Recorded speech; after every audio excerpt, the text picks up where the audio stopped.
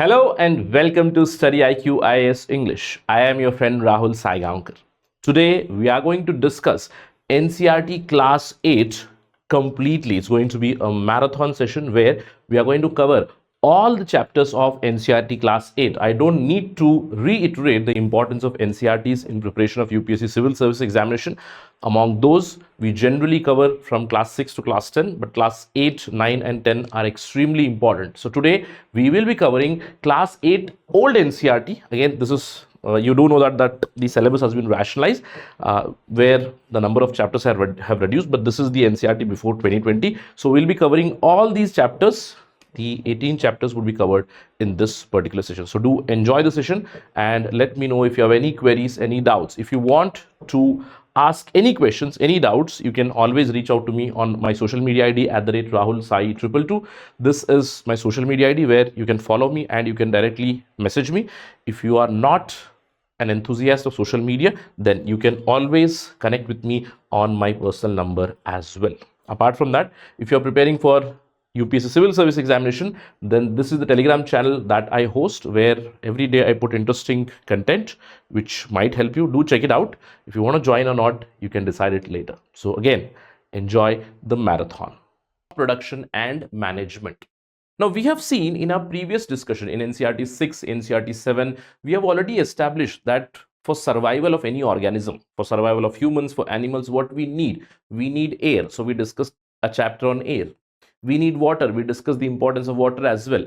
And we also discussed something called as nutrition, right? We have discussed about the human digestive system where I've told you for our nutrition, we need food. Food means we need carbohydrates, we need proteins, we need fats, and we need other nutrients. Basically, macronutrients as well as micronutrients are needed for our survival, for our well-being. Now, the question is, where does this nutrition come from? We need energy for our metabolism, for our day-to-day activity, we need energy, right?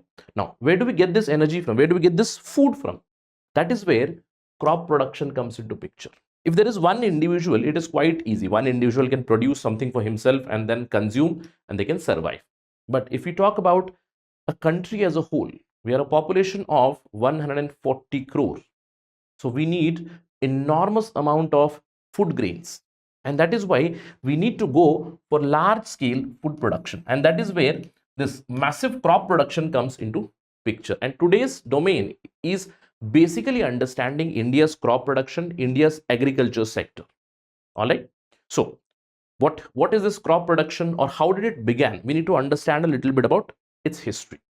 Now, when we talk about history of agriculture, history of crop production, we all know, say, 10,000 BC, or if we go back to ancient times, when there was no civilization, basically, what was man? Man was basically hunter and gatherer. What we used to do? We used to hunt, we used to gather, and a small tribe used to live, and the men basically used to go out, hunt, get the food, and they survived, right? So food, where does it come from? See, if you're a vegetarian, we do consume plant-based food. If someone is a non-vegetarian, we have animal-based food. But initially, we started as hunter and gatherer. So everybody started, I would say, as non-vegetarians, basically, right? The ancestors. Slowly and steadily, settled life began, right? And with that settled life, we started to domesticate animals first. Around 8,700 BC, we started domesticating sheep. We started domesticating goat. We started domesticating other animals. Then we realized that these animals can be used for a higher purpose. That means for agriculture, for cropping. Then we started to find out some of the crops which are useful for man. Means we started cultivation of wheat. We started cultivation of barley. Later on, we also started cultivation of maize. So what happened? Initially, we were simple hunters and gatherers, but slowly and steadily, we understood that we can crop some plants and we can consume them for our nutrition. But in the initial age, say Stone Age, we had the implements or we had tools of stone. So using these stone tools, we used to go for some sort of subsistence agriculture. But later on, slowly and steadily, in the Iron Age, in the Chalcolithic Age, we started to discover different metals, different techniques evolved, and slowly and steadily, we started domesticating animals also. So we started using animals for drought power. We started cultivating crops. And finally, today, we live in the age where you use technology. All right.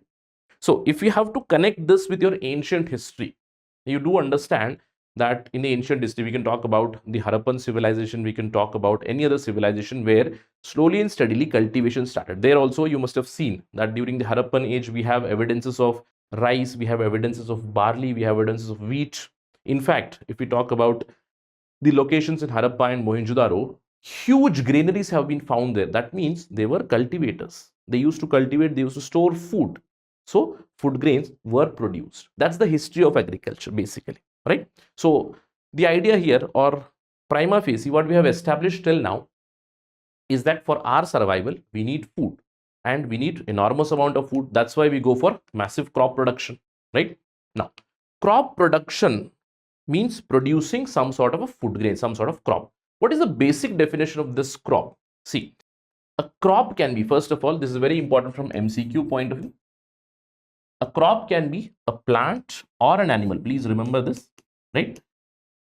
A plant or an animal, but colloquially or generally we use it only for plants. It can be a plant or animal product that is grown and that is harvested extensively, either for profit, that means one, for money, or second one, for your own subsistence, that means for you to eat or for you to consume. That is the basic definition of a crop.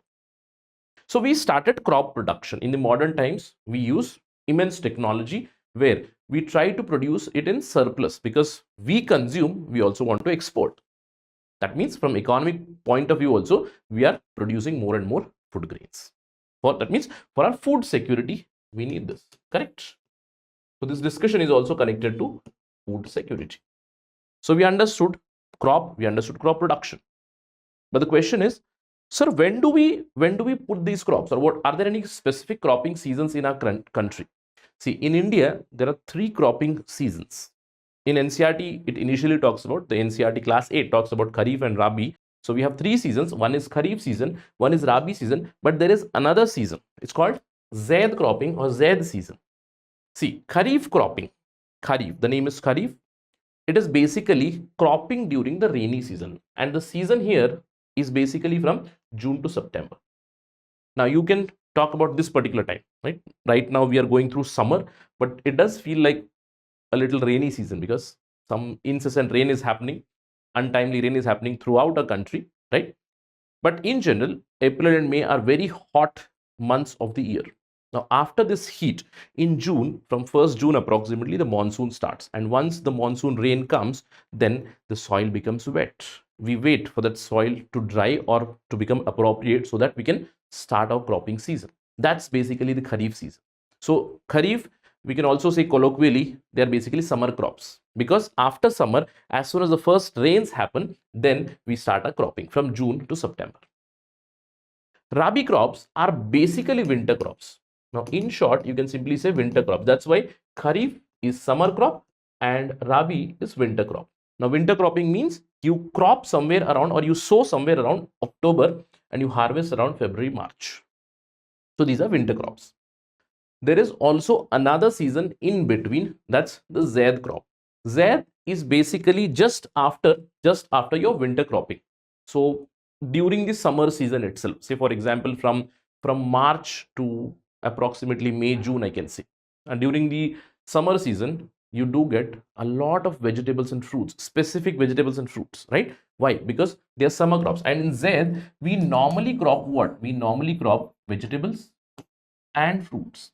Now you must have seen that during the summer season, you get watermelon, right? You get cucumber, you get other kinds of water-based vegetables, fruits, which we consume. So 3 cropping seasons.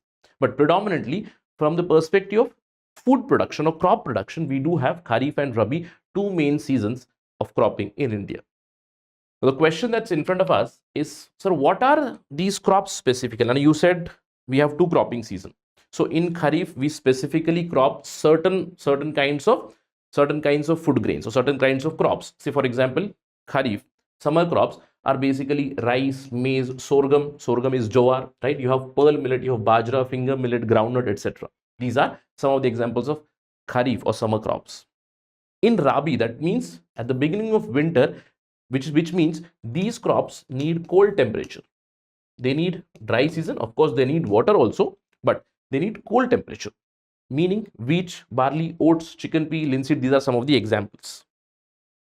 Now, question is, sir, what is going to happen if I am going to crop, say, Rabi crop during Kharif season or Kharif crop during Rabi season? Anything can be done. You need to understand that. There's no hard and fast rule, something like this. But what happens if I crop, say, if I crop wheat during the Kharif season, during the summer season, the productivity would be less. If I crop at the proper timing, if I crop at the proper cropping season, the yield would be higher. Untimely cropping, untimely sowing is going to give you lesser yields. That's why there are certain questions. Why paddy cannot be grown in winter season? I would say paddy can be grown in winter season, but the productivity would be low because paddy needs a lot of water. And again, it needs some specified amount of time for its growth. Question is, paddy requires a lot of water and that's why it isn't rainy season. That's the answer. But there is no hard and fast rule. That's what I'm trying to tell you here. It depends on the productivity. It depends on the yield. There is appropriate time or characteristics that are needed for these crops, appropriate time and characteristic needed for these crops. That is why specifically we crop these during the summer, these during the winter. All right. Right. So that's basically the cropping seasons. Now let's talk about the agricultural process, because this is the important domain of our discussion today. We need to understand crop production. That's the first process, meaning first we start with soil preparation, then we move in this particular direction. In fact, at the end of the discussion, I'm going to talk about this and I'm going to tell you how you're going to prepare for the agriculture sector. How are you going to develop your notes for agriculture sector? Because there are so many mains questions in UPSC Civil Services mains specifically to one of these aspects, or many times multiple questions might also appear. So what do we go through, or what is the process that we follow in this agricultural production? First is I need land. I prepare the land. Now there is a timing for preparation of land. I told you for Kharif season, I need first rains. If it is not raining, then I can also go for some sort of irrigation and prepare the land. But first step is requirement of land, preparation of land. Then I sow the seeds. Then I go for application of fertilizers and manures. Then irrigation is needed. Then I need to protect from the weeds, harvesting and storage. These are the processes. Let's talk about these processes step by step. The first step, preparation of the soil.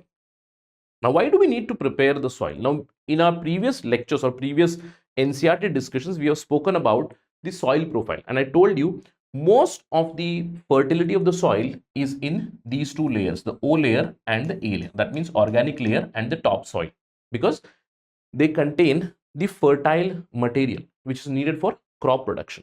For crop production, for a plant, it basically needs nitrogen, phosphorus, right, potassium. All these things or all these nutrients are found mostly in the top layer.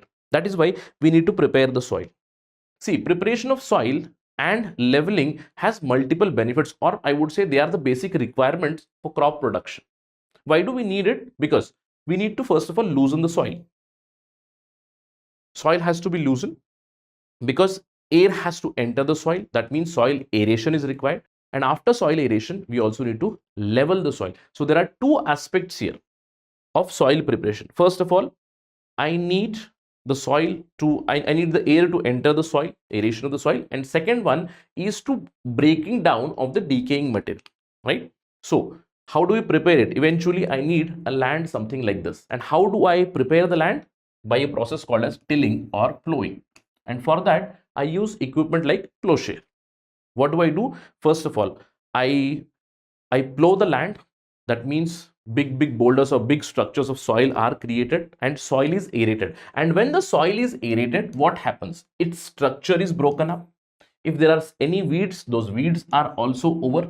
They also end. Apart from that, if there is any crop residue from the previous cropping season, that would also decay. Why? Because of the aeration, because of the oxygen availability, the earthworms and microorganic or microbial activity would be enhanced, which further increases productivity. So first of all, I plow it. There would be bigger boulders, etc. But I have to level the soil also. Soil preparation includes two things. First is soil aeration and second one is soil leveling. Now, soil leveling is needed. Why? It's quite understandable because I need to irrigate the land, and for irrigation of the land, I need it to be a little bit flat or rather flat so that the water or the irrigation can move very easily across the land. That's the basic understanding. So how do we prepare this land? I told you we till or we plow. Using what? We use different equipments. Earlier, these plowshares were made up of stones. Later on, we slowly moved to plowshare, a wooden plowshare, then wooden plowshare where you have some sort of iron equipment at the end. We can also use hoe. A hoe is one kind of an equipment which is used with drought animals, which was used with drought animals, where this plow is rather sharp. Now, why is it sharp? Because we want to break the bigger boulders or the bigger size soil metal which have been held together, because I want my soil to be crushed. And for that, a hoe is very useful. And also this hoe is sharp because it also takes along with it whatever crop residue is left or whatever weeds are left out. So a plowshare or a hoe is used along with these drought animals. Now this was in our traditional setup, but these days it has become very easy. These days we have moved towards mechanization. There are so many agricultural extension schemes which talk about mechanization of agriculture in India. Now mechanization means we use equipment like this. These days we have tractors, and this tractor, it comes with different kinds of attachments, you know that. And here for preparation of land, there are various tilling equipments, there are various cultivators and different kinds of plowing equipments. You simply attach this to the tractor and run the tractor across the land. Your land would be leveled. First of all, mixing of the soil, mixing of the two layers of the soil, that is the O topsoil or the O layer and A layer, they will be mixed, and the organic activity or the microbial activity will take place, aeration will happen, and then we use some other kind of equipment to level the land. Levelers are used. So our land is ready. The first step is over. The land is ready. The next step is I need to go for seeds or sowing. Now for sowing, first of all, I need to select the seeds. Now what used to happen during the traditional agriculture setup was that we used to crop for the first season and then we keep some amount of seeds for the next cultivation. And there we have to go for selection. How do we go for selection? A very basic method is to sieve it, right? Even now we use it in our farm, right? We have a farm in my village where what do we do is we basically take the seeds from one particular bag and we pass them through sieve, and one quality or one size of seeds are selected. Apart from that, there are various traditional methods. Say in the olden times, what used to happen was, say for example, gram seeds. Now gram seeds are simply poured in water, and whichever they start to float, they are hollow. That means they're not very healthy seeds which will not lead to sapling. So we remove that, and whatever are sunk seeds, we take them and we sow it. That was the basic idea. But these days things have become very easy. There have been so many seed companies. For example, in the last Kharif season, we had bought this JS 335 soybean seeds. So simply buy these seeds, buy the bags, and whatever is required for per hectare, you just go for sowing. So selection of seed is very important, right? Selection of seed is very important for a farmer. Why? Even if I buy from a company, I need to make sure that whatever seeds I buy, they are the next cropping production, they have to be fertile, because I have to reuse those seeds only. Why? I don't want to buy every time from these companies, right? That's why I need to ensure that. And that is one of the issues which is there with the genetically modified crops also. Please keep a track of that, right? So I have done seed selection. Then I go for sowing. Now sowing is a process of putting the seeds in the soil. Now I have to put it deep enough so that they grow into sapling. Now what do? I have already prepared the land, I have leveled the land, and then I go for sowing. Now in the traditional setup, again, I had drought animals. Instead of a plowshare, now I just use an equipment, a funnel kind of equipment. It can be a bi-piped or a tri-piped funnel also, where you can directly sow the seeds here. Now this was a traditional method. These days we have tractors, we have directly sowing equipment, something like this, where you have equipment something like this. You put seeds in a huge bucket here, and then the seeds directly enter. It's called a seed drill. A seed drill which is simply connected to a tractor, and the tractor is moved across the farm. Sowing is done. Earlier, the sowing activity using the drought animals or drought power was quite extensive. That means it used to go on for a couple of days, I can say. But these days, within a day, you can sow hectares of land using a tractor. Very easy these days. See, sowing of seeds is specifically done for certain crops, but certain crops we need to put the saplings or put the seedlings there, right? Not all the crops can be grown by sowing seeds. We know, you must have seen this particular example of rice or paddy. In paddy, there are many manual labor or manual workers needed, where this entirely drained land, their seedlings are planted into it. The same applies even for banana cultivation also. Paddy, banana cultivation, there we go for sapling or a seedling which is planted there. Because in such season, see what is going to happen, because for paddy extensive water is needed. I need the entire land to be drenched with water, and if I put seeds here, then there is very low probability of them growing out successfully in completely drained land. Why? Because there is no aeration. That is why I go for the sapling or the seedling kind of cultivation here. And these seedlings we develop in a nursery. We know that.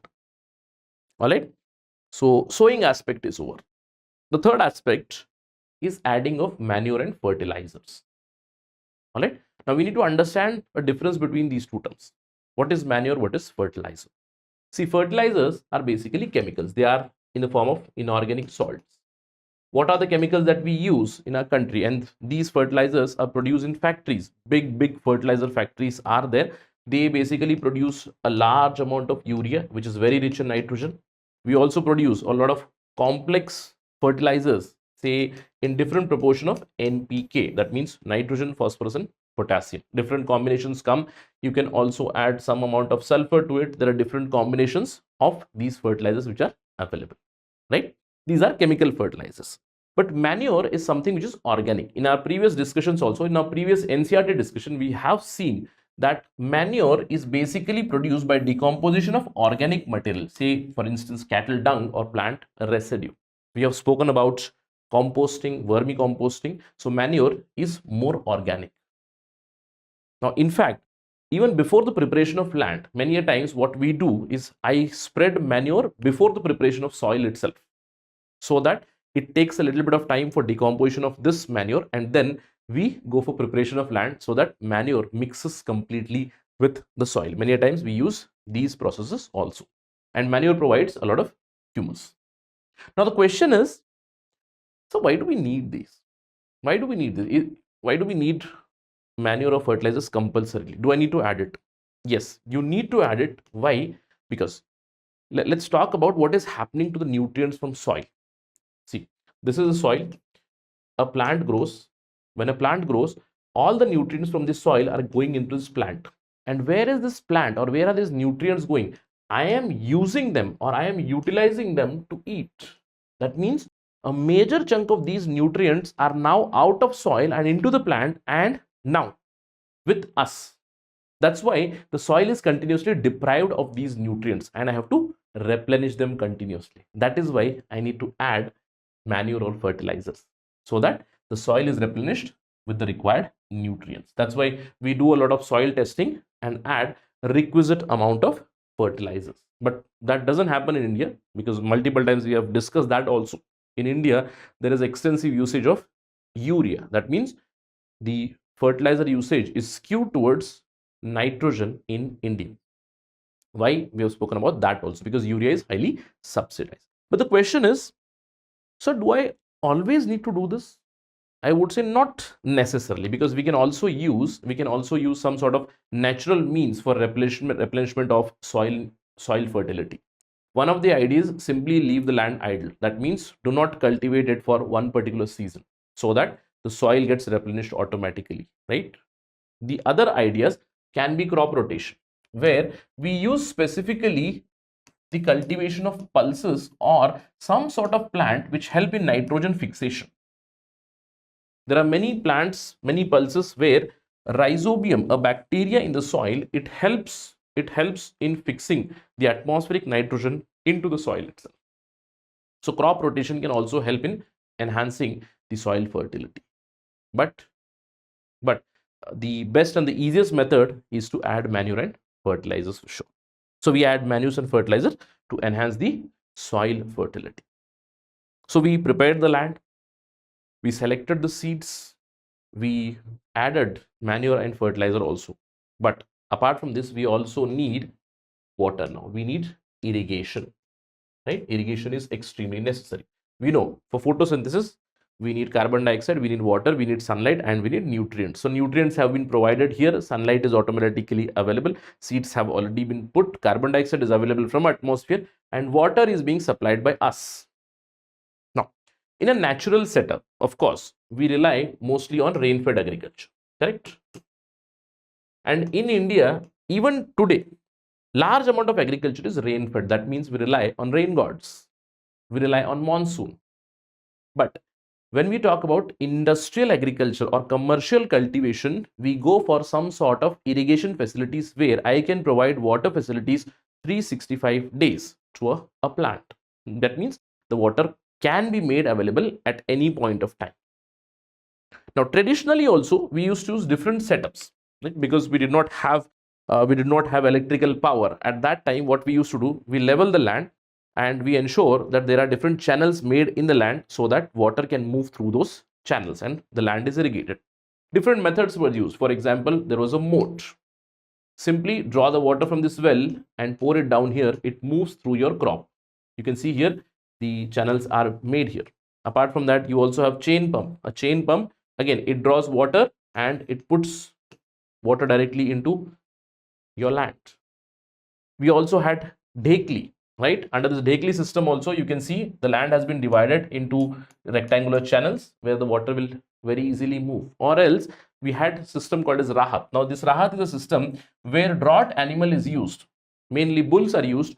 They move in a circular motion and the water is drained or water is taken out from the water source and it enters the land.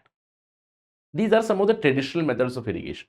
These days, we have moved towards modern means of irrigation because today we have electrical pumps. Today we have good kind of pipeline which can even survive intense sunlight. So what we have done, we have created piping system. We have created the sprinkler system, right? From the well, there is a pump which has been installed. The water is drawn and it falls as if it's raining. Sprinkler system. We also have different kind of drip irrigation system.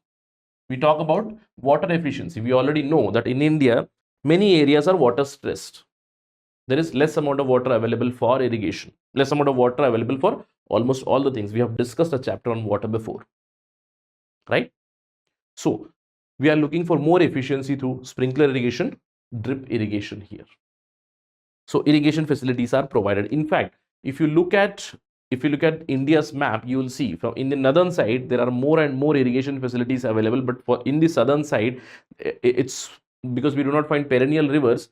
They mostly rely on rain and they mostly have to develop these kind of irrigation facilities. In the northern side, there are perennial rivers, so they have created big canal systems for irrigation, especially in Punjab, Haryana, Uttar Pradesh. Even in some parts of Gujarat and Rajasthan, you do see a lot of canal irrigation. But in the southern side or in the peninsula side, you see a lot of bore wells and the normal well system, bore wells and the other well systems, right? So this is the modern irrigation system. So we irrigated the land also. That means now my crop is growing properly, but there is something which is hampering my crop. When it is growing, weeds are hampering my crop. Weeds are plants which are unnecessary. You already know that I want to cultivate paddy. That means I want rice. But in that field of rice, I also have so many weeds. There is parthenium, there is other kind of grass, other kind of weed. Now what happens? They are now competing. See what I did, I put manure and fertilizer for my crop. But the same manure and fertilizer is being used by a weed, which is competing with my plant for the fertilizers, for the water, even for the sunlight, and ultimately for productivity. And for me, paddy is important, but not that weed. So what do I have to do? I have to remove these weeds. I have to remove these weeds because they unnecessarily compete. They are undesirable plants which I do not want. They interfere or they even compete with my crop. Many times they can be even poisonous to human beings. So what do? I can go for manually removing it. I have sickle kind of a thing. There was manual labor before available.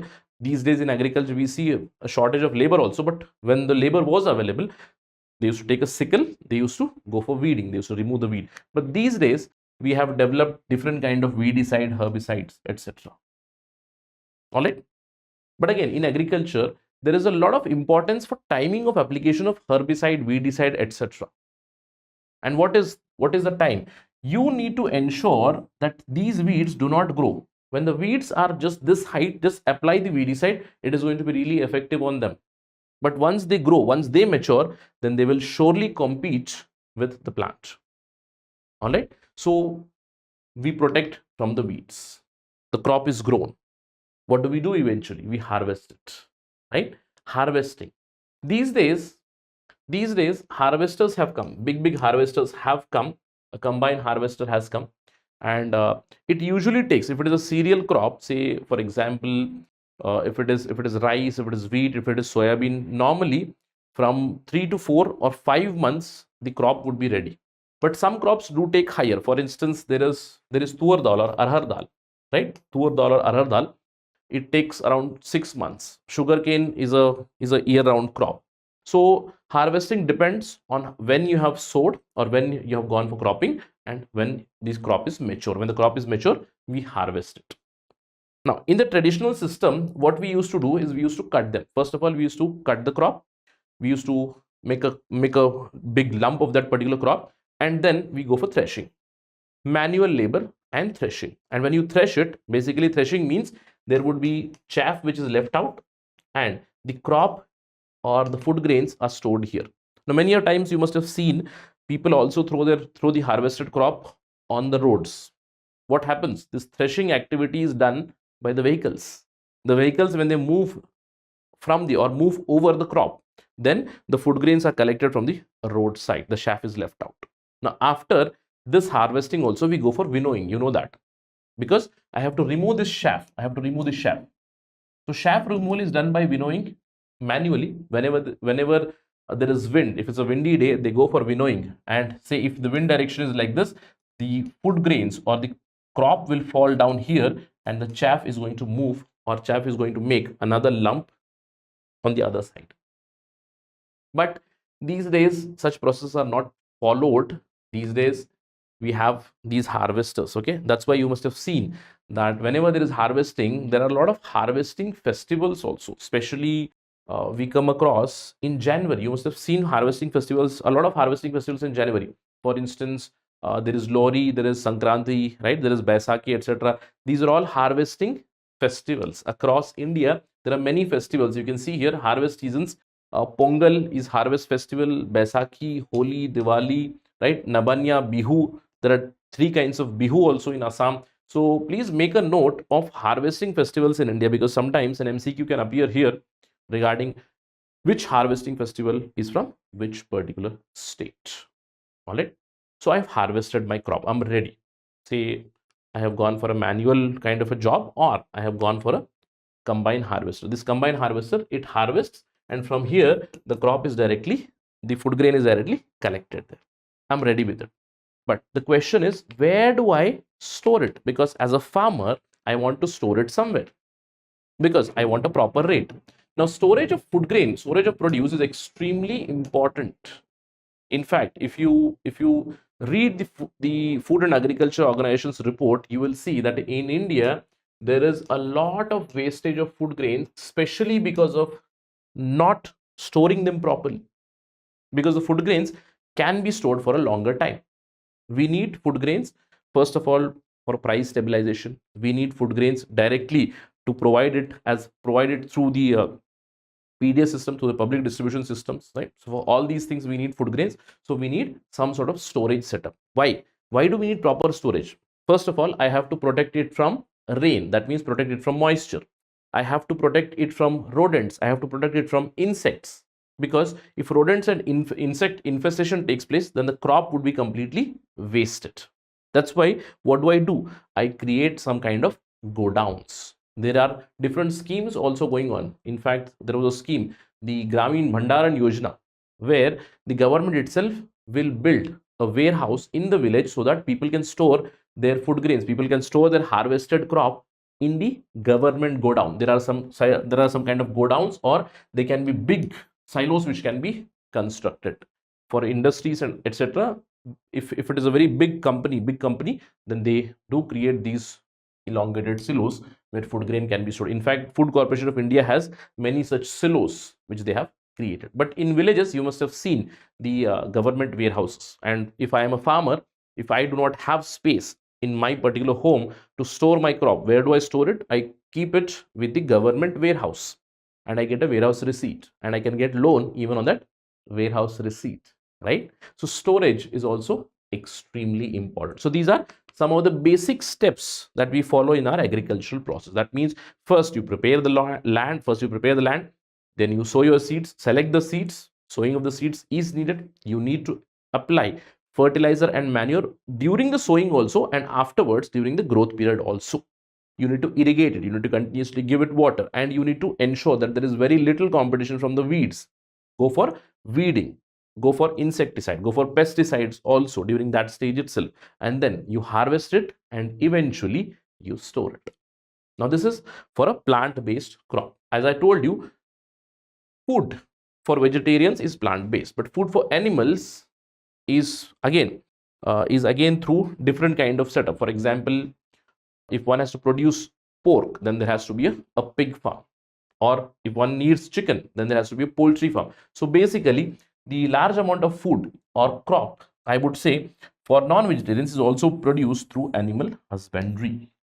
We'll talk about this in our subsequent lectures. Say when we move into NCERT 9th and 10th, we'll talk about these ideas also in a more extensive way. But as of now, the focus was primarily on the agricultural process, right? That's the basic idea from this particular chapter. Now, as I promised you, I have to tell you something regarding the preparation of agricultural sector, right? See, we spoke about this particular process, the agricultural process, right? We spoke about the agricultural process. Now, in this agricultural process, I told you, first we prepare the land. Let me just clear it out. First, we prepare the land. Then we sow the seeds. We add manure. We go for fertilizer application. We irrigate. We protect them from weeds. We also protect them from insects, pesticides, pests, etc. Then harvesting, storage. And I would write the step 8 here.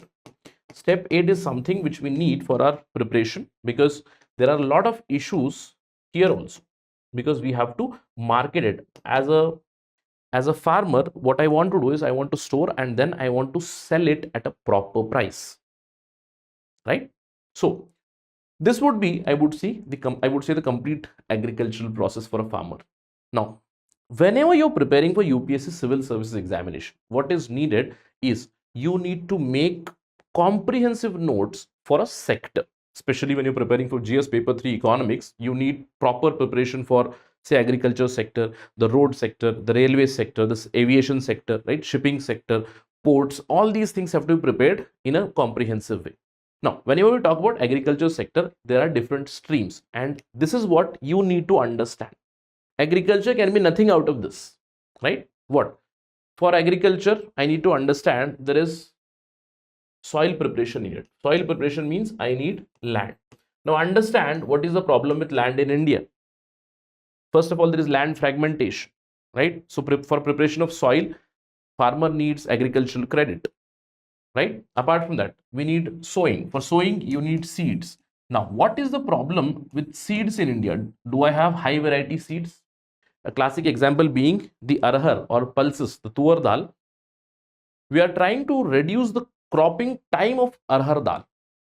Arhar, it's a crop which runs for almost more than 6 months. 6 months, 180 days, a little higher than 180 days. Now, Pusa is doing a lot of research. In fact, Pusa Arhar 16 was developed. It has reduced the amount of time for maturing of arhar dal or arhar crop. So you need to understand what are the problems with seeds. Are farmers getting proper seeds? Do farmers have credit or money to buy these seeds? Then, adding manure or fertilizers. What is the problem with the fertilizer sector in India? Irrigation. Do we have irrigation facilities in equitable way across our country? How can we increase efficiency of water application, water usage in our country? Go for sprinkler irrigation, go for drip irrigation. Now, for going for drip irrigation, do farmers have the capacity to move towards drip irrigation, or do I have to provide some specific scheme to spread drip irrigation in my country? These are the kind of ideas that you need. Apart from that, protection from weeds. How can I protect from weeds? How can I protect the crop from the weeds? Is there any environmental impact of the weedicides, insecticides, pesticides on the environment? All these things have to be understood. Harvesting. What is the issue with harvesting? When you harvest, what are the post-harvest problem? Post-harvest problem means in terms of storage, in terms of marketing. What are the issues? In India, we talk about the monopoly of APMCs, Agriculture Produce Marketing Committees. What are the issues of these APMCs? So you need to prepare at each and every stage very comprehensively in terms of what are the issues, what are the ideas that are needed, what is the government doing, is there any major scheme which is being run by government in these different steps or in these different stages. That way you will be completely ready for any question on agriculture. Today's discussion is connected to microorganisms, and we're going to understand, are microorganisms our friend or are they our foe? Foe means enemy. So first of all, what are microorganisms? The name itself suggests microorganisms. That means they are not visible to our naked eye. If anybody asks you, can you see a microorganism, right? Directly through our naked eye, you cannot see a microorganism because it is in the size of micrometers. Now, if you go anything below that, you enter into the realm of nanotechnology, because from 1 nanometer to 100 nanometer, that comes into the domain of nanotechnology. But here, microorganisms, they are extremely small. But if there is a colony of microorganisms, they are quite visible to you sometimes, but not the individual organisms. Say, for sometimes you can see, especially the fungi. If there is a colony of fungi, it is quite visible. You must have seen it in bathroom, or you must have seen a colony of algae which looks green or bluish green, which you can tell these are algae. But again, to watch them characteristically as individual microorganism, you need the help of microscope, and that study, it's called microbiology. So if anybody asks you, do you compulsorily need microscope? I would say, for watching some of the fungi, I may not need microscope per se. A magnifying glass may be possible, or with a magnifying glass, it's possible to view some of the fungi. But in general, we need a microscope to study the microorganisms. And the next question, where do I find microorganisms? Everywhere. Take any sample. Take sample of a soil, observe it under microscope. Take sample of water, observe that under microscope. You will find these things. What do you find? You will find bacteria. Bacteria can be different shapes, right? In fact, in our subsequent discussion, we will build knowledge of these microorganisms. In our NCERT 9th, 10th, and further in 11th, we'll talk more detail about these microorganisms, different kinds of bacteria, different kinds of other organisms, right? Bacteria are classified on the basis of their shape. You must have heard about a suffix, right, where we use suffix called as coccus for bacteria, right? You must have heard about this, coccus or bacillus. Bacillus is used as a prefix, coccus is used as a suffix. Whenever it is used as coccus, they are round kind of bacteria. Whenever you use bacillus, they are these rod kind of bacteria. So bacteria are prokaryotes. We know that prokaryotes means they do not have a true nucleus. They do not have any nuclear membrane. Their nucleus is not well developed. They might have cell wall for sure. Yeah, right. Next, you can have microorganisms like fungi. Now, many a times these fungi or a big colony of fungi is quite visible to you. Meaning, say, it's written here also. For example, if you keep a piece of bread somewhere, right, what is going to happen? After 2 or 3 days, you will see some sort of a white development, or some small white kind of development over that bread. It's nothing but the colony of fungi which is visible. A colony might be visible, but again, to study that single microorganism, you need microscope. You might also find algae. A colony of algae is also visible, or there is also microorganism family which comes from protists. They are called as protozoa. Amoeba, paramecium, they come under the category of protozoa. So microorganisms are everywhere. You'll see that you cannot see them directly with your unaided eye, except for some fungus probably, which you can watch using magnifying glass.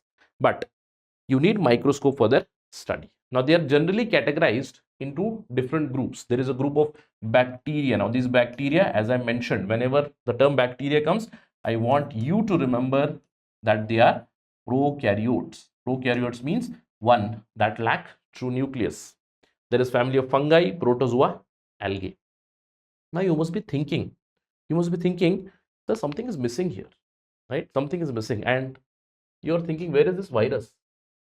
See, viruses can also be put into the school of microorganisms, yes, but viruses, they are not living organisms per se. They are somewhere in between the living realm and non-living realm, somewhere in between that. Why? Because viruses compulsorily need a host. They need a host. Now please remember and note here that a virus needs a host, which may be a bacterium, which may be a plant, which may be animal. Please remember, it can be any other living cell. That means a virus needs a host, and once it enters the host, it is going to use all the resources that the host has, because viruses, they are quite simple structures, although when you look at this, it looks as if some sort of an insect, because there are different kinds of the viral structures, because you see a kind of a protein layer around it, and their DNA material is simply safeguarded by a small protein layer or protein sheath, which is called capsomere or capsid, right? Now, these are generally harmful to us because they cause a lot of diseases. You already know. Example, the common cold, influenza, your cough, cold, or some can be more extensive or more dangerous, like the HIV virus. It gives you AIDS. There is polio virus. There are many other, smallpox, chickenpox, from the pox family. They also cause a lot of disease. But remember, viruses, I cannot categorize them and put them under the school of microorganisms per se, where we study bacteria, fungi, protozoa, algae. Viruses are something else. They're completely different. Okay. So we'll talk about viruses in our subsequent discussion when we talk about NCERT 9, 10 more extensively. Right. But now our focus is predominantly on microorganisms, and especially good microorganisms and bad microorganisms. Now the question is, where do I find microorganisms? See, microorganisms are everywhere. In fact, when we say our population, how much is our population? Entire human. India's population is 140 crore. Entire human population, somewhere around 800 crores, a little more than 800 crores. How many microorganisms are there? Right? There is, I wouldn't say there is no specific term to explain that, but in general, there is a term uses nonillion. Okay, nonillion. And there is a different definition for that also.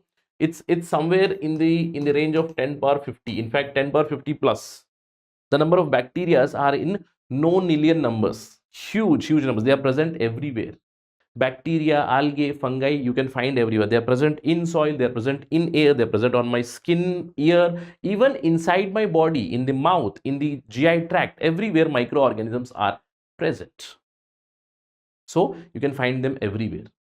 Many people think that microorganisms, they will not be present per se in colder environment. Nothing like that. Something that they will not be present in hot environment. Nothing like that. You can find them everywhere. You can find them in the ice cold climate. You can find them in the hot springs. You can find them in the deserts. You can find them in the marshy land. In fact, many people have a misconception that bacteria do not thrive in colder environment. They do thrive there also. Some specific bacteria, they like cold temperatures. Some specific bacteria, they like hot temperatures. Some specific bacteria, they like chemicals, right? For instance, some bacteria are acidophiles. That means they like acidic environment. Some bacteria are non-acidophiles. That means they like the basic environment or neutral environment. Some bacteria, they like specific chemicals. Say, for instance, hydrogen sulfide or sulfur is needed. So you find bacteria or other organisms almost everywhere moving freely. Right? Now, what role do they play? Sir, you said they are present everywhere. You said they are present even in your body. So are they harming you? See, some might be harmful, some might be useful. That is the agenda of today's discussion. To understand these microorganisms, some cause disease, yes, but some are extremely beneficial for me. First, we'll talk about the beneficial ones, the good microorganisms. Now, what are these good microorganisms? You must have heard about them. We use them almost every day in our lives. As I told you, I need good bacteria. You must have heard about the ad, right? The ad that Shilpa Shetty comes up with, Yakult. You must have heard about probiotics, prebiotics, probiotics. What are those? Those are needed for your GI tract for healthy digestion. That means your gut has many prokaryotes, your gut has many bacteria which help you in digestion. There are many bacteria also in the mouth, in skin, everywhere. But a lot of bacteria are useful, a lot of bacteria they cause harm. We need to identify them, right? So in our day-to-day life, we use so many microorganisms as a part of biotechnology. Every day we consume curd. What is that curd? Now, making of curd and making of bread, microorganisms are quite extensively used here. That's why I told you, in our day-to-day life, milk is converted into curd. By what? Milk is converted into curd by an organism called as lactobacillus, a bacteria. It converts milk to curd, and curd we consume as a food every day, right? So making of curd or making of bread. See, from wheat flour or from maida, I can make bread, correct? And for that, some kinds of yeast are used, some kinds of fungi are used specifically. In fact, I can use them to make cheese, right? In our previous discussion, we spoke about what bacterium? Propionibacterium shermani, to make Swiss cheese, all right? Or we can also use them to for commercial use, right? As I told you, I can make curd, I can make bread using these microorganisms. I can use them for commercial application, meaning I can make chemicals from them. I can create alcohol, I can create wine from them. Different kinds of yeast, right? Saccharomyces cerevisiae, that also we saw in our previous introduction. Saccharomyces cerevisiae is used for alcohol and wine making. I can make ethanol, methanol, different kinds of chemicals. In fact, this process wherein the sugar is basically converted into alcohol, it's called fermentation. Fermentation. And this entire process of fermentation was actually discovered by whom? Discovered by Louis Pasteur. You must have heard about Pasteur, right? Louis Pasteur. Louis Pasteur is known for pasteurization. He found out that you can kill the bacteria in the milk by boiling it, right? Pasteurization. We all know about pasteurization. The same Louis Pasteur, he found out fermentation. That means creation of alcohol. That yeast converts sugar molecules into alcohol. So to create foods, curd, bread, make alcohol, make chemicals for commercial use. We can also use them for medicinal purposes. For instance, we can use them to create antibiotics. Antibiotics are basically chemicals which are produced from specific microorganisms like say bacteria or fungus. They help us in production of streptomycin, tetracycline, erythromycin. So many antibiotics can be produced from these microorganisms. Apart from this, we can also develop vaccines. Now, what is a vaccine? You must have all gotten vaccination, right? When you were a child, when you were a kid, you must have taken the BCG vaccine, the polio vaccine, etc. How vaccination works? See, vaccination, it protects or it develops my immunity. How?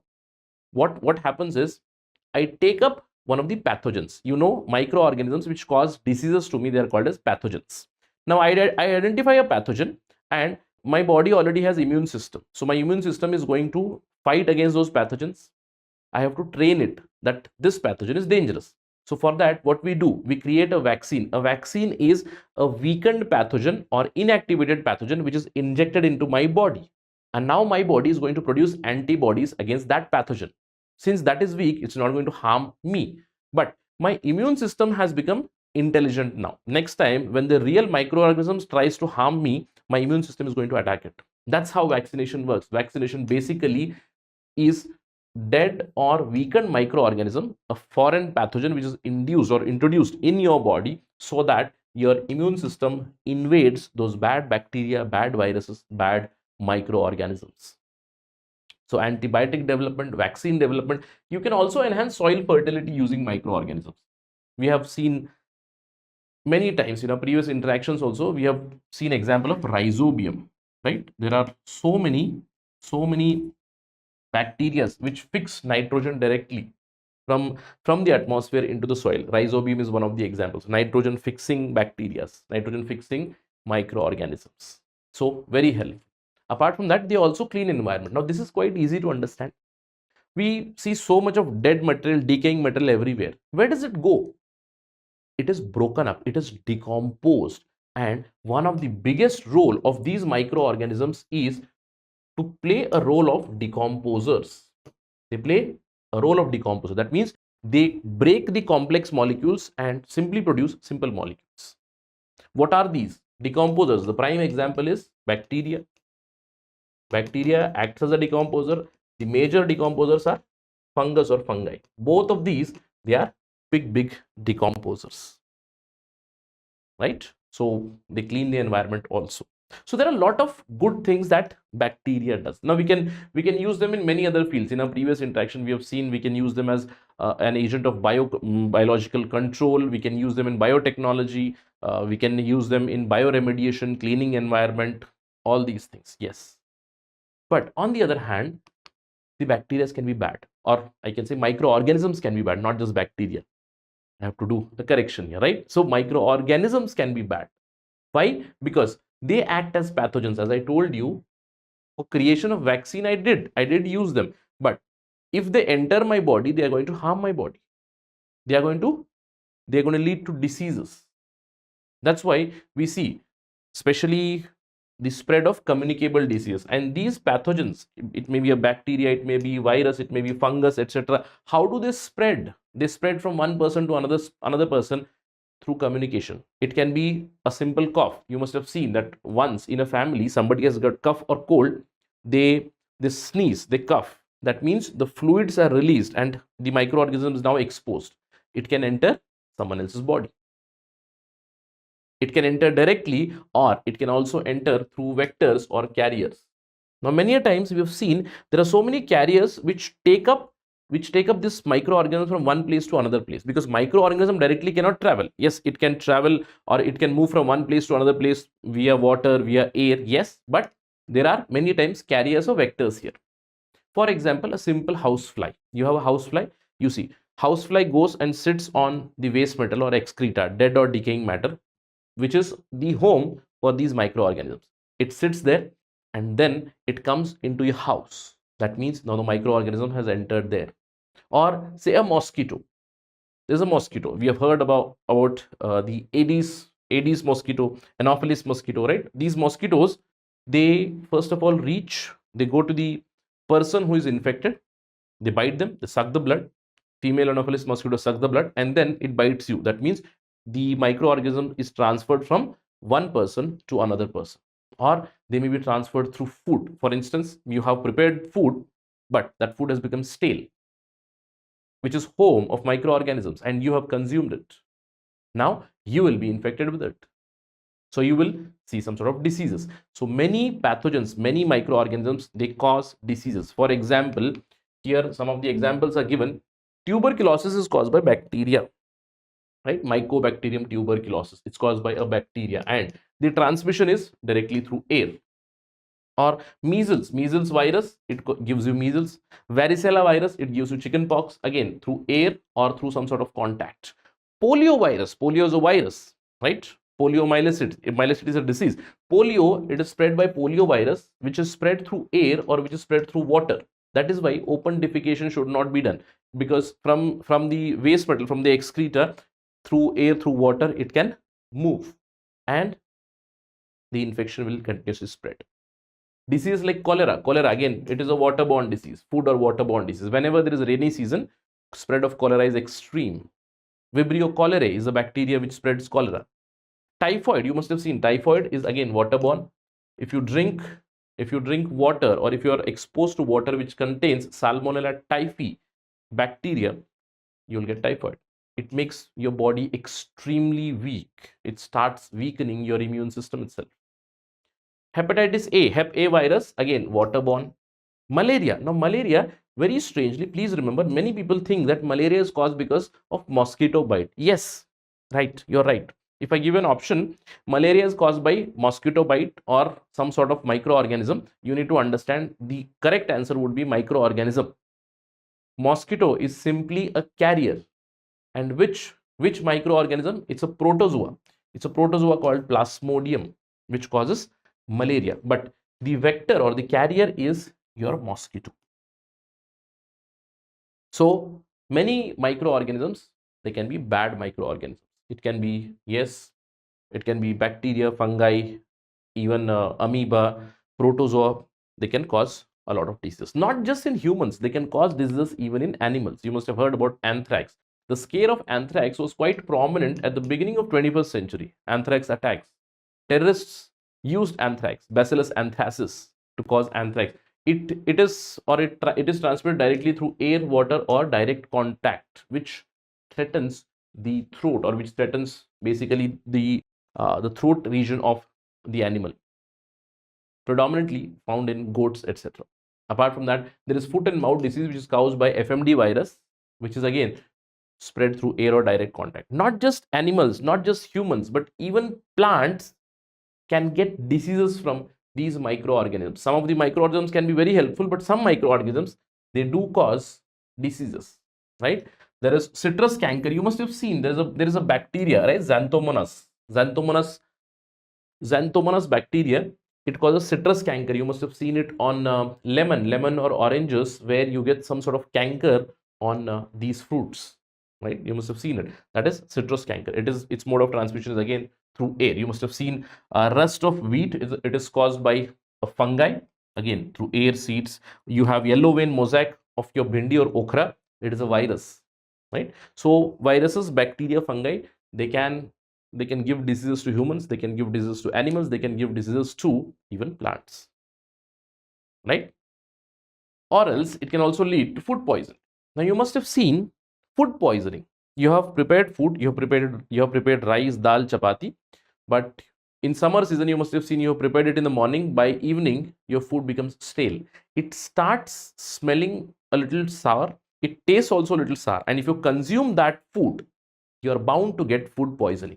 Why? Because now that food has become home for microorganisms, and these microorganisms, they produce various kind of harmful toxins, which eventually harm your GI tract or your digestive tract. And remember, when I say microorganisms, please focus here.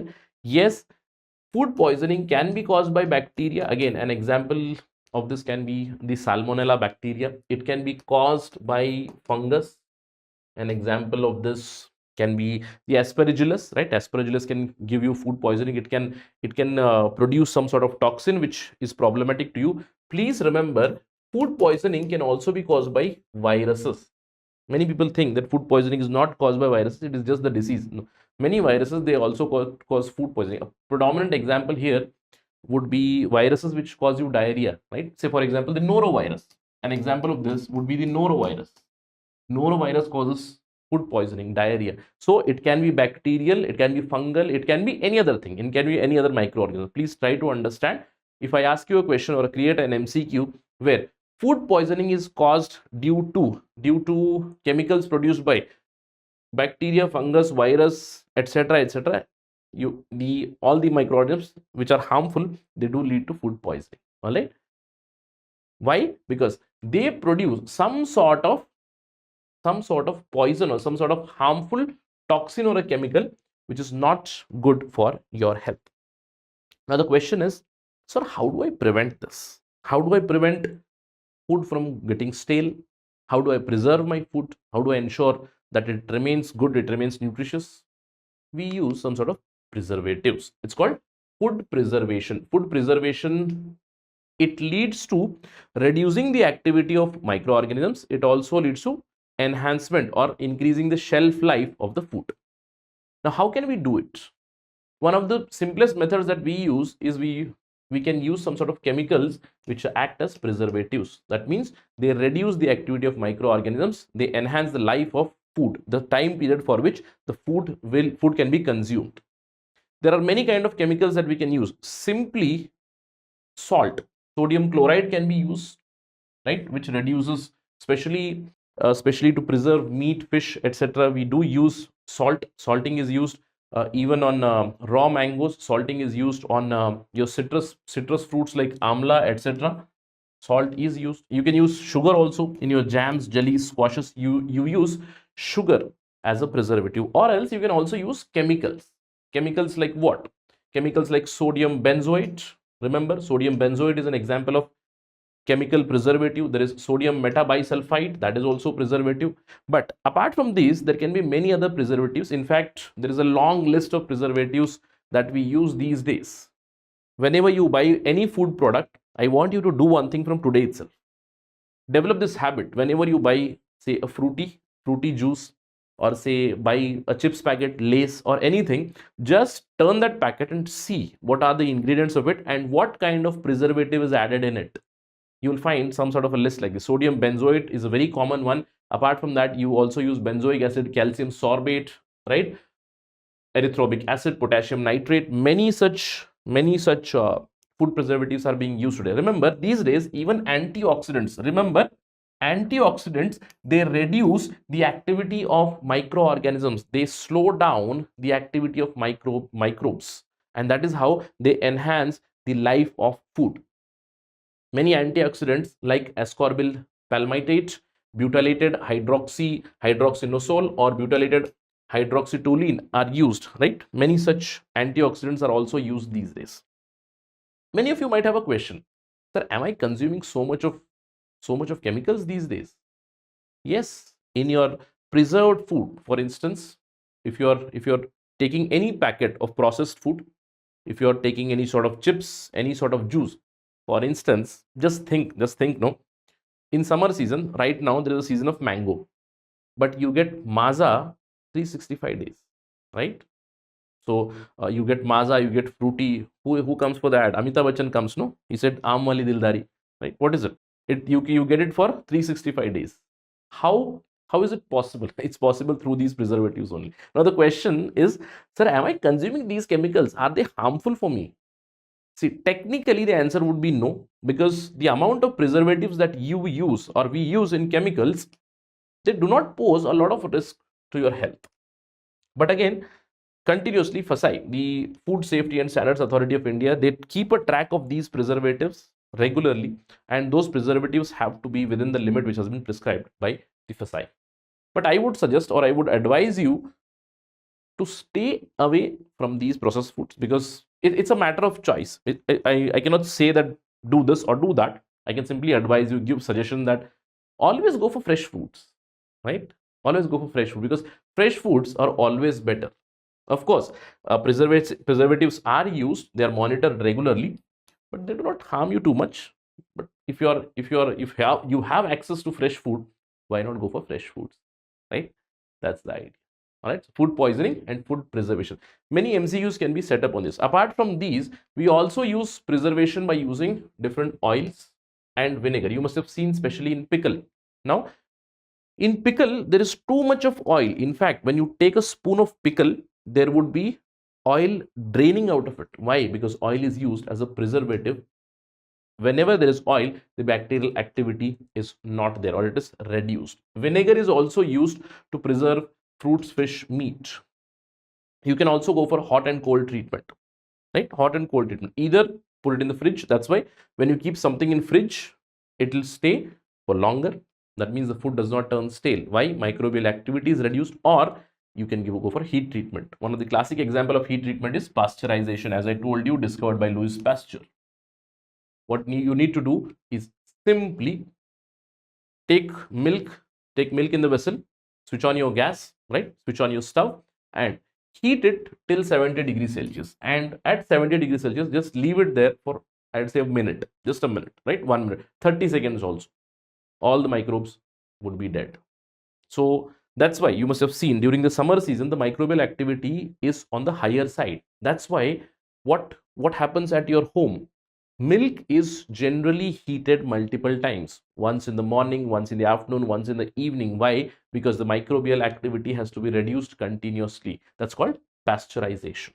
Apart from that, we do a lot of storing and packing also, especially used for processed foods, especially used for dry foods, etc. So packaging and storing these foods in airtight containers, they are going to increase the shelf life, right?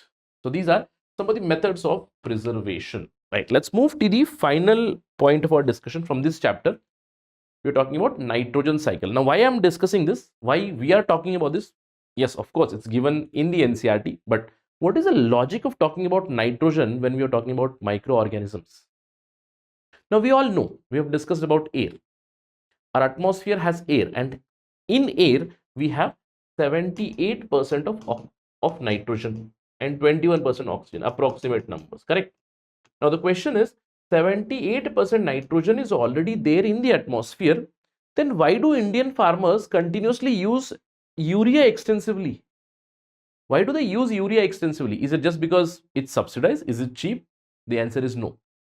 Of course, we have a lot of nitrogen in our air, but the same amount of nitrogen in our soil, it continuously depletes. Why? Because we are going for cropping. As I told you in the previous session also, I told you that this is soil. This soil has X amount of nitrogen which is needed for a crop to grow, right? So a crop is grown here, and what I do, I harvest this particular crop, and now I have turned it into food grain.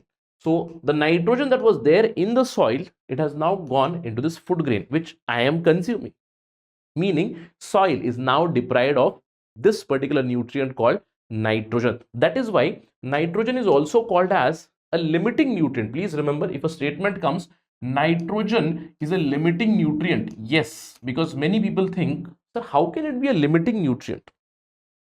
In soil, it is available in a limited quantity. In air and atmosphere, abundant. But in soil, it's less. Now the question is, sir, how does nitrogen enter soil? What happens? There is normal procedure. We all know about the normal procedure. Nitrogen from atmosphere, it has to be fixed into the soil. One is, yes, through volcanic activity, through weathering, etc. All these things happen. But nitrogen from atmosphere is fixed into the soil predominantly by two major processes. One is by lightning. Whenever lightning happens, please remember, if I ask you an MCQ where I suggest nitrogen is fixed from atmosphere into the soil, one, by microbial activity, that is why we are discussing this. Second one is lightning. Lightning, it brings nitrogen based compounds into the soil. Now apart from that, we do have, again, volcanic activity, etc. also adds to the nitrogen in soil, but I'm talking about atmospheric nitrogen being fixed into the soil. How? One is by lightning, and another one is by nitrogen fixing microorganisms which fix nitrogen from atmosphere into the soil. Now once it enters into the soil, what do? I grow my crops. Crop is going to use nitrogen.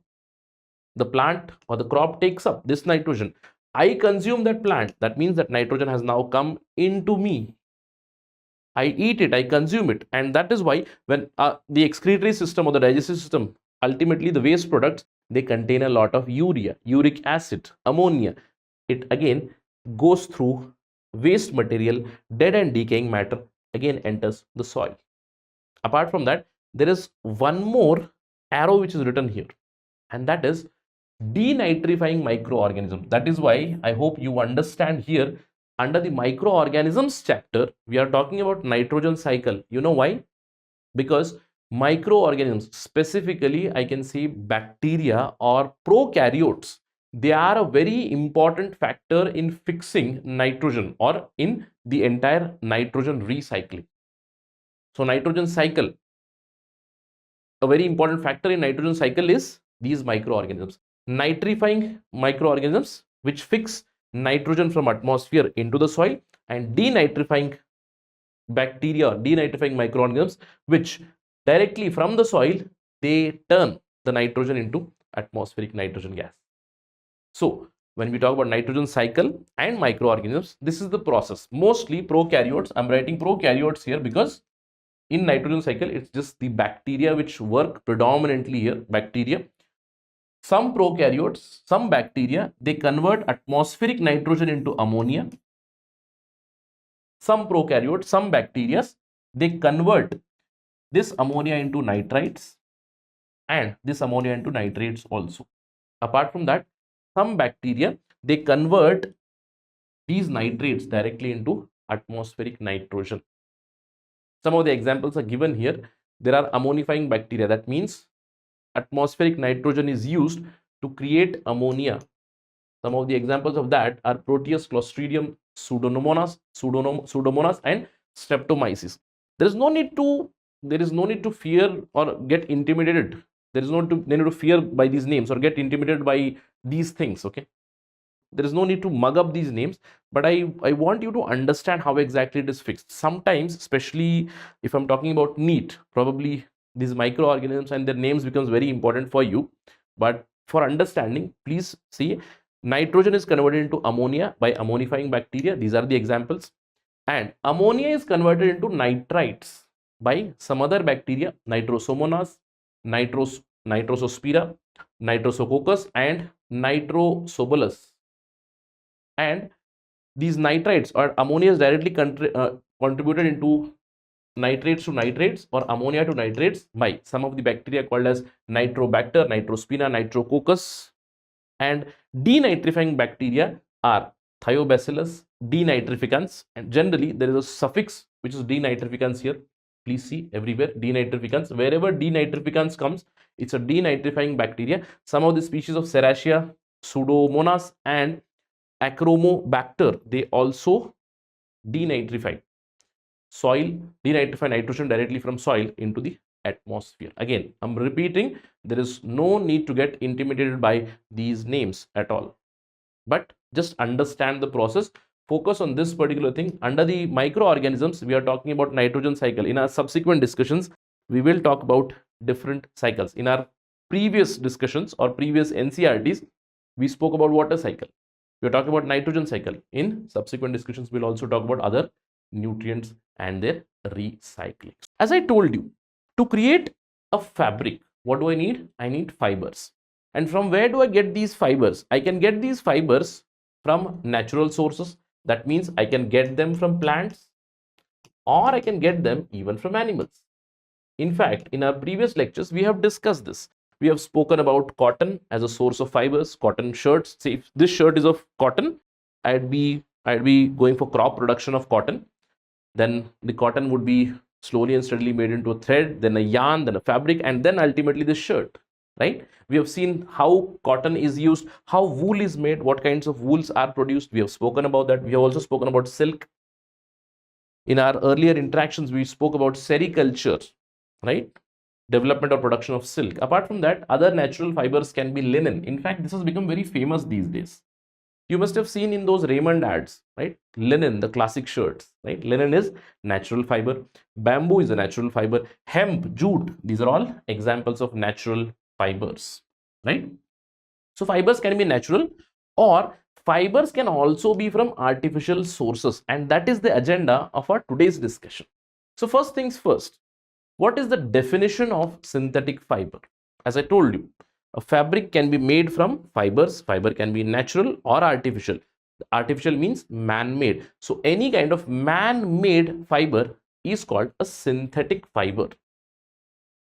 There are many examples of that, right? In our everyday life, we use so many synthetic fibers. These days, you must have seen the ropes are made up of synthetic fibers. Your clothes are made up of synthetic fibers. I'm quite sure if you go to gym, your gym wear or the gym shorts, gym t-shirt, they are made from synthetic fibers, right?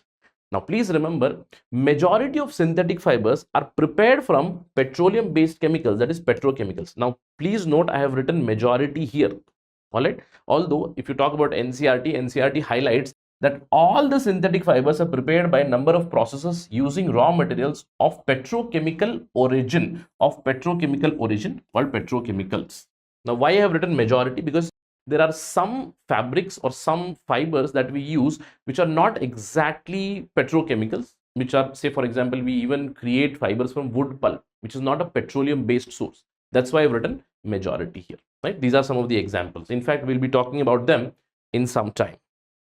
But the next question in front of us is, sir, how do we create this? How do I make this synthetic fiber?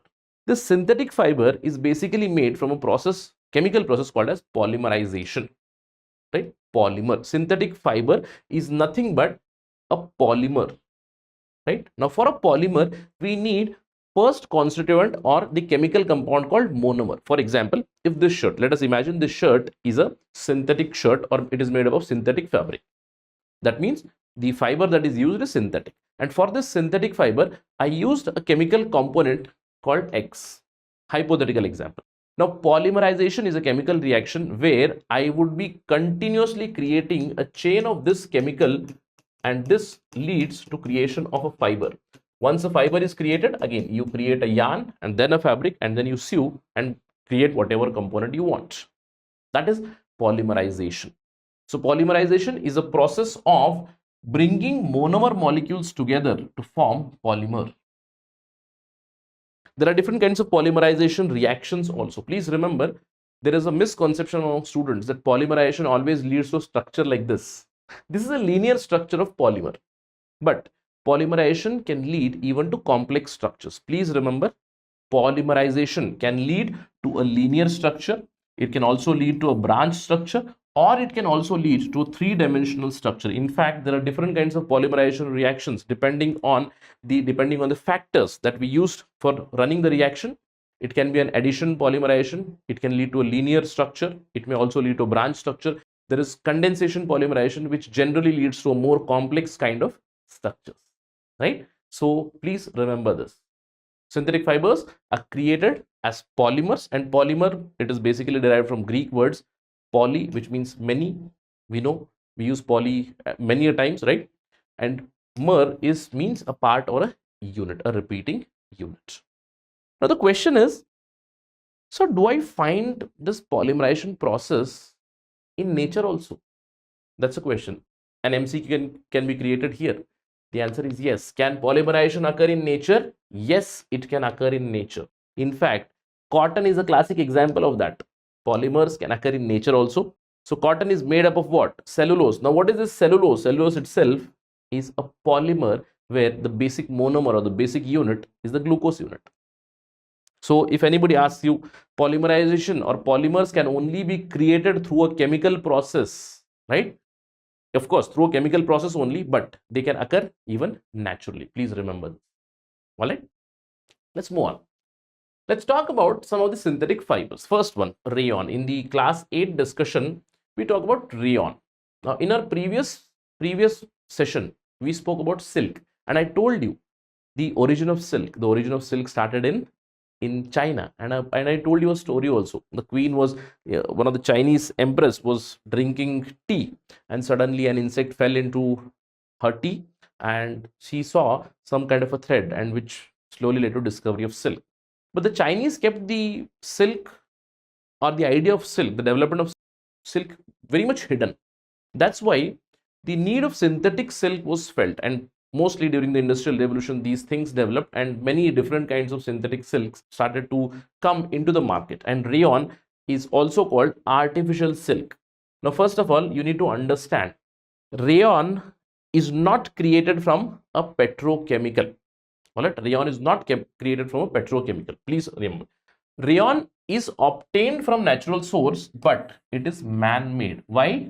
It does not directly come as a fiber. We see cotton comes as cotton fiber, right? Jute come as jute fibers. What you need to do is you simply have to go for yarn. You simply have to rotate that, spin it. Spinning is done for cotton, and you get the yarn. But here you have to go for a man-made process. For instance, rayon. How is rayon created?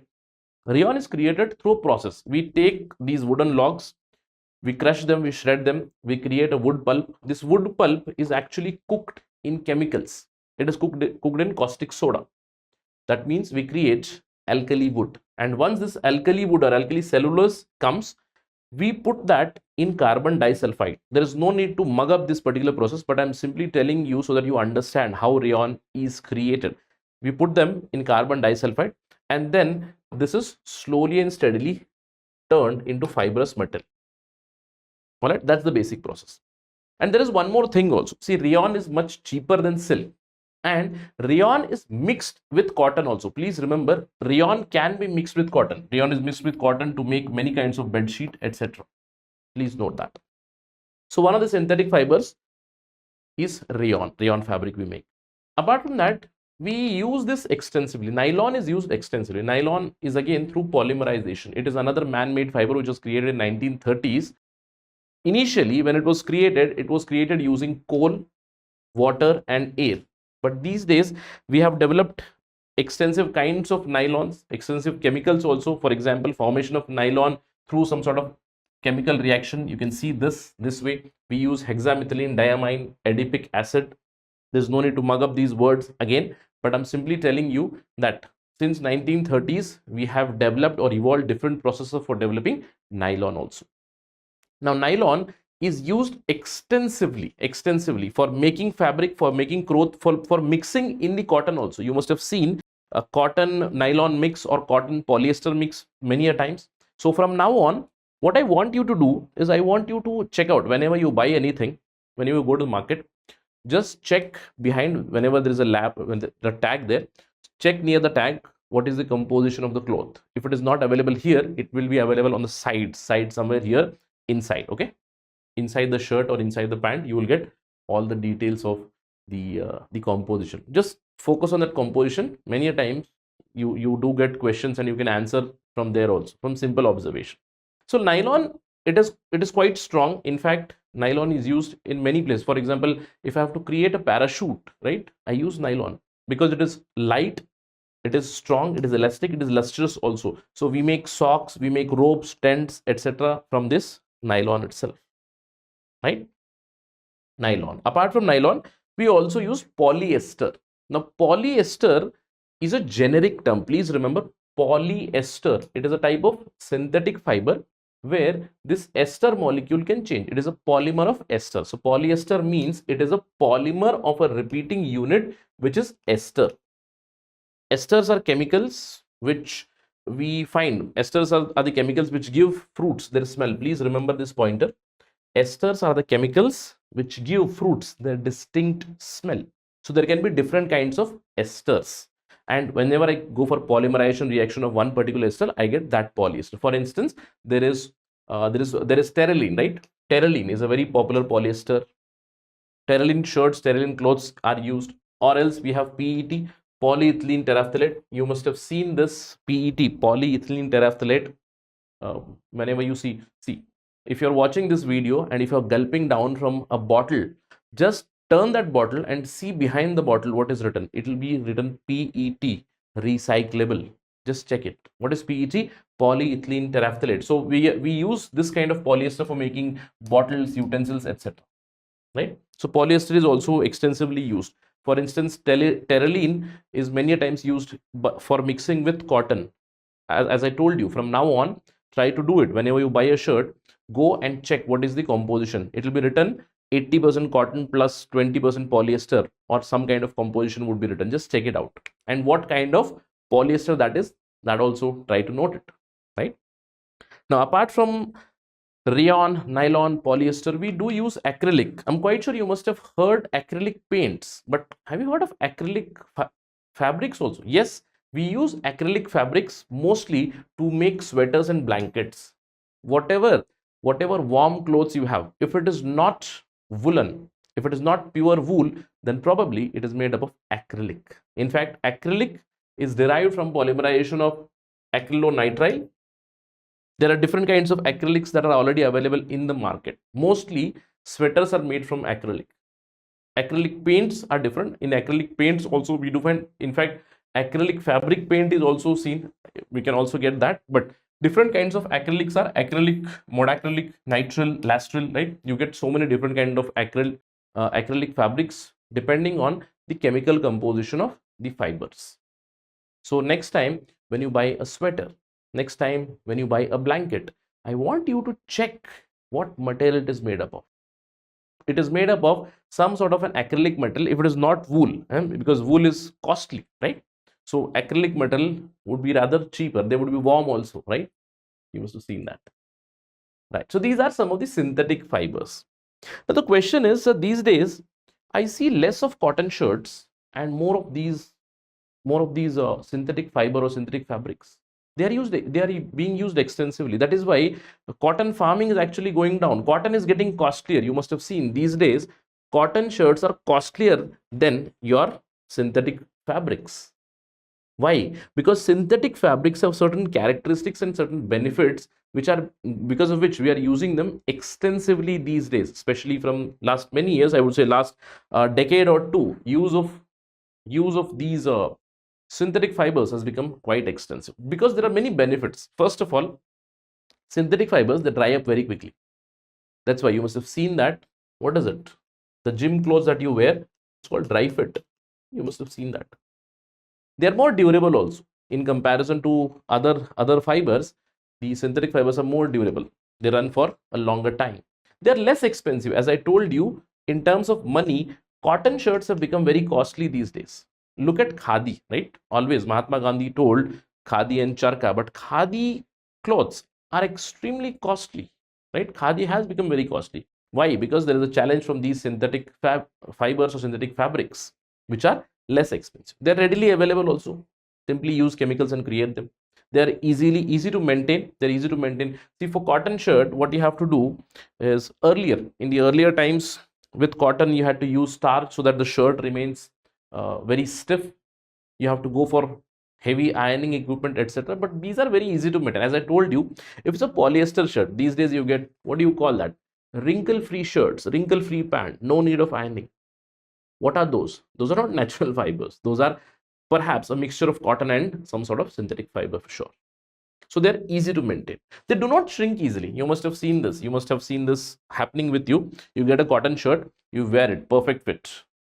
As soon as you put that in the water and dry it, it will be short shirt. That means now it will be useful for your younger brother, right? Yeah, this happens. I was beneficiary of that many a times. All right. So it can be made into elastic also these days. Again, this gym fit wear that you wear, it's kind of elastic also. They are also resistant to moth attacks, right? With respect to natural fibers, moths can attack those. There can be holes in it, etc. But these synthetic fibers, no tension with them, right? These are some of the advantages, but there are certain problems also with these synthetic fabrics. So a question can be created, MCQ can be created regarding advantages, disadvantages of these synthetic fibers. The disadvantage is they do not absorb moisture. That is why you see, whenever you have your towel, right? You use your towel after bath, you use your towel. The towel is mostly made up of cotton or maximum amount of cotton, because you want the towel to absorb moisture or absorb water. You never see polyester or nylon towels ever. Why? Because they do not absorb water. They would be rather useless. Apart from that, they are non-resistant to heat. Now, as I told you, you go to gym every day, wear your gym shirt. Before wearing that, do one thing, switch on your iron box and try to iron it. It's going to burn, right? The t-shirt or the shirt is completely gone, right? Because they are non-resistant to heat. If you try ironing them, you'll understand it will stick to your iron box. Your iron box surface is gone. In fact, in movies and all, you must have seen, whenever there is some kind of fire, a hero is wearing a shirt and there is fire on hero's shirt, the hero will simply tear the shirt, probably a cotton shirt. If it is synthetic, then he would not be able to tear it because it will stick to his skin. And that is where you see the third degree burns that people get whenever there is some sort of fire or something. It is normally connected to the clothes that you wear. If you wear the synthetic fibers and if they burn, they give you extensive skin burns. In movies, that's not possible with synthetic fibers. Remember that, okay? Apart from that, as I told you, it catches fire very easily. Yes, there is also possibility of microplastic pollution. Now, this has been highlighted in recent researches that synthetic fibers, they eventually lead to microplastic pollution, marine pollution.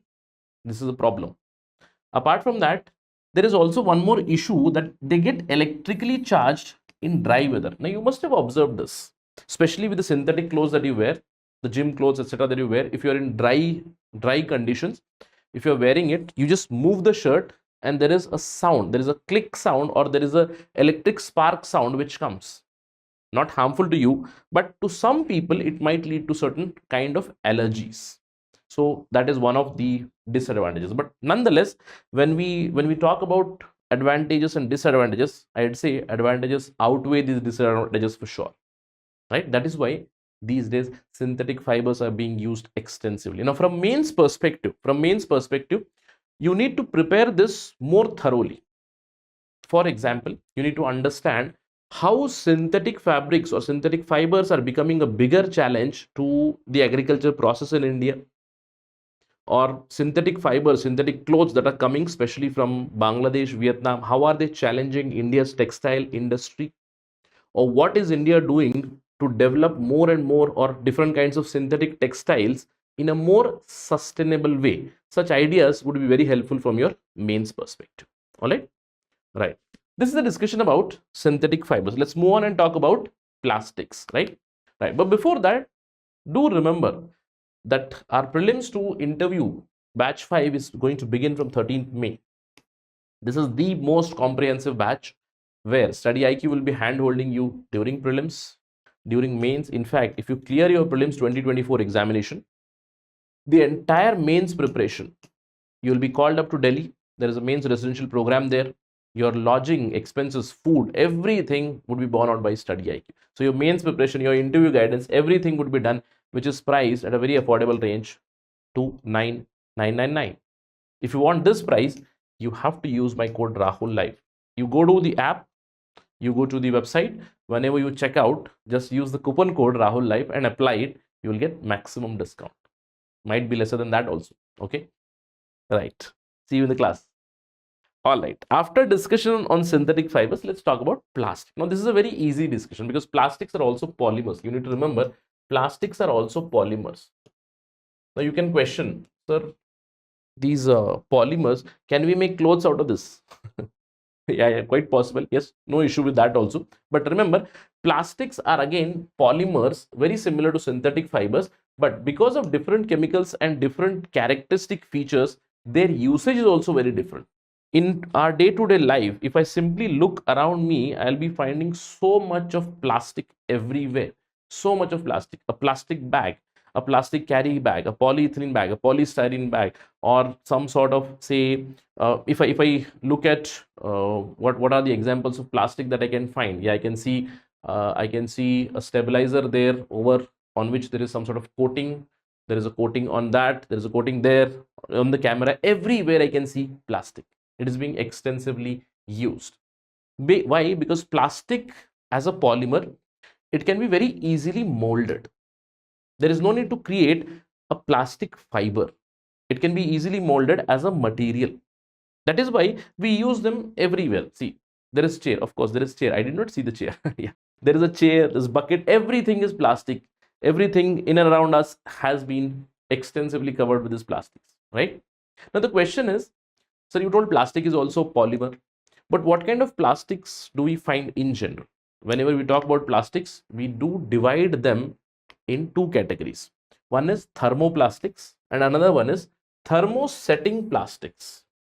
Now, in simplest of terms, thermoplastics are those plastics which soften on heating. Whenever you heat them, they soften. That means they can be remolded again. But thermosetting plastics, whenever you heat them, they become a lump. They undergo more and more complex polymerization. They become a huge lump. You cannot remold them at all. Basic idea. But if we dissect a little and try to understand more about thermoplastic and thermosetting plastic, in the thermoplastic, there is monomer, there is strong link of the polymer chain, right? And whenever you heat it, it softens. Please remember, in the thermosetting plastic, there are no cross-linked bonds or cross-linking of chains is not there in your thermoplastics. But in thermosetting plastic, you can see there are cross-linking bonds or cross-linking chains, because of which whenever you heat it, they become extremely hard. And in our day-to-day life, whatever things we use, we have seen both. We have seen thermoplastics and thermosetting plastic. Thermoplastics are these. You can see your vessels like this or your boxes like this, your wires, on your electrical wires, there is thermoplastic, right? But thermosetting plastics are these. For example, your key switches, right? Your plates, etc. These are thermoplastic and thermosetting plastic. Now, to understand it further, we need to differentiate. Sometimes a question can be created, MCQ. Consider the following statement about plastics. One statement about thermoplastic, one statement about thermosetting plastic. Now, thermoplastic are created by addition polymerization reaction, whereas thermosetting plastics are created by condensation polymerization reaction. Here I told you it's a long linear polymer generally, but whenever we talk about thermosetting, it is a complex 3D structured polymer. Apart from that, whenever we heat it, it becomes soft. and it again becomes hard after cooling. But whenever we heat this, it does not become soft. It ultimately crumbles down. You cannot reuse it again. So that is why these are quite expensive. Easily molded, expensive. These are less expensive. Apart from that, there is one more very interesting difference. Whenever we talk about thermoplastic, these thermoplastic are soluble in certain organic solvents, but thermosetting plastics are never ever soluble. Apart from that, thermoplastics are usually soft, but they are not brittle. That means they can be molded, they can be easily molded. They are not brittle, but these are extremely brittle. They are hard and very brittle in nature. All right, so these can be remolded again. Just melt them, remold again. These cannot be remolded. There are many examples of this. For instance, under plastics, under the thermoplastics, you have polycarbonate, polyoxymethylene, acrylic, nylon, polyethylene, polypropylene, polystyrene, so many things, right? Teflon. Please remember, many people get confused with this also. PVC, polyvinyl chloride. It's a thermoplastic metal, okay? Apart from that, thermoset materials, vulcanized rubber, bakelite, polyurethane, epoxy, polyurea, melamine. Melamine is a very interesting example here. Melamine, right? Urea formaldehyde. These are all thermosetting materials, okay? All right.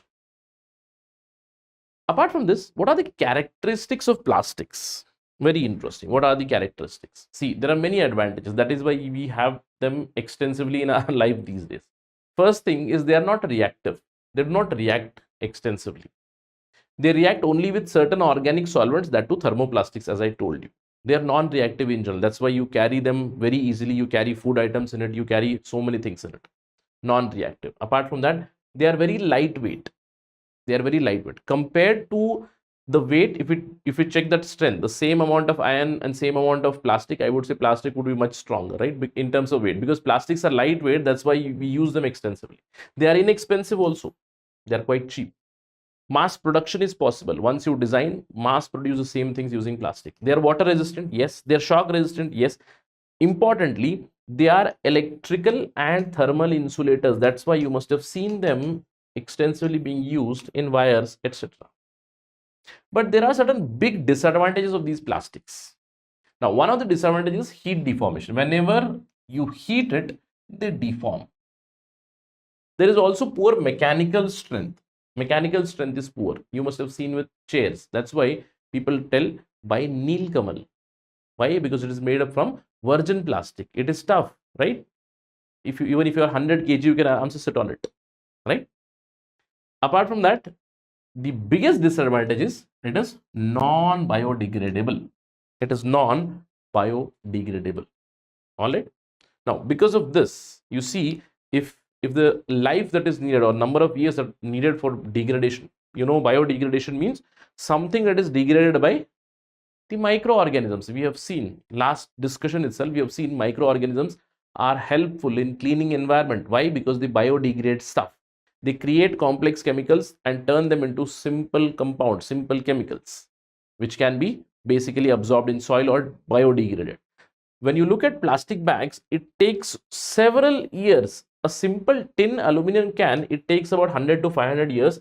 That is why these are also considered as non-biodegradable. Plastic bags, they are non-biodegradable. They can be in your soil, in your atmosphere for a very long time. They do not get degraded easily. But if you look at wood, clothes, cotton, etc., all these are biodegradable depending on the time period. You can see the time period which is given here. And that is why we all say plastic leads to a lot of pollution. We talk about a mountain of plastic, a heap of plastic in our marine regions. Ocean pollution. If animals eat it, animals GI tract, it gets into problems, right? We have seen so many examples of that. Why? Because it is non-biodegradable. And that is why we all have to follow this principle. If you want sustainability, if you have to use these materials sustainably, then I would say every citizen has to follow the principle of 5R. Try to reduce the use of plastic, try to reuse the plastic, try to recycle the plastic, recover and refuse. This is going to help in living sustainably.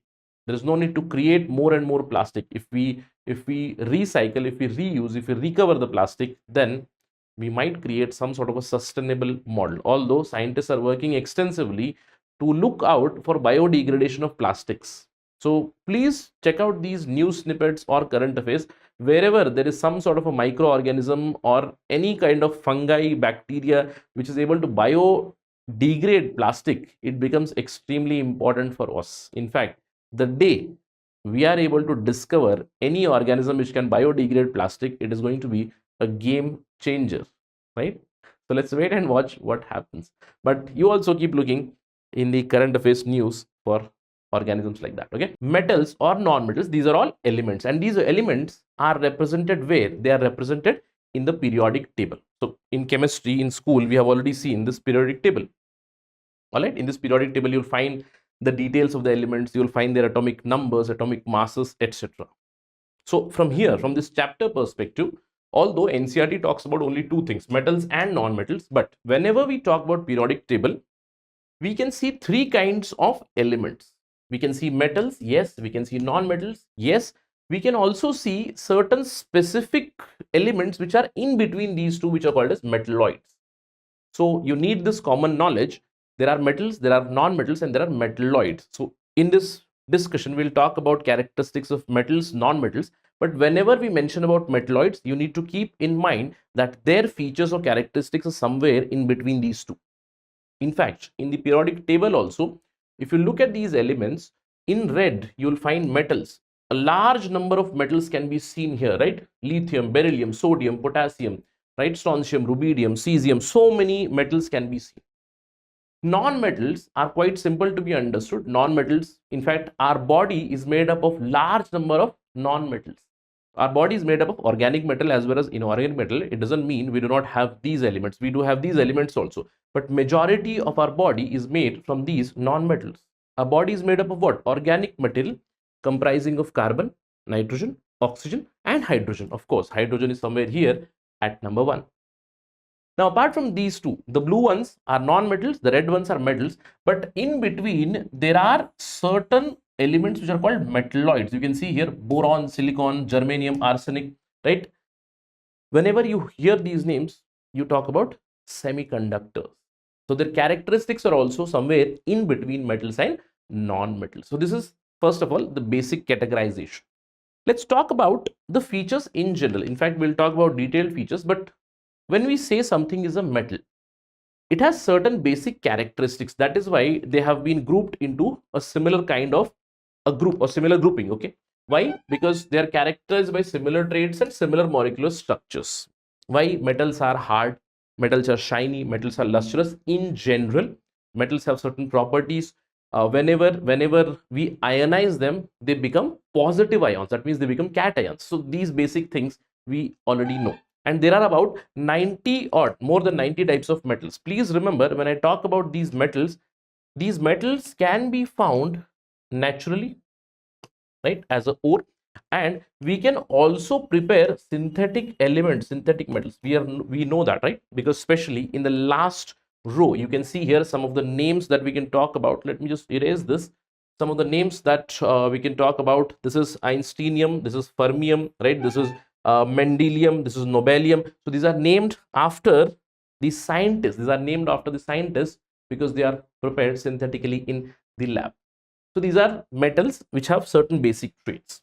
Non-metals also have certain basic traits. Non-metals are mostly gas, or even if you find them in solid form, they'll be brittle, they'll be poor conductors of heat and electricity. And there are about 20 odd non-metals. And non-metals can be seen here. Non-metals can be seen in these two columns. These are noble gases: helium, neon, argon, krypton, xenon. These are halogens. Halogens like fluorine, chlorine, bromine, iodine, right? Apart from that, we have carbon, nitrogen, oxygen, phosphorus, sulfur, hydrogen. These are the third category. So we have non-metals, we have halogens, we have noble gases as categorization of these non-metals in general. Now, apart from this, we spoke about metalloids also. Metalloids are in the middle ground between metals and non-metals, right? Their characteristics are also somewhere in between. That means They are partially conductors of electricity, partially conductors of heat. That means somewhere in the middle. Some are lustrous, some are not lustrous. They basically have features both from metals as well as non-metals. And the examples of this can be found in boron, silicon, germanium, arsenic, etc., which I already mentioned. So this is about the basic categorization. Now let's talk about metal and non-metal, because our discussion predominantly should focus on these two from NCERT perspective. Now metals, what are these metals? Metals are generally opaque. They do not allow the light to pass through them. They reflect the light most of the times. They are lustrous elements, and they are also good conductors of heat and electricity. Whereas non-metals are generally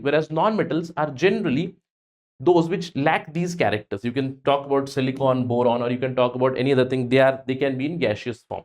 So in general, when we talk about metals, they are lustrous, they are good conductors, they are malleable, they are ductile, they have high melting point, they are solids at room temperature, they are sonorous. These are characteristics. And if they are not this, then they are non-metals. They form anions, they are dull, they are poor conductors, they are brittle, they have low melting point. These are some of the characteristics. Let's delve a little deeper into the physical characteristics of each.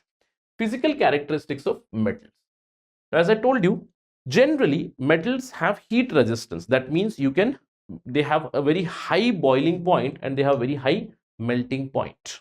So metals have heat resistance. You can talk about any of the metals, say iron, etc.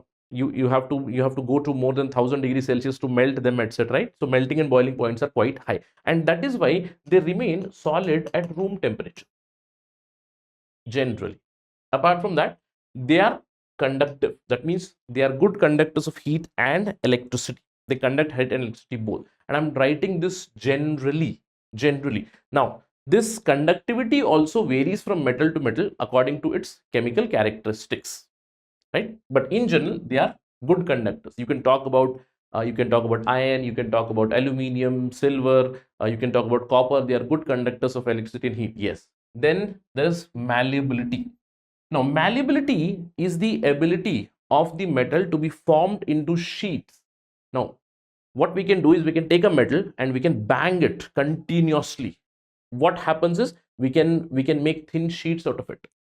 That is the property called as malleability. So metals can be pounded continuously. They can even be rolled into different shapes.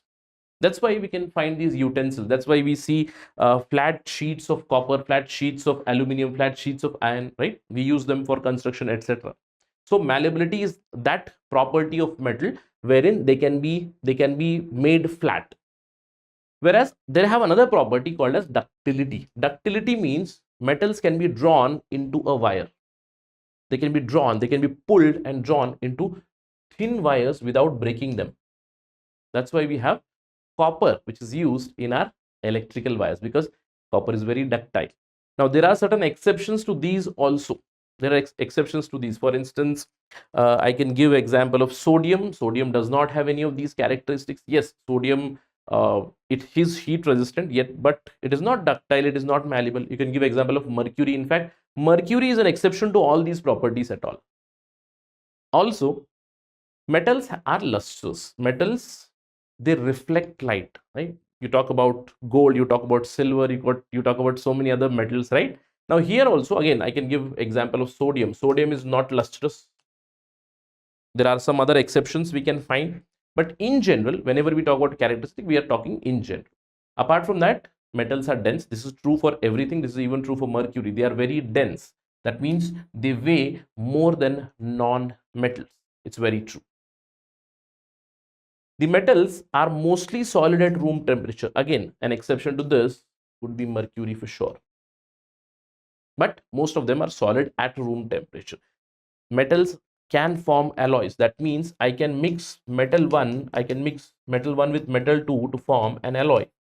And that is what we use. What is an alloy? For example, steel. Steel is an alloy itself. The stainless steel that we use at home, it's an alloy of so many metals. There is iron in it, there is carbon in it. A non-metal is also missed. There is iron, carbon. We add silicon. We add even chromium, right, to create stainless steel. Yes.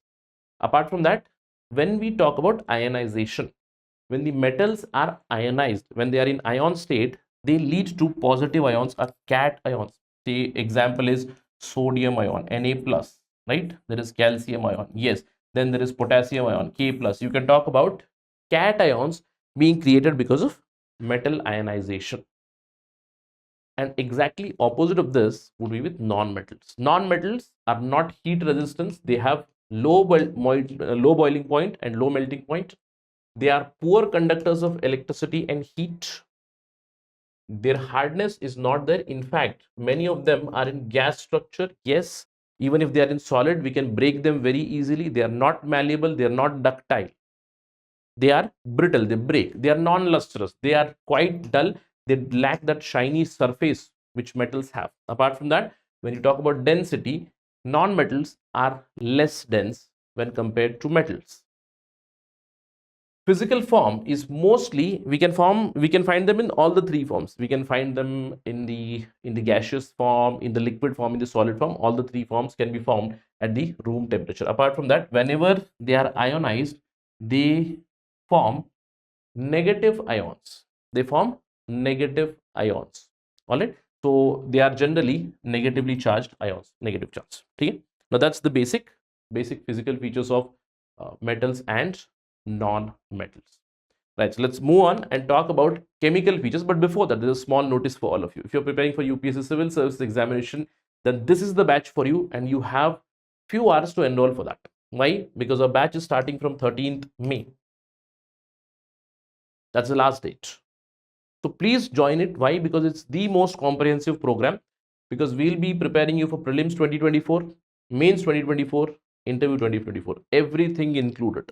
In fact, if you clear this preliminary examination, for your mains examination preparation, you will be called to Delhi, where we are running a residential program, and the entire expenses of that residential program, including your lodging, food charges, everything is included. All the expenses are given by StudyIQ itself. Your preparation, mains, test series, everything included. And all this program is priced at just 29,999. If you want this discounted price, do not forget to use my code RAHULLIVE. So I'll see you in the class very early. All right.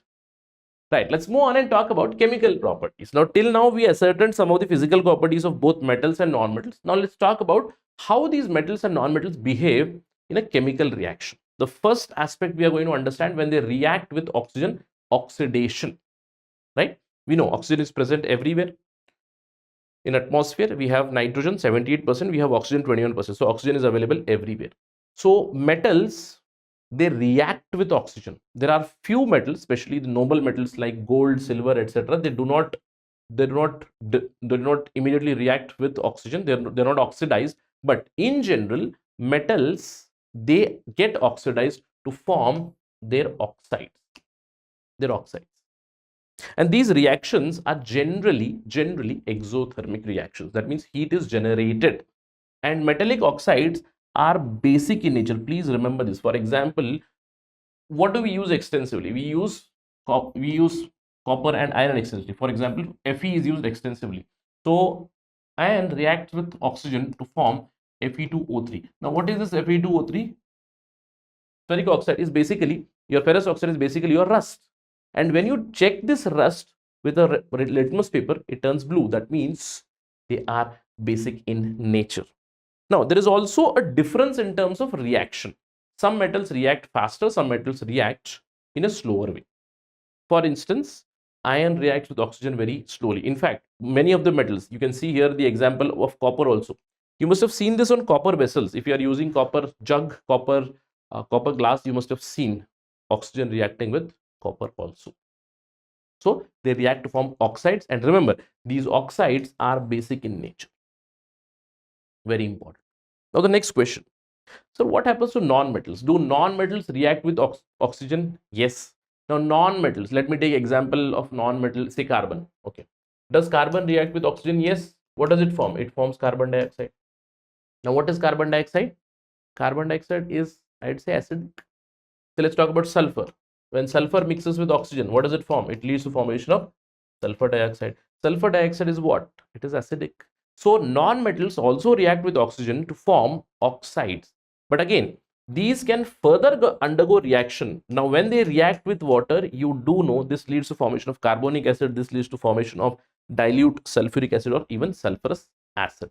You can see here the example. SO2 mixing with water leads to sulfurous acid, H2SO3, and sulfuric acid, H2SO4 also. Alright. So remember, metals also react with oxygen, non-metals also react with oxygen. But when metals react with oxygen, they lead to metal oxides, which are basic in nature in general. When non-metals react with oxygen, they lead to non-metal oxides, which are generally acidic in nature. So this is regarding oxygen, oxidation reaction.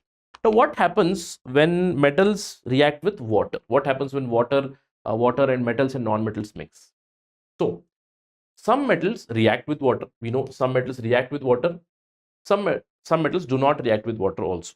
Both are possible. Now, whichever react, they form their metal hydroxide, right? Metal hydroxide. For instance, the reactivity of these metals depends on their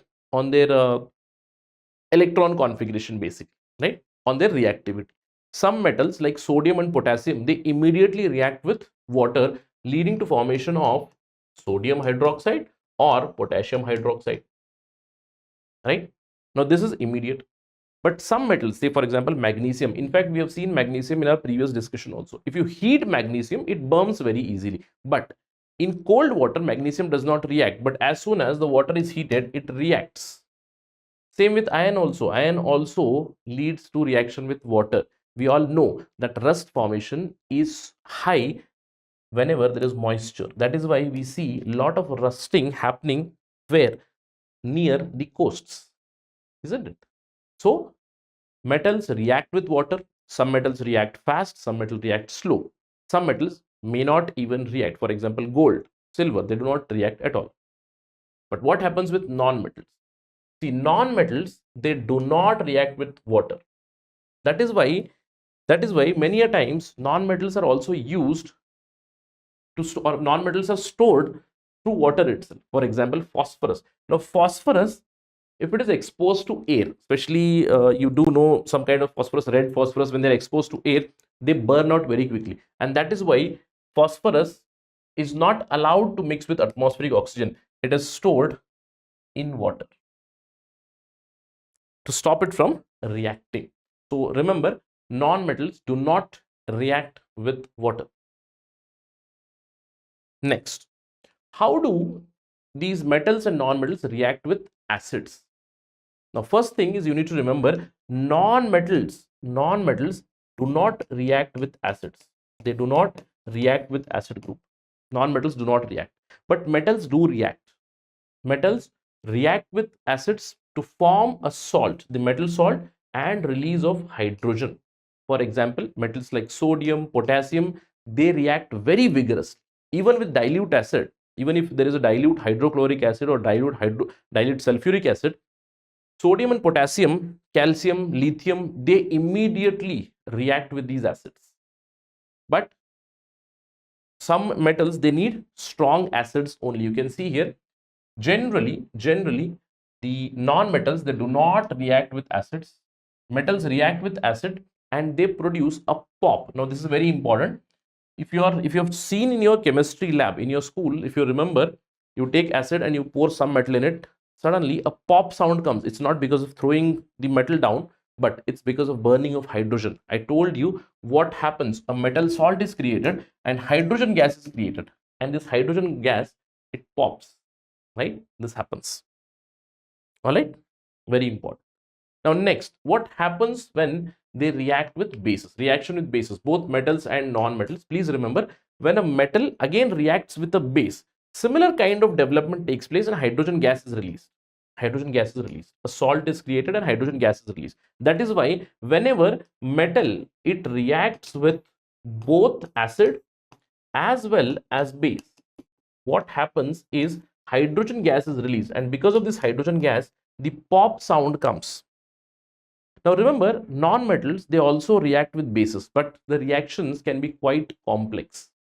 In general, whenever non-metals react with the bases, they lead to formation of a salt and water. Remember this. It's not hydrogen gas, it's water that is formed. So there is no pop or there is no sound because hydrogen gas is not released. Remember this, okay? Very important.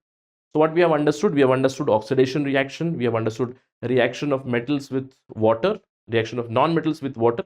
Then we have seen reaction of metals and non-metals with acids and with bases also. With base, there are many other complex reactions of non-metals. We are not going into depth of that. It's not required also from UPSC perspective. Now, another discussion is needed. Metals, they displace each other. We all know that when we looked at the periodic table, in the periodic table, based on the electron shell configuration, some metals are highly reactive, some metals are less reactive. Some metals are noble. For example, gold and silver, they seldom react. But based on their reactivity, displacement takes place. One metal can displace another metal based on its reactive potential. Now, in our previous discussion, we spoke about neutralization reaction, meaning when an acid and base are mixed, it leads to creation of a salt and water. Now, we have seen this, correct? Now, when we talk about displacement reaction, what happens here? It's a chemical reaction where a more reactive element, it displaces the less reactive element. In fact, in our NCERT, there is a very good example and exercise given from which we can learn very nicely. Now, in the NCERT itself, they told that we took 4 beakers. We took 4 beakers, beaker A, B, C, D, E, where we have mixed few things. In the first beaker, there is copper sulfate solution in which zinc granules, zinc is added to this. What happens?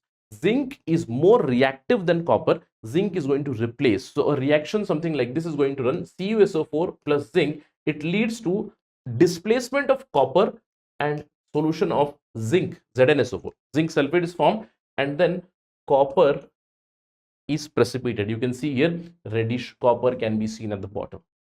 The same thing happens in the copper sulfate solution. If you add iron nail, this iron is going to replace copper. You can see here when Fe and CuSO4 are added, then FeSO4, that means this iron replaces copper to form this iron sulfate, and then there is copper. All right. Now, same thing when we add for beaker C, D, E, zinc sulfate, copper is added, iron sulfate, copper is added, zinc sulfate, iron is added.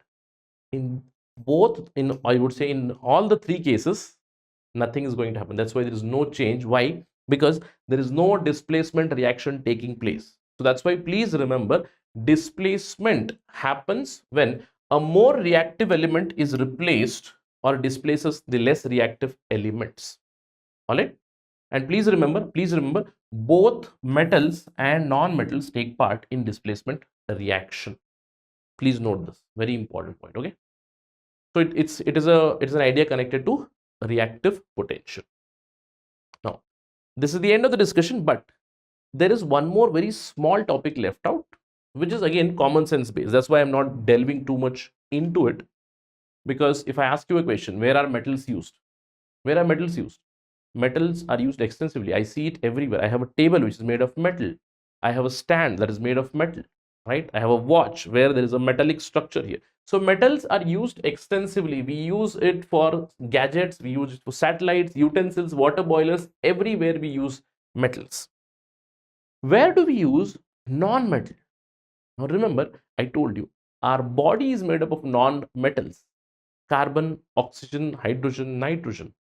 We have basic features, right? In living beings, we even inhale non-metals. Oxygen is taken inside, oxygen is needed. Non-metals are also very important for plants. Why do we apply fertilizers? When we say a farmer uses urea, that means a farmer is using nitrogen. The soil needs nitrogen, the soil needs potassium, the soil needs phosphorus. Non-metals are also used in enhancing the soil fertility.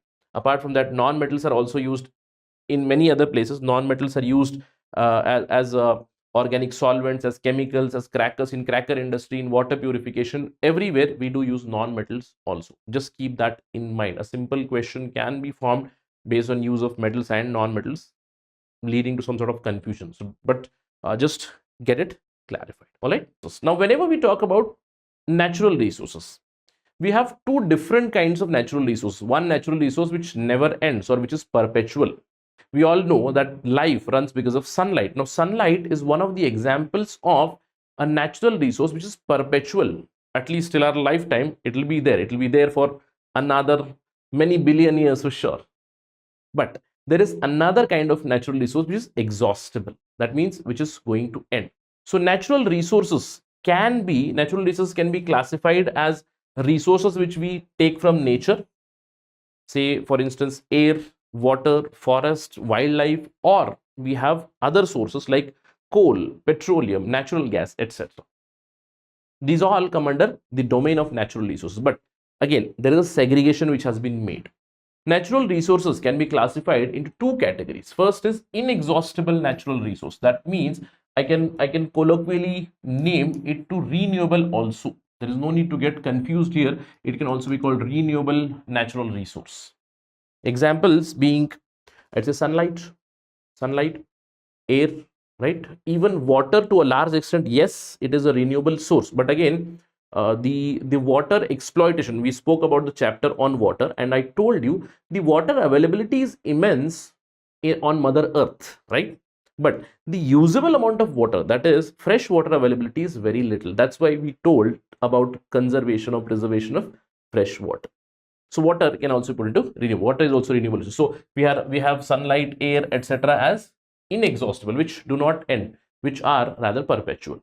But there are many other natural resources which are exhaustible, or we call them basically non-renewable, right? Non-renewable resources. And many of them are the fossil fuels that we use. We use coal, petroleum, petrol, diesel, gasoline, etc. You can also put examples as forest, wildlife, minerals. Please remember this: forest, wildlife, mineral.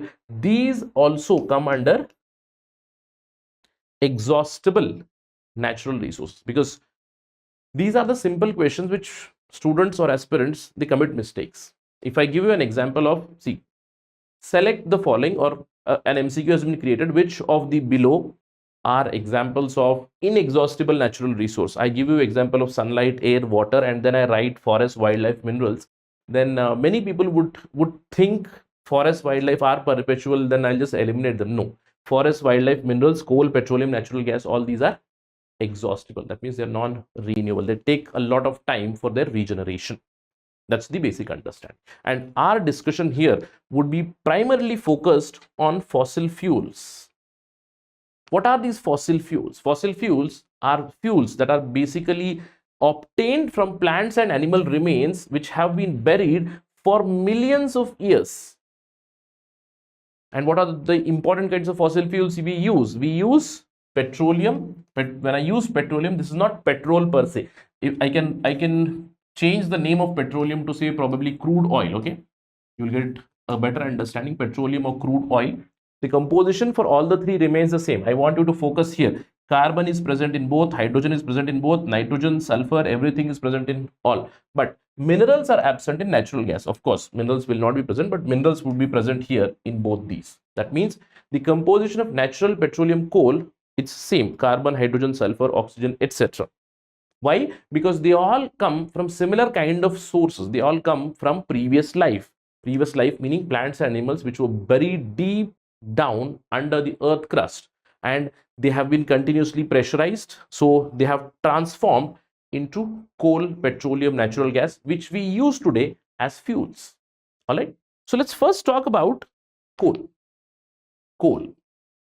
black gold, right?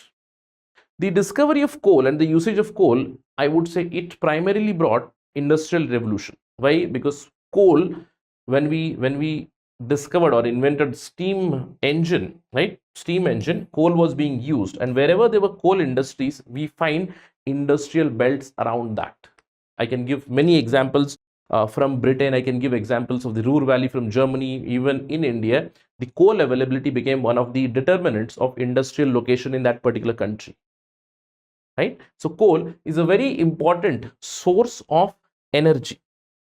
Coal is used basically to cook food. Yes, initially to cook food, coal, charcoal, yes. Later on, during the industrial revolution, coal was being used for industrial purposes, for transportation, for steam engine. Then we started to produce electricity. Today, almost 55 to 60% of India's electricity that comes, the electricity that is coming here, most likely it is coming from a coal-based power plant. Coal-based power plant firing the boilers producing steam running the turbines or the generators, then electricity is produced. And Coal is also used in many industries, especially I can say industries that need enormous amount of energy, steel industries, other industries, right? They all use coal.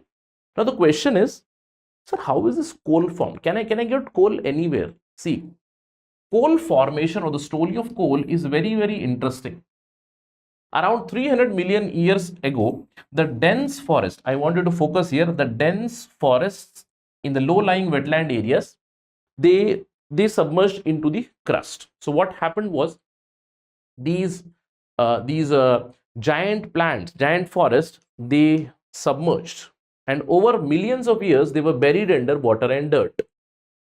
And this burial, it put them under pressure. Constantly they were under heat and pressure, and ultimately these dead plants, they turned into coal. Now this entire process is actually called as carbonization, where the dead vegetation, please remember I am highlighting here, whenever I say coal, it comes from the dead plant waste buried under the crust, over which there is a lot of heat and pressure, and these dead plants and animals, they are turned into coal. And this coal we use today. That is why specifically coal can be formed. It takes millions of years to form, and when we say coal is being formed, it goes through different areas of formation, or different phases of formation, not areas per se, but different phases of formation. Coal can be found which may be of different categories. First of all, peat. Now peat, it cannot be considered technically as coal, but these are partially decayed plants. See, initially when the forests were dead, or the forest was buried in the crust, after a few years you can find peat. Wherever you find peat, you will see that these peat, they comprise of these marshy lands, right? Marshy lands.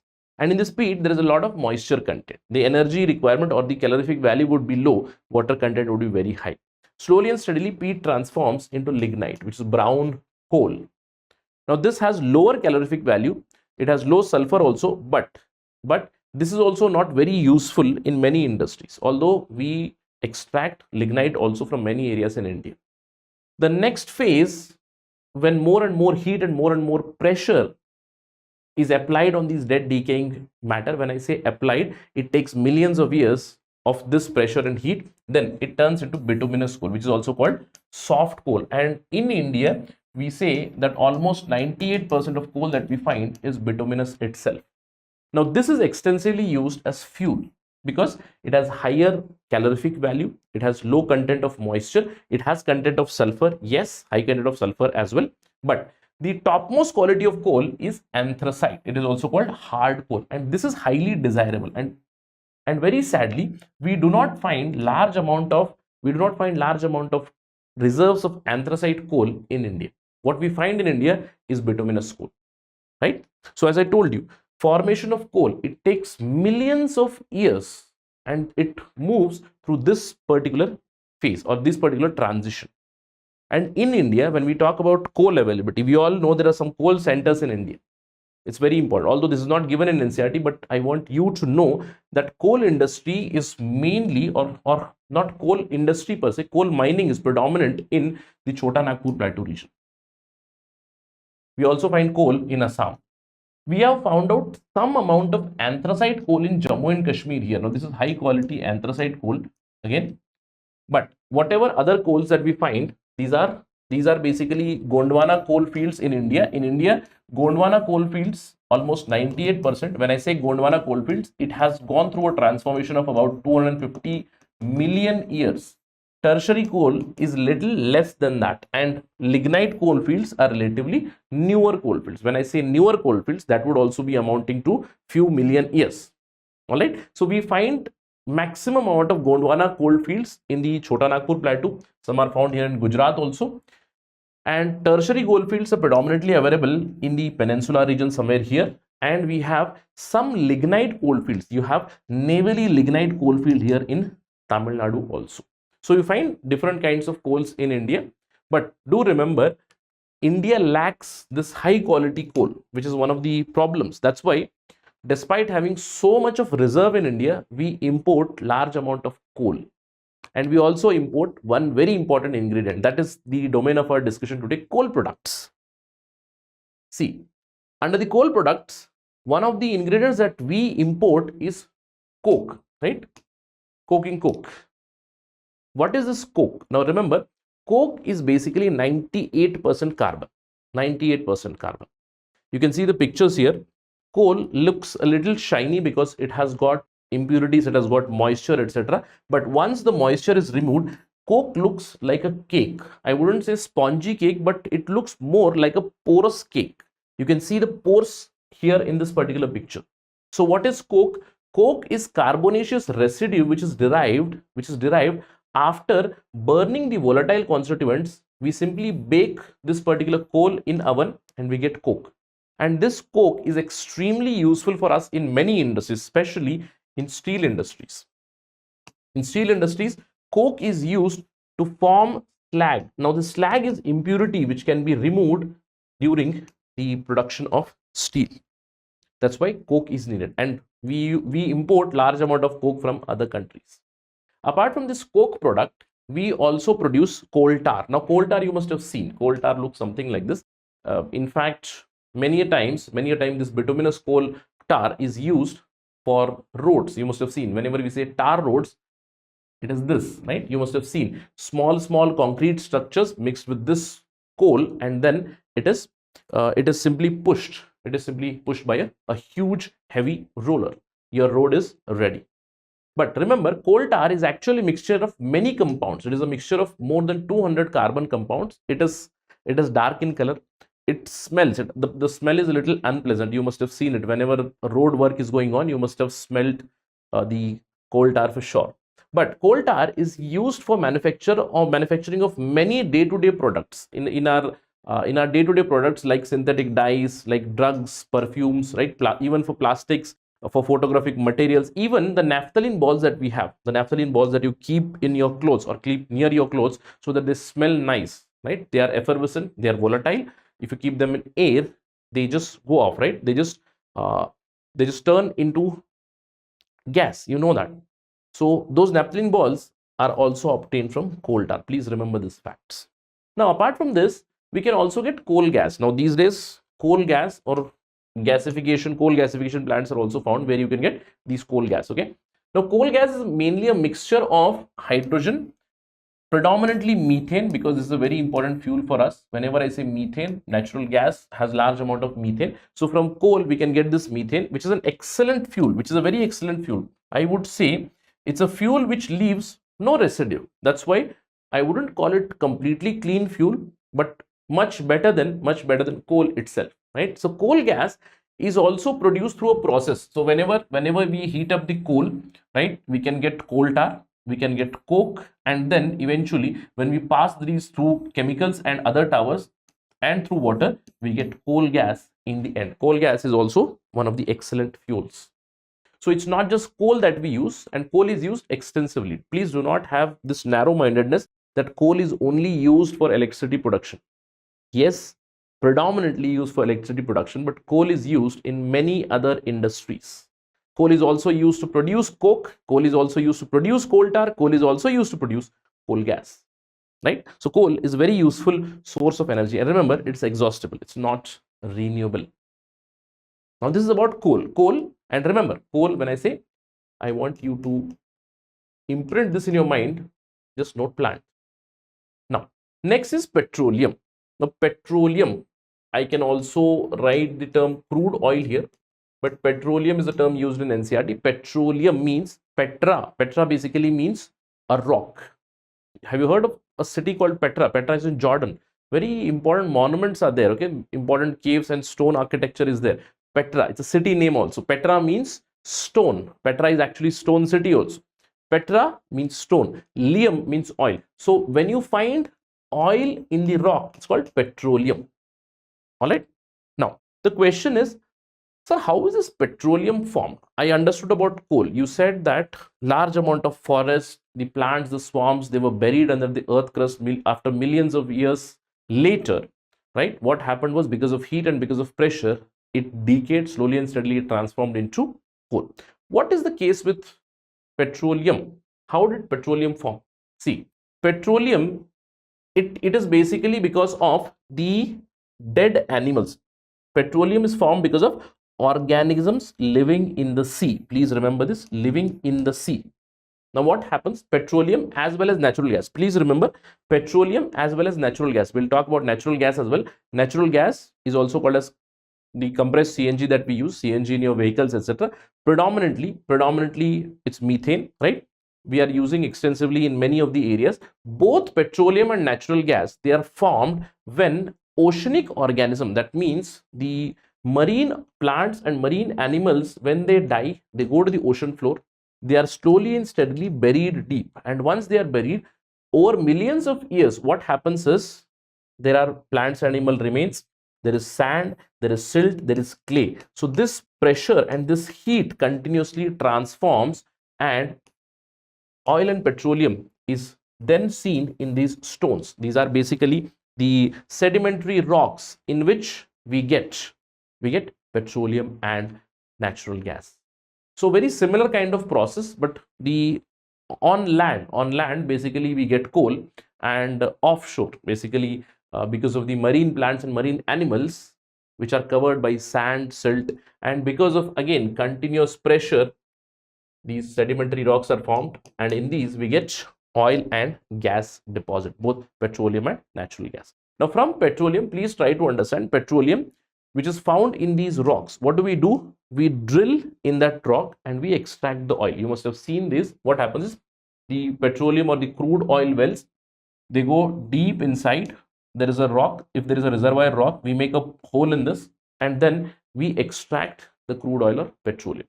Now, when petroleum or crude oil comes, there are many other products that we use. Of course, in our day-to-day life, we use petrol, we use diesel, we use kerosene, right? Petrol in petrol engine, diesel in diesel engine, kerosene was used predominantly as a fuel earlier. Now I think the use of kerosene has also gone down a lot. But these products are obtained how? Petroleum, which is basically a dark oily liquid, again a very unpleasant smelling oil. It is refined in a petroleum refinery. It is basically made to undergo a process of fractional distillation. At different temperatures, different products can be extracted out of it, right? See, from the residue we take out LPG, we make gasoline, we also get jet fuel, we get diesel, we get motor gasoline, we get industrial fuel. At the end we also get asphalt base, and some end product or residue products can also be extracted out from this refinery. So it is made to undergo fractional distillation at different temperatures through different processes. We create gas, petrol, diesel, lubricating oil, paraffin wax, etc. And in separate rocks we also extract natural gas. It can be as petroleum, crude oil, and normally what happens is wherever we explore for crude oil, we also get natural gas. That's why you must have seen there are some countries which are the net exporters of crude oil and gas, Russia being one of the examples. We are buying a lot of oil from Russia, and Russia is also one of the important gas exporting country. So natural gas we extract the same from these petra, that means stone. That from these stones we extract the natural gas. We compress that natural gas because I want to compress that so that the area for its storage is reduced, and then we transport it through pipelines, etc., to the other places. So CNG is also very important fuel for us. Again, all these are exhaustible, non-renewable. Please remember this. Apart from this, natural gas, it is also used as a starting material for many chemicals and fertilizers. That's why we have laid so many gas pipelines in India also, right? Hazira to Jagdishpur. From Hazira near Gujarat, we have laid a pipeline till Jagdishpur in UP, Uttar Pradesh, where we have so many chemical and fertilizer factories, because natural gas is a very important element or a component for making many fertilizers and chemicals. Predominantly these industries or natural gas is found in India in the KG basin, in the Krishna Godavari Delta, near Rajasthan, Maharashtra, Tripura. There are some centers of natural gas from where we have extracted these. So these are three important sources of exhaustible energy that we use. And whenever I talk about exhaustible, you need to remember one more thing. When we talk about limited resources, there has to be sustainability. That is why we are calling for We are calling for a mixture or diversification of India's needs, energy needs. India is right now energy insecure, meaning we need higher energy consumption. India's per capita energy consumption is still very low compared to the developed countries. We know that. But we rely heavily on coal, and coal leads to pollution also. That's why we talk about sustainability. That is why the government is talking extensively about what? About solar energy, about wind energy, about geothermal energy, because these are all sources of renewable energy or non-exhaustible energy. There must be a doubt in your mind also. The doubt is, sir, we do a lot of experiments, right? We already know how coal was formed. We already know how petroleum is formed, how natural gas is formed. Can't I just reverse engineer and use same dead plants, same marine dead plants and animals for creating that in the lab? Is it possible? Can coal, petroleum, natural gas be prepared in laboratory from dead organisms? The answer would be no. First of all, the process is extremely slow and it cannot be replicated in a laboratory. If we could do it, then it would be extraordinary, right? So it's not possible. It takes millions of years for these dead decaying animals through these natural processes, right? After millions of years of heat and pressure, they transform into coal, carbonization takes place, and then they transform into petroleum and natural gas respectively. So replicating that in laboratory is not possible. It means what? Whatever resources that we have, we need to use them judiciously. And that is why they say, try to save fuel, try to shift to your renewable sources of energy, try to go for solar energy, try to go for wind energy. In fact, whenever you are riding a vehicle, make sure if you're at a signal, then switch off the ignition, then again switch on. That is why there are many advices which are given by Petroleum Conservation Research Association. They do say that continuously keep your engine updated, service your vehicle. Whenever you are in a signal, switch off the ignition so that you switch it on again, and the petrol or the fuel is not wasted, because all these sources are limited, and the rate at which we are burning, they are going to get exhausted very, very soon. That is why everybody is talking about electric vehicles these days. Now someone might ask a question, sir, for electric vehicle I need electricity, and that electricity is again produced from coal. We are slowly and steadily shifting from there also. So exhaustible natural resources, they have to be used very judiciously to ensure that there is some sort of intergenerational parity. Combustion, it's a part of our day-to-day life, right? Every day we use different kinds of fuel. At my home we use LPG. You have LPG at your homes. What do? You cook food, you use fuel, right? I just rode my vehicle, I came here. How did I come? On the vehicle, in the vehicle I put petrol, right? Petrol is a fuel which burns, and where does it burn? It burns in the internal combustion engine. In our day-to-day lives, we use so many different kinds of fuel. We use charcoal, we use LPG, we use liquid fuels, solid fuels, gaseous fuels, right? So all these fuels, they undergo a chemical process called as combustion, and we are going to understand that itself. Combustion, what does it give us? It gives us heat and light.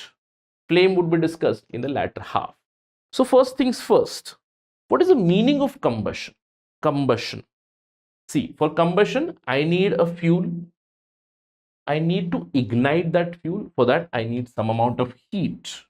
And for a combustion process to be completed, it needs oxygen. Now, colloquially, we simply use what? We use fuel plus air. And if you provide some heat to it, combustion process start, right? These are the primary requirements of any combustion process. And combustion process, remember, it is not a physical change. It is a chemical process. It is a chemical process wherein a substance is written as fuel here. I can write fuel here, substance or a fuel. It reacts with oxygen. Colloquially, we use the term air also, because in air we have 21% oxygen. It reacts with oxygen to give off heat and light. This is called as the process of combustion. And we have seen solids undergo combustion, liquids also undergo combustion, and gases also undergo combustion. Solid fuel, for example, charcoal. Liquid fuel, we have gasoline, we have petrol, we have diesel. Gaseous fuel, we have liquid petroleum gas. All right. So many kinds of fuel, they undergo combustion to give us heat and light. That's the meaning of combustion. Remember, it's a chemical process. It needs oxygen from air. All right. That is when the combustion reaction is completed. And if oxygen is in deficit, then it would be incomplete combustion. See, generally, if there is carbon, right? If there is carbon in the fuel, carbon would react with oxygen to give us heat and light to form basically carbon dioxide. And if oxygen is in deficit, we already know by common sense, it leads to creation of carbon monoxide. So this is incomplete combustion. So it can be complete combustion, incomplete combustion, depending on the amount of oxygen or depending on the amount of air that is available. The next question. So what are these substances? What are these fuels? There, the nomenclature has been given. Fuels are divided into, or substances are divided into combustible substances, non-combustible substances. Combustible substances are those which basically burn in air. They give you heat and light. Non-combustible means which do not burn. They do not burn. Now, in our day-to-day life, we come across so many combustible substances and non-combustible substances. For instance, if I look around here in the studio itself, I'll find there is a carpet or a mat, which is a combustible substance, right?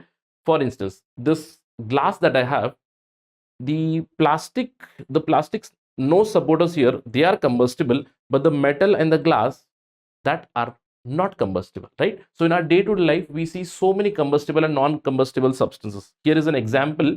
Say wood is a combustible metal, it burns. Paper is a combustible metal, it's made up of wood pulp itself. Iron nails, you have iron nails, they do not burn. You throw them in a fuel, or you throw them in a fire, they come across, they will get heated for sure because they are good conductors. We saw about metal. This is a metal, it's a good conductor of heat and electricity. It conducts heat, but it does not burn. Kerosene, it's combustible. Stone is not combustible. Stone also heats up. You do know that if there is a fire and if there is a stone in the fire, that stone would be heated up because it gathers that heat and it dissipates that heat, but it does not burn. Straw is combustible. Charcoal is combustible. Matchstick is combustible. Every day we use matchstick, right? For lighting purposes, for igniting, that is combustible. Glass is non-combustible. That is why I gave you an example. When I took this out, this is made up of metal. The frame is made up of metal. It's not combustible. The glass, it's not combustible. But the no supporters, they will burn off. All right. So combustible and non-combustible material. All right. Next, let's talk about some information that is provided in NCERT. Now we all know sun. In sun, there is something burning because sun also gives you heat and light. So can we say that sun is also undergoing some sort of combustion? See, in sun, it's actually not the process of combustion because remember, there is no oxygen here. So that's why it's not a process of combustion. If anybody asks you, what is happening in the sun? Is some kind of fuel burning there? Of course, some kind of fuel is undergoing some reaction, but there is no oxygen availability there. It is not a process of consumption. It is not a process of combustion in sun. In sun, there is nuclear fusion reaction that is going on. Nuclear fusion. We also call it as thermonuclear fusion reaction, where hydrogen combines with itself to form helium and this helium breaks up again. So sun goes through a process of nuclear reaction which gives you a lot of heat and energy. And in fact, we'll talk about this in our subsequent discussions when we move to the class 9, class 10. We'll talk about thermonuclear fusion reactions at length also. But this is just information for you from NCERT. Right, let's talk about combustion processes. We understood what is combustion. A fuel burning with oxygen. A fuel burns with oxygen. When we heat it, it undergoes the reaction of combustion. What kind of combustion processes do we observe? Now we observe three kinds of combustion processes. One would be a rapid combustion process. Another would be spontaneous combustion process. The third one is basically explosion. See, rapid combustion. What is the meaning of rapid combustion? In rapid combustion, the classic example would be gas. The gas burns rapidly. It produces heat and light. But remember, spontaneous combustion also gives you heat and light. There is a small difference between rapid combustion and spontaneous combustion. The difference is in your rapid combustion, you need to ignite it. That means the reaction has to be ignited. It has to be initiated. Whereas in a spontaneous reaction or in a spontaneous combustion, the combustion process can start automatically by itself. Apart from that, since it has to be ignited, means I have to give external heat. That is what we do at our home. When I go to home, there is a stove. That stove is connected to LPG cylinder through a pipeline, and I switch on the knob. You can see the you can hear the hissing voice of the gas also. Then you take the lighter and you provide it heat. What does that lighter do? It gives a spark, and that spark is nothing but the ignition. Here, there is no need of external heat to be given. Specifically, ignition is not required. And in the rapid combustion process, large amount of heat and light is given in a very short time. But in a spontaneous reaction, in a spontaneous combustion, small amount of heat is evolved. Although, once a spontaneous reaction starts, it can lead to huge amount of combustion elsewhere also. So, a classic example of this is rapid combustion. You can see in your gas stove, whereas a spontaneous combustion is something that you see, say for example, here during extreme summer season, we do talk about forest fires. Now the question is, has anybody ignited or has anybody given it power? Spontaneous combustion takes place here because of extreme heat, the dry grass sometimes catches fire. Yes, there can be some sort of anthropological intervention also. For example, say if you're a tourist, you have gone into jungle or a forest as a means of traveling, as a means of excursion, and you are using matchbox or matchstick, and that matchstick still has some amount of fire, that can lead to a forest fire. Or if someone is smoking and after smoking they simply throw the cigarette butt, that can also lead to some sort of forest fire. Anthropological reasons are there, but there are natural causes also. For instance, because of wind, if say two stones they undergo friction, then some amount of heat is generated, a spontaneous combustion reaction might start, right? So this is an example. In forest fires, it is generally spontaneous kind of combustion that we observe without any sort of initiation. Automatic initiation takes place. Apart from this, we also have explosive combustion or explosion. Now explosive combustion are generally intentional. We see that during the festivals of Diwali, right? During Diwali, what do? We burn firecrackers, and in the firecrackers the fuel is in such a concentrated way, as soon as we ignite it, there is an explosion giving us heat and light.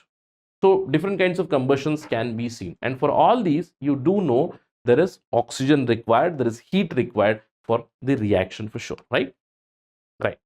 So combustion and its types. Examples also I have spoken about forest fires, an example of spontaneous fire. Now apart from this, when does it start? For example, if I have to switch on the stove at my home, how much temperature do I have to reach, or what is the ignition temperature? The combustion starts when we reach the ignition temperature of that particular fuel or that particular combustible substance. And different substances have different ignition temperatures. Here are some of the examples. For instance, diesel burns at 210 degrees Celsius. Fuel oil, gasoline, petrol, it burns somewhere between 250 to 280 degrees Celsius. Now you are thinking, sir, where is the 250 260 degrees Celsius coming from? You must have heard about something called as spark plug in your IC engine. Have you heard of this spark plug? Many a times, if you're riding a bike, suddenly the ignition goes off. You give your kick or you try to ignite it again. Sometimes it does not happen. Why? There is some problem with your spark plug, because of which the ignition is not happening. And remember, this spark plug has to run continuously, because in an IC engine, when the fuel is burned, in after one combustion cycle, again the combustion has to run. That means spark has to be produced continuously, and this spark gives you temperature.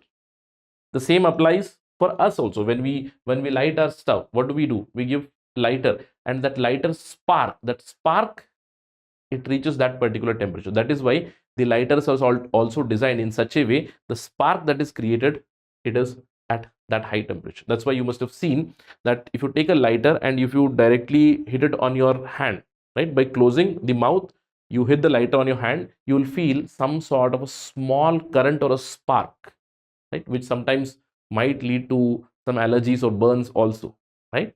So other things like paper have a little lower ignition temperature, around 220 degrees Celsius. Wood is a little higher, 300 degrees Celsius. That is why wood you have to continuously rub. In the early times when we did not have any matchstick or anything, there what we used to do, two stones are taken so that spark is created, and the spark reaches this particular temperature. So ignition temperature, as soon as we reach, combustion starts. But many a times you must have seen on the road or somewhere, suddenly the fire starts. You must have seen recently with some electric bikes. Now this happens because in battery there are certain chemicals which might catch fire at around 40 degree, 45 degree in extreme heat, right? One of such examples is phosphorus, especially white phosphorus. In fact, we have spoken about that in our previous classes. I told you phosphorus is stored in water, right? Phosphorus is stored in water. Why? Because phosphorus is inflammable. And remember, white phosphorus is inflammable. White phosphorus ignition temperature is somewhere around 30 to 35 degrees Celsius. That means as soon as the temperature is 30 degrees Celsius, 30 to 35 degrees Celsius, white phosphorus burns. It catches fire. But the same characteristics for red phosphorus are different. For red phosphorus, the temperature is a little higher. It is around 240 degrees Celsius. That is why white phosphorus is stored in water or stored in other liquids. Red phosphorus does not need any kind of storage. All right. Now, the story revolves around this itself. When does combustion start? Because we need to understand the history of matchstick also. It is written in NCERT. Now, every day we use our matchstick.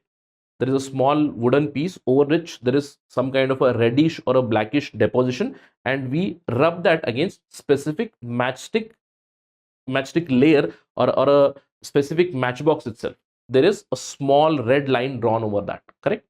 But before we had these kind of matchsticks, during the ancient times, there were matchsticks which were created by making small pieces of pine wood, and they were dipped in sulfur.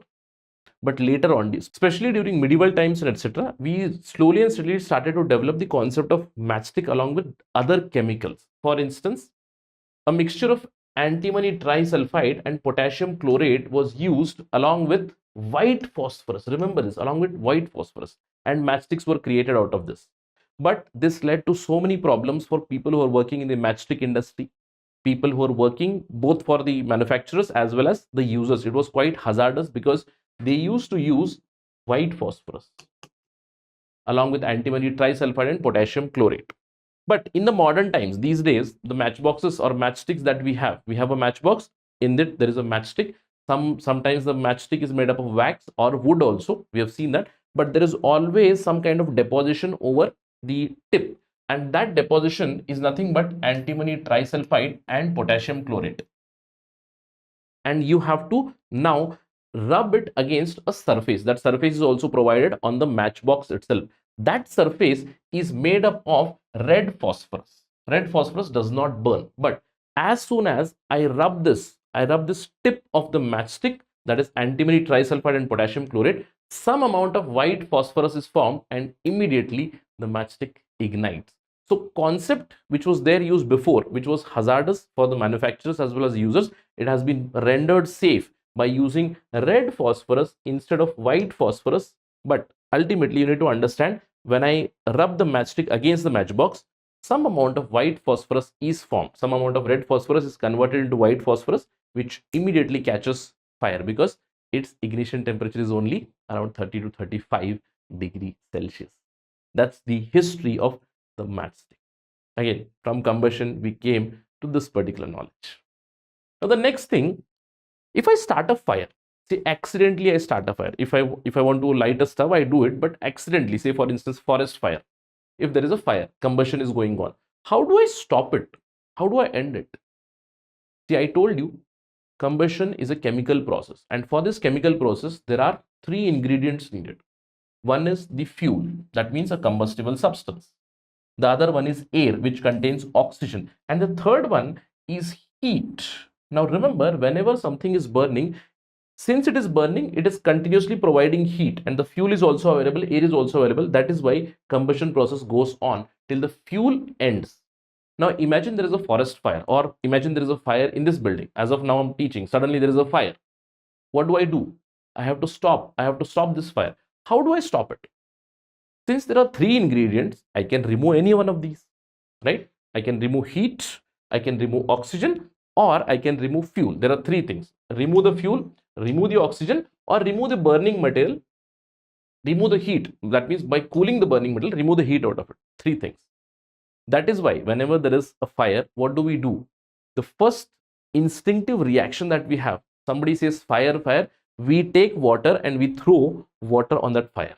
Why? Because water basically takes away the heat. Water basically takes away the heat. And once the source of heat for the reaction, for the combustion reaction is taken out, then the combustion reaction can be stopped. But many a times you must have seen, in fact, wherever you're watching, if you're in a company, if you're in some sort of organization, even at many offices, railway station, bus stops, you must have seen something like this, these cylinders. Now these cylinders are actually fire extinguishers. They extinguish fire, that means they stop the combustion reaction, and these contain carbon dioxide. Now you must be thinking, sir, why carbon dioxide? See, carbon dioxide is one of the byproducts of combustion. As I told you, if a fuel contains carbon, carbon burns with oxygen to form carbon dioxide. Now you are telling, sir, carbon dioxide itself is used now as extinguisher. It makes sense. Why?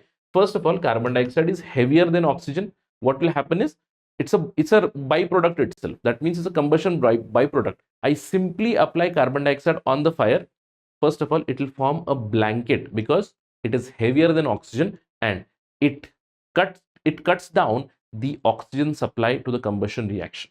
That's why we use carbon dioxide as fire extinguisher. In fact, you must have seen so many experiments. I was watching one of the YouTube videos recently where one of the person was doing this particular experiment. You must have seen, take some vinegar and put some baking soda in it in a jar, and the reaction takes place, carbon dioxide is produced, and simply now that carbon dioxide gas, it's heavier, it can be poured, not the liquid, but gas can be poured on a burning flame, the flame goes off.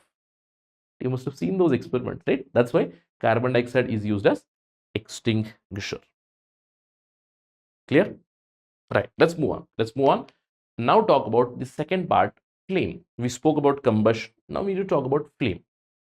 Now what is flame? You must have seen, whenever there is fire, there are flames of fires, or we can see simple flame with our candle, with our Bunsen burner, or with simple kind of a kerosene lamp. You can see the flame is here.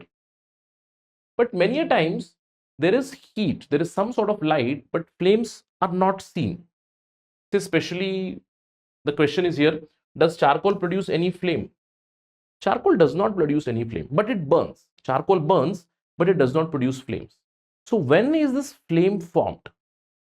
Our gas, it gives us flame. Because of that flame, we use it for cooking. When is a flame formed? See, flame is formed when the fuel is burned, and the portion of that burned fuel, it gets vaporized. And this vapor, it further reacts with oxygen molecules to give us a flame. And a steady flame is very helpful for many applications. We use steady flame as a source of light here. This kerosene lamp is used as source of light. Candlelight, again a source of light. Or I showed you the stove burner. That stove burner also has a steady flame which is used for cooking food. But whenever we look at a flame, now we'll talk from the perspective of candle flame. Every flame has certain characteristics, different zones. We need to understand this. Now this is a typical candle flame which burns through different zones. You can see here the candle is burning. This is the burnt wax or the molten wax which is going down. There is a small wick. Around that wick, you'll see one zone, you'll see a yellow zone, and then you'll see some sort of blue zone in your flame, right? So there are three different zones in any flame. The innermost zone is actually the black zone, which is surrounding the wick. Now, around the wick, there is no combustion taking place. Please remember, around the wick, there is no combustion taking place. That's why do an experiment today. Burn a candle, and then directly take a small pin or a wooden stick and put the wooden stick directly into the black zone or at the innermost level of the flame. you'll see that when you take that out, it does not even burn. Although some amount of partial combustion can take place, especially because of the wick or the wax which is vaporizing near the wick, and some carbon monoxide can be formed. So black zone, more or less no combustion takes place. Then there is a yellow zone. You can see around the flame, yellow zone. Here hydrogen burns, different fuel composition burns, hydrogen burns, carbon forms carbon dioxide, hydrogen burns, it forms water, and it burns with luminosity. That means it gives you a yellow kind of light. It gives you yellow kind of light. And then at the outermost level, the outermost zone, you will find blue burning. You will find blue burning, a blue kind of a flame. And this blue kind of a flame, it is a little poorly visible. But remember, here complete oxidation or complete combustion takes place, and that is why it is the hottest part. Please remember, whenever a flame is seen, the internal part of this flame is actually least hot because there is no amount of combustion which is taking place here. Then there is a middle part, which is yellow zone, which is moderately hot, and the highest temperature or the hottest zone of a flame is the outermost part, that is the blue zone. That's why you must have seen, whenever your gas stove at your home, when you cook, try to observe the flame that you switch on the stove. If it is blue, then there is complete combustion. That means your LPG is not being wasted. Your LPG will run for say a couple of more days.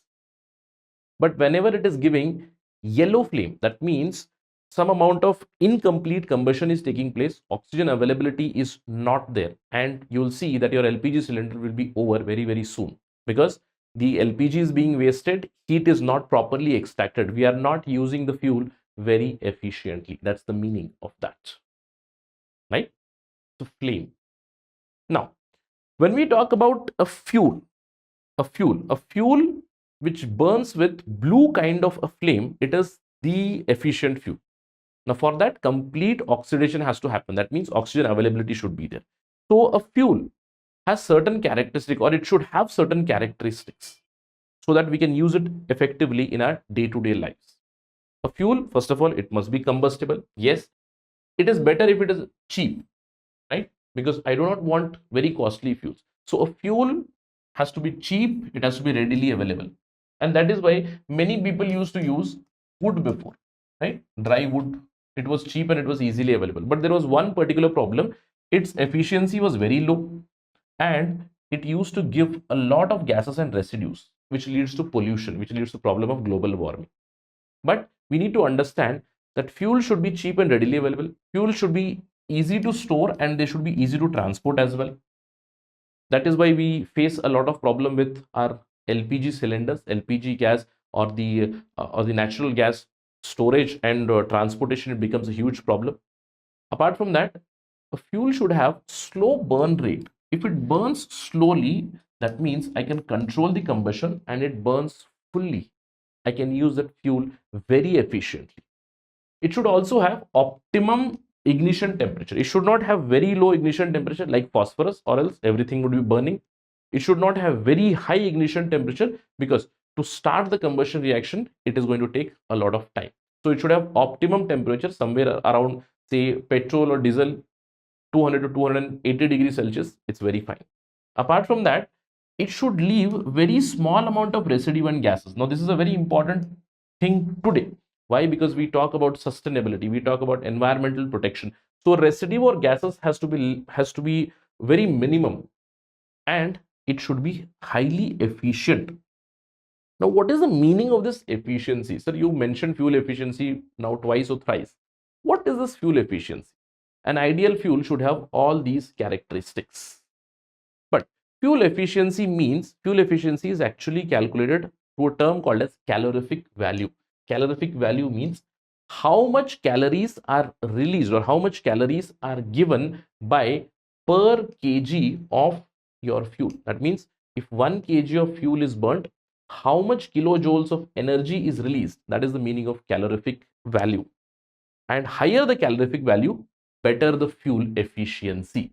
But remember, higher the calorific value, it should also satisfy to these things. For instance, one of the best fuels that we have is hydrogen, which has largest fuel efficiency, somewhere around 1,50,000 kilojoules per kg. But remember, it becomes very tough for me to first of all store hydrogen. Its ignition temperature would be rather its ignition temperature has to be maintained, sustainable reaction has to run, and remember, controlled combustion has to take place. Controlled combustion, it becomes very tough. Apart from that, you can see here cow dung cake, it has very low calorific value. It leaves a lot of residues and a lot of gases. Wood, it has decent calorific value around 17,000 or 22,000, but it also gives you a lot of gases, incomplete combustion, and residues, which leads to global warming.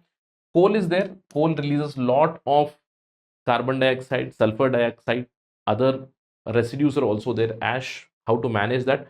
Petrol, kerosene, diesel, methane, CNG, these are some of the fuels which leave very little residue. But again, petrol, diesel, methane, all these things, not methane, petrol, diesel, kerosene, they release a lot of greenhouse gases. We know that. So we have to select the fuel which has these characteristics. It should be easy, it should be easy, cheap, easily available, easy to store, easy to transport, higher fuel efficiency. It should have optimum ignition temperature. But nonetheless, combustion itself leads to a lot of problems. Now we spoke about combustion and flames, but combustion itself, it leads to a lot of problems. Why? Because combustion is a reaction. I told you, fuel burns with oxygen to give you heat and light. But along with heat and light, it also gives you a lot of residue and byproduct. If wood is burnt, it gives you ash. As a byproduct, it gives you different harmful gases. For instance, if there is incomplete combustion, then carbon monoxide is released. Solid fuels, they leave a lot of solid residue in form of ash. Now what do I do with that ash? How do I handle that ash? If I burn other fuels, smoke is produced. Even if there is complete combustion, carbon dioxide is produced. Carbon dioxide is a greenhouse gas.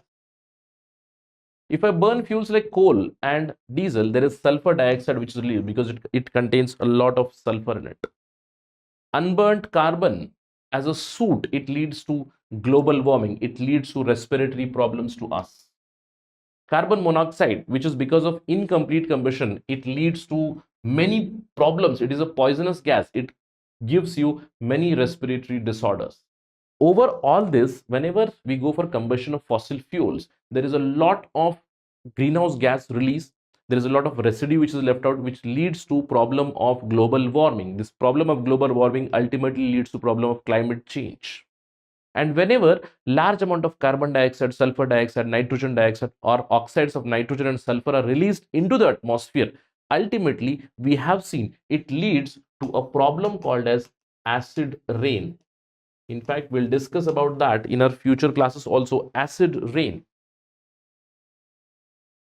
If there is spontaneous combustion, forest fires are a possibility which leads to large scale destruction of forests. So combustion has its own disadvantages. Combustion reaction, especially undesirable products out of combustion, have to be eliminated or have to be reduced to minimum so that it does not have many adverse consequences on environment, on humans, on entire ecosystem itself. So combustion, on one hand, it is very useful for us for heat and light, but on the other hand, it also has many undesirable consequences. The chapter talks about conservation of plants and animals. Now, conservation of plants and animals. Where do we find plants and animals? We find them in forests. So this discussion is actually connected to the habitat or the home of plants and animals, that is forest. But first thing first, there's a term, conservation. Conservation of what? Plants and animals. Many people ask this question, sir, what is the basic difference between this conservation term and there is another term called as preservation, right? Some basic understanding is needed. If you look at the root word here is conserve, the root word here is preserve. That's the basic nuance or basic difference between these two. Conserve means what? I already have something. Say for example, I already have 100 rupees and I want to conserve 50 rupees out of it so that I can use it in future. The same thing applies here. Conservation of forest means I want to conserve the forest that I already have so that the next generation or the future generation would be able to take benefits out of it. Preservation comes when? Preserve. When do I preserve it? When there is already a shortage. I preserve something so that I do not use it extensively. So conservation means I sustainably use my resources. Whenever I talk about conservation of forest, meaning I use my forest sustainably by conserving some chunk of forest so that the future generation can also enjoy the benefits of that. Preservation means I basically avoid the use or basically avoid human activities in the forest. I preserve it. Say, for example, there is already an endangered species or endangered plant species or animal species, and I do not want any human to interfere there, because humans are very dangerous creatures. Whenever they intervene somewhere, say for instance in forest, I told you when we were discussing about forest fires, humans go there by mistake. If they use a matchstick by mistake, if they light cigarette and then just throw it in the forest, forest fire can occur, and the species which was already endangered, which was low in number, that might get extinct. So I preserve that by not using or by avoiding human activities. That's the basic difference between conservation and preservation. Here we are going to talk about conservation, meaning how to sustainably use the resources that come from plants and animals. Now, why are we talking about this? First of all, why we need to talk about conservation? Because we are actually destroying or we are using these resources at a very, very fast rate. Why? Because world over, we are looking at the problem of deforestation. There is already a huge chunk of forest that we have, but we are utilizing them, or we are cutting those forests at a very, very fast rate. So deforestation is occurring, and because of deforestation, many adverse consequences are also happening. What is the meaning of this deforestation? In the name itself, deforestation means wherever there is forest, I am cutting down these forests, and whenever I cut down the forests, I am cutting down the home of plants and animals. But the question is, sir, why are we cutting down these forests? What is the use of that? Deforestation means breaking or cutting of those forests. This picture clearly shows the people are cutting these trees. Why? Because I want to use them for my own purposes, for my own means. It can be anything. I may want to create a chair, I may want to create a table, I may want to construct a house. So deforestation is the process of cutting down or cutting the areas of forest for lumber. That means I want wood. I want to cut the forest and I want to create some other thing. I want to go for some sort of agriculture, some sort of subsistence crops, or I want to cut the forest so that there is grazing, there is grass there, so that my animals can graze there, right? So deforestation can occur for any of the anthropogenic benefits or profits, like procuring land for cultivation, building houses or factories, or making furniture out of wood, or even using wood as a fuel. So for any anthropogenic means, I cut the forest, I use the resources out of it. That's the meaning of deforestation. The question is, sir, if I go for deforestation, then what will happen? Are there any adverse consequences of that? Yes, of course. There are many adverse consequences of deforestation. First of all, common sense tells me forest is the house of plants and animals. So there is a lot of habitat loss. Plants would be lost, animals will lose their home. Where will the animal go? Animal would come in your city. That is why we get so many man-animal conflicts these days. Apart from that, there is increased flooding. Why? Because forests, what do? Forests, the trees, the plants, the grasses, they hold the soil with their roots. And if there are no forests, then the water can flow very easily and floods are caused. If we cut the forest, there is increased drought also. It's a double whammy for humans. On one side there is extensive flooding, on one side there is extensive drought, meaning I basically disrupt the entire water cycle. Now once I cut the forest, I also cut down so many renewable resources as well.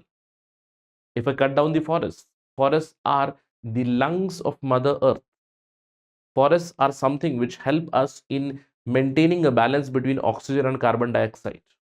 But if forests are cut, the amount of carbon dioxide or the greenhouse gases, they will increase, which will lead to global warming, which will further lead to problems of climate change. We will be entering into a vicious cycle of destruction, global warming, climate change, and problems exaggerating because of that.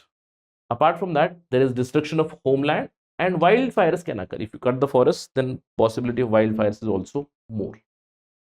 But many a times, such simple topics can lead to some complicated options in your MCQ. For instance, if I create a question, consider the following statements about deforestation. Statement 1 says that deforestation leads to loss of habitat. Yes. Statement 2 says deforestation leads to depletion of ozone layer. Is the statement correct? See, not directly. Please try to understand. Deforestation does not directly contribute towards ozone depletion, but indirectly, yes. That is why I told you wear your thinking cap and think about the effects of deforestation. That's how you have to prepare for the examination also. Because NCERT is the base of your preparation. You have to go beyond NCERT, a step beyond NCERT. After that foundation is strong, ask certain questions that you read in your syllabus. Is ozone layer depleted because of deforestation? Not directly, but indirectly, yes, it does contribute to certain extent. There is no direct correlation here because ozone depletion is mainly because of the refrigerant, that is the chlorofluorocarbons that we use, right? Apart from that, another question, are tribals affected? Of course, the tribals are affected because I wouldn't say it's a habitat for tribals, but it's a homeland for them, right? See, plants and animals, it's a habitat for them, but tribals also rely on forest for their livelihood. Some tribes, yes, for some tribes it is their habitat, but for some other tribes, forest is a means of their livelihood. They rely on the major and the minor forest produce. If the forests are gone, then the tribals would also be affected. Yes, tribals would be affected. The next question, does deforestation have any sort of impact on my mission Ayush? You know, we are promoting Ayurveda, yoga, Unani Siddha, homeopathy, all these things. So if deforestation continues, does it impact these Ayush ministries or Ayush missions, Ayush programs somehow? Of course, yes, because forests are a repository of these Ayurvedic proprietary medicines. And if forests are gone, then where would I get these chemicals or these medicinal extracts from? So it is going to impact somehow on Ayush as well, right? So try to think on these lines. It's a very simple concept: deforestation, cutting of forests for our use. There are a lot of ill effects of deforestation, but try to connect it through your preparation also, right? The next step, I understood, sir, I have to conserve forest. The moral of the story here is, what do I have to do? I have to go for conservation of forest. I have to go for conservation of wildlife so that I protect the plants and animals. How do I do it? Because I already have greenery on Mother Earth. That is why we call it biosphere. Why Earth is biosphere? Because it has living organisms. There is biodiversity. There are plants, there are animals and other living organisms. That is why it is biosphere, and we need to protect it. The government is already working towards protecting or conserving these forest areas, and for that we create protected areas. Yes, you must have heard of these protected areas.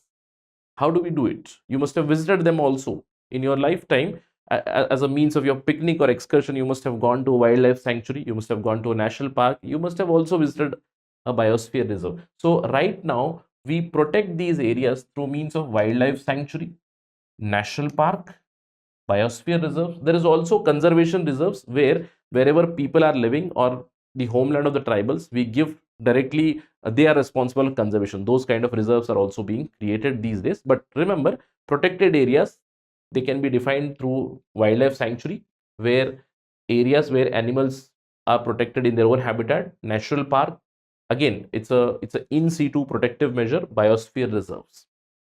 We need to understand the differences between them. In fact, through this NCERT, we'll talk about one of the biosphere reserves also. We are going to talk about the Pachmari Biosphere Reserve, because in this chapter, there are certain examples from this. But first things first, what is a wildlife sanctuary? What is a national park? And what is a biosphere reserve? See, wildlife sanctuary, it is a means of conservation. Again, wildlife, both plants and animals are conserved. Some species are conserved in their own habitat. Remember, it's an in situ method. That means in situ conservation takes place through some sort of manipulative management. For example, There are bird sanctuaries. Now near Mysore, there is Ranganathiru Bird Sanctuary, where I go for some sort of manipulative management so that the bird life or the number of birds increase there, right? So in situ conservation method at the habitat itself by using some manipulative management practices.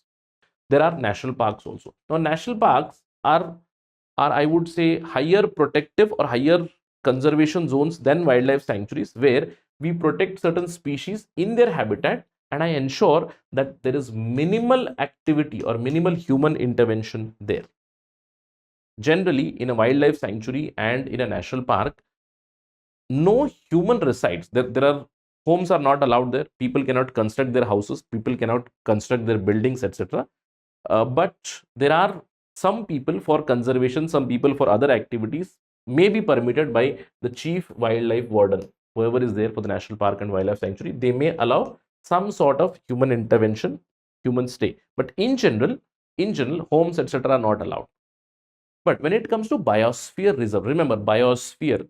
First of all, biosphere reserve is bigger, right? Is bigger. Now here I want to conserve. Remember, biosphere means I want to create a sphere or I want to create an area or a reserve where living organisms thrive, living beings thrive, be it plants, be it animals, be it humans also. So what I want to do is I want to create a better relationship between human and their environment. That is why I create the biosphere reserves, and it is under UNESCO's Man and Biosphere program that we create biosphere reserves. All right. Now, in all the three, we do find core areas, buffer areas, restoration zones, cultural zones, but you need to understand the basic differences. Again, please remember the central government, state government, both of them can declare wildlife sanctuaries, national park. We do know that. Again, biosphere reserve comes under UNESCO's list. Now, biosphere reserves, a picture is something like this, where you see there is a core area where I have a forest or a wildlife, but I also create buffer and transition zone where there is tourism activity. There are also human settlements, especially in the transition zones. There is continuous monitoring, education, research which goes on in a biosphere reserve. And please remember that in a biosphere reserve, there can be national park, then can be wildlife sanctuaries. In fact, the NCERT has also selected a very good example, Pachmari Biosphere Reserve. Now, when you talk about Pachmari Biosphere Reserve, which you find in Madhya Pradesh, you will see the Pachmari Biosphere Reserve, what all it contains. The Pachmari Biosphere Reserve contains the Pachmari Sanctuary. There is Satpura National Park in it. There is Bori Sanctuary in it. There is Tawa Reservoir in it. So I hope now you understand what is the meaning of a biosphere reserve. A biosphere reserve is a bigger entity where I want to create a sustainable relationship between man and the forests. That's the basic idea. So a biosphere reserve can contain multiple national parks. It can contain multiple wildlife sanctuaries. It can contain reservoirs, rivers, etc. Everything. So it's a bigger area for conservation, bigger area for building a better relationship between humans and the environment.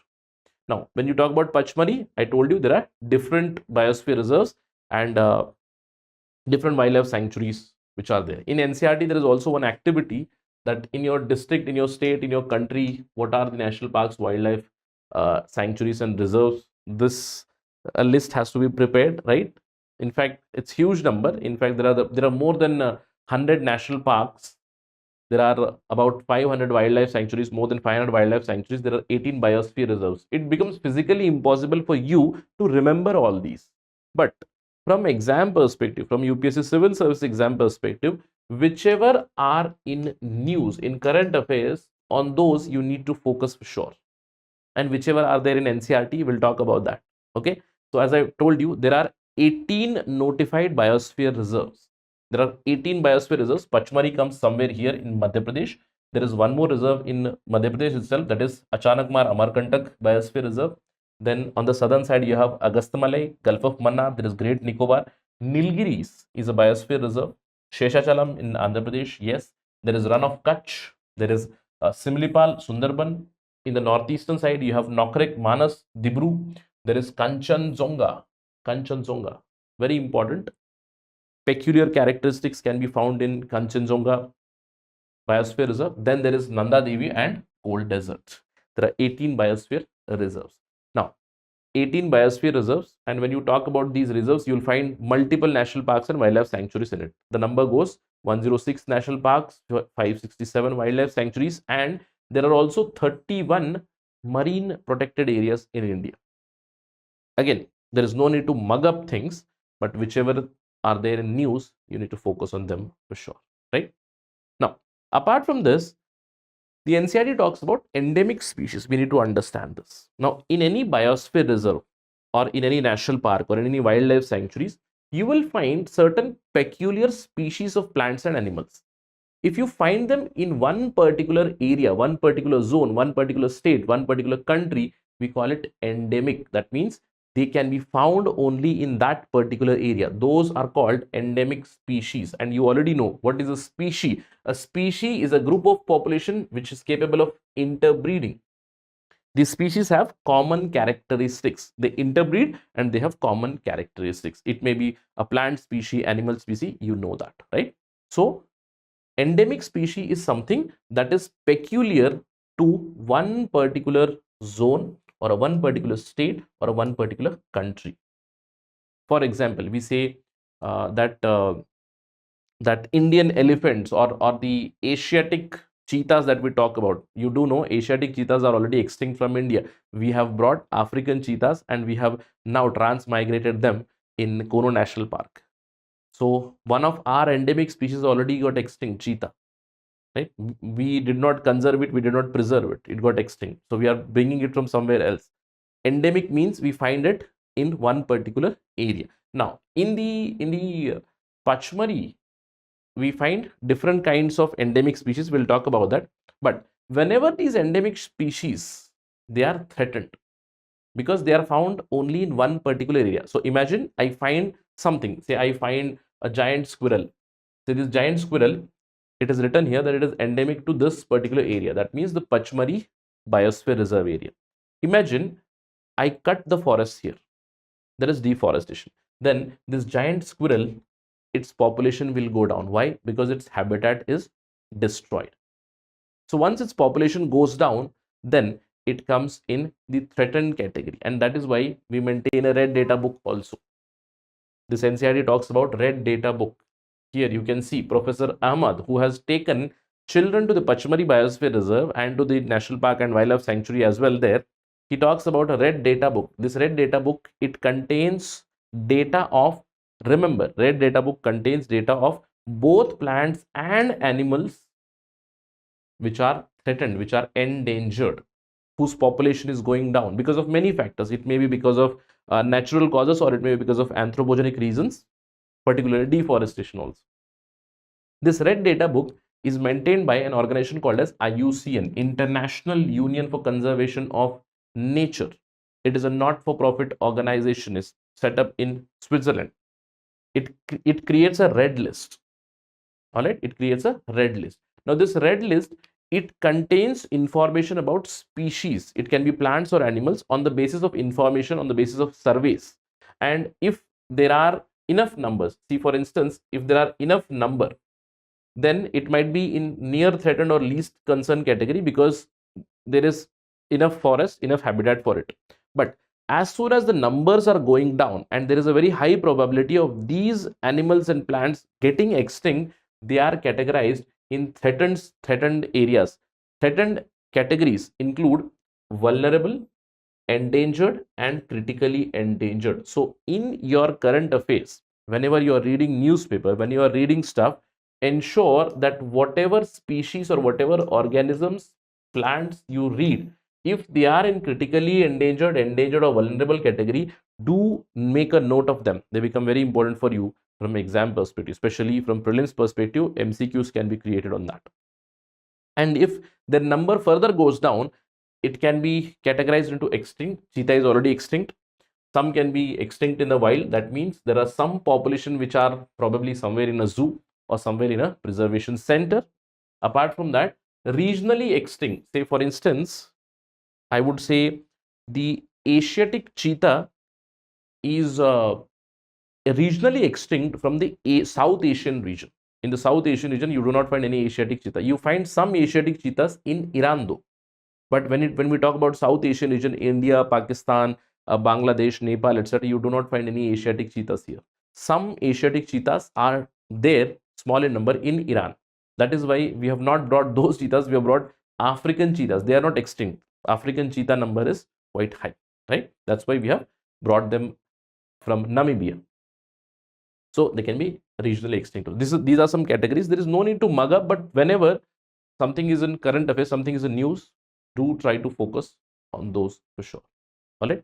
Now there is a very interesting snippet. You can see here, Professor Ahmad says, India also maintains a red data book of plants and animals. A very important thing. Again, from MCQ perspective, you need to note this for your information. The red data book of India, it contains data of animals and plants which are threatened in India. And it is maintained, or it is prepared by the Zoological Survey of India and the Botanical Survey of India in collaboration with or under the aegis of Ministry of Environment, Forest and Climate Change.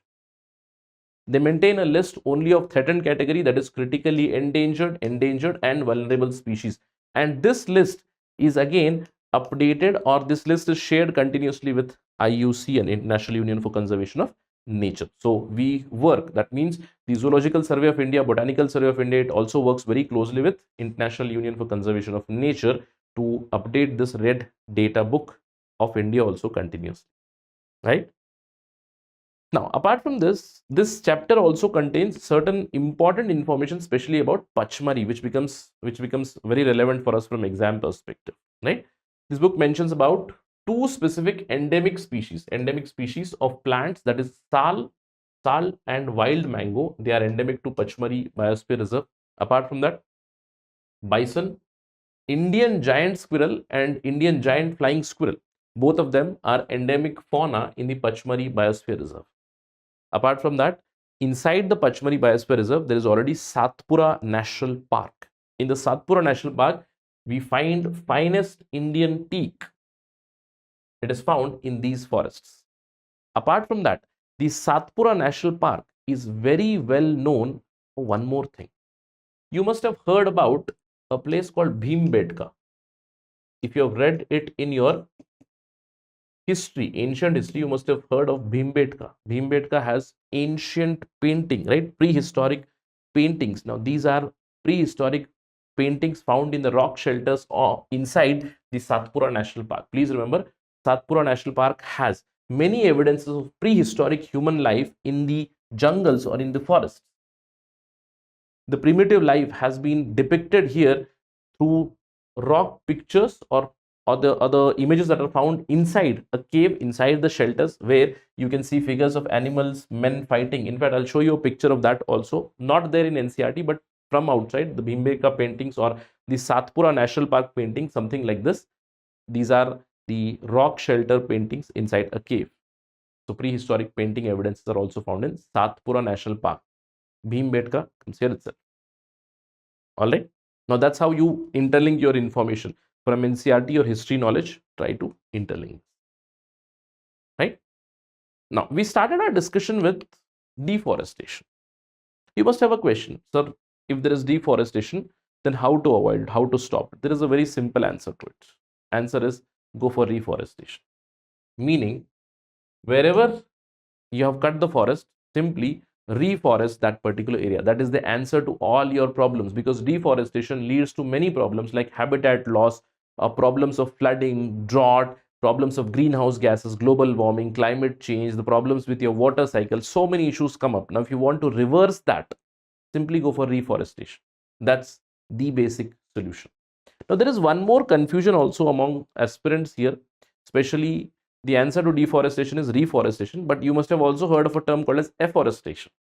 Yes, I would say the answer to deforestation is both reforestation and afforestation, because the more the quantity of forest on Mother Earth in the biosphere, we will find more and more services, ecosystem services out of this.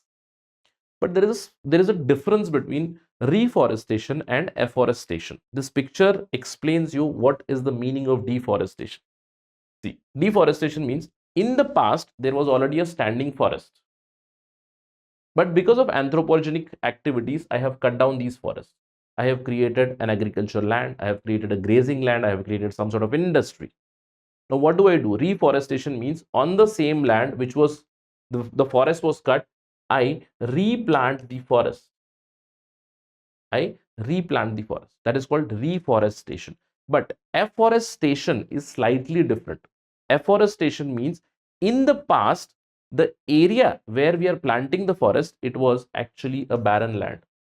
That's the basic difference. It was barren land in the past, and slowly and steadily, I have created a standing forest here. That's the basic difference. Meaning, reforestation means there was already a forest before, which was destroyed, which was degraded. Now, I am replanting the plants, I'm replanting the trees here, and the forest is restored. Whereas afforestation means a plain land, an area where there was no forest, I create a new forest there. That's the basic difference between these two terms, right? That's why I said, what is the answer to deforestation? Of course, reforestation is there, but many a times in our preparation, we do hear about the term afforestation also, reforestation and afforestation. A simple question can be created. Consider the following statements. Question 1, definition of reforestation. Question 2, definition of afforestation. Option 1, 1 only, 2 only, both 1 and 2, neither 1 nor 2. Simple question, right? If I simply exchange the definition, might lead to some confusion among the aspirants. So be prepared for this. Reforestation, afforestation, no confusion. All right. What is a cell?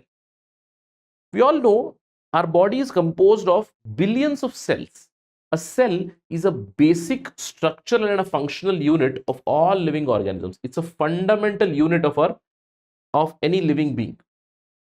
Now, just like we build any building, see, right now I am in a studio which was constructed using bricks, cement, water, etc. You know.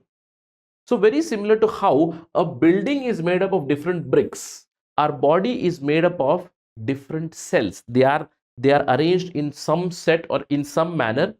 The cells, when they are organized in certain way, they become your tissues. Tissues are organized in certain way, they become your organs, and your body is composed of this organ system. For the first time, the cell was basically saw, or it was observed by Anton von Leeuwenhoek.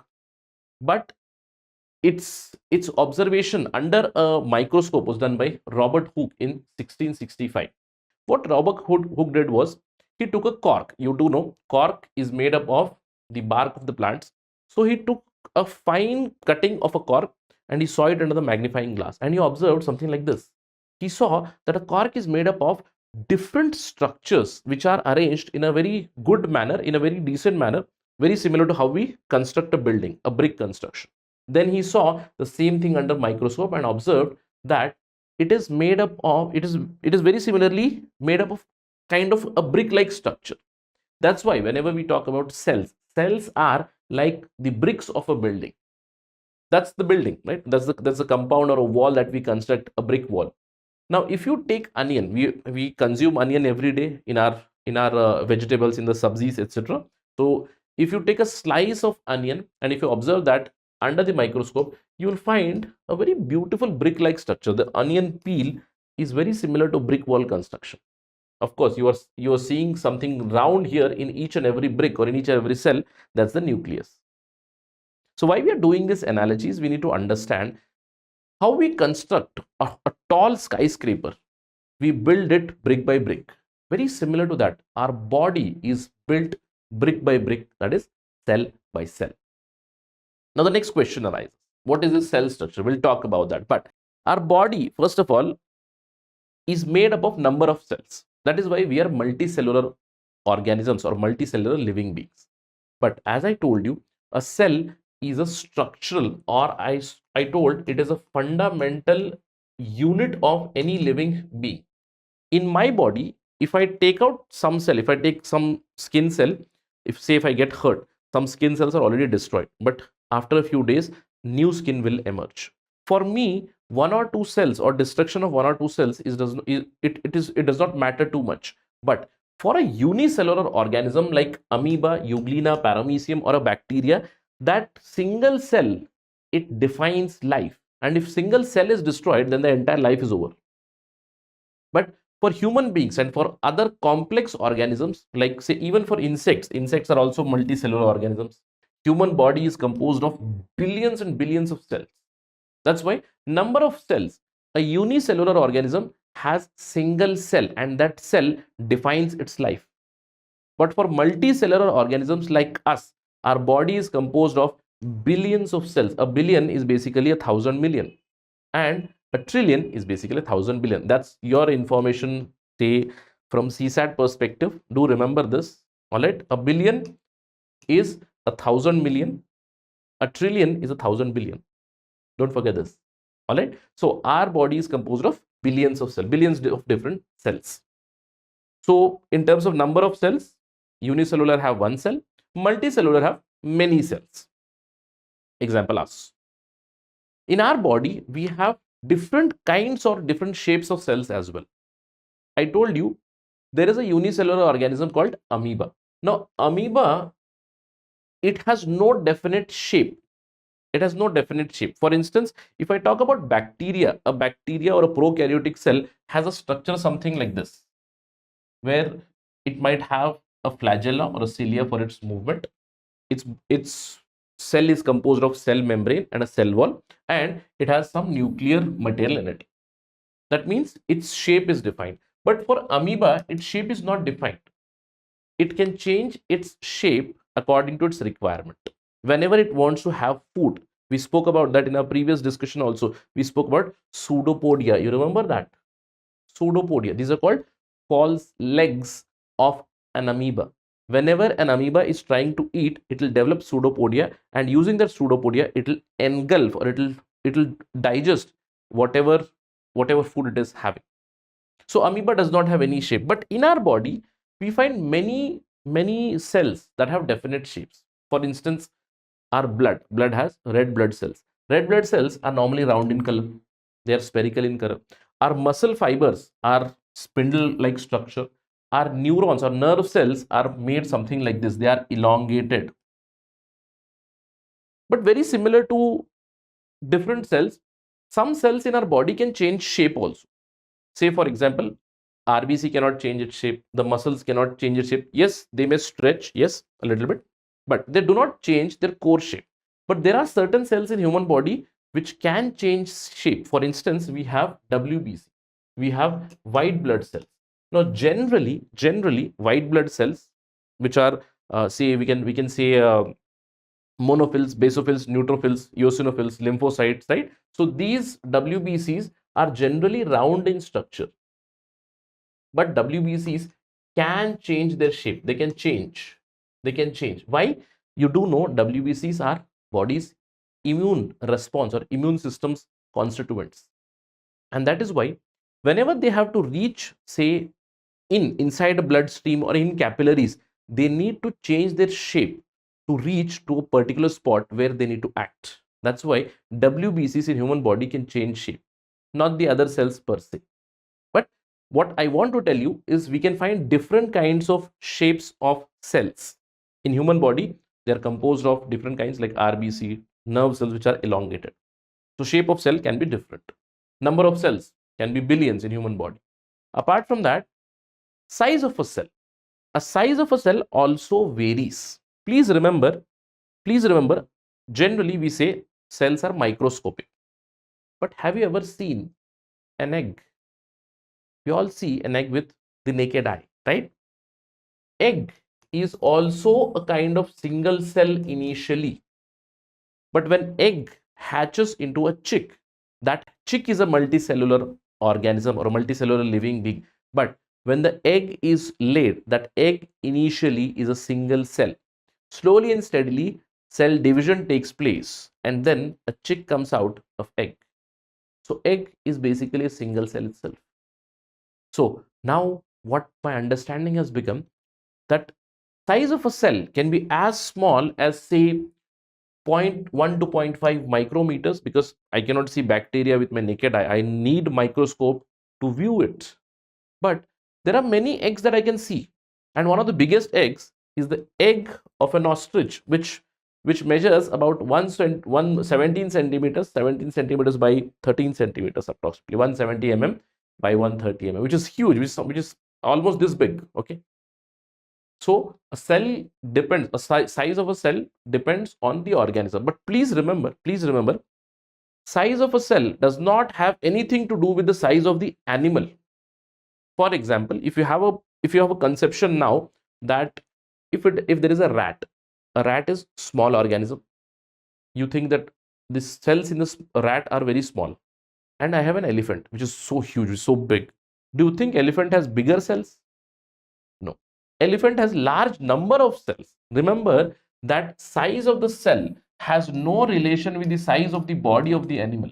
So that way, an elephant cells and a rat cells may be of similar size. It depends on the function of the cell. Please remember that, because if we talk about elephant also and rat also, say both are animals. One is huge in size, one is very small in size. If we talk about their nerve cells, they are elongated, they are almost of same size. That means in elephant, the number of cells are high. It's not the size of the cell which is big. It's very important pointer, because in MCQ, many aspirants might get stuck here, that they think that bigger animals can have bigger cells. No, there's no need like that. There is no relation between the size of the cell and size of the animal. Please note this down. Right? Now, we spoke about the number of cells, we spoke about the shape of the cell, size of the cell. Now, what is the structure of the cell? Whenever we talk about cell, we can divide a cell into two categories. One is a prokaryotic cell, one is a eukaryotic cell. A prokaryotic cell is one. Whenever I mention prokaryotic, whenever anybody mentions a prokaryotic cell, I want all the UPSC aspirants to remember something called as bacteria.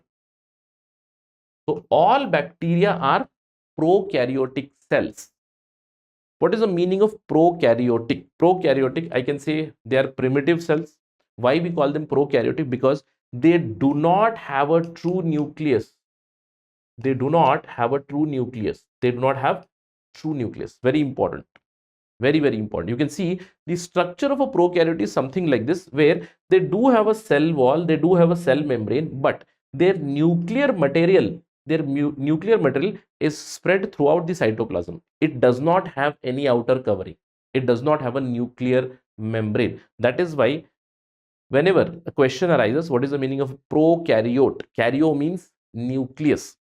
Prokaryotic organisms are those which do not have a well-developed nucleus, which do not have a nuclear membrane. The nuclear material or the chromosomes are spread throughout the cell in the cytoplasm. That is the meaning of prokaryotic cell.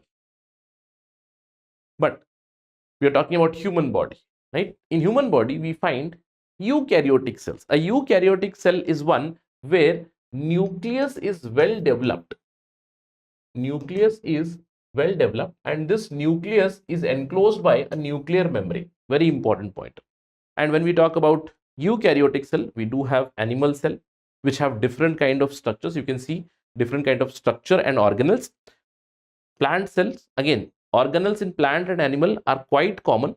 Every cell, every eukaryotic cell, it has a nucleus which contains the nuclear information, but it is enclosed by a nuclear envelope. You can see this. Apart from that, there are many other organelles, like we have ribosomes, lysosomes, mitochondria, cytoplasm, right?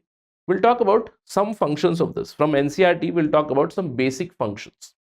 Now, as I told you, whenever we talk about cell, every cell will have a cell membrane. A cell membrane is the outer coating. It is the outer coating or outer layer of a cell.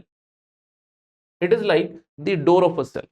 A cell membrane is composed of different kind of proteinaceous members, proteins and lipids, and it is semi-permeable.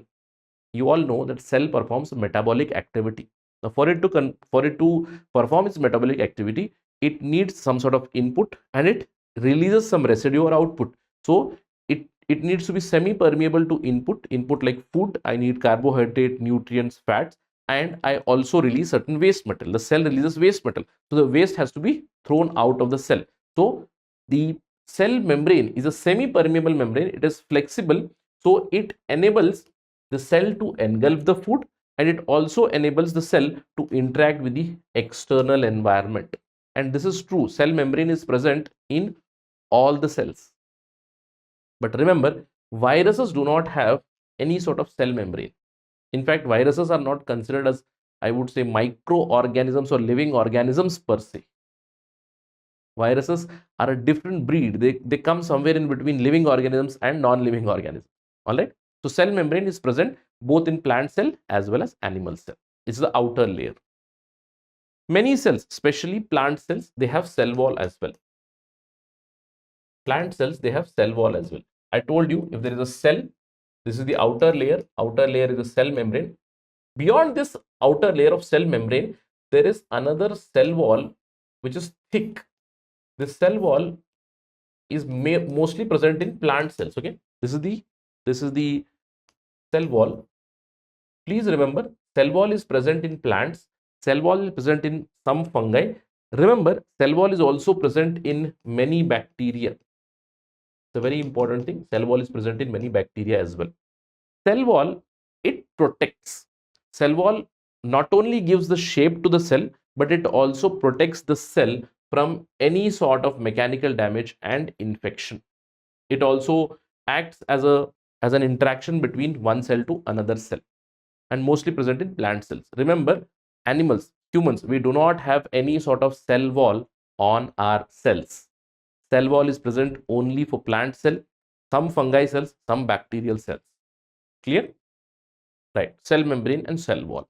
Apart from that, every cell has cytoplasm. Now, this cytoplasm is a jelly-like structure. If this is a cell, there is a jelly-like structure inside the cell, which is made up of, or which is composed of, water, salts, and various other organic molecules. What is the job of this cytoplasm? This cytoplasm hosts or allows other cell organelles to perform their specific functions. As I've showed you the cell structure here, in an animal cell, you have so many cell organelles. You have mitochondria, you have nucleus, you have smooth endoplasmic reticulum, you have Golgi complex, you have centrioles, you have many other things. And all these things are hosted in a jelly-like substance called as cytoplasm, right? Cytoplasm is written here. So cytoplasm, it hosts the other organelles. Apart from this, every cell has a nucleus. Now this is the most important part of any cell. I told you, every cell has a cell membrane. Animal cell does not have a cell wall. Cells have a nucleus. A nucleus in eukaryotic cells, they have a nuclear membrane. Inside, they have a nuclear membrane. Now this nuclear membrane, it separates nucleus from other parts. It separates nucleus from cytoplasm as well.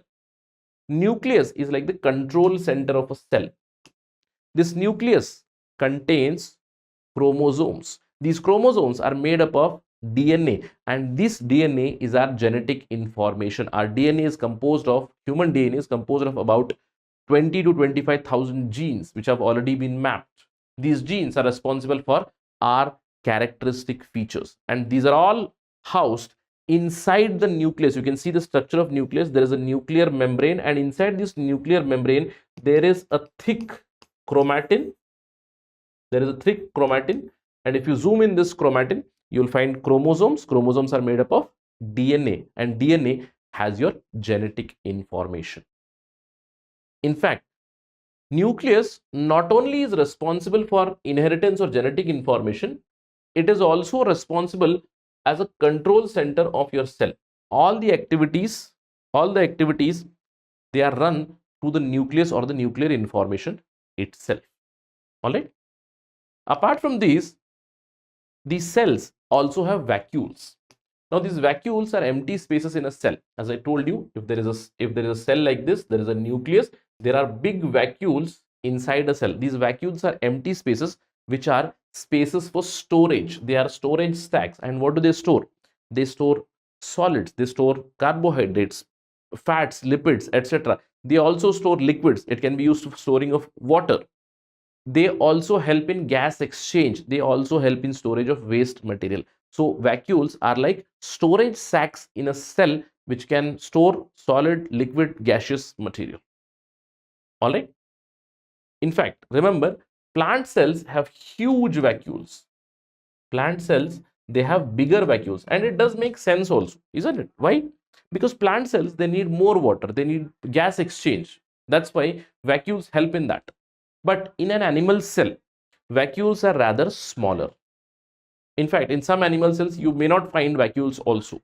But remember, plant cells have bigger vacuoles, animal cells have smaller vacuoles, storage areas. Apart from this, there are plastids which are present specifically in plant cell. Specifically in plant cell. Now, these plastids are basically certain pigments which help in specific function. Have you observed any plant? Why is the color of the leaves green? Because in these leaves there is a plastid called as chloroplast. We have a plastid called as chloroplast, and this chloroplast contains chlorophyll, and this chlorophyll helps in photosynthesis. And please remember, in plants it's not just chloroplast. There are many other plastids like leucoplasts, amyloplasts, etc., which have specific functions. In fact, it is said that for plants, plastid performs a job of mitochondria because they produce energy. Photosynthesis takes place there, right?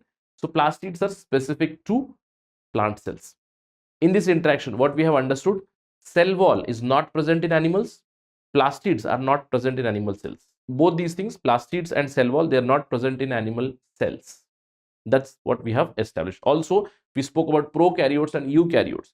In prokaryotes, nuclear membrane is missing, not the cell membrane. Nuclear membrane is missing. There is no nuclear membrane. There is no true nucleus form. The nuclear material is spread throughout the cytoplasm. But in an animal cell, the nuclear material is restricted within the nuclear membrane. Now, apart from this, there are many other organelles which we'll talk in our subsequent interaction when we reach into class 9 or class 10. But right now, just so that a base is built, so that you remember, as I told you, nucleus, it controls all the activities of the cell. There are other organelles like endoplasmic reticulum. Endoplasmic reticulum helps in folding of proteins. In fact, it helps in communication between the nucleus and other organelles. There is also another organelle called as Golgi body or Golgi complex. Now, this helps in packing and transporting proteins.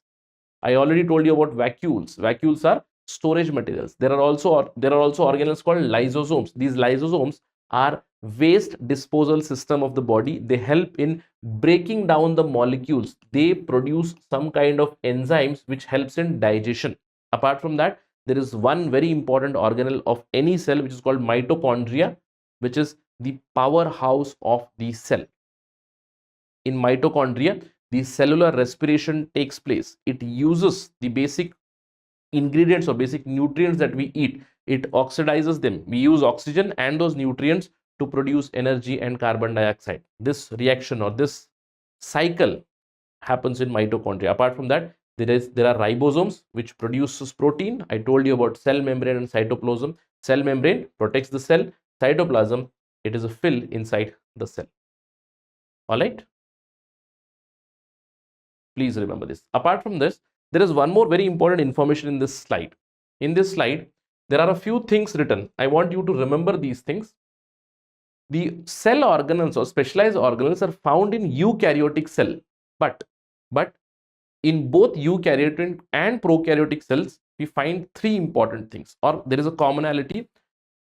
Ribosomes, cell membrane, and cytoplasm, all three are found in both eukaryotic and prokaryotic cells. Very important, because this is a point where many aspirants might get stuck. It's a pitfall for them because they think, I already know organelles, specialized organelles are missing from prokaryotic cell. Yes, but remember, prokaryotic cells have their own specialized ribosomes. We'll talk about these ribosomes, specialized ribosomes, also in our subsequent discussions. So let's end the discussion by a comparison. Now, this is a comparison here. You can see a plant cell has big vacuole. There is a very big vacuole here. But in an animal cell, you have a smaller vacuole here. Both have cytoplasm. Yes. I also told you that in a plant cell, there is a cell wall, and in animal cell wall is missing. Apart from that, these plant cells, they have chloroplast. That means they have plastids. But animal cells do not have plastids. These are the basic differences. In fact, there is a small activity for all of you to test here, plant cell and animal cells, right? Nucleus is present in both. Nuclear membrane is present in both because both are eukaryotic cells. Cytoplasm is present in both. If you talk about plastids, in plant cell, plastids are present, but in animal cell, this is absent. Very important. Apart from that, vacuole. Vacuole is present here, but vacuole is large in plant cell. Vacuole is present in animal cells, but these are small in size. That's the basic understanding from the chapter cell, its structure and its functions. This is the basic knowledge. In fact, we'll be building on this knowledge again going forward in class 9, class 10 and in our subsequent discussions as well. Reproduction in animals. First things first, what is the meaning of reproduction? Reproduction is a biological process wherein new individuals, which are called offsprings, they are produced from parent or parents. Please remember, I'm writing here parent or parents. Parent, it's about asexual reproduction. Parents, sexual reproduction. In fact, reproduction is a fundamental feature of all the known life. Because of reproduction, the population increases, the population continues. And if we have to maintain a biosphere, Mother Earth serves as biosphere. For that, we need reproduction, right? Male and female, then create offspring. That is the meaning of reproduction. Now the next question. So what are the types of this? What are the types of reproduction? We have two kinds. One is asexual reproduction. A little bit of this idea we have already gotten when we spoke about microorganisms. Sexual reproduction. The prime objective of today's discussion is to understand this more clearly. Although we'll talk about asexual as well at the end of the discussion. So there are two kinds, sexual reproduction, asexual reproduction. What is the difference between these two? I want to understand the difference in a very plain and simple language. The difference between these two is the gametes. So what are these gametes? Gametes are sex cells. So in asexual reproduction, there are no gametes. That means in asexual, no involvement of gametes. But whenever I define sexual reproduction, please remember sexual reproduction, it must have involvement of gametes from two counterparts, the male and the female. So sexual reproduction is the fusion of these gametes, and gametes are produced by the reproductive parts or reproductive organs. From male, sperms are produced. From females, ovum or ova is produced. And these two, they meet, these two gametes, they fuse to form a zygote. And this zygote ultimately develops into an offspring or an individual. Now, this is called sexual reproduction. Please remember, the prime difference is this. If there are no gametes involved, it becomes asexual reproduction. So, let's talk about sexual reproduction in more detailed way. Now, for sexual reproduction, as I told you, we need two people or two set of chromosomes are required. One comes from the male side, one comes from the female side. Now in humans, the gametes are produced by male reproductive parts or male reproductive organs. Now the male reproductive organs, they comprise basically of three things. That is a pair of testicles. Then from these testicles, sperms have to travel to the sperm duct and ultimately they would be released through the penis. These are the basic parts.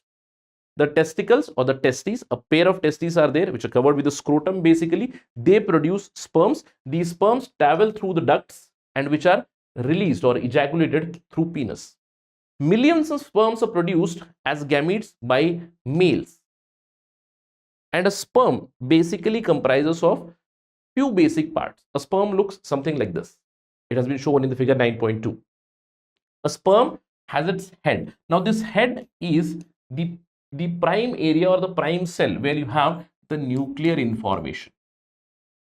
Where the nuclear information is there. Now this nuclear information has to reach to the ovum. And please remember, if we talk about a sperm, although there are millions of sperms which are released in a single ejaculation, but sperm is a single cell which has some nuclear information. But please remember, it is always a haploid cell. It is always a haploid cell. Haploid cell means where there is half set of chromosomes present in it. We all know if an individual, an offspring is to be produced, there are two sets of chromosomes which are needed. Half chromosomes come from the male part, that is the father.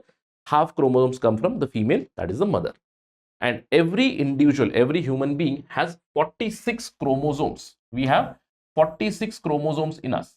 And out of these 46 chromosomes, 23 come from the male part and 23 come from the female part.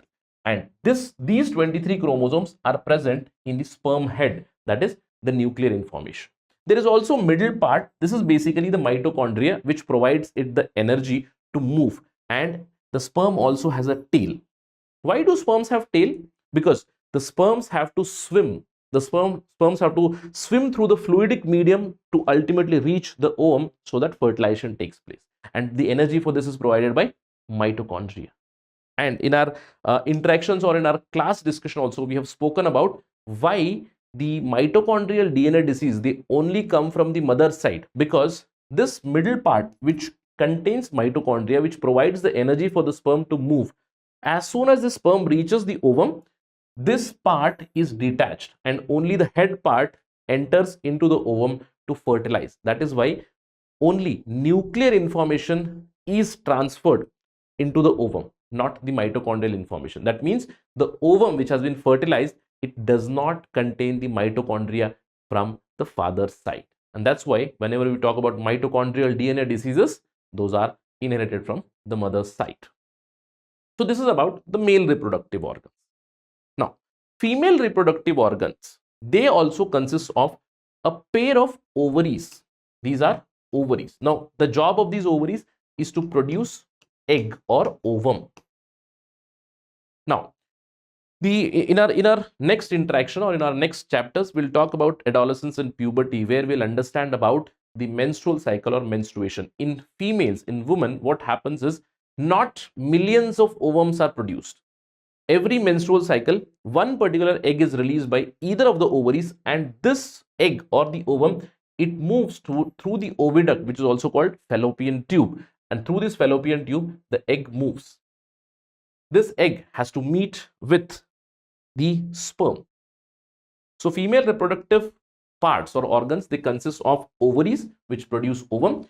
Ovum will move through the oviduct, and this oviduct has to be fertilized so that fertilized egg attaches to the uterus, which is basically the home for the baby for 9 months.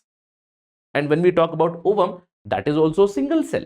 That is also single cell. Now, ovum looks something like this, which has nuclear information. But please remember, this nucleus also contains information, which is half. That means there are only 23 chromosomes, not 23 pairs, only 23 chromosomes. That is why 23 chromosomes come from the sperm, 23 from the ovum, they both meet.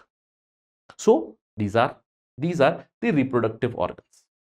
Now, what exactly happens in the human reproductive system? This is a more advanced picture, and in fact we will talk about these in our subsequent lectures in class 9 and class 10 in a more detailed way, because the process here is that sperms have to be transferred from the male reproductive part into the female reproductive parts, and sperms have to travel. As you can see in this picture, the males, they provide the sperm, 23 chromosomes from here. The females, there is egg, 23 chromosomes here. Millions of sperms are produced, and one of these sperms, it is able to fertilize this ovum. That means the nucleus fuses, and when this nucleus fuses, this particular zygote has 46 chromosomes, and after 9 months of gestation, a baby is born. That's the process. All right, so let's talk about this a little more. As I told you, the first step in the reproductive process in human beings is the process of production of gametes. Now, as soon as gametes are produced, then the gametes have to fuse. For that, when the reproductive age or the sexual age is reached and the sexual activity occurs, that means sperms reaches to the female reproductive organ, then the sperm, it fuses with the egg. Once it fuses with the egg, this process is called fertilization. We say the ovum is fertilized. Now, during fertilization, the nuclei of the sperm and the nuclei of the egg, they both fuse, leading to complete set of chromosomes, 46 chromosomes. Now this is called as zygote, and over a period this zygote slowly and steadily transforms into embryo. Now the question is, in animals, this was the example of humans, but what kind of fertilization process occurs? Now this is an example of internal fertilization. Internal fertilization means the sperm fertilizing the ovum inside the female body. This is called as internal fertilization. But in many other animals, and in especially in aquatic animals and many other animals, there is a process of external fertilization as well. We'll talk about this in some time. But in humans also, there is a possibility of external fertilization because of advancement in medical procedures, which has been mentioned here. Have you heard of something called as test tube babies? Of course you must have. What is the meaning of test tube babies? Now in the production of these test tube babies, please remember, the baby is not born in a test tube. Please try to understand this. It's a misconception. What happens is, first of all, we need egg, and to pick up the egg we need to stimulate the ovary. It's a medical procedure.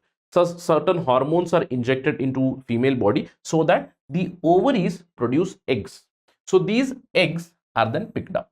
Now when these eggs are extracted, these eggs are mixed with sperm, and all this thing is happening outside the body. And once these two mix, then fertilization takes place. And when this fertilization occurs, after that there is in vitro injection through a cannula of this fertilized egg directly into the uterus so that it attaches to the uterus. This is the process of in vitro fertilization. You must have heard about these in recent times because of the advancement in medical technology. We talk about test tube babies, we talk about in vitro fertilization. So this is the process of external fertilization and then ultimately transferring the embryo into female body. And the same gestation process goes on. This is external fertilization in human beings. But in many animals, like the aquatic animals, external fertilization takes place. Now, fertilization means the gametes have to meet. That means on one side there is egg, on one side there is sperm, and these two have to meet. In external fertilization, what happens? The female, for example, in fish and in frogs, we do see. Now, these are frog eggs. Female frogs, what they do is, in the water, they lay many eggs. They lay many eggs. And after that, after laying of these eggs, the males, it happens in fishes also, it happens in frogs also, in many aquatic animals, the male fish then spreads the sperms over these eggs. And these sperms, they swim through the water itself and then fertilize these eggs. And the young ones, or these eggs are then fertilized. After hatching that, the fishes or the frogs are produced, the offspring is produced. Now it is normally found in aquatic animals such as fishes, starfishes, etc., frogs, all these things. You must have seen a lot of tadpoles also, right? Now the question is, sir, you told me that with respect to humans, what happens is every 28 days or every month approximately, one egg is released, one ovum is released. But when I look at these aquatic animals, what happens is there are so many eggs which are released by female fish or a female frog or a female starfish, and then these are fertilized by males. Why do frogs and fishes, they lay eggs in hundreds? Because there is a lot of loss of these eggs. Since external fertilization is taking place, many of these eggs, they would be exposed to water movement, they would be exposed to wind, they would be exposed to rainfall. Add to it, there are many other organisms which feed on these eggs also. Because for other organisms, for other animals, these eggs of frogs and eggs of fish, they are like food. That is why these aquatic animals, they lay many eggs, whereas in humans, one egg is released every menstrual cycle. That's the basic idea. So what have we established here? We have established that sexual reproduction is a process of fusion of gametes, sperm and ovum coming together. When sperm and ovum come together, it's called fertilization. Fertilization can be internal or external. In human beings, it's internal. In many aquatic animals, it is external. And whenever we talk about external fertilization, there a lot of eggs are produced. Why? Because there is a possibility of loss. Now, the next process is the development of embryo. Now, as soon as the egg and sperm, they meet, then a zygote is formed. A zygote is a single cell which has complete set of chromosomes, that are 46 chromosomes. But slowly and steadily, cell division starts and the zygote transforms into embryo. Now this embryo, it has to attach to the uterus. You can see here what happens is the ovary releases the egg, and when this egg is released, the sperm, if it enters, if the sperm is available, then the sperm fertilizes this, and once it fertilizes, zygote is formed. From zygote, slowly and steadily division will take place, and this has to attach itself to the uterus, to the uterine line, and wherever it is attached to the uterine line, placenta is formed. Then slowly and steadily the cell division takes place, and then ultimately gestation starts. After 9 months, the baby is developed, its organs are developed. That means life starts from two haploid cells, a sperm and an egg, which fuse together to form a zygote, which is a single cell with complete set of chromosomes. From a single cell, slowly and steadily, an offspring or a baby is born after 9 months of gestation period.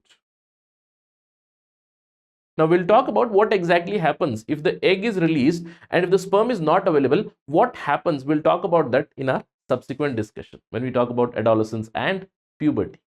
But till here, we have established that the gametes fuse, a zygote is formed, zygote undergoes cell division, then an embryo is formed, an embryo attaches to uterus, it undergoes gestation period, and then a baby is formed. This is the entire reproductive process in animals, in humans and in animals. Now, there are different set of animals: viviparous animals and oviparous animals. Sometimes questions can be set up on this. Viviparous animals, please remember, viviparous animals are those which give birth to young ones, like humans, like say like dogs, like cows, like horses, etc. They give birth to young ones. They are called viviparous animals. And there are a set of animals which give eggs, which lay eggs, and then those eggs hatch. Those are oviparous animals. So remember, oviparity and viviparity is a process. Oviparity is a process of laying eggs. So oviparous animals are ones which lay eggs. Viviparous animals are those which give birth to young ones directly. But there are certain animals or certain species which are somewhere in middle of this, which are called as ovoviviparous animals. Now what happens is, we saw under oviparity, a female lays the egg, male releases a sperm, and then it fertilizes, and slowly and steadily after hatching, the young ones are born.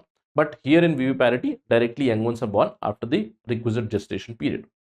But ovoviviparity, it is seen in some animals, some species, where the eggs are laid, but the eggs are inside the mother's body only.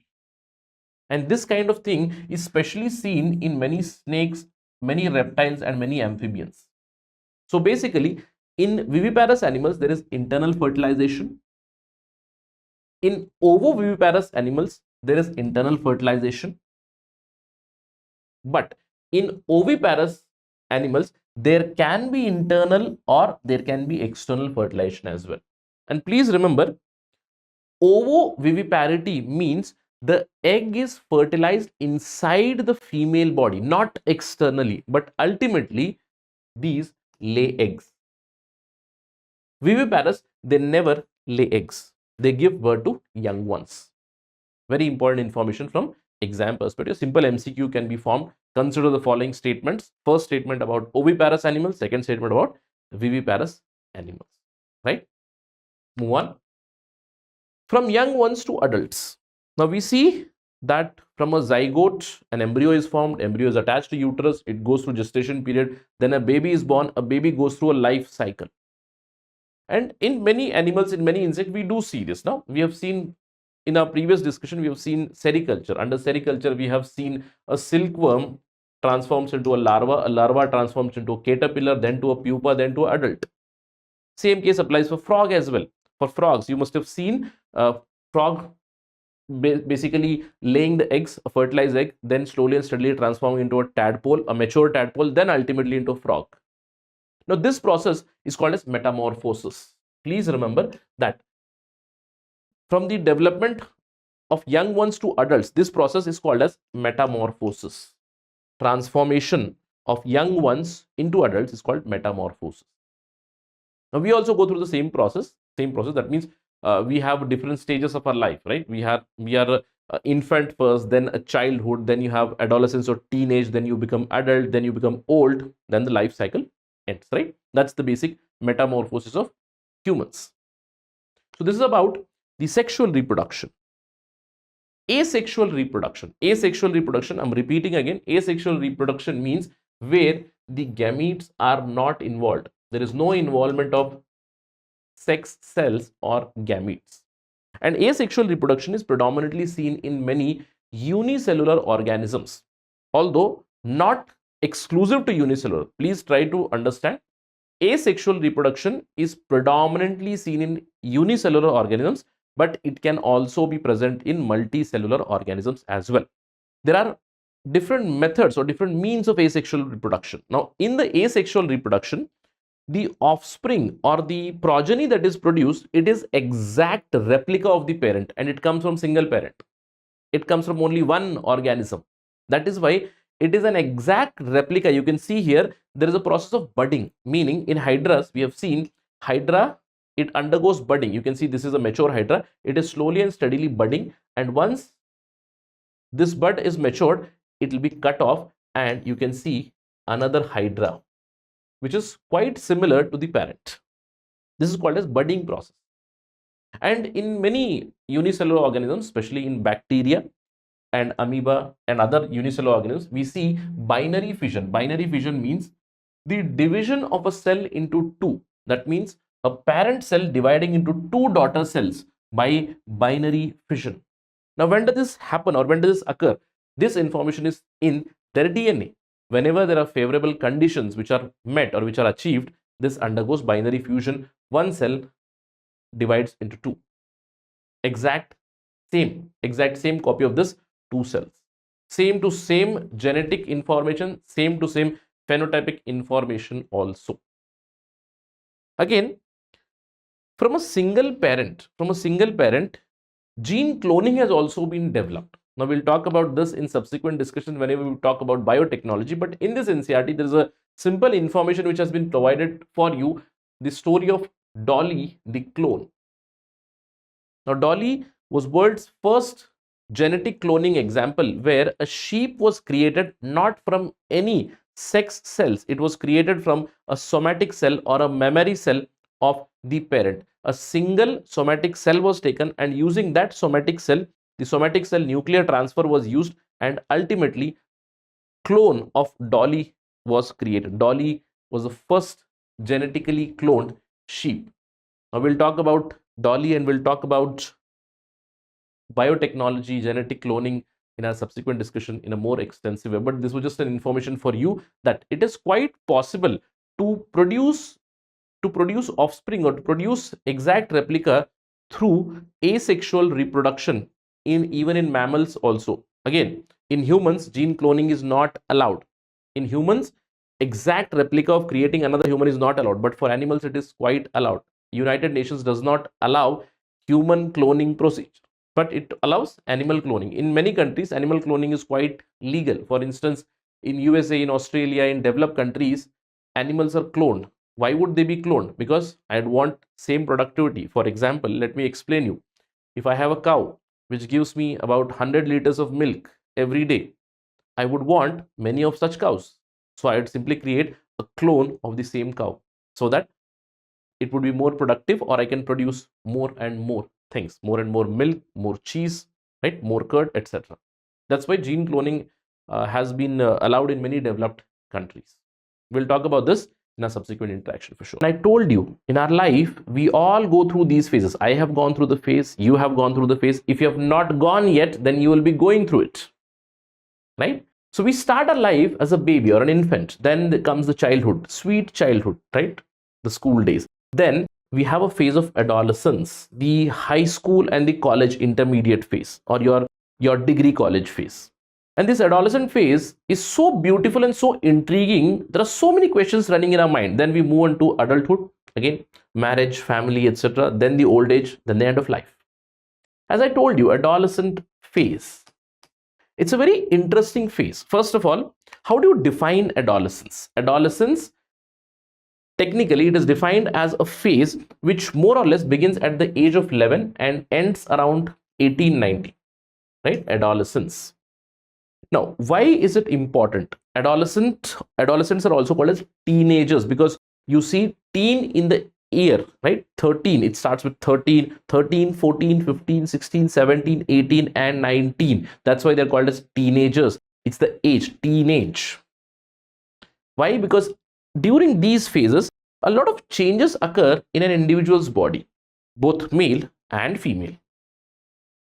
Now, what happens here? What happens during the adolescent phase, or at the onset of adolescence, which is called as puberty, onset of puberty, there are constant changes, especially in the reproductive parts or reproductive system of individuals. And as soon as puberty ends around the age of 18-19, where we say they have now transformed into adults, the age would be 18 plus. So once they are adults, they reach the reproductive maturity age. Now, when puberty hitting puberty means now they are able to reproduce, but they still haven't reached the age of reproductive maturity. That's the understanding. All right. So adolescence and puberty, they are connected. Again, the year might vary. As I told you, it varies. It starts somewhere around 11. If someone is precautious, then it might start even before that. But in general, 11 to 18 is the age of adolescence, and around 11, 12, slowly and steadily, the onset of puberty begins and the features are seen. Now, during this puberty phase, during this teenage, a lot of changes occurs in an individual. Now, what are those changes? A lot of physical changes start appearing. First thing is there is an increase in height. As soon as adolescent hits or adolescence starts, puberty is hit, then there is an increase in height, both in boys and in girls. There is a sudden spurt in height. Now, this might differ from individual to individual. Some might see a slower gradual growth, some might see a sudden growth, because during this time the bones elongate and slowly and steadily muscle mass starts to build. So there is an increase in height. A person's hands and leg, they start to elongate, and around the age of 18 years a person is matured enough and they more or less reach their maximum height.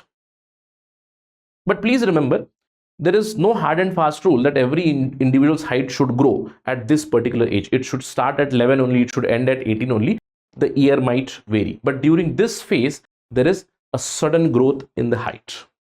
Apart from growth in height, there is a change in the body shape. Now, you must have observed this. If especially the boys in high school, they start to grow, their shoulders start to broaden, their chest start to widen, right? And a muscle mass would build up. That's why you see a very athletic body of these boys during the adolescence phase, as soon as they enter this age. And in girls also, there are a lot of changes. Girls, the height will increase, muscle mass will increase, and there is a characteristic widening around the waist that happens. And in both boys and girls, muscle mass will start to grow during the adolescent phases. So there is increase in height, there is changes in the body shape. Apart from that, there is a voice change which is observed, especially in the boys. It happens both in boys and girls, but in boys, there is a prominent observation of Adam's apple. You can see there is a development of larynx or voice box. And as soon as the onset of puberty is hit, you will see in males or in boys the growth of Adam's apple. And the voice also changes. The voice now starts to become heavy. Boys generally develop a deep voice, whereas girls develop a high-pitched voice. And this particular outgrowth or a spurt here around the neck, it's called as Adam's apple. And please remember, Adam's apple is found only in boys or only in males, because in females and girls, there is no growth which is visible here, although there can be a change in voice for sure. So these are some of the changes that occur during puberty. Apart from this, there is now increased activity of sweat glands and the sebaceous glands, right? We know the sweat and sebaceous gland, they are activated, and because of these reasons, you will see that during the adolescent phase, during the puberty, the skin of boys and girls both, it becomes quite oily, and because of which you will see something called as adolescent acne, right? You see a lot of pimples on the face. These things start to appear. There is why? Because there is intense activity in the skin glands in individuals, in both young boys and young girls. Apart from this, there is development of sex organs. Now, in our previous discussion, we have spoken about reproduction, fertilization, and I told you reproductive organs in male, they are a pair of testicles, then sperm duct and a penis. Slowly and steadily, these organs start to grow, and at the onset of puberty, testes, they start to produce sperm now. Similarly, in girls, in females, the ovaries start to develop, ovaries start to mature, and they start to release the female gamete, that is the ovum. So eggs begin to mature and ovaries start to release these mature eggs. And that is when the concept of menstrual cycle comes. We'll talk about that in some time. So these are certain changes which occur in the adolescents during the adolescent phase. Apart from this, as I told you, the testes and ovaries, they are the male and female reproductive parts. We have discussed about that. Along with this, there is also a change in the physical appearance. In boys, slowly the development of mustache starts. The facial hair starts to grow. There is also hair growth on hand. In fact, in females also it happens, but in females, the mustache and facial hair development is not there. But body hair, slowly and steadily, body hair starts to grow in both boys and girls. But in boys, specifically, the facial hair starts to grow. There is now a visibility of mustache as well as beard. Apart from that, at the onset of puberty, I told you there is growth of hair in some parts of the body. There is growth of hair in the underarms, which is common for boys as well as girls. Please try to understand it. It is very common. It is very natural. Both boys and girls, they slowly and steadily start to grow underarm hair and hair growth around pubic region. So for males, for boys, there is hair growth around chest, facial hair, which is a little characteristic, but hair growth is also seen underarm and in the pubic region. And same for females. In females, there is underarm growth hair and pubic growth hair. But another characteristic feature in females, as soon as they hit puberty, is the development of breasts. Slow and steady development of breasts. All right. So these are some characteristic features that are seen in young boys and young girls going through the phase of adolescence. That's why I told you it is a tumultuous phase. It is a confusing phase, especially both for boys and for girls. For girls, it is more characteristic because the menstrual cycle also starts during this period. Now the question is, why these things happen? So why these things start right now? You said somewhere around the age of 11, 12, it starts. But why only at that time? What happens during this time? So during this time, certain specific hormones are released, and these hormones are controlled by different glands in our body. And these are controlled through endocrine glands. Specifically, one of the endocrine glands, that is pituitary gland, it is responsible for onset or beginning of this puberty, because pituitary gland is going to release certain hormones which in turn help in releasing of hormones by testes and ovaries. And what hormones are produced in boys and girls? Specifically, male hormone testosterone, it begins to be released at the onset of puberty, and in females, the ovaries start to produce a hormone called as estrogen. So in males, we see testosterone, and because of this testosterone, what happens? There is development of brain, there is development of muscles, bone development, yes, bone marrow development. Then there is different kind of skin growth. The hairs would be developing, right? Skin hairs would be developing. Apart from that, sex organs also start to develop, and this begins the development of sperm as well. Slowly and slowly, sperm production. And in females, the ovaries start to release estrogen. Now estrogen has a very similar role: brain development, liver development, bones, skin, etc. The uterus starts to develop, uterus starts to mature, ovaries mature, the breasts start to protrude out, and the beginning of menstrual cycle also takes place. But please remember, there is one particular pointer here. If I want to create a question. So I create a question, consider the following statements. Testosterone is present only in males. Estrogen is present only in females. Both the statements are absolutely wrong, because some amount of testosterone, just remember, some amount of testosterone is also present in females, some amount of estrogen is also present in males.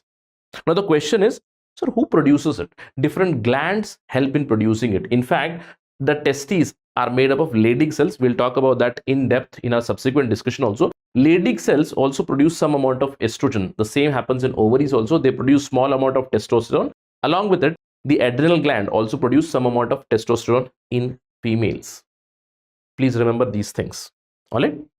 Right. So we spoke about hormones. Now, what kind of hormones? How hormones regulate our body? I told you there is a gland called as pituitary gland, which is called master gland. Pituitary gland is found around the brain, right? Somewhere here. Pituitary gland is found somewhere here, right? So at the onset of puberty, it releases certain hormones. In fact, the pituitary gland is called as master gland. Why? Because the hormones that it releases, it helps in releasing of hormones by other glands as well. That's why it's called as master gland. So what hormones it releases? It releases thyroid stimulating hormone TSH. After that, the thyroid gland, it releases thyroxine stimulating. But for us, the most important are the gonadotrophins, which are follicle stimulating hormone and luteinizing hormone.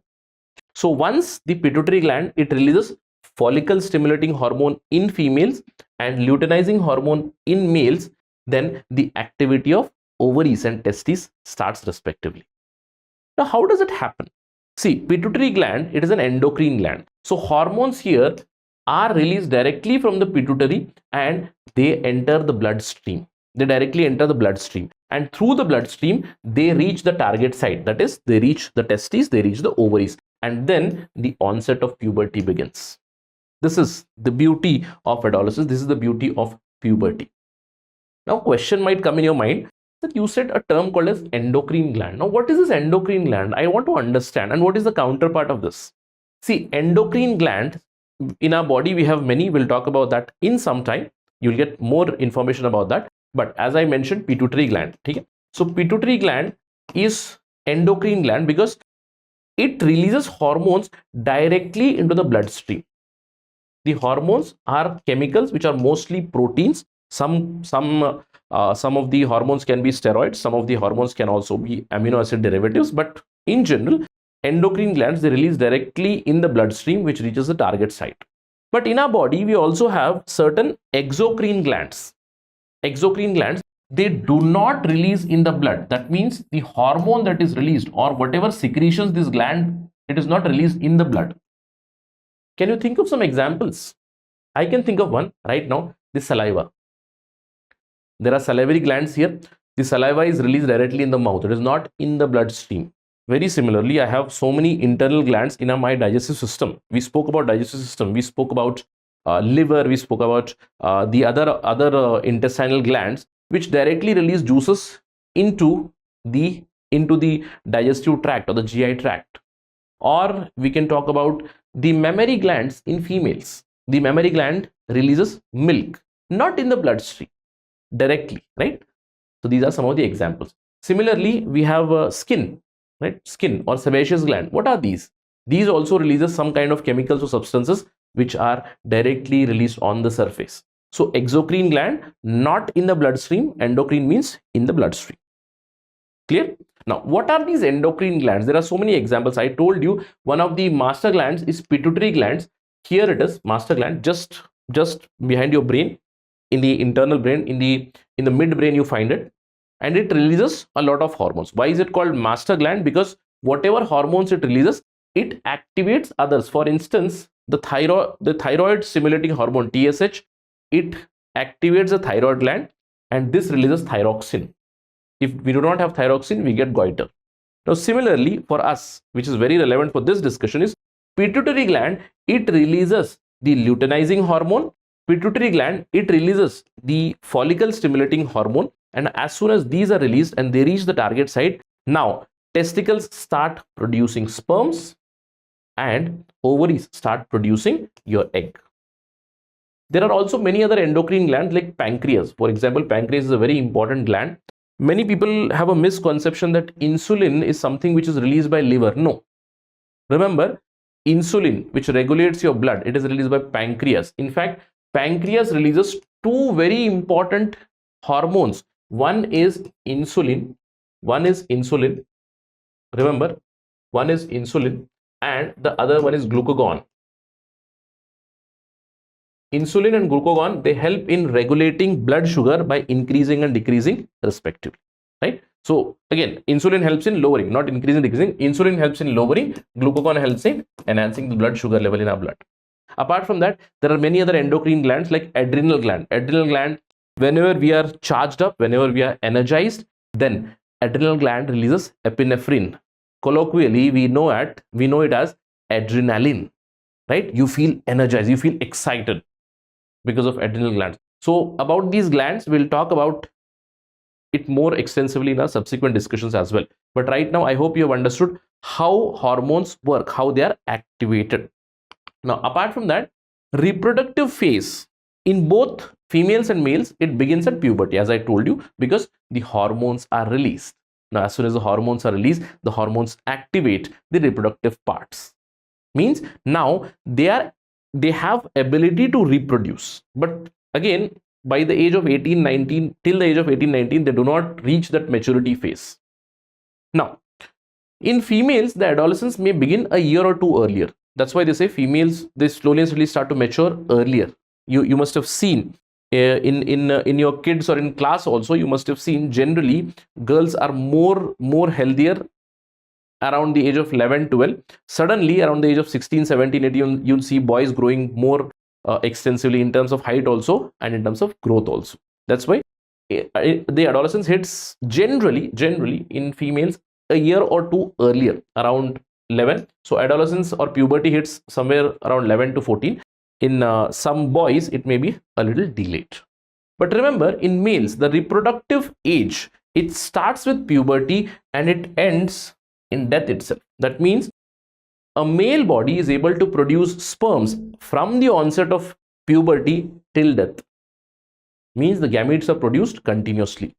But a female body, it has a reproductive age or a reproductive phase. It starts at the onset of puberty and more or less it ends somewhere around 50 years, around 45 to 50 years it ends. So a woman, they go through three phases. The first phase where the puberty hits or the adolescence hits, it's called as menarche.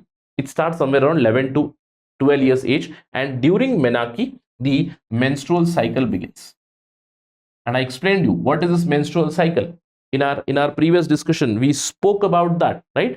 As soon as the egg is released, that egg is anticipating a sperm.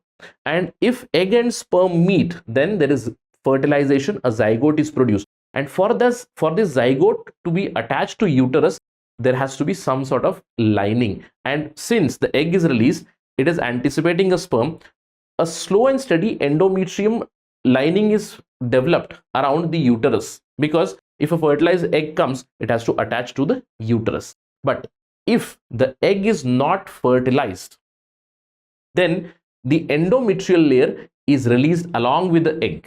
That is why you see blood and menstrual flow during menstrual cycle. So menarche is the beginning of the reproductive age. And during this age, from 12 to 50, you will see menstruation. Every 28 to 30 days, a woman's body undergoes a menstrual cycle. Every 28 to 30 days, an egg is released. And then after the age of 50, we call it menopause. And in menopause, there is no menstrual cycle. There is no production of egg. That means the woman no longer remains fertile. They cannot reproduce. Clear? So these are the three phases through which a woman passes through: menarche, menstruation phase, and then this menopause. Now, how is the sex of a child determined? It is very important in this sexual education age, or in the era of this. We need to give this knowledge, because there is a lot of misconception. Many people are especially in rural areas, in other areas, they believe that sex of the baby is determined by female. it is not determined by the female. The female has 23 pairs of chromosome. That means there are 22 pairs of chromosome plus there are 2 chromosomes XX, whereas males have 22 pairs of chromosomes plus X and Y. And we know Gregor Mendel's laws of inheritance. The genes are shared equally. So what happens is, if the sperm which carries X gene, if it meets the egg, because the egg is always X, the sperm which carries the X gene, if it fertilizes, then a girl child is born. And if the sperm which carries the Y gene, if it fertilizes the egg, then a boy is born. So the sex of the baby is not determined by a woman. The sex of the baby is determined on the basis of which sperm fertilizes the egg, because the egg contains both X chromosomes, 22 pairs of chromosomes plus XX, right? But it is the male or the male sperm which ultimately determines the sex of the offspring of the baby. Please remember this. Apart from this, hormones are also released in animals as well. It's not just humans, but in animals as well. See, in many mammals, hormones are released. In fact, there are thyroid glands, pituitary glands in animals like dogs, donkeys, cows, etc. But hormones are also present in many insects. We have seen that an insect goes through a phase of larva to caterpillar, then a pupa, then eventually an adult. It is also controlled by the juvenile hormone thyroxine, which is released by thyroid in many insects, which help them to go through metamorphosis. Thyroxine is also very important for human body also, because if there is absence of thyroxine, then diseases like goiter can happen, right? Apart from this, the chapter ultimately ends by giving you some knowledge about maintaining reproductive health. The needs of adolescents are quite extensive. As I told you, during adolescence, the height increases, the body build increases, the muscle mass increases, the voice deepens, facial characteristics, that means facial hair start to emerge, means the requirement of the body is extensive. So a very good balanced diet is needed, where you need to consume proteins, you need to consume carbohydrates, you need to consume fats, you need to get vitamins, vitamin based foods. Apart from that, physical exercise is extremely important during this phase. Also, maintaining personal hygiene, taking bath every day, maintaining hygiene during menstrual cycle, it also becomes imperative, females. And this is the phase where adolescents or the teenagers, they should say no to drug smoking, drinking. In fact, you should say no to drug smoking, drinking always. But during this phase, the chances of addiction are quite high, right? Because as I told you, it's a tumultuous phase, and if you are addicted to any of these things, it is going to be catastrophic for the future of your life.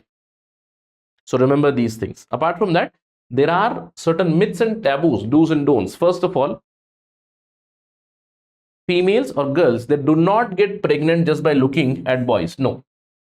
Pregnancy only occurs when there is some sort of sexual activity, when sperm reaches the ovum. And for sperm to reach ovum, there has to be sexual activity. Apart from that, the sex of the child is not recognized, or mother is not responsible for the sex of the child. It is the father who is responsible for the sex of the child.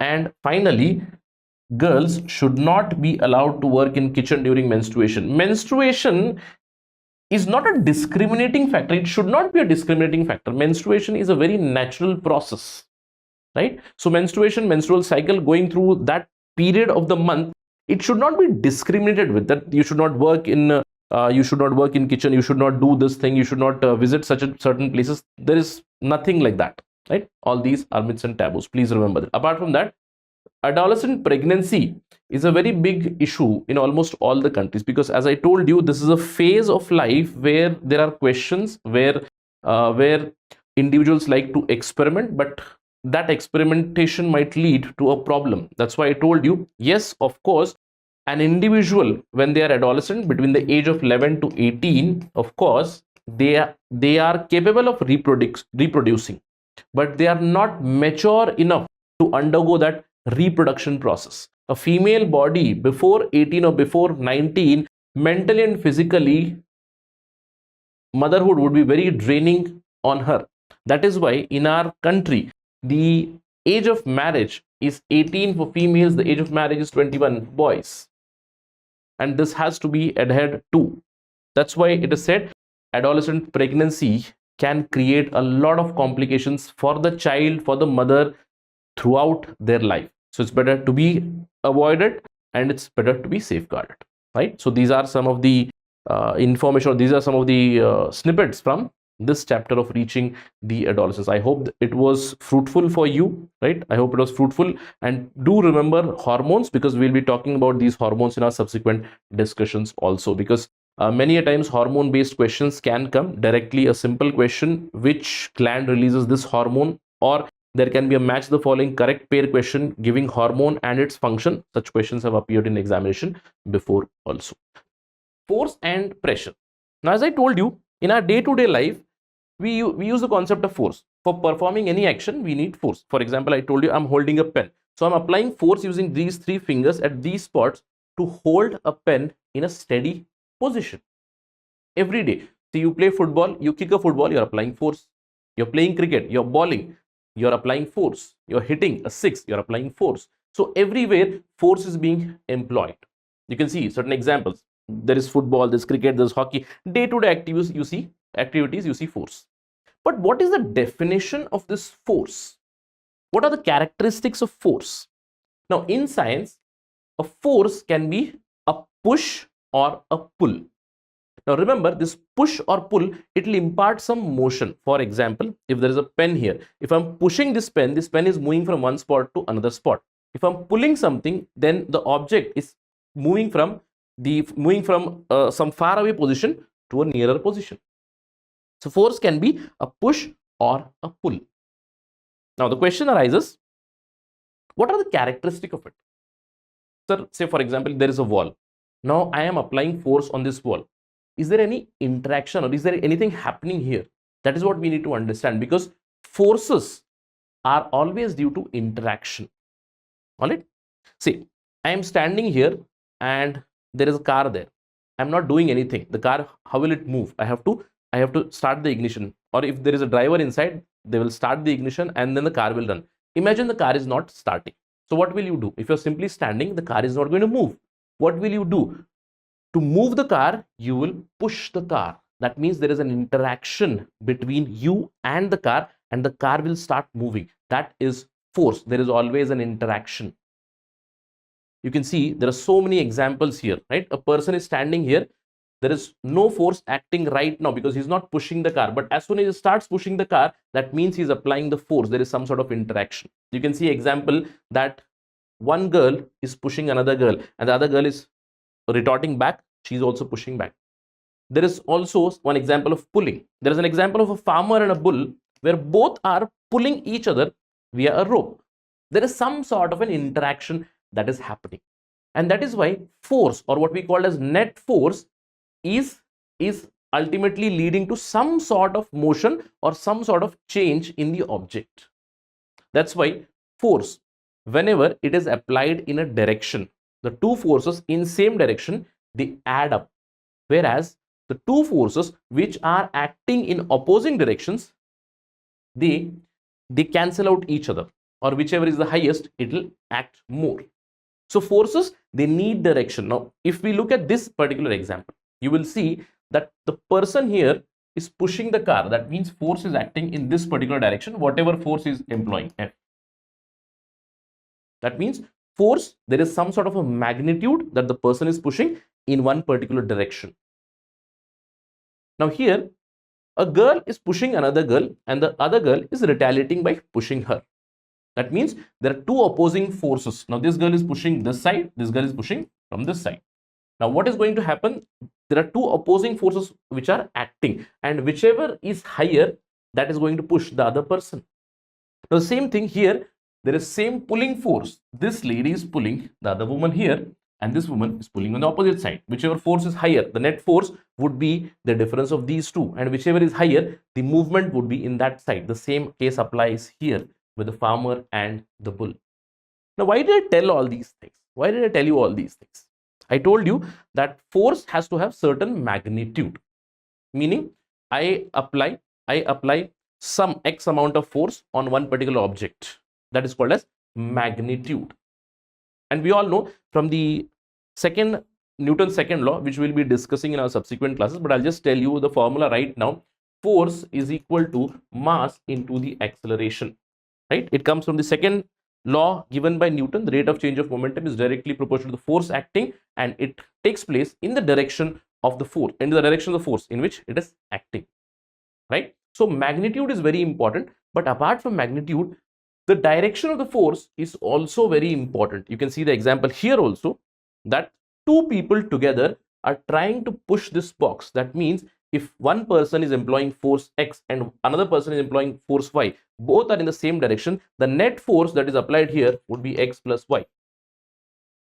But if two people are pushing it from the opposite side, one person is pushing from this side, another from this side, then if this is X, this is Y, then we will check the net force to be difference of these two. They cancel out each other.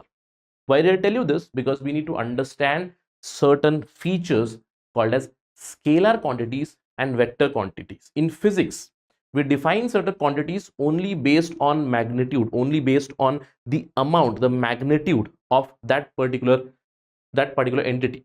Scalar quantities are one which are defined only through magnitude. Only magnitude is enough. For example, distance. I say I traveled from one place to another place, and the distance was 10 kilometers. It is enough. But as soon as I bring in the concept of direction, that distance turns into displacement and it becomes a vector. A vector is a quantity which has both magnitude and direction. You can see some examples here. Scalar quantities are length, area, volume, speed, mass, density. But vector quantity is one which is with a magnitude and which is also with a direction. Please remember, force is a vector. Pressure that we are discussing is a scalar quantity. Very interesting, isn't it? So we'll be developing more on this in our subsequent discussions as well. But right now you need to understand force is defined as a push or a pull. It has characteristics. It has a magnitude, the amount of force that is applied.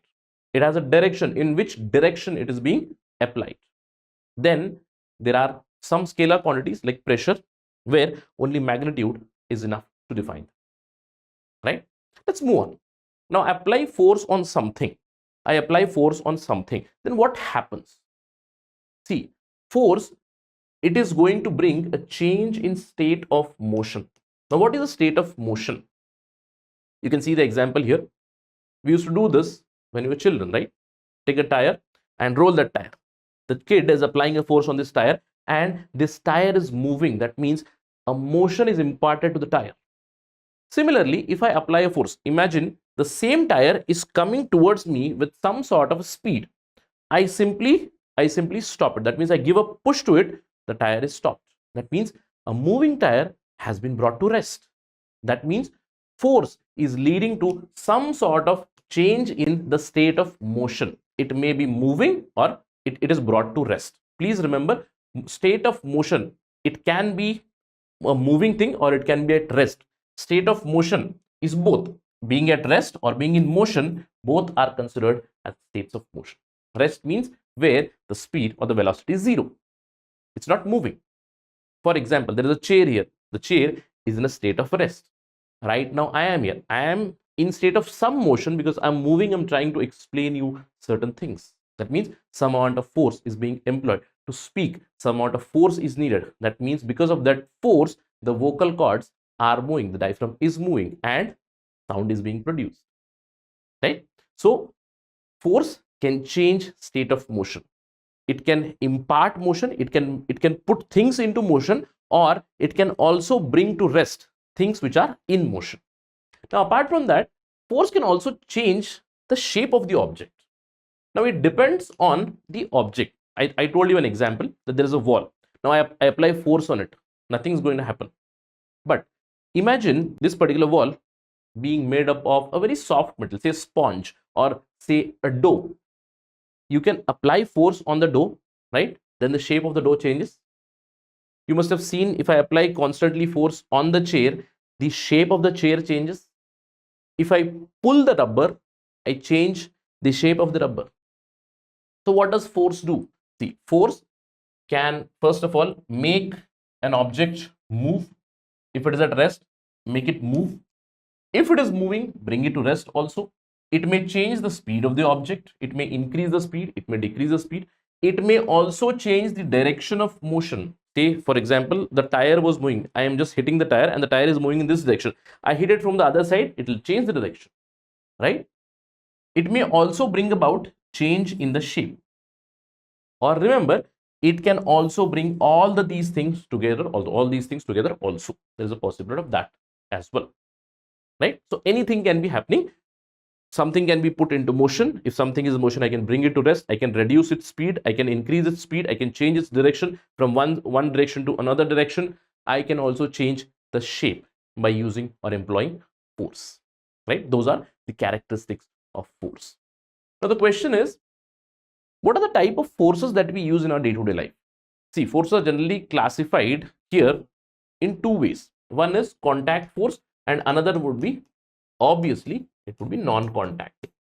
Now, contact force means where I need some interaction between the two. As I told you, I want to move this pen. I want to move this pen from this position to this position. That means I have to make a contact with this pen, take this pen from here to here. This is a contact force which is being applied. So contact forces can be muscular force. Now this is muscular force. My muscles are working and because of my muscles, I'm holding the pen, I'm moving it from here to here. This is the example of muscular force. Muscular force is a contact force. Why? You need contact. Muscular force was used before, even now we use it. There is an example here. We use the draught power or draught force of the animals for agriculture, for transportation, many things like these. This is muscular force. But apart from muscular force, in our day-to-day life, we have something called as force of friction. A very interesting idea. Force of friction, always because of contact, between two things. You must have observed that you are riding a vehicle. Now you accelerate the vehicle and switch off the ignition. The bike will move from one point to another point, but after some point, without acceleration, without the engine being on, the bike will halt. The same applies to car. For example, in cricket, a player hits a shot. The ball starts moving. As soon as the contact is made, some amount of force is employed on the ball. Then the ball is rolling around the ground and it does not reach the boundary. Why? Because there is some sort of a contact force which is acting on the ball, which is acting on the tires. When I gave you the example of a vehicle. And that force is called force of friction. Now this is acting between two bodies which are in contact. For example, I'm standing right now. Why am I stable? I'm standing, I'm walking because there is some amount of friction force which is acting between my feet and the surface, because of which I am able to grip the surface and walk very easily. If there was no friction, I would be falling, I'd be slipping off. In fact, we'll talk about friction more and more in the subsequent chapter itself. But please remember, force of friction, first of all, it is a contact force. It is a force which is responsible for both motion as well as bringing something to rest. And remember, the force of friction, it always acts on moving objects in its direction. If I say in its direction, which is opposite, meaning, say, if there are two surfaces and the friction is happening in this direction, that means motion is in this direction, friction would be always in the opposite direction. Please remember, force of friction always on moving objects relative to one another, and its direction is always opposite to the direction of the motion. If motion is in this direction, that means this is the moving force F, then the frictional force F would be in this direction, opposing direction. Clear? Now you will get more information on this because this is very important for us. Many questions do come from friction topic, and in our next chapter, do not miss it, we'll talk about friction more and more. Types of friction and all the details about friction will be discussed. So first thing, contact force, a muscular force, force of friction. But there are many non-contact forces that we see. We have discussed about magnetism before. In our previous chapters, previous NCERT class 6 and class 7, we discussed about magnetic materials. I told you one of the first discoveries was that of lodestones, right? This is a magnetic material. Now, magnetic materials also push or pull things, right? You know, if I hold a magnet, if I hold a bar magnet, say this is a bar magnet, this is a north pole. Now, what is going to happen? If this is south pole, it is going to pull it. And if both of these are north pole, then these are going to repel each other. That means there is some sort of a force which is acting on another body, but remember, this is without any contact. There is no need of contact here. These are called non-contact forces. Magnetic force is a non-contact force. It can be attraction or repulsion. That means, again, you can define it as a push or a pull, but without any sort of contact. There is no need that the another metal should be magnet. You know, both need not be magnet. You do understand, a magnet and a magnetic material are more than enough for this push and pull. It can be between two magnets or between a magnet and a magnetic material. Magnetic force, an example of non-contact force. Now, apart from magnetic force, we also have electrostatic force. So this also we have seen when we spoke about electrostatic force and electric current. I told you during our childhood, we have conducted this experiment. At least I have conducted this experiment, right? Take a comb, rub that comb on a piece of wool, and it is going to attract small pieces of paper. Why? Because there are some charges on this particular comb which are now being neutralized by attracting. We have seen this, right? So electrostatic force is also a non-contact force. Remember, contact may be there, contact is not mandatory. It may be, again, a force of push or a force of pull, both. It is possible. It can be attraction, repulsion, based on the charges. You already know, like charges repel each other, unlike charges attract each other. So we have seen this in our day-to-day lives. We have conducted this experiment. We also know about why charges are formed in clouds, right? In fact, we'll discuss this in our subsequent discussion also. In the future discussions, we'll understand how charge is created in these clouds. We'll get more clarity over that. This is an example of electrostatic force. Apart from magnetic force, electrostatic force, there is one more non-contact force which is very prominent, which we feel also right now. See, I am standing on the ground. Why?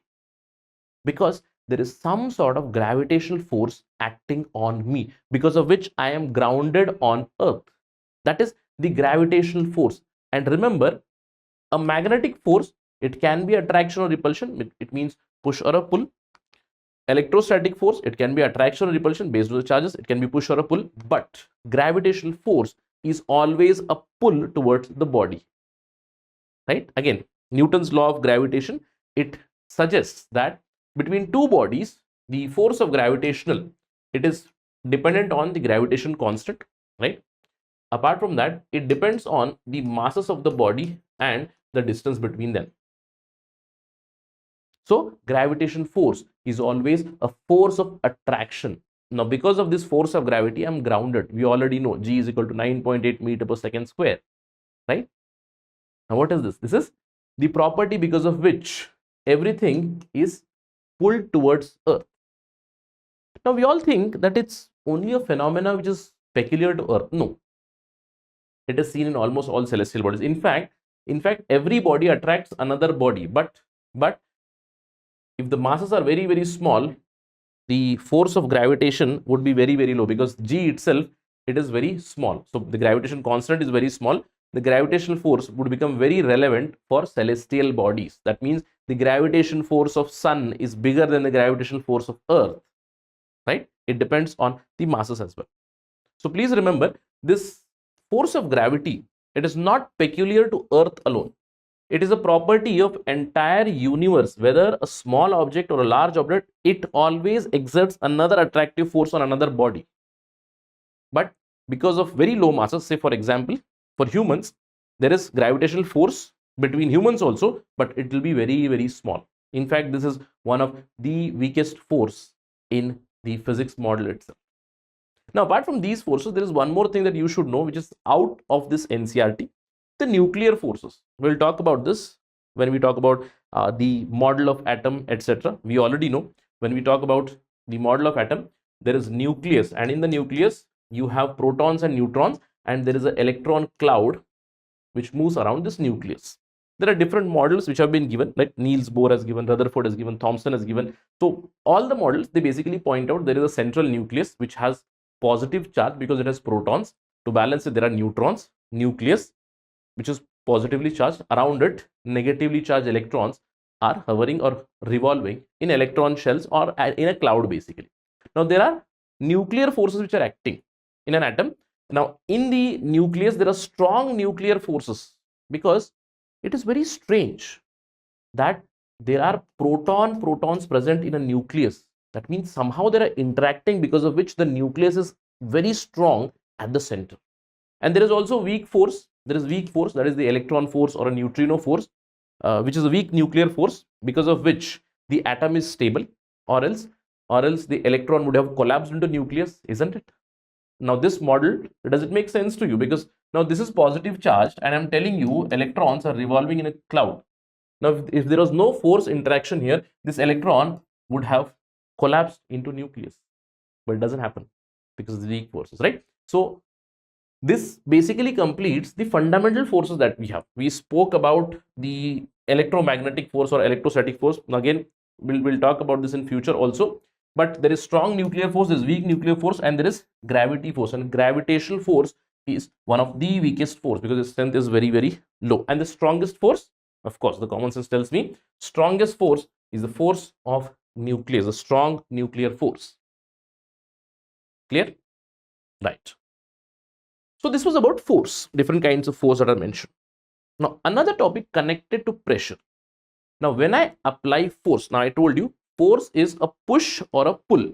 Now when I calculate this push or a pull on one particular unit area, it becomes pressure. So pressure is basically force that is applied on any specific area. And if this area is unit, that means it is 1, then pressure, it becomes force. So pressure is nothing but force that is applied on unit area. That is how we calculate pressure.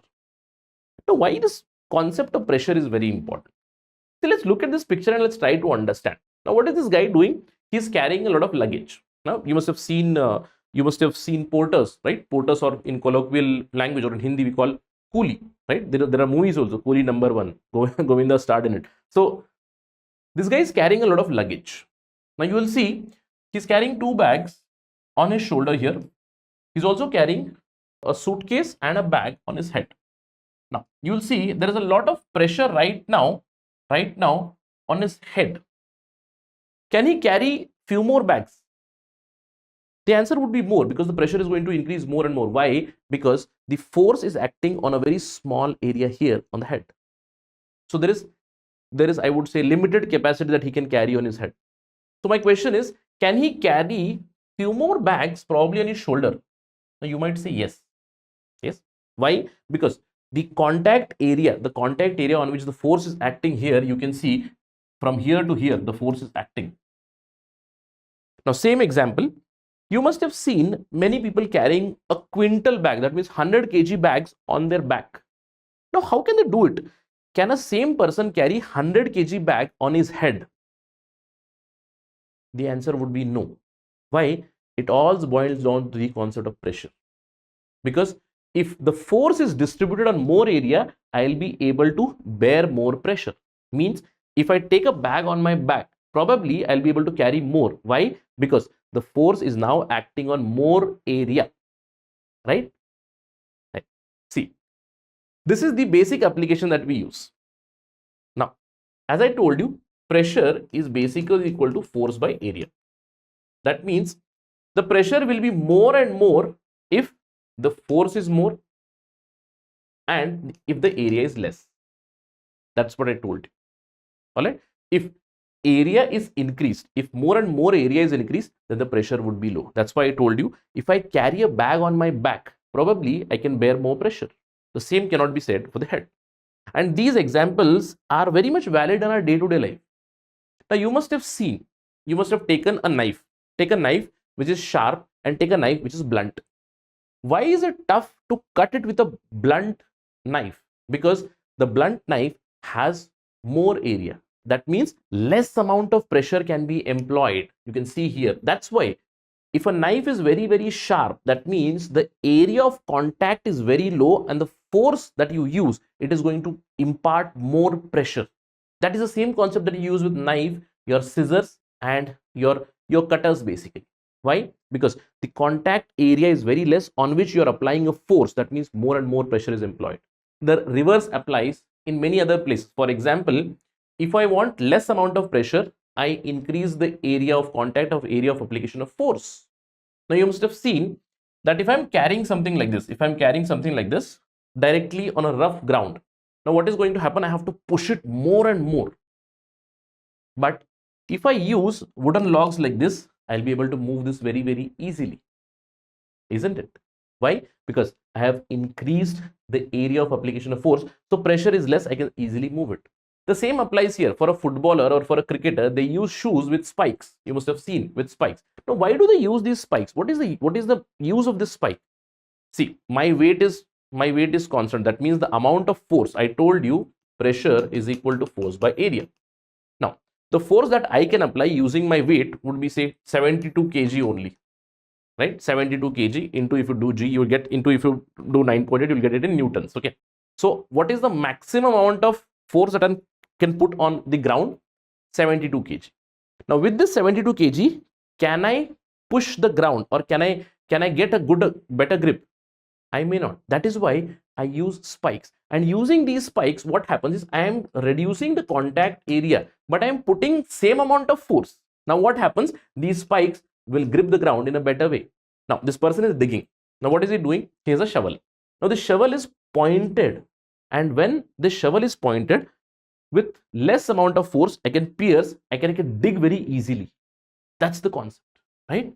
Now same applies in a reverse way. You must have seen so many animals. You must have seen the elephant. Now elephant has larger feet. Why? Because it does not want to put too much pressure on the ground. It wants to be safe. Even if the ground is not hard, even if it is shaky, it wants to stay stable. Or example, I gave you this example. Now if this person, if he wants to carry 2 more bags, he may. Why? Because the band is making good contact. You must have seen with children that they carry a bag, and the band of the bag is normally wider because the area of contact is increased here, because of which there is lesser pressure on the back. So day-to-day activities, you will see the concept of pressure. And it is not just for solid surfaces. Please remember, till now we spoke about examples, right? Solid, say cutting, right? Cutting, walking, taking stuff, moving stuff, all these things. But pressure is also exerted by even liquids and gas. You must have seen, just take a water bottle, and you will see that it is exerting pressure in all sides, right? We know about the hydrostatic pressure. Water exerts pressure, liquids exert pressure. Now if you make a hole in this bottle, you will see the water is going to spill out of this, and this pressure, it is basically proportional to the height. Now in this bottle, the more the water, the higher the pressure it puts on the bottle. Same applies with gas as well. There's a balloon. Now this balloon is filled with air. Air means gas. Say it is filled with helium. Helium means helium is now exerting pressure on the balloon. Same thing applies to your tube. You have a vehicle. In that vehicle is a tire. Inside the tire there's a tube. In that tube there is air itself. There is gas in it, and that gas is exerting pressure on your tire. That is why your tire is not being flat. It's not getting flat, and it is easy to move. The same applies in these boats, right? The inflatable boats, etc. So pressure is exerted by both liquids and gases. Of course, I give you so many examples in our day-to-day life also with solids. Say I gave you example of yoga. Now what do? I told you the yoga guru tells you to apply pressure on your fingertips, apply pressure on the mounts of your palm. Now what are you doing? You are applying pressure. That means I am taking a pointy finger and I am applying pressure here, right? That is the meaning. Means I am pinpointing it, reducing the area of applying the force. All right. Now, apart from this, we also have atmospheric pressure. Now we know that. Now atmosphere just over me, it is exerting pressure on me. Why? Why is it exerting pressure on me? Because of gravity. we already have established that air has mass, correct?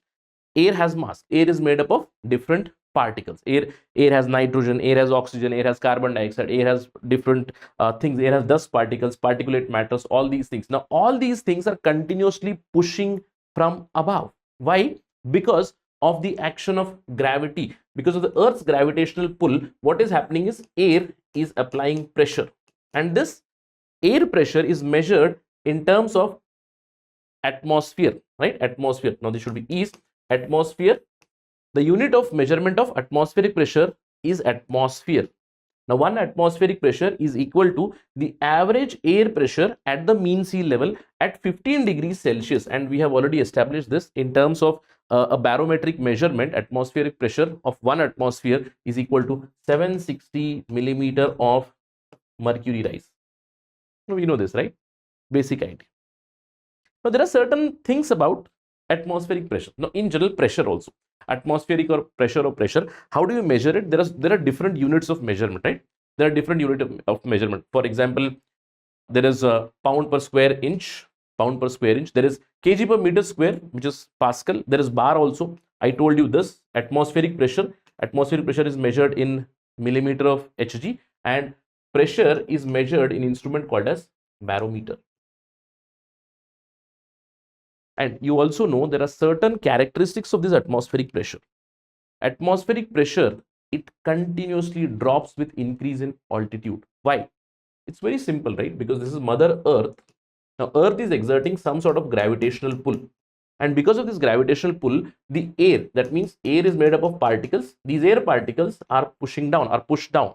But as I move higher in the altitude, the density of air itself goes on reducing. Along with it, the gravitational pull also goes on reducing. That is why what happens at high altitudes, atmospheric pressure and the available oxygen, it would be very, very low. That is why you must have seen, if you have traveled to high altitude places like Ladakh, you must have felt breathlessness. Why? Because our body structure is made in such a way that air should move from high pressure to low pressure. Air always moves from high pressure to low pressure. That means some sort of low pressure should be there in my lungs, because of which I can breathe. But if the atmospheric pressure itself is low, then it becomes difficult for me to breathe also. And that's why when you move in aircraft, you must have seen in aircrafts maintain cabin pressure. They maintain cabin pressure artificially so that it is comfortable for flying. So atmospheric pressure, as you go up, it decreases. Along with it, atmospheric pressure also defines your weather characteristics. Recently, a cyclone had come, right? Now, you must have seen in the cyclone, there is a low pressure area. So, if the atmospheric pressure is low, the air is going to enter that low pressure area. So, atmospheric pressure has a bearing, or it is a very good indicator of weather. Wherever there is a low pressure system, air is going to move inside. That means air always, we already established, air always moves from the high pressure zone to low pressure zone. So if there is a low pressure system, then air is going to move into it, causing cloudiness, probably precipitation also. But if there is a high pressure system, that means it is going to give you a very calm weather. It is going to be fair, calm weather, no signs of rain, right? So atmospheric pressure has these basic characteristics. All right. So what we established, we understood force, we understood different kinds of force, we also understood pressure, some day-to-day examples of friction.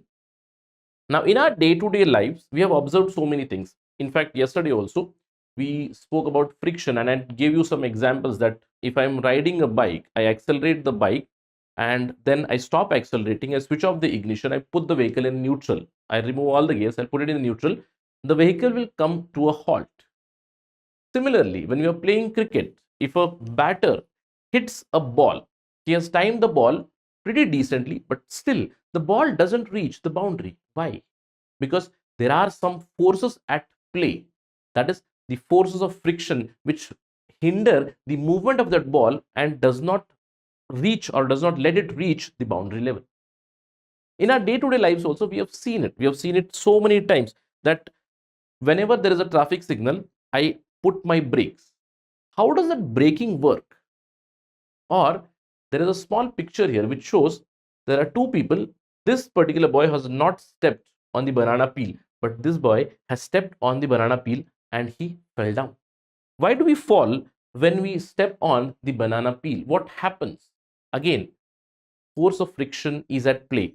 When we step on the banana peel, the force of friction is reduced. That is why you slip or you slide and then you fall down. So let's try to understand more about this friction, because in our day-to-day life, in our day-to-day interaction, if you can just think, I'm walking right now. Why am I walking? Because I have made some sort of a contact. My feet are in contact with the ground, and some sort of force of friction is working, because of which I am able to walk stably. If there was no force of friction, I would have fell down. So in our day-to-day lives, we see so many examples of it. Let's talk about it. What is this force of friction? We have already seen the definition. Force of friction is a force that opposes the relative motion between two surfaces which are in contact. That is why it is a contact force. Meaning, if there are two bodies, there is body A and there is body B. These two have to be in contact, and the force of friction, it opposes the relative motion between these two. You can see from this particular example, this person is trying to push a cupboard, right? But this cupboard is in contact with the ground. So there are two surfaces. One is this cupboard and another one is this ground. And both of these are in contact. And if this person is trying to push the cupboard, when the cupboard starts to move in this particular direction, the force of friction, it would be acting in the opposite direction always. We discussed that, right? So force of friction basically hinders the motion between two contacting surfaces. Now, why force of friction occurs? Why there is force of friction? Let me just explain you. Force of friction is because of irregularities. Let me put the pen down here. And we already know that surfaces are not perfectly smooth. So for example, I have palms, I have my hands here. And when I rub my hands, the surface of my hand are not perfectly smooth. There are some irregularities, there are some ridges, there are some bumps and irregularities. And when I move these two, if there is a relative motion between these two, what is happening? The force of friction is acting. And when the force of friction is acting, you can see that your palms, they become a little hotter. We do this, right? We do this especially during the winter season when our hands are extremely chilly. What do? We simply rub them together. What happens? The hands become warm. Why? Because of the action of friction force itself. So why there is friction? Friction is because the surfaces are seldom smooth. And if that happens, there are bumps and irregularities. And whenever we rub two surfaces against each other, these bumps and irregularities, they interlock with each other and friction force comes into action. Also remember that frictional force is non-conservative. Now, what is the meaning of this? In our subsequent discussions in class 9, class 10, we'll talk about laws of conservation, conservation of mass, conservation of energy, etc. But this conservation concept does not apply to force of friction. Why? It's quite understandable, because whenever we move a body from one position to another against friction, what happens is there are losses, and those losses are occurring in form of heat. That is why, as I told you, when we rub our palms, there is frictional force which is acting, and because of this frictional force, heat is generated. This heat is never conserved, right? That is why there are some losses because of heat. That's why frictional force is not conservative, right? Now, apart from this, how exactly it acts? Let me just take you into the technical aspect of it. Again, we will just skim through these technicalities, because again, from UPSC civil services perspective, we just need to understand some idea about friction.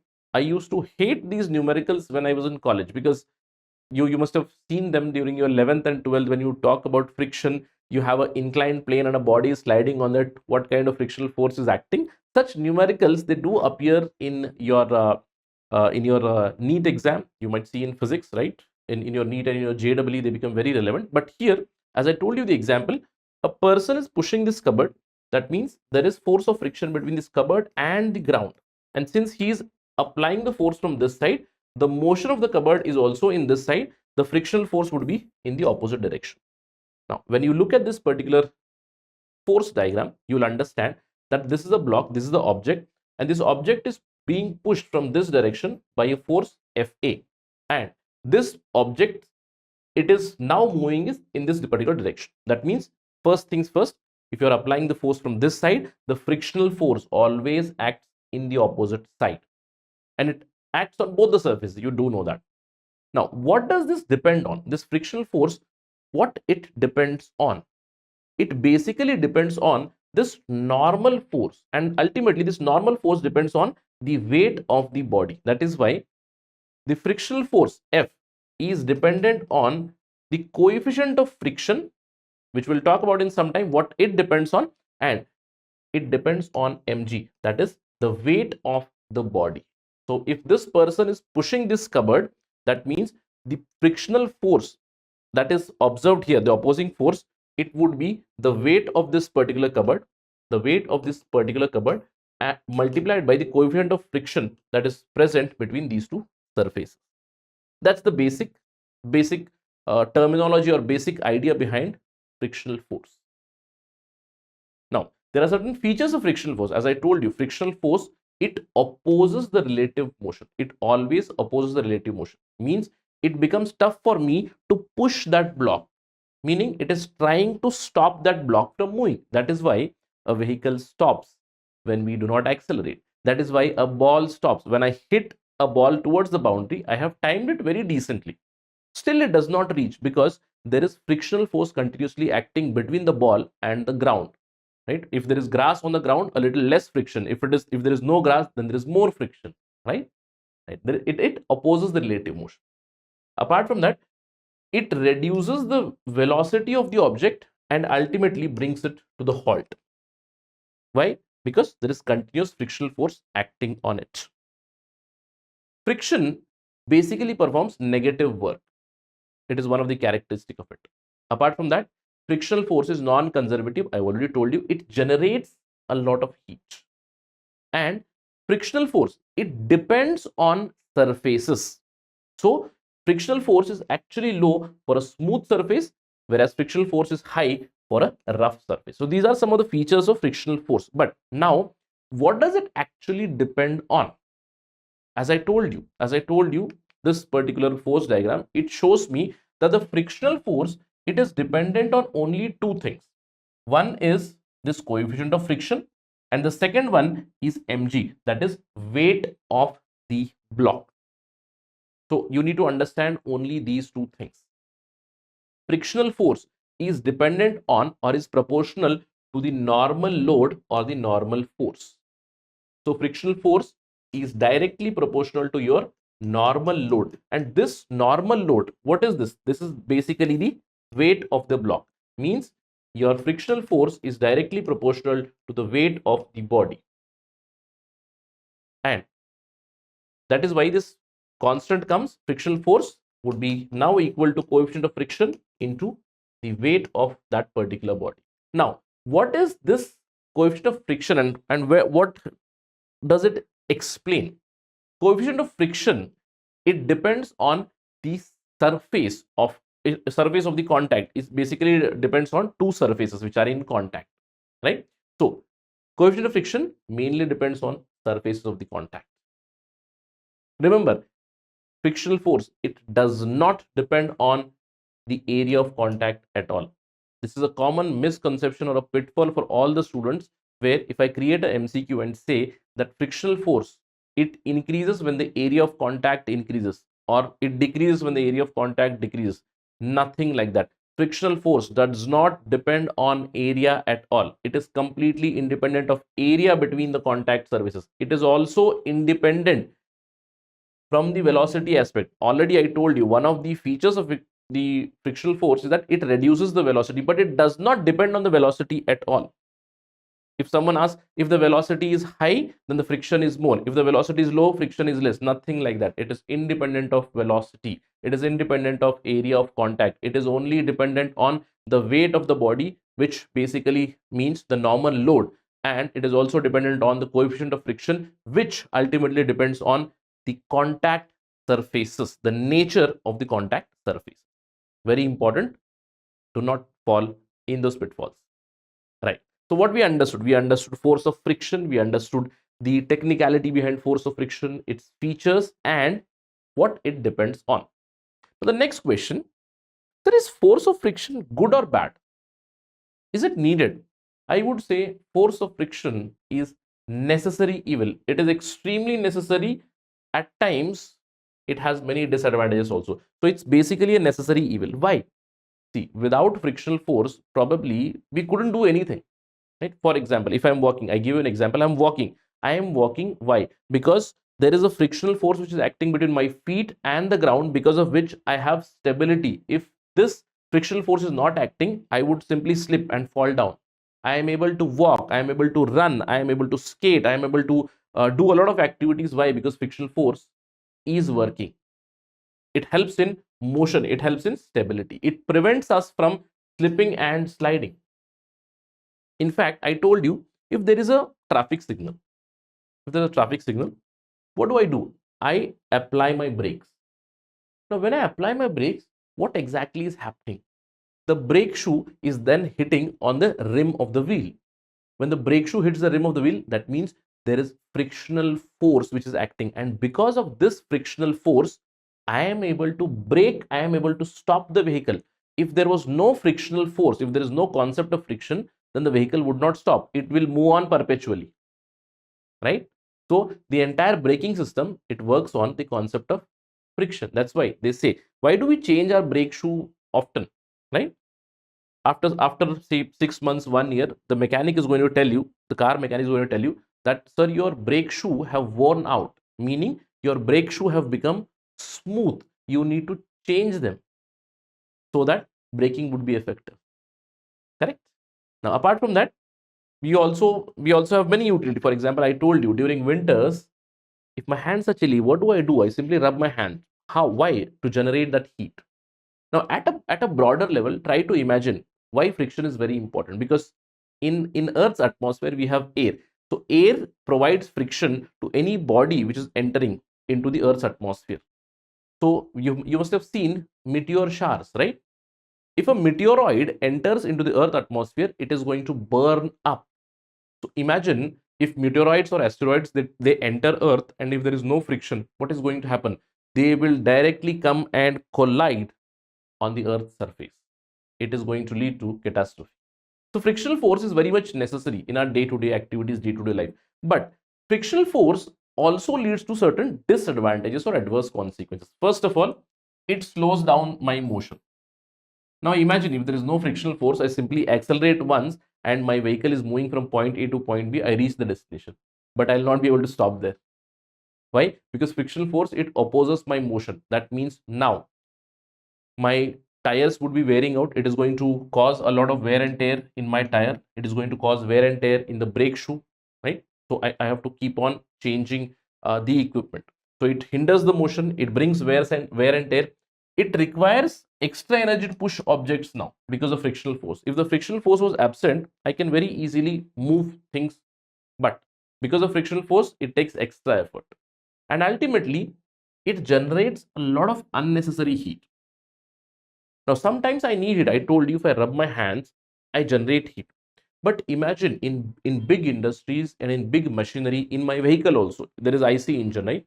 There is a lot of friction. Because of that friction, your engine gets heated up. Because of the friction, you must have seen, if you're driving a car and after 1 hour or 2 hours, do one thing. Just after you get down from your car, try to touch your front tires or your front tire rim. It will be heated.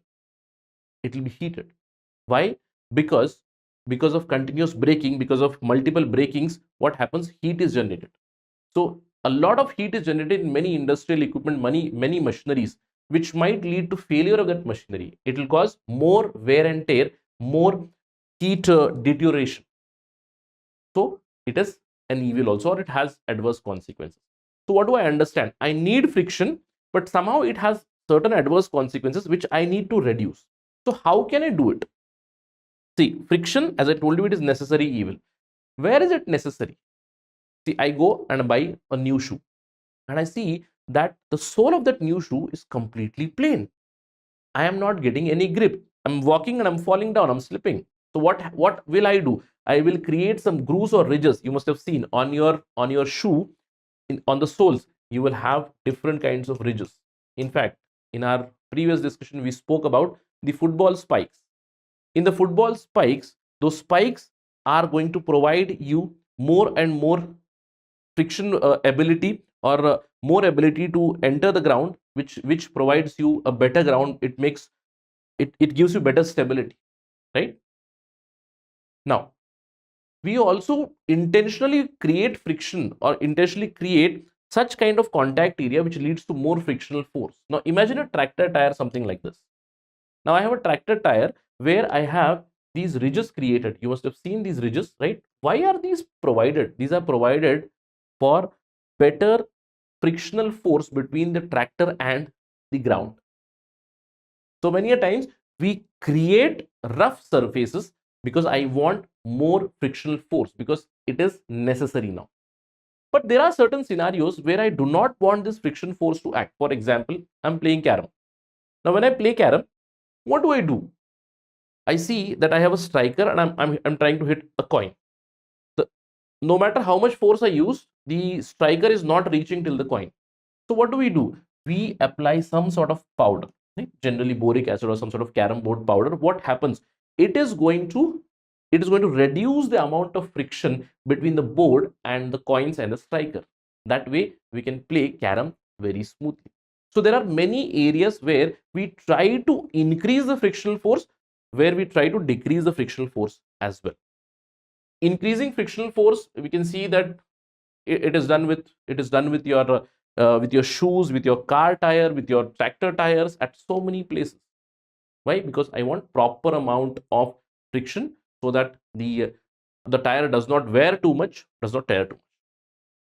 It gives you stability as well. If stability is not there, and I'm driving the car, and if the car does not have, or the tire does not have road grip, so I need appropriate amount of friction force. If there is no road grip, I'll just fall off from the road itself, right? So I create frictional force. I intentionally make certain surfaces rough so that frictional force increases in many areas.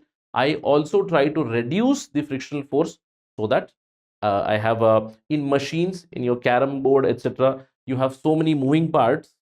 I want them to run smoothly. And for running that smoothly, what do? I use the concept of lubrication, and I use lubricants. So you must have seen this.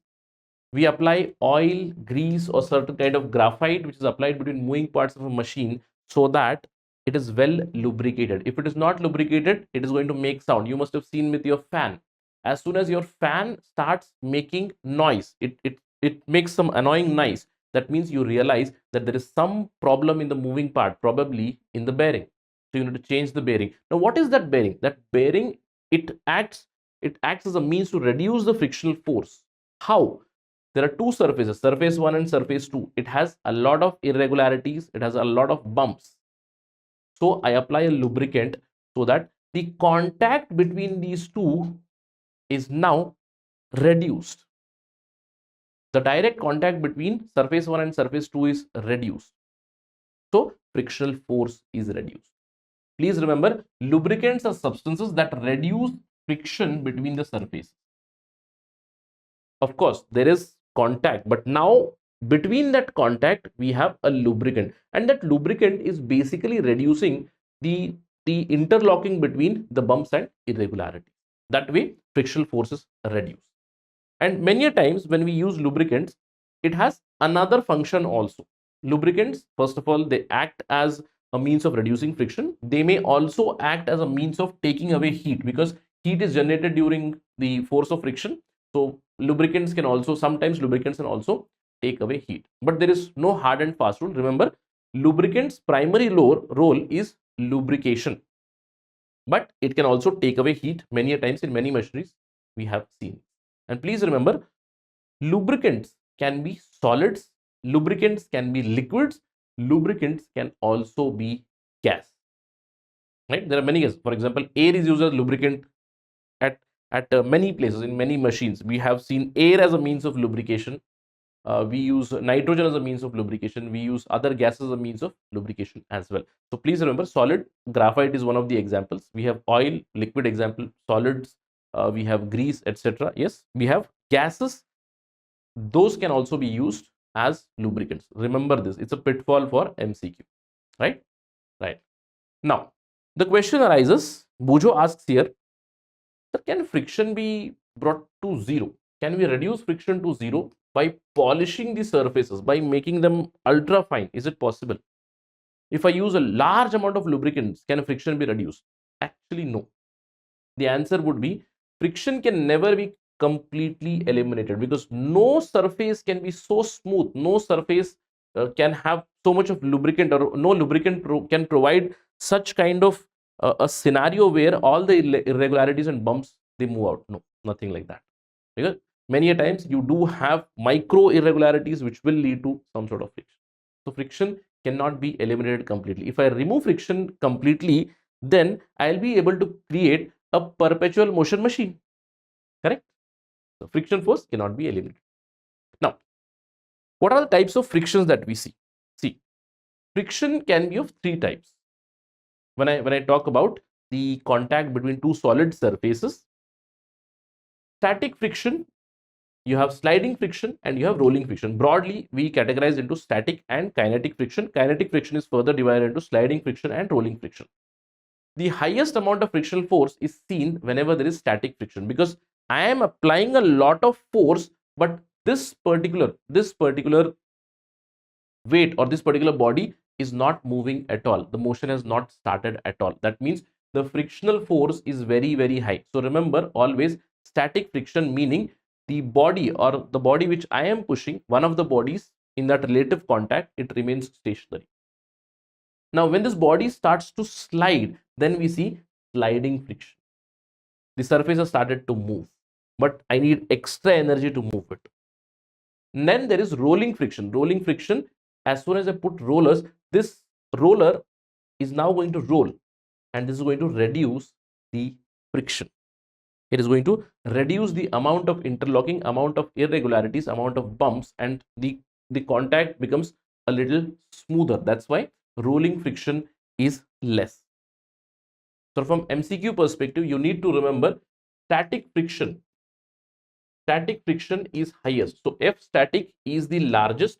The next would be F sliding. And the least amount of frictional force is seen during rolling. And that is why you use this. You must have seen this phenomena, right? You have a huge luggage, right? You have a huge luggage around 10-20 kg. Still you can carry it very, very easily if you bring wheels. So wheels reduce the friction. That is why we attach wheels to our luggages, right? These days we see, right? We see aristocrats, sky bag, VIP, so many people creating such kind of bags and telling, yes, these are sturdy, but they can come with wheels also. 1 year warranty, 2 year warranty. Why do we have these wheels? Because it makes us very easy for us to move. The amount of force required to move is less. That's why, remember, the highest amount of friction is F static, then F sliding, then F rolling. Clear? Right. Let's move on. As I told you, different kinds of friction. There is one more idea of friction that we need to discuss. I told you static friction is when there is no motion, you see static friction. When there is a sliding motion, you see sliding friction. When there is a rolling motion, when something rolls like this, you have rolling friction, which is the least. Apart from that, there is also friction because of fluids. When a body is moving through fluids, a fluid like air or a fluid like water, when it is moving, we have the air friction or we have water friction. So another kind of friction is a fluid friction. So fluid, whenever friction occurs between two bodies, one of which is a fluid, then we see fluid friction. Fluid friction is also called the drag force or simply drag. And we see fluid friction, it can be because of a gas, because gas also acts as it also has fluid properties. It can be air or it can be water. And please remember, the amount of friction or amount of frictional force due to fluid, it depends on different things. As I told you, in solids, whenever two surfaces are moving, there is a contact between two surfaces, the frictional force depends only on two things. One is the weight of the block or the normal force. It is directly proportional to the normal force. And then it is also dependent on the contact surfaces. If the contact surfaces are smooth, then the friction is less. If the contact surfaces are rough, the friction is more. It does not depend on the area. It does not depend on the shape of the object. It does not depend on the velocity, etc. But when we talk about fluid friction, remember, fluid friction, it depends on the speed with which, with respect to the fluid, that means it depends on the speed. You can see it also depends on the shape of the object, and it also depends on nature of the fluid. These are three important pointers. Whenever I talk about fluid friction, it depends on the speed. It depends on the speed of the object in the fluid. It also depends on the shape of the object. That is why you must have seen that aircrafts are designed on the, or aircraft design is inspired from birds. The aerodynamic nature of bird and its flight has inspired us to create a very similar kind of flight. You can see there are wings. Yes, of course, there are engines. Very similarly, the aerodynamic or the hydrodynamic structure of fish has inspired us to create ships. To reduce that friction, ship is pointed like this. Its structure is very similar to fish. So remember, fluid friction depends on speed of the object with respect to the fluid. It depends on shape of the object which is moving in the fluid. It also depends on the nature of the fluid, meaning the more viscous the fluid, the more friction. It depends on fluid's viscosity. It's quite understandable. If a fluid is highly viscous, say if if I have an object which is moving in water, it has some frictional force, and the same object when transferred from water into oil, which is more viscous, there would be higher frictional force, right?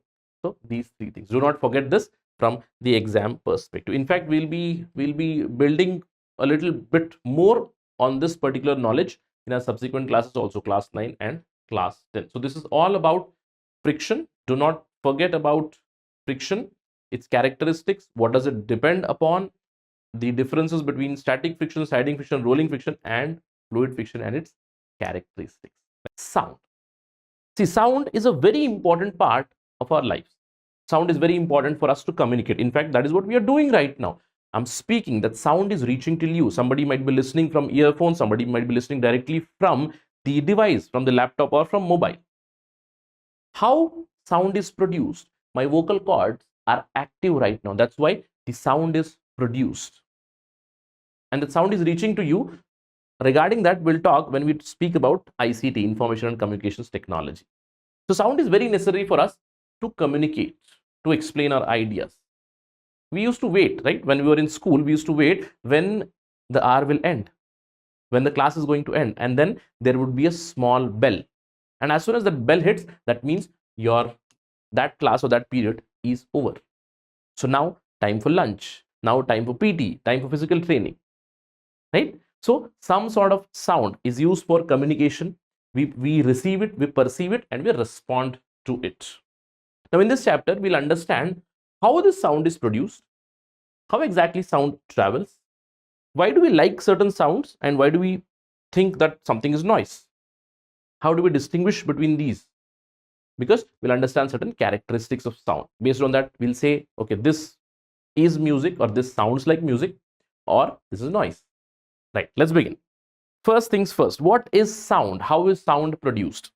Remember, sound is always produced by a vibrating body. Very important, sound is produced by a vibrating body. Now, regarding vibrations, we already discussed in our class 7th, we understood vibration is what? Vibration is a to and fro motion. So sound is nothing but a to and fro motion. Sound is produced by some vibrating material, and this sound or this vibrating material, it transfers energy to the neighboring atom or neighboring molecule. So what is sound? Sound is basically a form of energy which moves in form of vibration. So as soon as I produce sound, so what am I doing? I am producing this sound. My vocal cords are becoming active, and the vibration is now transferring, or it is being transferred through air, and it is reaching till you. Again, through the ICT, that is technological aspect. But if I have to transfer my sound from here to here, what is happening? I am speaking, the vibration that is happening in the vocal cords, it is transferred to atoms and molecules, and it is reaching to point B. Now you must have seen these sounds, right? You must have an experience with tuning fork. Now you simply hit the tuning fork. The tuning fork is going to vibrate and it produces certain sound. It is also used to find out the frequency, right? When you reach your class 11, class 12, and if you have already finished it, you must have known that we can find the frequency of the tuning fork using a water column by changing the height of the water column, right? You must have also seen guitar. Now why I'm telling this is there might be a doubt in your head. Sir, you explained that you're speaking, your vocal cords are making sound, and that sound is being transferred as vibration, but I cannot see it. With tuning fork, yes, you can see. With guitar, yes, you can see. The string is vibrated and the sound is produced. Same thing with drum. Now I hit a drum, the membrane of the drum, it is going to vibrate and the energy is transferred. But many a times we do not see things vibrating. Say for instance, in this example, in most of the cases, whenever sound is produced, say if I stretch a rubber like this, and if I give a vibration to this rubber, then I see the vibration, I hear certain sound also. But many a times I do not see vibration. For example, if you hit this dish, then a sound is produced. But in this dish there is water. Now you can see the water, certain kind of waves are formed. You can observe that. But many a times, if you do this particular experiment, I'm quite sure you did this during the COVID-19 pandemic. I do remember, I think somewhere in March 3rd or 4th week, what happened was there was an initial lockdown. After that, one evening, everybody started to bang the plate and the spoons, creating sound, right? You must have done this. You have created sound during that COVID-19, right? Right.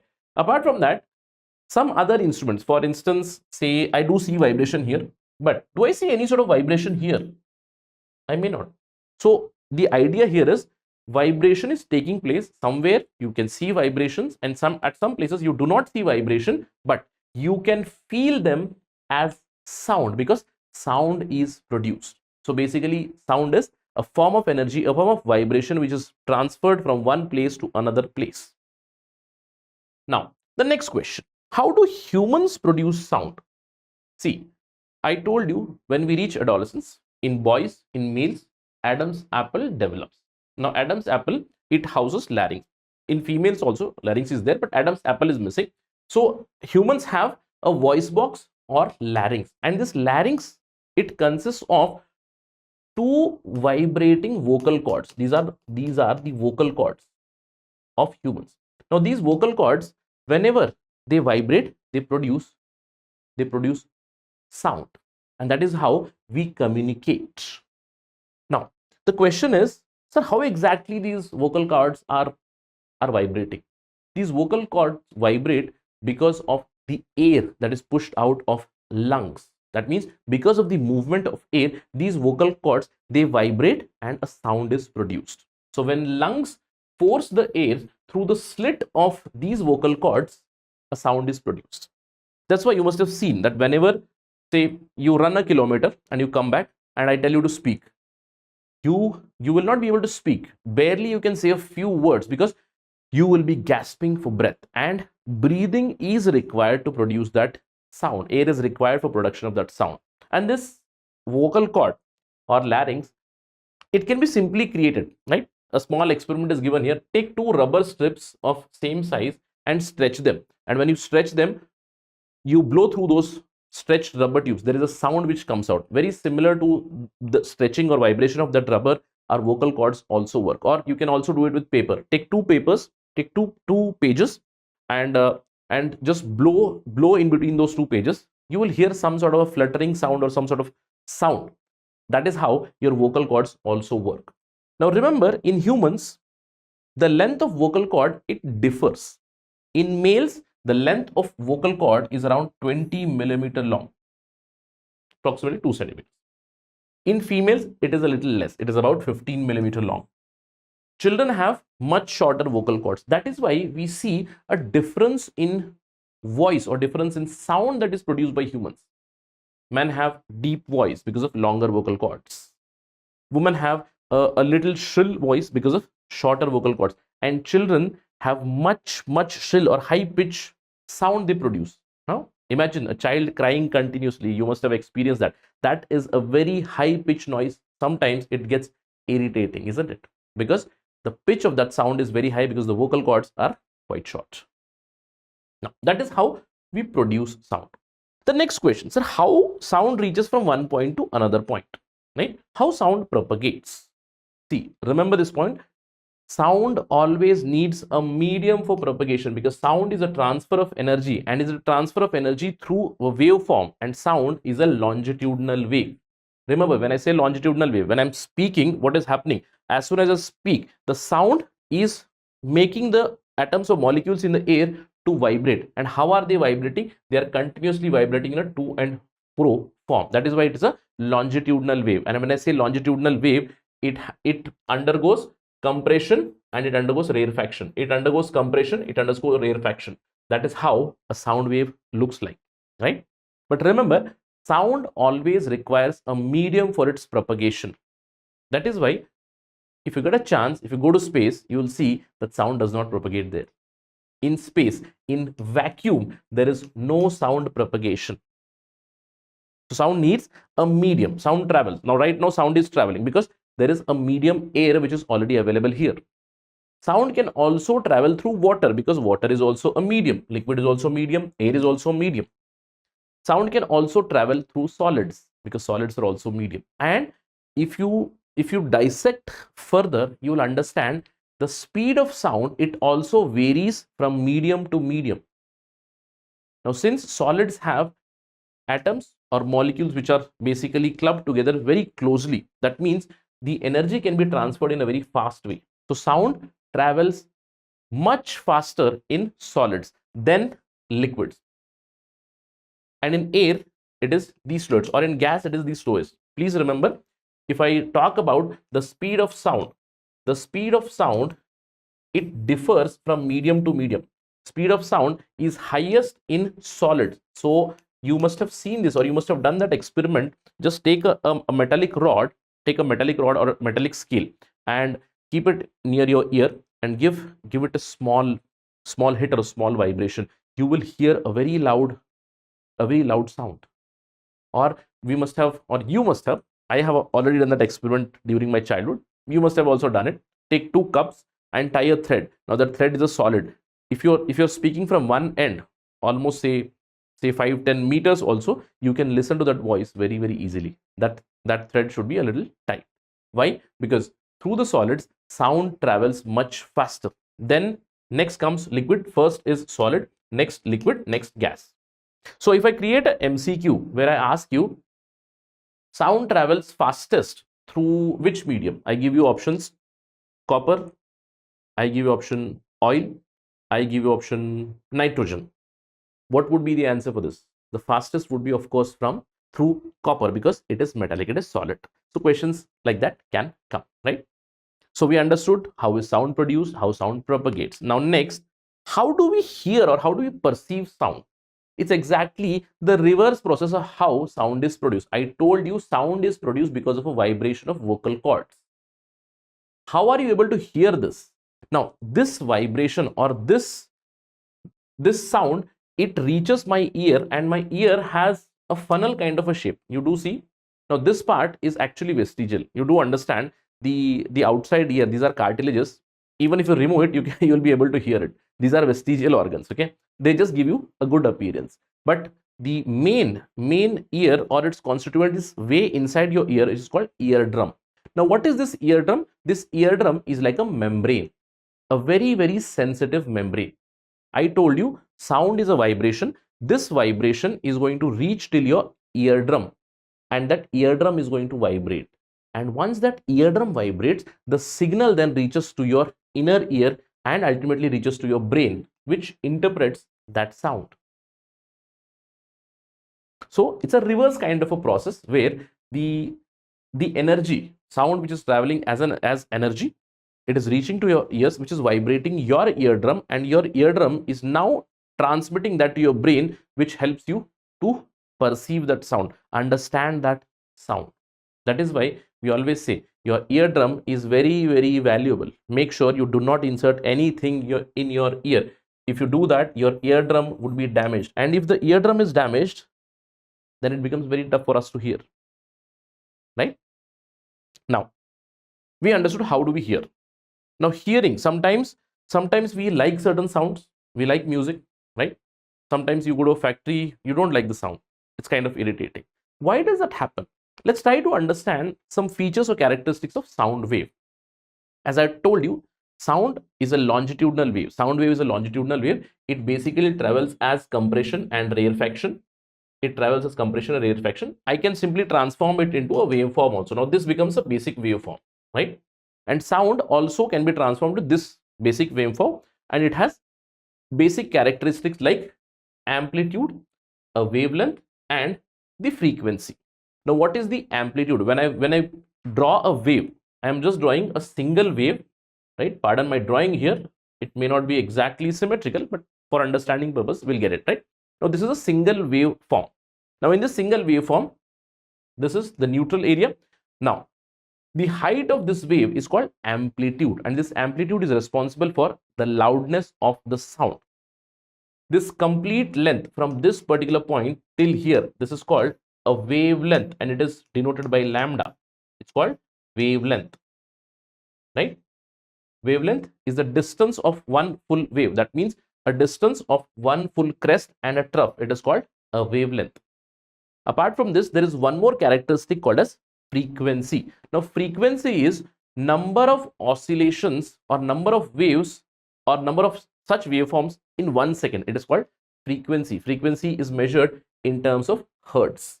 The reverse of frequency is the time period. Time for one cycle. Time for one cycle is called as time period. A reverse of that would give you the frequency. So when I say that a wave completes, say, 50 oscillations in 1 second, that means its frequency becomes 50 hertz. So these are characteristics. Now, why did I discuss this? Because I want to understand the meaning of loudness and pitch, and they are connected to these characteristics. Sometimes you say you're speaking very loud, or you're speaking very in a low voice, low intensity. Loudness, this depends on the amplitude. Remember this, loudness always depends on amplitude of the sound wave. Loudness is directly proportional to the square of the amplitude of the vibration of the sound that is produced. Meaning, if I have a waveform, if I have a normal waveform, something like this, that means if something is very loud, that means its amplitude is very high. Similarly, if something is not very loud, if something is of low intensity, then its amplitude would be very low. And this loudness we generally measure in terms of a logarithmic scale. It's a scale of 10. Now, generally what we say, the standard unit of loudness of sound is decibel. And it is judged that, see, right now I say this is loudness number 1. And if something is loudness number 2, that means loudness number 2 would be 10 times loudness number 1. Why? Because it is logarithmic scale. Decibel. That's why the scale goes in decibel. And this is a table. Whenever we breathe normally, I am breathing. The breathing sound is about 10 decibel, very soft.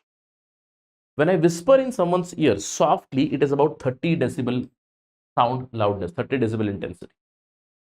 In our normal conversation right now, it is somewhere around 50 to 60 decibel, the normal conversation that we are having right now. If you are in a busy traffic where people are honking, where you are able to listen to so many noises or loudness of vehicles, then it is around 70 decibels. And if you are in a factory, it is around 80-85 decibels. And anything beyond 85 decibels is very dangerous for you. It is irritating. So that is loudness. There is one more characteristic of sound, pitch. Now this pitch depends on your frequency. Now you must have learned some music. Many people, they like to learn music, they like to learn the notes. Those notes are depending on these pitch. Pitch is connected to frequency. All right, that means if this is a normal waveform, if I say something is high pitch sound, high pitch sound means its frequency is very high, meaning in one particular second it is traveling more. And if something is low pitch, that means its amplitude, remaining things will be same, but in 1 second its frequency is little less. So higher the frequency, higher would be the pitch. Now let me give you an example so that you understand more clearly, and from our day-to-day examples. Say I go to a zoo, I see a lion which is roaring, right? Lion roar. Lion roar. You must have seen, or you must have heard, right? You must have seen the lion and heard the roar. That roar is actually very loud. It is low pitch. It is low pitch. That means its frequency is low, but its loudness or its amplitude is very high. That is why it's a roar.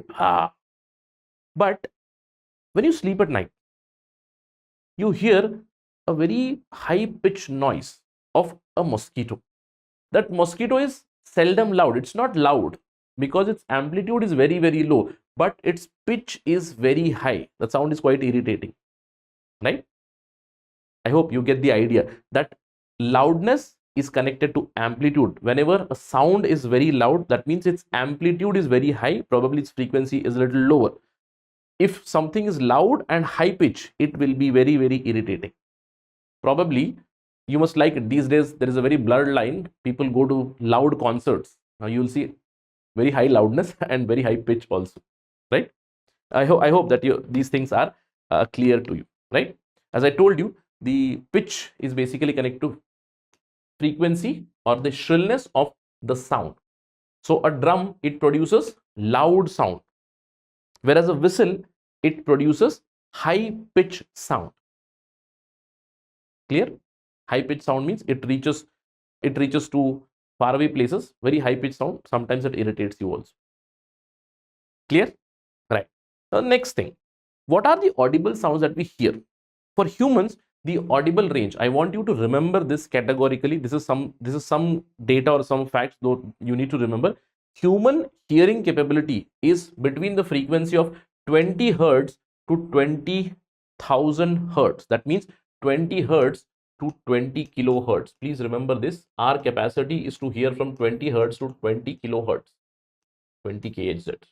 This is the audible range for human ear. But many animals, they can hear other frequency sounds also. Some animals can hear sounds higher than frequency of 20,000 hertz or 20 kilohertz also. Dogs have this ability.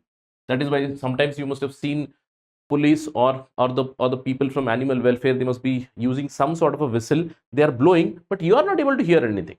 Probably the animals are hearing that. Apart from that, the ultrasound equipment, right? Ultrasound, sonography, etc. is done. They use a frequency which is much higher than 20,000 hertz. So our hearing capability, I want you to remember this, 20 hertz to 20 kilohertz, 20 hertz to 20,000 hertz. Clear? Now, I told you there are certain sounds which you love. Music to your ears. But there are certain sounds which are irritating, which become noise. And all that depends on the characterization. All that depends on your characterization. So do you enjoy the sound produced by horns, buses or trucks? No, that is basically noise, right? But you do love music. Sometimes you like loud music also. That's why I told you these days the lines are blurred. Some people go to concert, they enjoy the concert. For some people that might be very loud. But remember, noise is something which irritates, which is not pleasing to you. And music or normal kind of sound is something which is melodious. That's why the loudness and the pitch of musical notes is pleasing to our ears. Whereas the sound of horn, the sound produced in factories, it's irritating. It is called as noise. And this noise harms us. These days, world has become very loud. There is too much of traffic. There's too much of population. You see, when you go on road, if there is traffic, people simply start honking. It irritates people. That is called as noise pollution. If you continuously keep on hearing that noise, it leads to a lot of medical problems as well. It leads to sleeplessness. It leads to anxiety. It leads to hypertension, which can create some other problems to you as well, some other health related issues. Apart from that, your productivity also goes down. So that's why noise pollution is something that we need to control. And if if we continuously hear that noise, it may lead to hearing impairment. It might damage your eardrum as well. So noise pollution is something that we need to curb. Especially, you must have seen certain signs where no honking signs are put outside the hospitals, outside, say, religious establishment, outside the schools, etc. They say no honking. Why? Because people are studying and we do not want to disturb them. People are resting, we do not want to disturb them. People are meditating probably, we do not want to disturb them. That's why noise pollution ban signals or no honking signals are seen. Noise pollution has become a very critical problem these days, and we can control it by using some control measures. How do we reduce noise pollution? We need better traffic management. We need to move towards electric vehicles. Right now, diesel vehicles, petrol vehicles, they make a lot of sound. So electric cars can be better. Create smooth surfaces. If we create smooth surfaces, sound would be reduced. We have to create certain landscapes which can absorb sound. We can create break blocks for trains. We can create certain noise barriers. Building have to be designed in a much better way. Sound installation or soundproofing can be done in buildings. Soundscaping can be done. We can change our driving styles. People can become a little patient. I think that is going to solve a lot of problems. Apart from that, industrial areas or industries, factories, they have to be far away from residential areas so that at the residential areas there is no noise pollution. So something like these can be done. Urban level planning can be done. We are talking about smart cities. We are talking about Amrut. So in Amrut, we need to inculcate all these things, all these principles to ensure that noise pollution is curbed, noise pollution is reduced. Electric current and its chemical effects. As I told you, in our previous interactions, we have already understood that we should not touch a live wire. If there is an electrical appliance, do not touch the live wire, because you can also transmit electricity through you. Because I told you, human body has blood. Human body is also a decent enough conductor. If there is earthing available, then you will also become a part of circuit and the electric current will flow through you. You will experience a shock, right? In our previous interactions, we have also created some testers. We have created test circuits, etc. So what is electric supply? What is electric current? What are electric cells and batteries? We have already discussed. Today, we are going to understand a little more about that. In our previous interactions, we categorized the materials into two broad groups. We said some are electrical conductors, some are insulators, right? We said silver, gold, copper, the metals, basically metals, seawater. I said even humans are decent enough conductors. We discussed that, right? That means they allow electric current to pass through them. They allow electric charges to pass through them without much resistance. That means the resistance would be a little low. But there are certain insulators also. For example, rubber, glass, oil, wood, etc., diamond. These are insulators. They do not allow electric charges or electric current to pass through them. But now imagine, now these are easy to understand. Means they allow the electric current to pass through them. Now imagine there is a piece of wood. Now it's written dry wood here. Imagine what I do is I pour water on this particular wooden material and then I connect it to a circuit. Do you think electric current will flow through that or not? You would say, sir, probably yes. That is why in this chapter, the basic idea is I cannot say something is a perfect conductor or a perfect insulator. This chapter basically says that it is better to distinguish materials into good conductors and bad conductors of electric current. Many a times the insulators, if they are connected to moisture, or if there is some sort of a liquid which is poured on them, they might act as conductor, because liquid helps to conduct that electric current. That's why it says it's better to call good conductors and bad conductors rather than conductors and insulators. So agenda of this chapter is basically to understand, do liquids conduct electricity? As I told you, we have already created testers like this, right? We have created a circuit where there is a battery or a cell. There are wires which are connected to it. Now, here there is a screwdriver or a tester, whatever you say. Wire is connected to the metallic part and the light is on, which means this metallic part is the good conductor of electric current. I understood that. Now, I have simply changed the location of the connecting wires. What have I done? is now I have connected the wires to the insulator part. Say this is a plastic handle. So plastic is a bad conductor of electricity. Of course, the light here is off, poor conductor. But now imagine I simply pour a liquid on this. What would be your guess? Will this light be on or off? There is a very high probability that it would be on, because many liquids they do transmit electric charges. That's why if I create a circuit like this, where you see there is a battery, yes, there is a battery, there is a bulb which is connected, and the leads of wire here, instead of this metallic part or plastic part, I directly insert these leads into water. What do you think is going to happen to this bulb? Will it be on or will it be off? Many of you will say yes, probably it will be on, but it depends on the liquid. As I told you, there are liquids which do not transmit or do not transfer electric charges. There are strong conductors which are liquids also. Generally, water, if it contains dissolved salts, then it becomes a very good conductor of electricity. Whereas pure water or distilled water, it is a bad conductor of electricity. Here are some of the examples. Say if this particular liquid, if this is water where there are dissolved salt compounds, it becomes a good conductor. If I replace that water by lemon juice, that also becomes a good conductor. If I replace that water by vinegar, it becomes a bad conductor. If I put honey there, it becomes a bad conductor. It is not going to transfer those electric charges. If again I use mercury is a metal, liquid metal, it's a good conductor.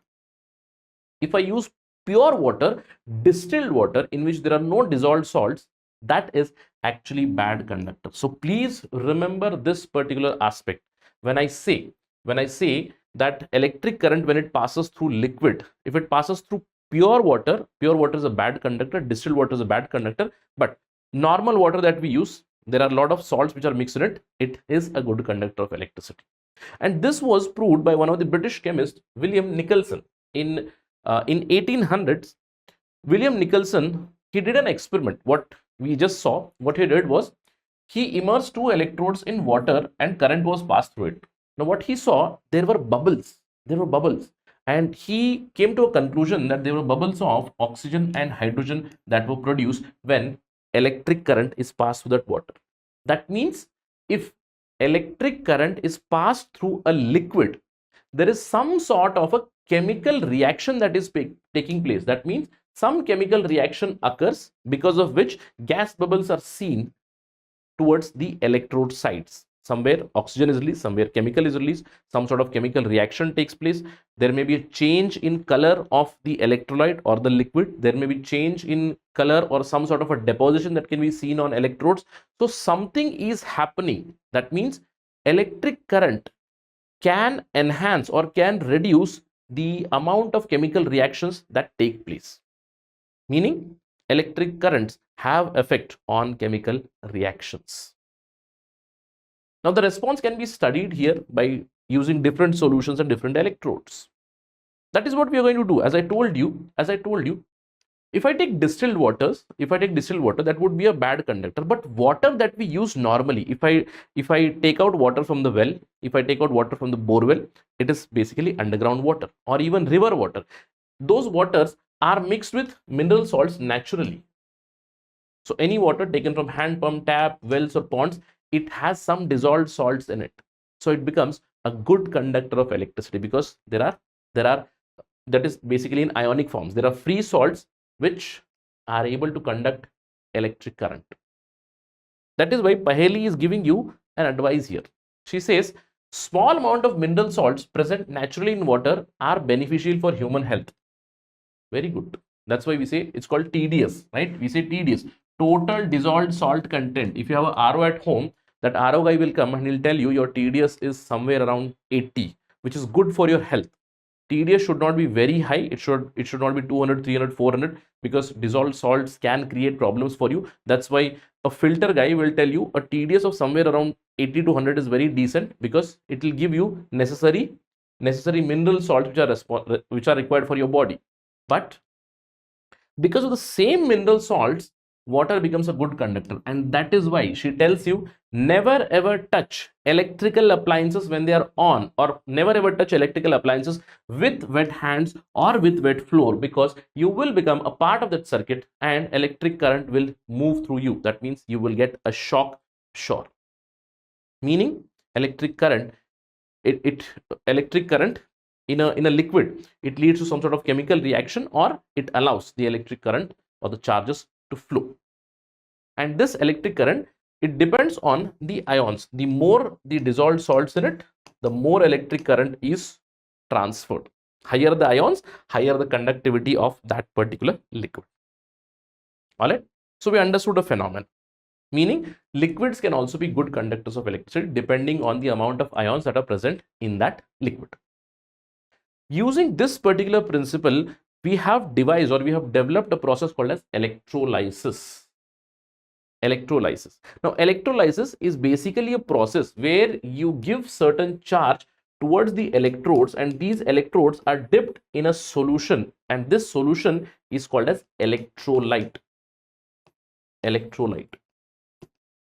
All right. So electrolysis is a process of breaking down an ionic mixture into their compounds by passing electric current. So electric current leads to some sort of a chemical action where the ions or the charges are transferred from one end to another end, because there are two electrodes now. There is a cathode and there is anode. Remember, whenever electric current is passed for electrolysis or through a process of electrolysis, the anions, they travel through the electric circuits and arrive at the cathode. So electrolysis is basically a synchronous process where certain chemical reactions happen. That means there is transfer of electrons from one side to another side, and oxidation happens at the cathode and reduction happens at anode. So remember, CR, Cristiano Ronaldo, that means cathode undergoes reduction. AO, anode, Australian Open, that means anode, oxidation happens at anode. Oxidation means loss of electrons. So at the anode there is loss of electrons, and at the cathode there is gain of electrons. So remember, cathode undergoes reduction, anode undergoes oxidation. It has nothing to do with oxygen. Please remember that. I am talking about oxidation and reduction in electrolysis. Oxidation is a process which occurs at anode, which is characterized by loss of electrons, and the gain of electrons happens at cathode, which is called as reduction process. So some sort of chemical reaction happens, that's called as electrolysis. Now, this is the same principle that we use in our cells. You must have a battery at your home. Right? The same process happens. There is electrolyte, there are two electrodes, charges move from one end to another end. You again charge it, a reverse process happens. All right. Right. Now, based on this electrolysis, we have developed a process called electroplating. By name itself, you know, electroplating. Now, this is a process where we get a desired coating on one of the electrodes. This process is called electroplating process. Means whenever I use two electrodes, what is going to happen? Through this solution called as electrolyte, there would be reduction from one side, there would be material loss from one side, and there would be material gain on the other side or the other electrode. You can see here an example, a simple circuit showing electroplating where we are using two copper plates and copper sulfate solution. When the electric current is passed, then the copper sulfate solution, it dissociates. That means copper ions and sulfate ions are formed, and the free copper, it gets drawn towards the electrode connected to negative terminal. Towards the negative terminal, the copper is deposited. So what do? We simply change the electrolytes, we simply change the electrodes also. Instead of a copper, if we use a carbon electrode, then I can get a copper deposition on it. So I can play around with the electrolyte and the electrodes to get whatever desired plating I want on one of the electrode. This process is called electroplating, and we use it extensively to create materials that we see every day, right? Every day. So for example, I have a chair here, and the chair has a steel or a frame, a metallic frame, and that metallic frame is quite shiny. How is it prepared? How is it created? Is it painted? I don't think it's painted. It's very fine. It's very fine. It is electroplated. How does it happen? Electroplating is a very common and a very useful process that we use. We use a lot of materials. You must have seen shiny articles like this. See, there is a car bumper which is shining. The rim of the vehicle, it is shining. There are shiny utensils. The cycle handle, you must have seen. It's electroplated with a nickel, electroplated with chromium. Chromium is one of the examples. Chromium plating is done on many objects which we use in our day-to-day lives, in kitchen, say bicycle, say vehicle, etc. Chromium is one of the metals which gives shiny appearance to the alloy or the electrode on which we plate it. It does not corrode. That means it does not undergo corrosion. It resists scratches. But many a times, since chromium itself is expensive, it may not be very economical for us. So what we do, we go for production of stainless steel. Instead of coating with chromium, we produce stainless steel, where chromium is already added to the iron. Along with chromium, there is carbon, there is molybdenum, vanadium, all the other things are added to create high grade stainless steel. Apart from chromium, we have seen so many other equipments. You must have seen many times. You can understand if a person is wearing a jewelry, is that real gold or is it some sort of other metal which has been coated with gold? It's also called roll gold. So electroplating is also done where silver or gold is electroplated on other inexpensive metals, so that the entire equipment can become less expensive. In our day-to-day lives, we also use tin cans to store food. Now, these tin cans are basically made up of iron, basically made up of steel, right? Iron. So what do? We coat tin over it. How do we coat it? We use electroplating. So tin is electroplated, meaning this tin can is made one of the electrodes. There is another electrode on the other side. Both of them are dipped in an electrolyte. Electric current is passed. Then tin is electroplated on this can. So tin is non-reactive. Tin helps in storing food. So food does not get spoiled by packing it in tin cans. We also have a process of electroplating zinc on iron, right? Again, electroplating can be done, or there is also other process. This is also called galvanization. But do remember, sir, do we always electroplate? No. There is no need of electroplating itself. It's one of the common methods that we use. There are other processes of plating also. There is electroless plating, there is direct spraying, plasma spraying of these metals on other stuff, right? So such things can be done, or there is direct immersion also, immersion process. Such kind of process can also be used for plating on an equipment. But since we are talking about chemical effects of electric current, electroplating makes a lot of sense, right? And we see a lot of industrial applications for this. In many industries, such equipments are produced. But there is one particular problem. I told you, in electrolysis, what do? We have two electrodes. On one side, there is electrode 1, and on the other side, there is electrode 2. And these electrodes are immersed in an electrolyte. Now, once the reaction is done, that means what I wanted was, I wanted the ions from this particular electrolyte, or say this electrode, to be electroplated on the other electrode. The process is done. What do I do with this electrolyte? That's the question. And this disposal of waste or disposal of electrolyte which has been used from electroplating factory is one of the major factor for pollution. And that is why we need certain guidelines or regulations to protect the environment from such industries. The electrolytes or the waste material or the residue products, the byproducts, they have to be disposed of carefully without harming the environment. That is very imperative. Of course, we create a lot of articles, very useful for us, very shiny appearance, but we also need to ensure proper waste disposal from electroplating industries.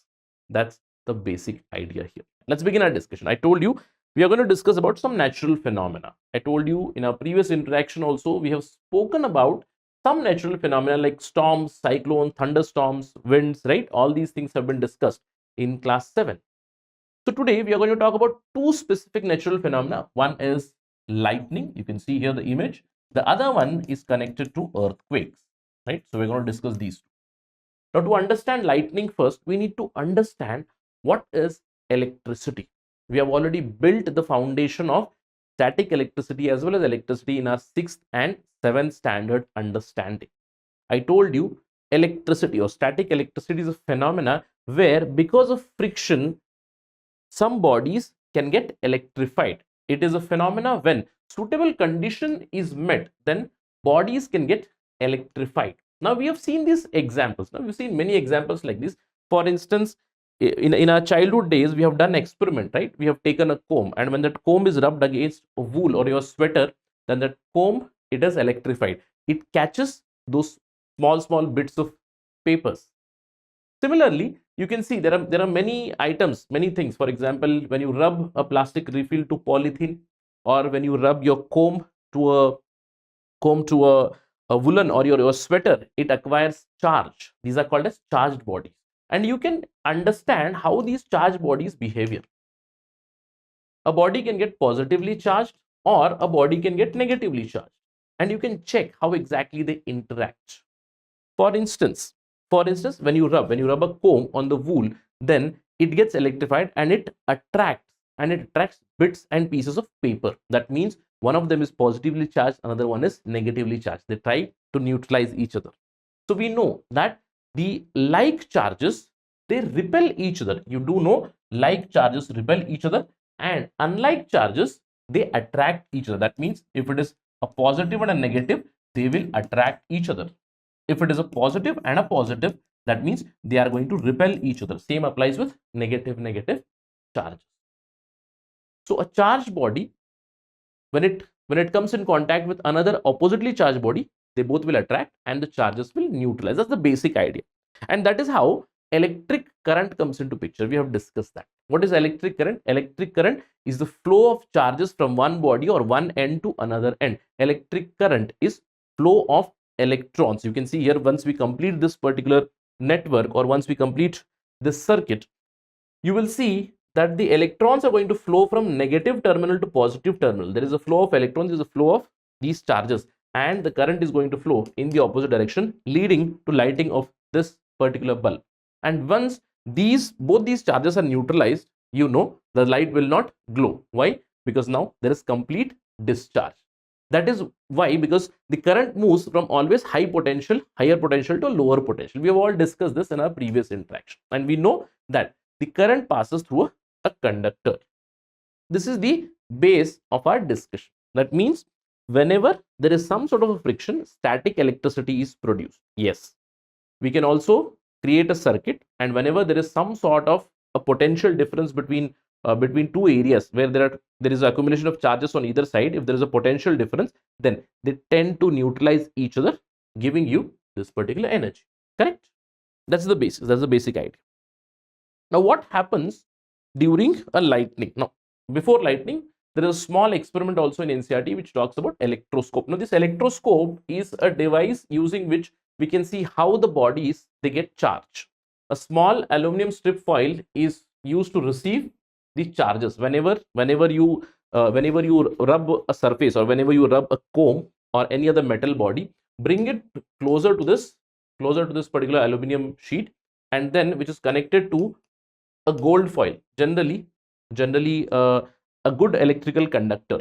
Two thin strips of electrical conductors are connected, and if both these conductors or if both these strips, they are charged positively, they will repel each other and they will open up. That's basically an electroscope. A simple MCQ can be created on this. Do remember that. But our prime discussion is about understanding the lightning and understanding thunder. How exactly it works.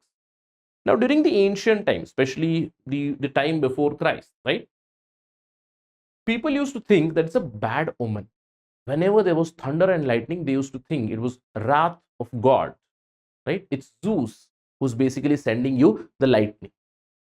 But slowly and steadily, they did come to understand that it is connected to electric charges. For instance, the Greeks, especially during 600 BC, they knew that when amber was rubbed with fur, there was some sort of electric charge, but they still did not know about the concept of lightning. They used to think that lightning is wrath of God. It was Benjamin Franklin in 1752, he eventually deciphered that lightning is very similar to the static electricity that we have seen.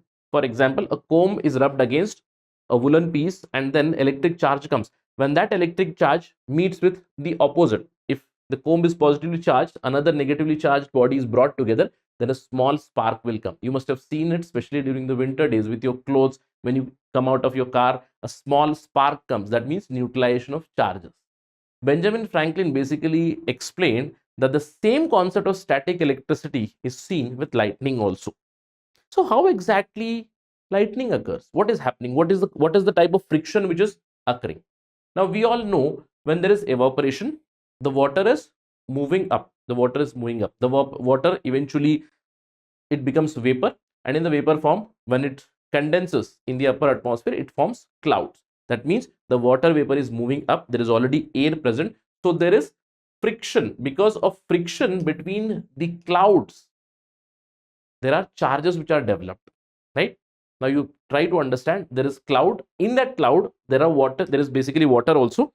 But these clouds, because of the friction, the upper clouds, they get positively charged. The lower clouds, they get negatively charged. And we already know around the Earth's surface, we generally have positive charge. Although the Earth's surface is completely neutral, it is at zero potential, but slightly just above the ground, there is positive charge. So what is going to happen? It is going to continuously accumulate the charges. And once these charges reach a threshold, the positive negative charges meet and a lightning is created. Same thing, the negative positive charges reach, a lightning is created. And we can see that lightning, right? And we discussed about sound. In our future discussion, we'll talk about light also. The speed of light is high in comparison to speed of sound. That is why we see lightning first and then we listen to the thunder. There will be a question in your mind. If it has not come, it has to come. Why? I told you clouds. Now clouds are formed because of water vapor. Now there is a question. So there is already water in this, right? There is already water in the cloud. And you told me that water is a good conductor of electricity. In our previous discussion itself, we spoke about the chemical effect of electric current. But please try to understand the water that is in the clouds, it is pure water or dry water, pure water. So pure water is actually bad conductor of electricity. So there is already a cloud like this, where because of friction, positively charged, positive charge is seen on the upper side. On the lower clouds, yes, there is water in this, but these are negatively charged. These two cannot neutralize each other because water or pure water is a bad conductor. So once these charges, they continuously accumulate, we see a picture like this. We see a lightning reaching Earth, and Earth's surface is actually at zero potential. Earth's surface is at zero potential. So Earth can take any amount of charge, that we know.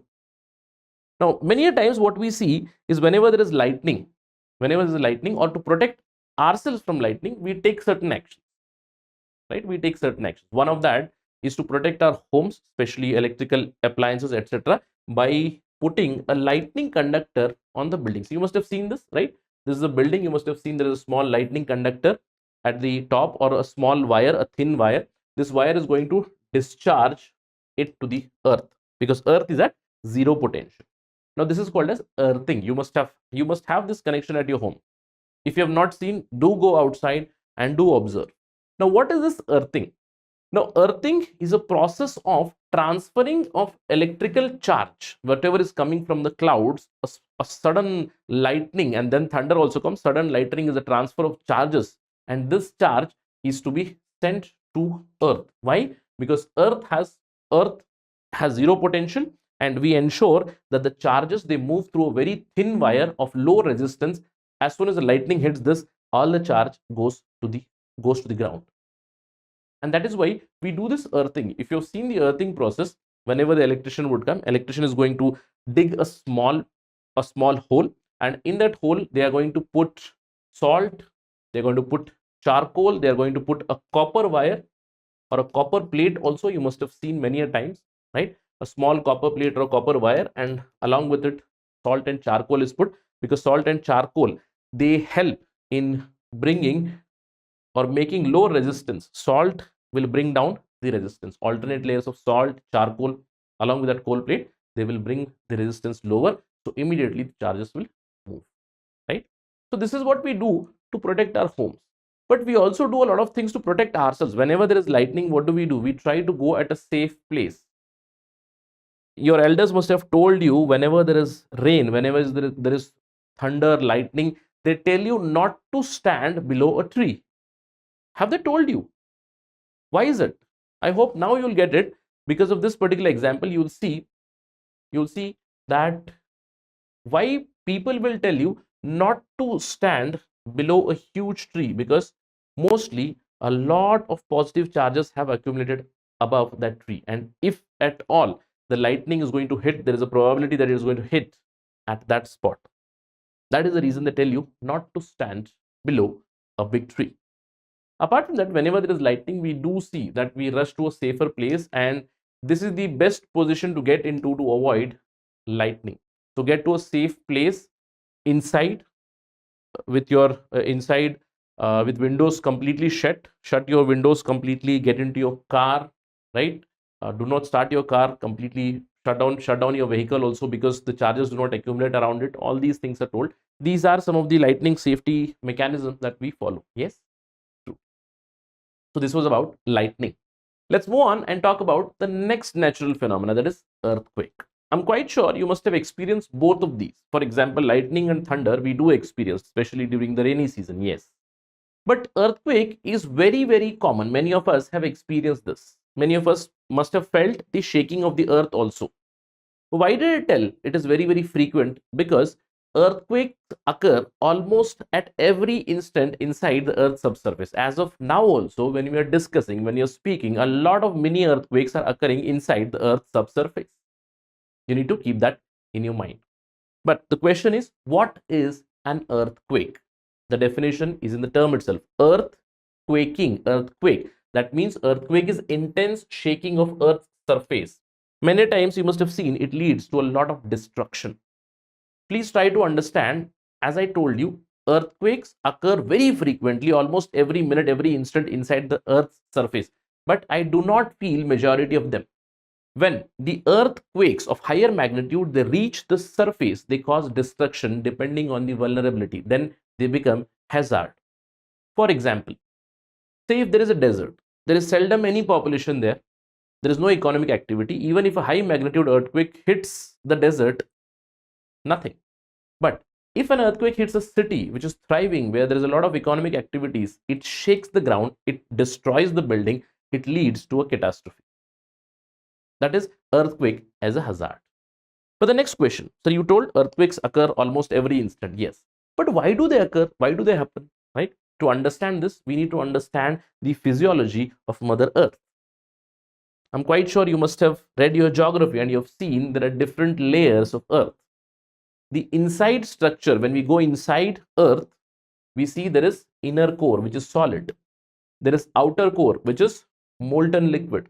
Then there is mantle, right? This mantle, I would say it's almost solid, but there is some amount of fluidity, especially we see it in asthenosphere. Then the outermost part is the solid part, that is the crust. Now, lithosphere is a sphere of earth where it is made up of crust and some amount of mantle. Basically, when you read plate tectonics, you will understand that the earth's crust or the lithosphere is made up of different plates which are slowly and steadily moving. So this entire concept of earthquake is connected to earth's structure, especially the lithosphere, that is the upper crust, and some parts of your asthenosphere, that is mantle. I told you that the solid crust and the top layer, the lithosphere, it consists of different plates which are constantly in motion. Slowly and steadily they are moving. Now we have read about Alfred Wegener's continental drift theory, which basically proves, or which basically explains, I would say, the same plate tectonics theory. Right?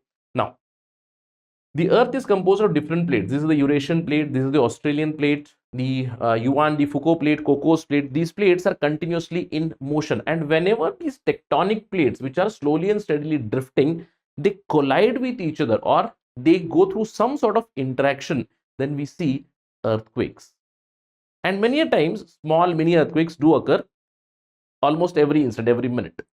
So what kind of interaction do happen? These plates, they can meet as a convergent boundary. That means two plates, they collide with each other in a convergent way, or it can also be a divergent kind of interaction. And whenever there is divergent interaction, we see that the earth crust, it leads to some sort of fault. Now we know there is a famous San Andreas fault in US.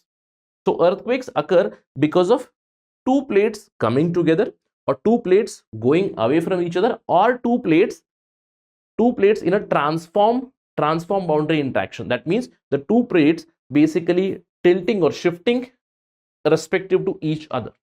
So it can be a convergent boundary, a divergent boundary, or some sort of a transform plate boundary interaction, because of which we see a lot of earthquakes.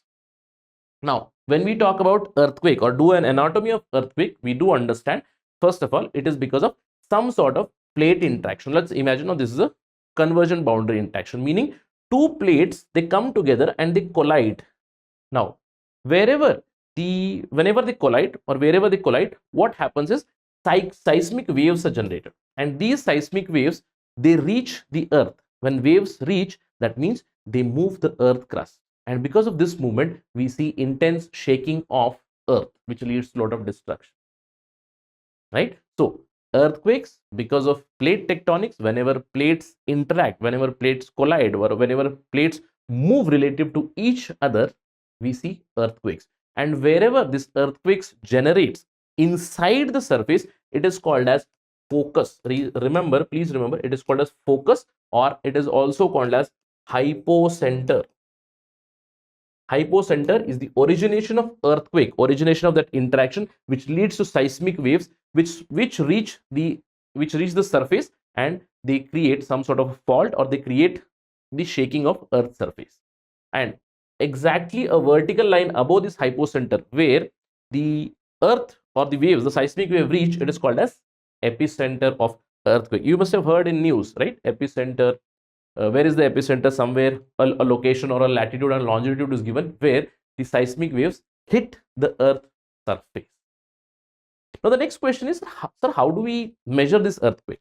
These earthquakes are measured on the basis of seismic waves. I told you that seismic waves, whenever there's a plate interaction, the seismic waves generate, and looking at these seismic wave and their characteristics, we assess the earthquake, and this is assessed by something called a seismograph. A seismograph is simply made a very sensitive kind of a support and a string structure, which draws the wave or the wave pattern on a paper drum. You can see here, this is a kind of a seismograph which is continuously drawing the seismic waves on a paper drum, which shows the magnitude. And to assess the magnitude of an earthquake, we use something called as a Richter scale. You must have heard of it, Richter scale. Whenever you read in your news, you read the magnitude, that is the Richter scale, and the epicenter. You must have seen that there is a 4.8 magnitude earthquake which hit Kandahar in Afghanistan. That means Kandahar is the epicenter. See, hypocenter is below the surface. On the surface, it is epicenter, a vertical line on it, epicenter. And what is the magnitude? The magnitude, it is on the Richter scale. Higher the magnitude, higher is the power of that seismic wave, and higher is the destruction because of earthquake. Before this Richter scale, there were also many other scales which were used. For example, Mercalli scale was also used. Mercalli scale is based on the hazard level, but very well-known established method of measurement of magnitude of earthquake is the Richter scale. So whenever you read your news next time, or look at the news, try to understand that the magnitude of earthquake and the location, the epicenter, is always given, so that you understand how it spreads. So wherever is the epicenter, you will see beyond that, depending on the magnitude, it is going to create shaking in and around some radius from that epicenter. All right, that is the basics of earthquake. Now the next question is, do earthquakes happen only on earth?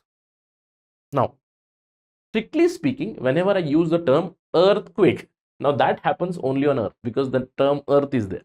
But remember, these kind of quakes can occur in any celestial body. For instance, there are evidences of moonquake. So we can say there are Mars quakes, there are Venus quakes, there are Jupiter quakes, there are moon quakes also. That means some sort of seismic activity occurs in many celestial bodies. There has been evidence which has been given by NASA, given by ISRO, given by many scientists, that earthquakes, or basically quakes, they occur in other bodies as well. Seismic activity can be seen in other celestial bodies, even like Moon, Venus, Mars, etc.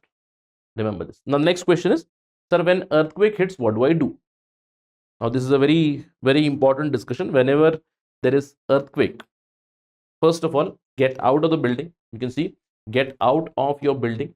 If you're stuck inside the building, if you're not able to open the door, if you're not able to find an exit or a stairway, just look for some sort of a support and cover your head.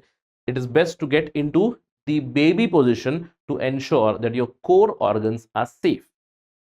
If there is some sort of an assembly point which has been given to you, so find out a way, go to the assembly station, go to a simple assembly station, and keep away from the buildings.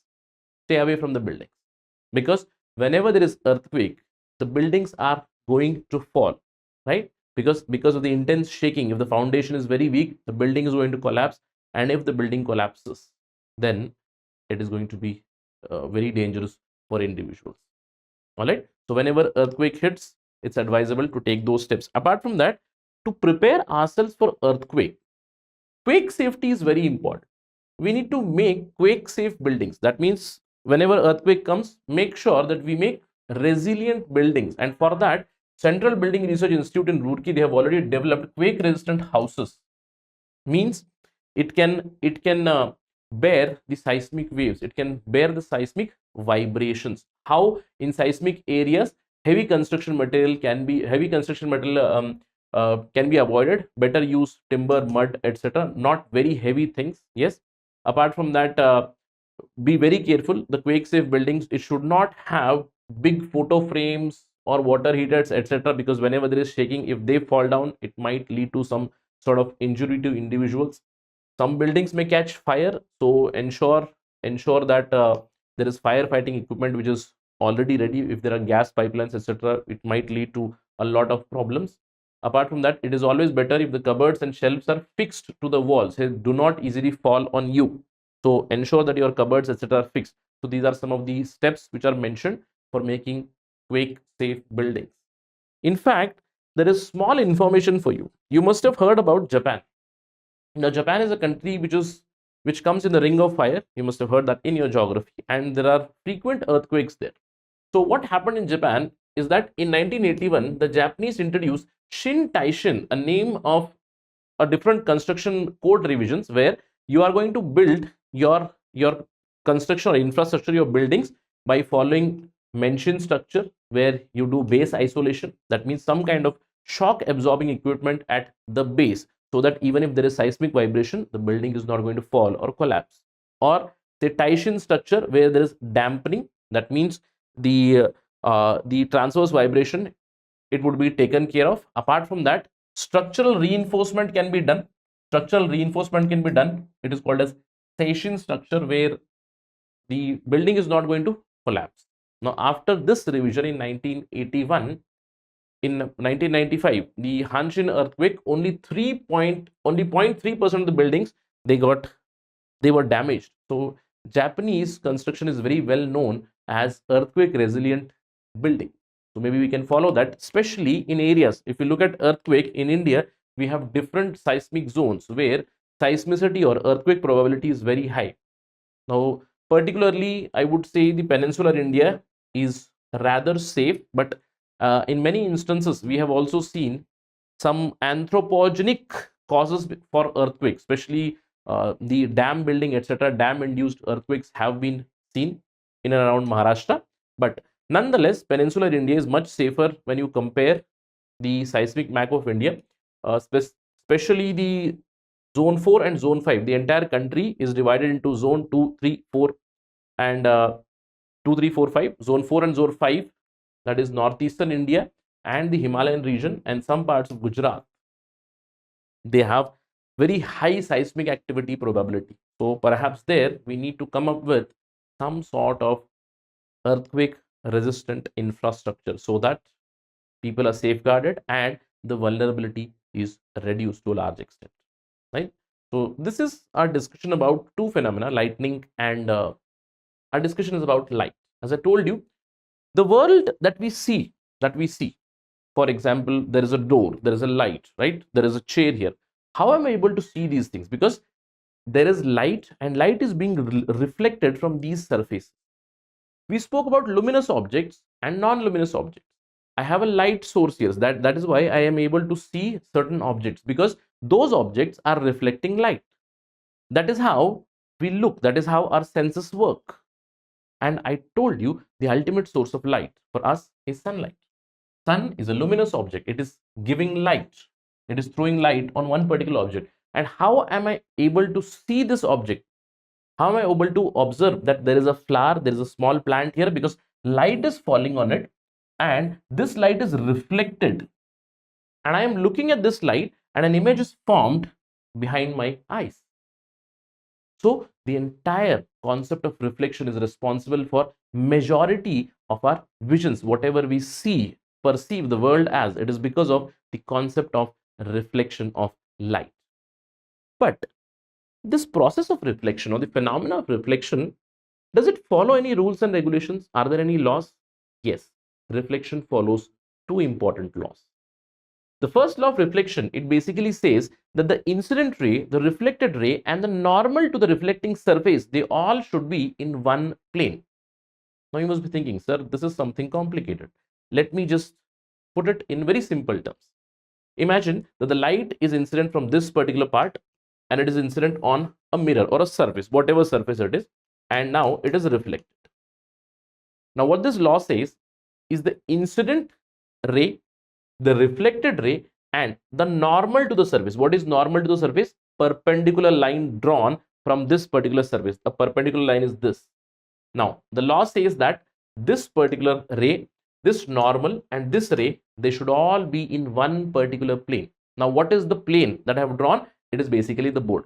Now the plane is this. Now imagine if I transform this plane like this. Can I see the reflected light? Perhaps not. Meaning I will be able to see reflected light only if the incident ray, reflected ray, and the normal, they are all in the same plane. That's the first law.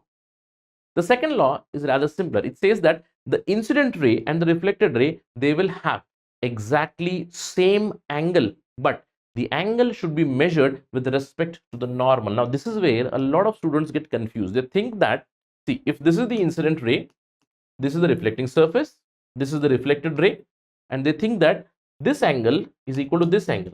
It is absolutely wrong. Let me explain you what the second law says. The second law says that the angle of incidence, that means the incident ray and the reflected ray, they will have exactly same angle, but the angle has to be measured always with respect to the normal that I have drawn here. That means this angle theta is equal to this angle theta. I hope it's clear, right? It's a very simple thing, but many times students get confused because they'll be overthinking. So this is the basic law of reflection. The first law, all the three, incident ray, reflected ray, and the normal, they should be in one plane. Incident, the angle of incidence is equal to angle of reflection. That's the basic law, second law.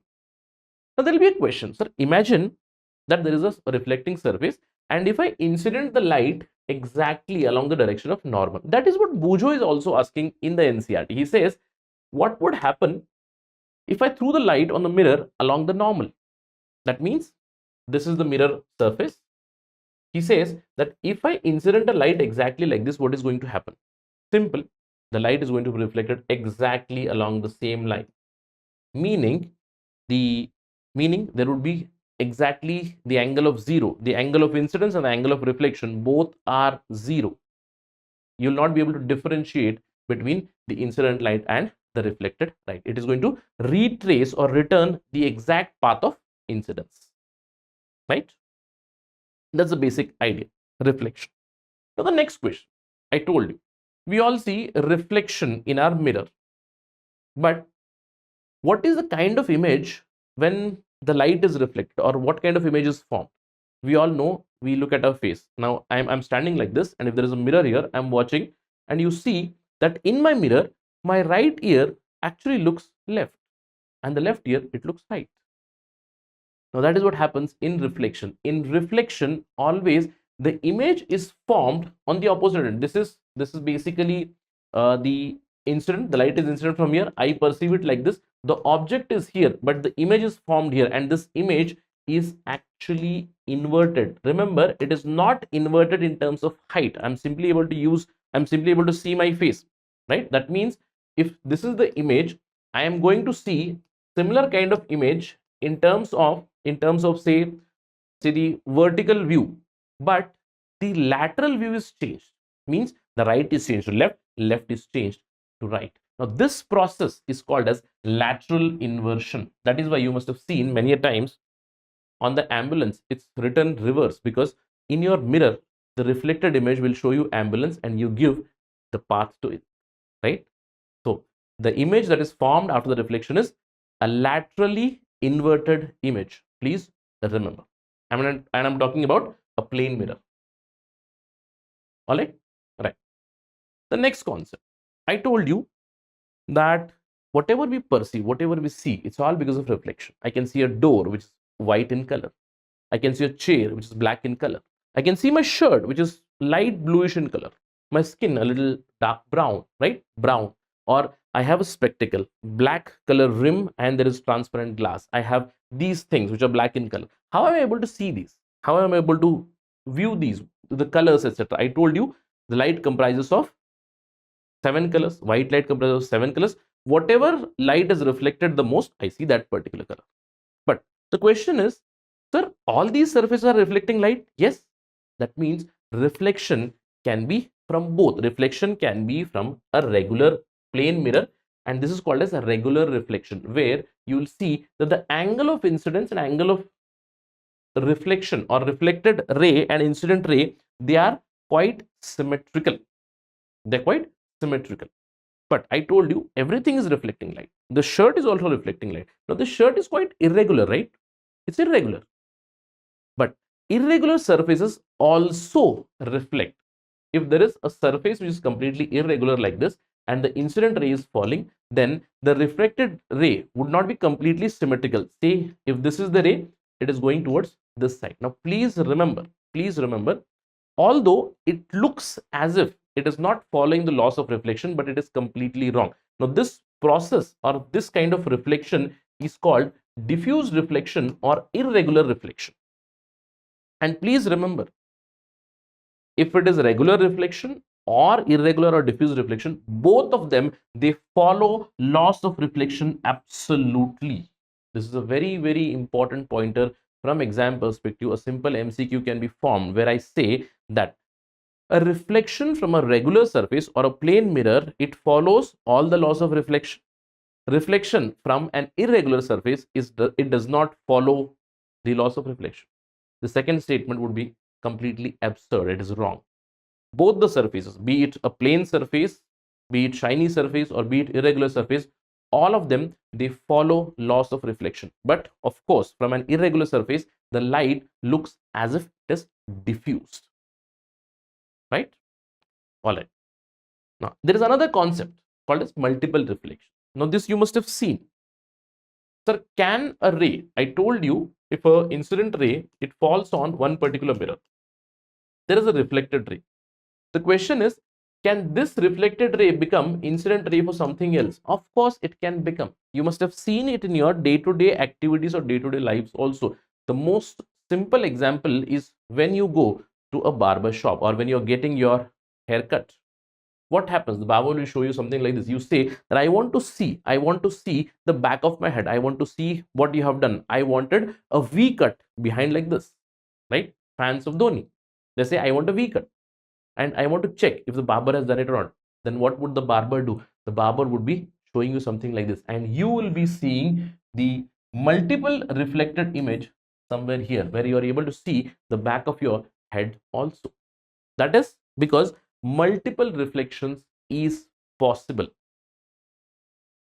All right. So multiple reflections are possible, and because of this multiple reflections, we see so many applications as well. For example, this kaleidoscopes that we create. You must have seen or you must have played with a kaleidoscope when you were a child, right? You will be viewing through a small glass pipe where there are three mirrors. There are three mirrors or a triangular mirror setup, and if you watch through it, any kind of image, any kind of picture, it will be a multiply reflected image, colorful multiple reflected images you can see. So kaleidoscope basically works on the concept of multiple reflection, the phenomena itself, and you will see symmetrical patterns in a kaleidoscope. Have you seen it? I'm quite sure you must have seen, or you must have visited some sort of a circus or some fair where you must have seen a mirror house. Now this is from a movie. If I'm not wrong, I think it's Fir Hera Feri, right? Akshay Kumar. There is a mirror house. You can see Akshay Kumar has entered mirror house and he is able to see himself in many mirrors. So multiple reflections is quite possible, and there are many applications we use using that multiple reflection concept as well. Right. So what we have established, we have understood that reflection is responsible for a lot of our vision. A lot of the images that we see is because of reflection. Reflection follows two rules. We have seen the laws or the rules that of reflection. We have seen the image that is formed because of reflection in a plane mirror. It is always laterally inverted. Multiple reflections are quite possible. Diffuse reflections are also possible, and be it regular reflection or diffused or irregular reflection, both follow laws of reflection. The next thing is, how do we see objects? I told you that nearly everything, almost majority of the things that we see is because of the reflected light from that. I told you the ultimate source of light is sun. Because of the sunlight, I am able to view. And if there is no sunlight, it's dark, it's night time. So daytime and night time, right? So we see so many phenomena or so many colors, so many things. It's all because of the concept of reflected light. Of course, there are some images. For example, if I see directly into the sun, sun is a luminous object. I'm able to see light. For example, there is light. There is a tube light here, which I can see. And the tube light itself is a luminous object. And I can see it's not reflecting. It's basically, it's releasing light. So that's why I told you nearly everything that we see is because of the reflected light. But many a times illuminated objects or luminous objects, they give out their own light. We see them also. The next question is, how do we see these? How do we see these? Because we have senses, we have eyes. How do we see things in our eyes? Because eyes are extremely important, and for our vision we do need light. You must have seen, if you are in a dark room, you will not be able to see anything. You'll see completely dark. But if it is daytime, you'll be able to see so many features of the environment, green leaves, the birds, right? Everything. So how does your eye create an image? See, this is the basic schematic of the human eye. The human eye, it consists of a cornea. The outside layer is called cornea. And if you just go a little inside, you'll see pupil. There is iris. Both, or I would say all three, cornea, pupil and iris, they are more or less responsible for how much of light it enters your eyes. And once the light enters your eyes, it has to be focused on something, and that focusing is done by the lens. Your eye has a lens in between, and this image is basically formed on your retina, and retina is going to send the impulses through the optic nerve to your brain, where you'll see the image, the reflected image, or basically the image that is formed. How am I seeing this? Because the same, the light is being reflected. See, there is a small curtain there. How I can see the light is being reflected on the curtain? I can see the light is entering and the image of that curtain is forming behind my eye. How exactly it works? Let's try to understand some more nuances. I told you the three important parts of your eye. Now this is the basic eye that you see in your mirror. You can see I was talking about the cornea. This round part is called the cornea. It's the external part. The light enters the eye through the cornea. It is the curved layer right in front of your eye. Right in front of your eye. It also works as a protective covering for your eye. Once the light enters the cornea, then it is focused onto the pupil. Pupil is this black part. The black part of your eye, it is called as pupil. And pupil can expand or can contract depending on how much light it is going to allow into your eye. You must have seen, if somebody focuses a floodlight on your eyes, or a small light or torch light on your eye, then your pupils are going to constrict. And if you do not see too much of light, then your pupils are going to dilate more and more light enters into it. So pupil, it is responsible for traveling of light inside. And then iris, it is basically the circular colored part of your eye. The colored part that you see, this black part is the pupil. The colored part, some people have it brown, some people have it green, some people have it blue, right? Depends on the genetic factors. But this iris, it is responsible for controlling the amount of light that eventually enters behind. So these three are more or less responsible for allowing the light into your eye. And once that light enters into your eye, there is a lens.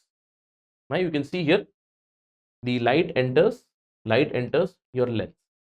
Now this lens, it is just behind your iris.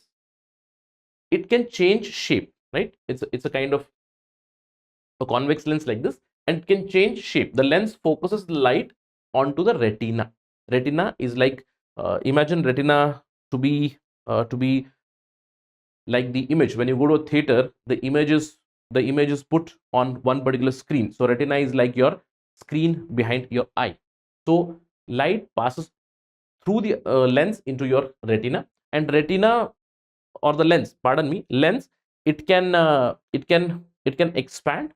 Lens, it needs to focus the light, and for that you have muscles called as ciliary muscles, right? Ciliary muscles, they help in contraction and expansion of the lens, so that it is going to focus the light based on the object. For example, if the object is far away, if the object is very near, the lens is going to change its shape slightly so that I am able to focus. The lens becomes thicker if I have to focus on nearby objects. It becomes thinner if I have to focus on distant objects.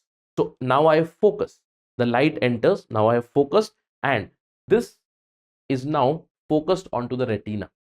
Now this retina, it consists of sense light or photoreceptors. It contains different kinds of cells.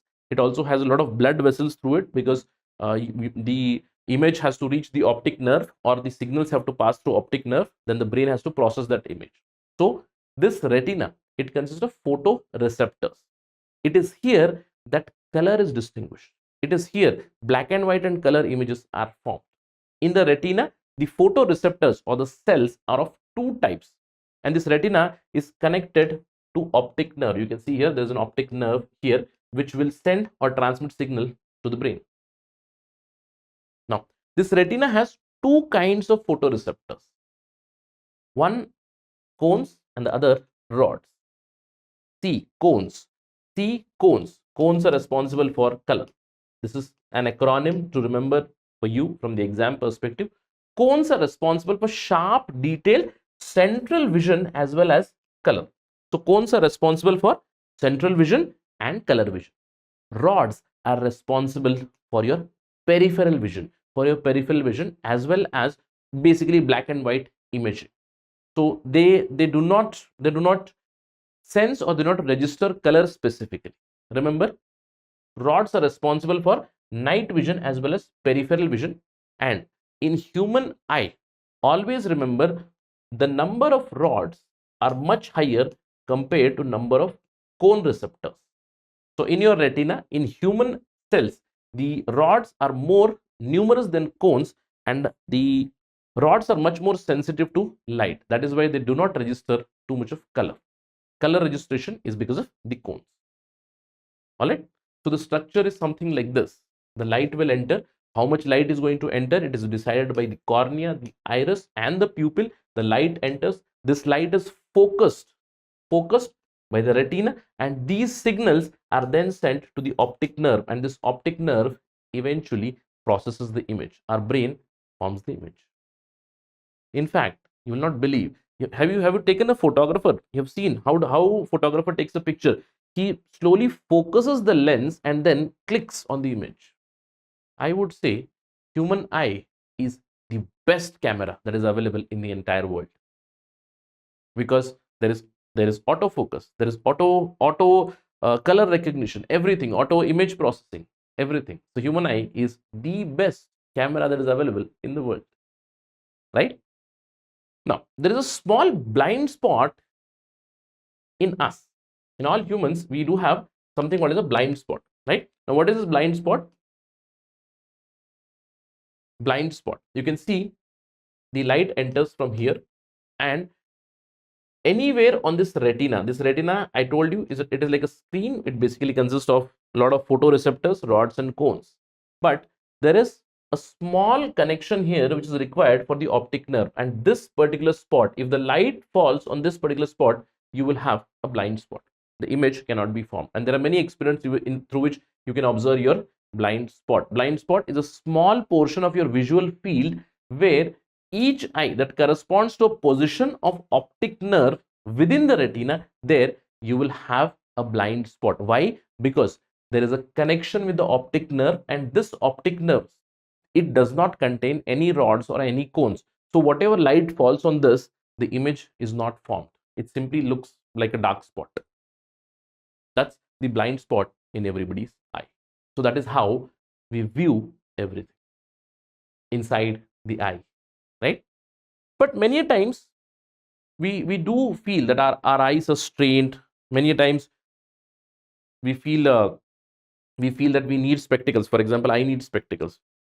Why? Because one of my eye is a little weak. The image that is to be formed by both the eyes behind the head or in the retina, it has to be completely in sync, right? I have a problem basically called as astigmatism. What happens is there are two eyes. One eye forms an image, the other eye also forms an image, but there is a slight mismatch between the formation of those images. That is why I wear this. And it happens why? It happens because of overexertion, right? It happens because of too much reading, too much of watching your mobile, TV, etc. strain. It may be because of genetic reasons also. That is why we need to take care of our eyes. So it's always advised to go for regular checkup. If there is any issue or any problem, then do wear spectacles. If there is eye strain, if it is leading to headaches, ensure that you get yourself checked, get yourself whatever medications are required. Do not look into the sunlight directly because it can damage your eyes. Never rub your eyes. If particles of dust go in your eye, then wash your eye. Again, do not look at sun or any other powerful light source, and always read from a normal distance. Always read from a normal distance. Many people have a habit of looking at your mobile, something like this, or reading very closely. It creates a lot of problems in your vision. All right. So vision is very important. You do know that. But in many people, especially those who are visually impaired, we do see that their vision is problematic, and for that, some system has to be created, and that was created by Louis Braille. You must have seen the Braille system. We all have seen the Braille system somewhere or the other place, but you might have not recognized that exactly. It's very important, especially for visually impaired people, because for them to read, write, to understand stuff, Braille system has been developed. This Braille system is a system of mathematical codes or projections. This Braille system is a system of common code, common projections, which lead to creation of language, mathematics, scientific notation. You must have observed them, especially if you have visited an ATM. On your ATM, when you are clicking your pin, just observe there are some projections on those keys also. That is nothing but the Braille code or the Braille projections which lead to understanding of the numbers. For instance, under the Braille code, what has been done, Louis Braille, right? He developed 63 dot patterns which lead to characters, letters, or sometimes even mathematical signs, connotations. For instance, if you see something like this, it is a C, right? A six dot combination. If there are two dots on, it becomes a C. This is a A. There are mathematical and other operators. For example, this is and. The comma is something like this. So a Braille code has been developed using which people who are visually impaired, they will be able to read, write, understand alphabets, mathematical notations, special operators, etc. And even if visual impairment happens, many people have excelled because of this, because of the Braille code, because of learning. Many visually impaired Indians, they have great achievements to their credit. For example, Divakar, a child prodigy, he gave amazing performance as a singer. Ravindra Jain was born completely visually impaired. He obtained his Sangeet Prabhakar degree. A very prominent name that is Helen Keller, an American author. You must have read many books of Helen Keller. She was visually impaired. How was she able to write? Because of the Braille code itself. So it's now possible that visually impaired or visually challenged people can learn Braille system or the Braille code, using which they can understand the language, they can understand mathematical connotations and science. Now, apart from this, there is a small information in NCERT also. We spoke about human eyes. But what about other animals? What about other birds? You must have seen that many animals, they do not have any eyelids. We have eyelids for our eye protection. For instance, if you have seen a butterfly closely, you must have seen the butterfly eyes are in proportion of its body, they're quite big, and many a times they look as if one eye is composed of many eyes inside. Or for example, bird. Let's take example of the owl. Right, owl is one such bird which has night vision, and daytime it's sleeping, because in daytime it cannot see. And there are many other birds which have daytime vision. For example, like eagles and kites, they have daytime vision, and nighttime they cannot see. Why? Because their eye structure or the light that passes through the eye, it has certain characteristics which can only be seen during night or the day. For example, for an owl, the retina has large number of rods and only a few cones. But for other birds, which are basically day birds, they have more cones and fewer rods. That means if it is a day bird, it is able to see more and more colors and is able to see only daylight. But for owl, it's the other way around. Also, you must have seen owl. Have you seen the picture of owl? Its pupils are very, very big. Right? It's able to, that is why a lot of light enters, and during the daytime, it cannot see. So for many animals, different eye structures are there, but common features, you do see cornea, iris, pupil, etc. in birds as well. Right? So animals have different shapes or different ways through which they view. But more or less, all the phenomena, everything that we see is mainly because of reflected. Majority of the images that we see is because of the reflected light. That's the basic conclusion from this particular chapter. Stars and solar system. We all gaze at sky in the night. At least I have a habit. At least once in a month, when you go up on your terrace, you simply see the stars in the night. And if you're in a metropolitan city, you seldom see stars because of the pollution, right? But do have that habit sometimes. Just go out, gaze the sky, right? You will see in the night sky, you will see stars. You might also observe, if you have learned this, from next time when you observe the sky, you will be able to identify the pole star or the north star, and some planets, I would say especially Venus, and some constellations as well. Now, all these things, the stars, the planets, moon, etc., these are called celestial objects. There are other terms also for this, celestial objects, or they're also called as astronomical objects or stellar objects or heavenly bodies. And the study of these is called as astronomy. I'm quite sure you must have read in your history that India was very well known in its astronomy. Right? Talk about Aryabhatta, talk about Bhaskara, talk about other sages or other persons, experts in astronomy. Now, based on this itself, even during the ancient time, during the medieval time, simply looking at the sky, people used to tell about the seasons, about the months, about the calendar basically. Right? That's the study of celestial objects, study of sky, solar system. That's the astronomy. All right. So astronomical objects can be stars, nebulae, galaxies, asteroids. We'll know about this in our future interactions as well. But the most important body in the night sky is moon. Of course, we are on Earth. We cannot see Earth from outside, but from Earth we can see moon. And moon, it is the biggest and the brightest body that we see in the night. Correct? Yes. Moon is the only celestial place where humans have actually set foot. We have not gone to Mars, of course, meaning humans have not placed their foot on Mars. We have already sent orbiters, rovers, landers, but no person has visited any other planet or any other celestial body apart from moon. Only 12 people have been to moon till now. And in the night sky, moon is the brightest and the largest object. Moon plays a very important role. We all tell that Earth is a habitable planet. We know that there is life which is existing on the planet. We are a testimony of that. We are evidence of that, right? But a lot of it, or the big credit for this also goes towards moon. Why? Because if moon was not there, moon is the natural satellite of Earth, and moon has some sort of a gravitational effect on Earth. Moon ensures habitability of Earth by reducing by moderating the home planet. That means Earth's wobble on its own axis. You do know that Earth revolves around its own axis or spins around its own axis. And because of moon's gravity, there is a moderating effect on the wobbling of Earth on its own axis. Apart from that, moon also plays a very important role on tides, right? We know that. Some facts about the moon. We know that there is sun. Everything in our solar system is revolving around the sun. That means Earth is revolving around the sun. Moon is revolving around the Earth. So moon is the natural satellite of Earth, but the entire setup is revolving around the sun. Some facts or factoids about the moon.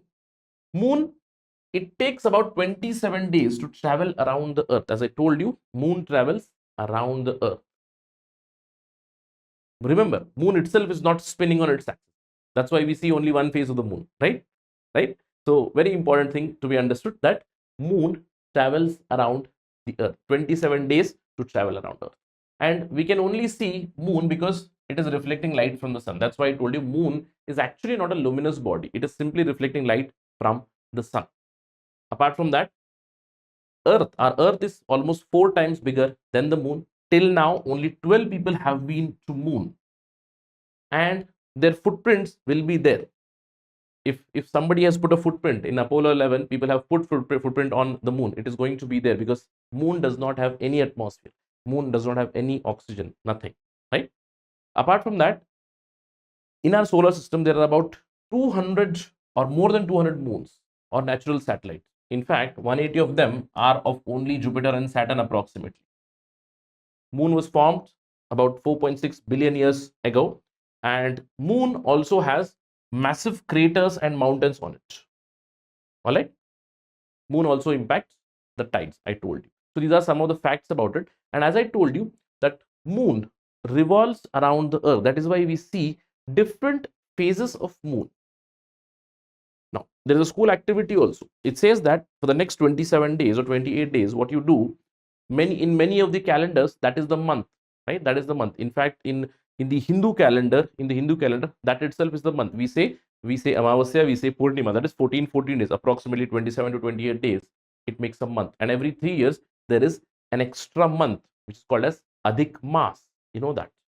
Why? Because moon is revolving around the Earth, and we see different phases of Earth. Sun is at one place, of course.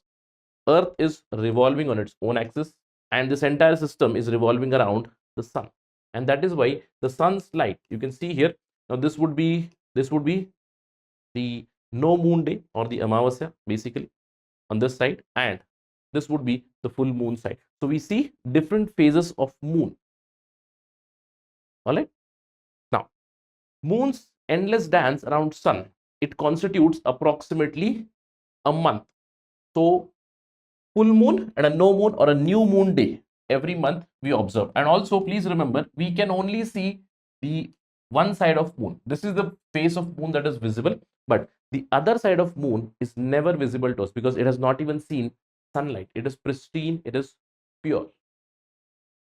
Apart from that, if you look at moon's surface, as I already told you, moon's surface is not plain surface.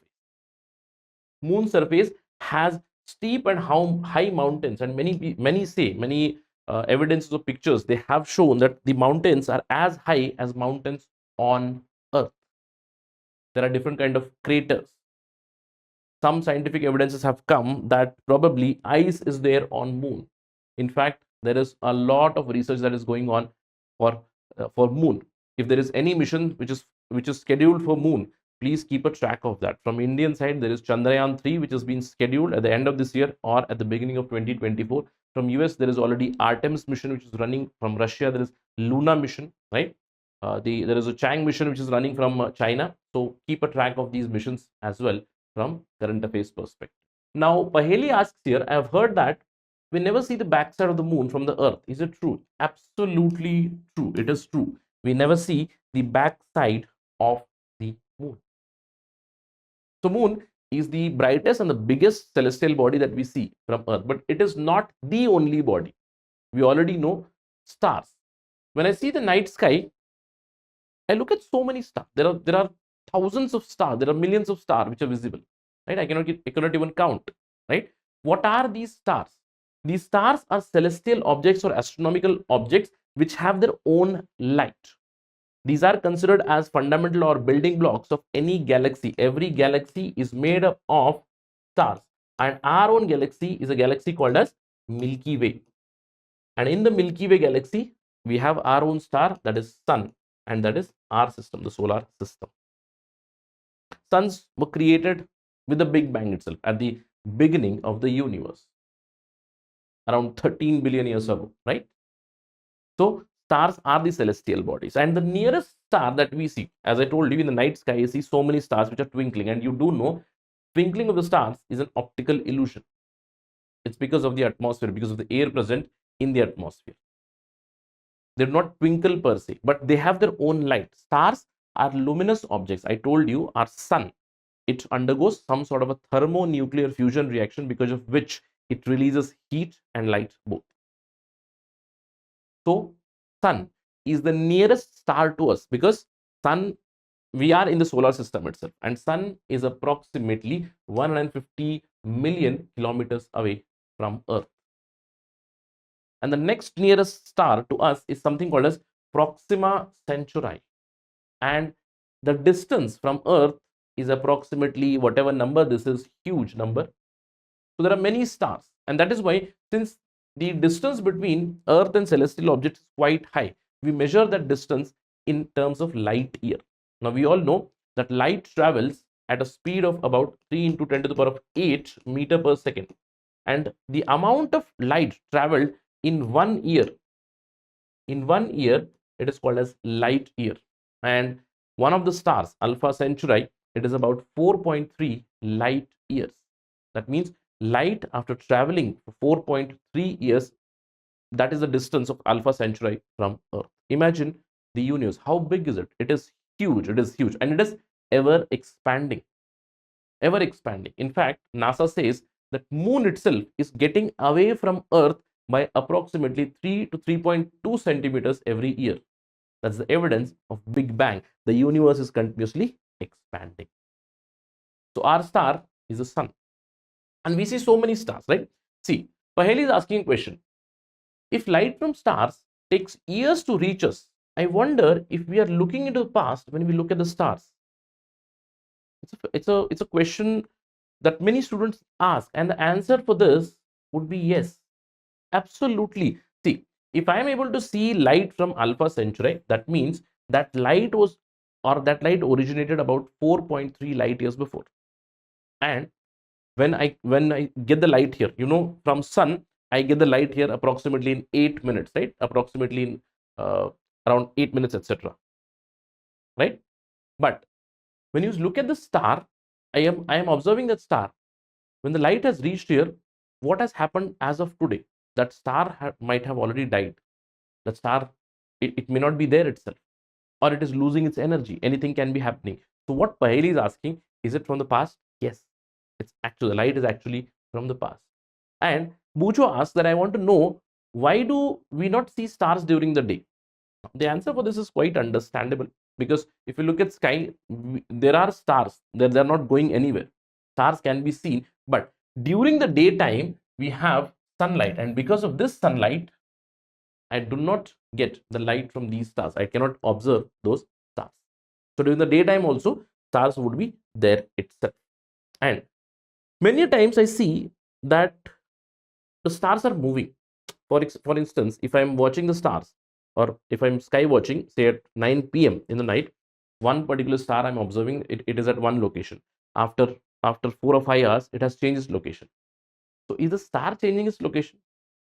No, the star is not changing its location. It is the earth which is revolving. It is the earth which is changing its position continuously. That is why I see that stars also change their position. Why? Because we know that Earth rotates from west to east. That is why I see that stars appear to move from east to west. And that's why I see. Now I understand why the sun appears to rise in the east and set in the west. But it is not the sun which is rising and setting. It is the earth which is revolving. Sun is actually stationary. The day and night is because of earth's rotation. So very similar to how sun sets and sun rises, stars also rise, stars also set. Clear? It's because of earth's revolution. Now apart from that, there is one particular star which appears almost stationary to us. That is called as pole star or north star. Now we know that Earth's axis is tilted by 22.5 degrees and absolutely above the North Pole. This is the North Pole, and just above the North Pole there is one particular star, pole star, which seems as if it is fixed in the sky. During the ancient time and the medieval time, the sea travelers or the seafarers, they used to use this pole star as a reference to move towards north direction. Now why this pole star is stationary? There is a small experiment here. Imagine that you have an umbrella and you create stars at different ends and try to revolve this umbrella. There is one star in the middle. Does this star move? No. So this is like the pole star. All the other stars, they seem like they are moving because Earth is rotating, but Earth's rotation has no impact on the pole star because the pole star is right above the North Pole. And of course, it is not visible from the southern hemisphere. You do know that. Right? So pole star is one star which appears to be stationary. Now apart from this, when you observe the night sky, you see that some of the brightest stars, they tend to create some sort of patterns, and those patterns we have given the name as constellation. So stars forming a group which is a recognizable shape, it is called as a constellation. And this constellation was used by ancient people or people from ancient times. They were able to recognize the sky looking at these constellations and how these shapes are created.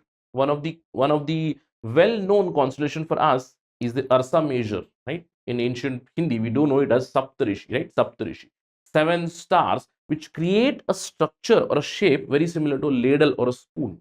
You can see 7 stars have been given the name Marichi, Vashishta, Angiras, Atri, Pulasaya, Pulaha, Kratu, right? So it makes a shape very similar to a spoon or a ladle. So based on this knowledge itself, astronomy was developed, one of the ideas. Apart from this, there are many other constellations we see, right? The Great Bear constellation, the Orion constellation, the Cassiopeia constellation, Leo Major, right? All these constellations have been created based on the shape the brightest star creates. Now, please remember that in any constellation, when I look at the stars, they talk about the brightest stars. There may be some other stars in it which are not taken up for consideration for creating that particular shape. Now, some questions are asked. You will see that constellation appears to move in the sky from east to west, again because of the rotation of the earth. Also, Bujo says that I have heard that we can locate the pole star with the help of Ursa Major. As I told you, Ursa Major, Saptarishi. Yes, we can locate it. Why? Because when you look at the Ursa Major, as I told you, it creates a shape very similar to ladle or a spoon. And the 2 stars at the edge, they align exactly with the pole star. And that is why even if the constellation, it seems as if it is revolving or rotating because of the Earth's rotation, I can locate the pole star, right? Because at any point in the rotation, if I draw a line from these 2 stars, I will reach the pole star. So I will see that this is the axis of rotation of the Earth. All right. Now, apart from this, there are many other constellations we know, like Orion. Orion is a very well-known constellation that can be seen, especially during the winter. It looks something like this. It looks like the sound-making toy, right? And from there also, there are 3 stars in the middle in this particular shape of Orion. And when I draw a straight line from these 3 stars, I will get the star Sirius. Sirius is the next brightest star. Sirius, which is the brightest star in the sky apart from sun. This is the next brightest star. I can locate Sirius by simply drawing a middle line from the Orion constellation. Apart from this, there are many constellations. As I told you, there is Leo, Leo Major, Leo Minor. There is one more constellation called Cassiopeia, that is another constellation which is very visible during the winter season, and it makes a shape like W, or if you look from different perspective, it looks even like M or W, especially during the winter season. And please remember, normally this is something which has been created, or which has been developed from ancient time. People used to look at these constellations and estimate or assume uh, or give explanation regarding the seasons or upcoming changes, etc. Right? And constellations, they just do not have 5 to 10 bright stars. As I told you, in the constellation, you can see here, these are the bright stars, 5 to 6 bright stars, which create the Cassiopeia constellation. But there are many other stars which are here. Only the bright stars are considered for that constellation.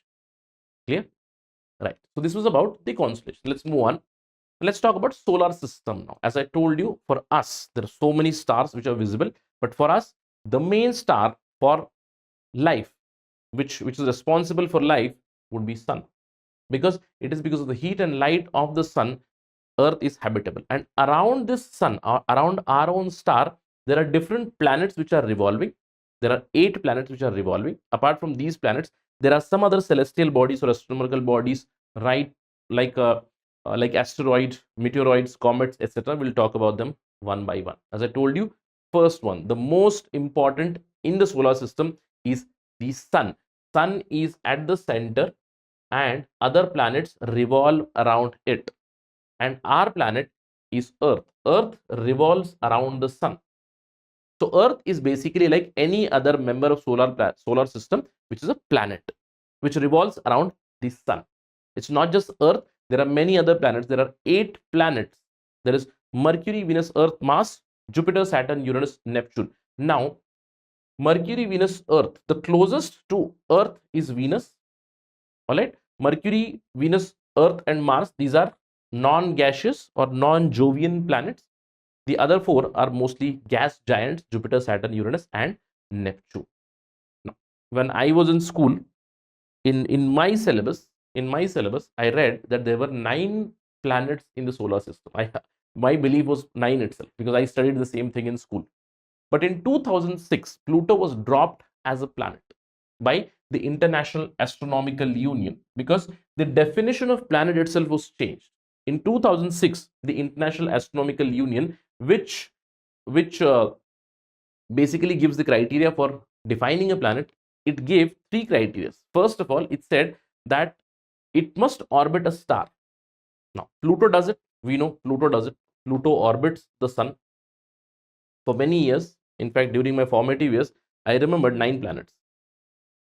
Suddenly, after 2006, I had to change my knowledge, right? So Pluto, it does orbit the sun. The second one is, it must be big enough to have enough gravity to force it into spherical shape. Pluto also does this. Pluto is spherical in shape, but Pluto does not satisfy the third condition. It must be big enough that its gravity cleared away any other object of similar size near its orbit around the sun. So Pluto does not satisfy the third condition. That is why Pluto has been dropped from the planet list, and it has been put into the list of dwarf planets.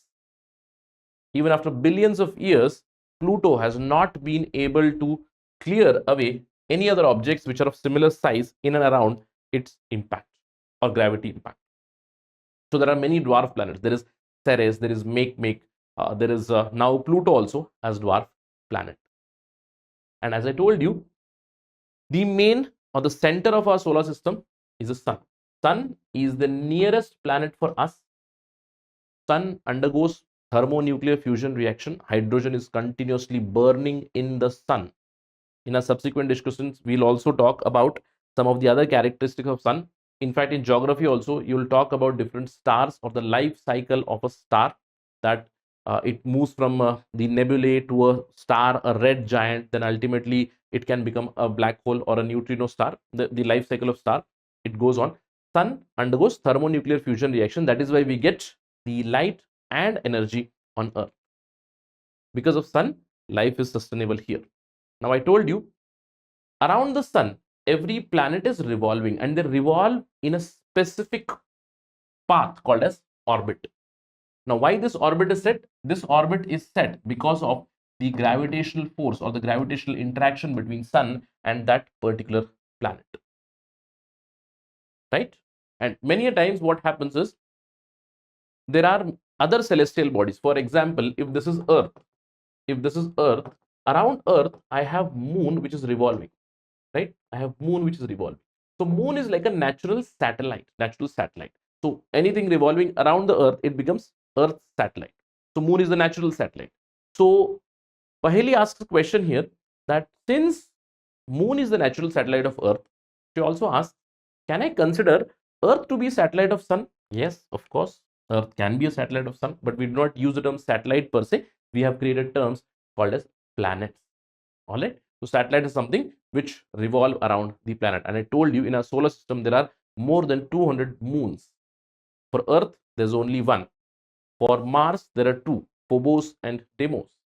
For Jupiter, there are more than 80. For Saturn also, there are more than 80, right? In fact, many of the satellites we do not even know. All right. So these are celestial objects.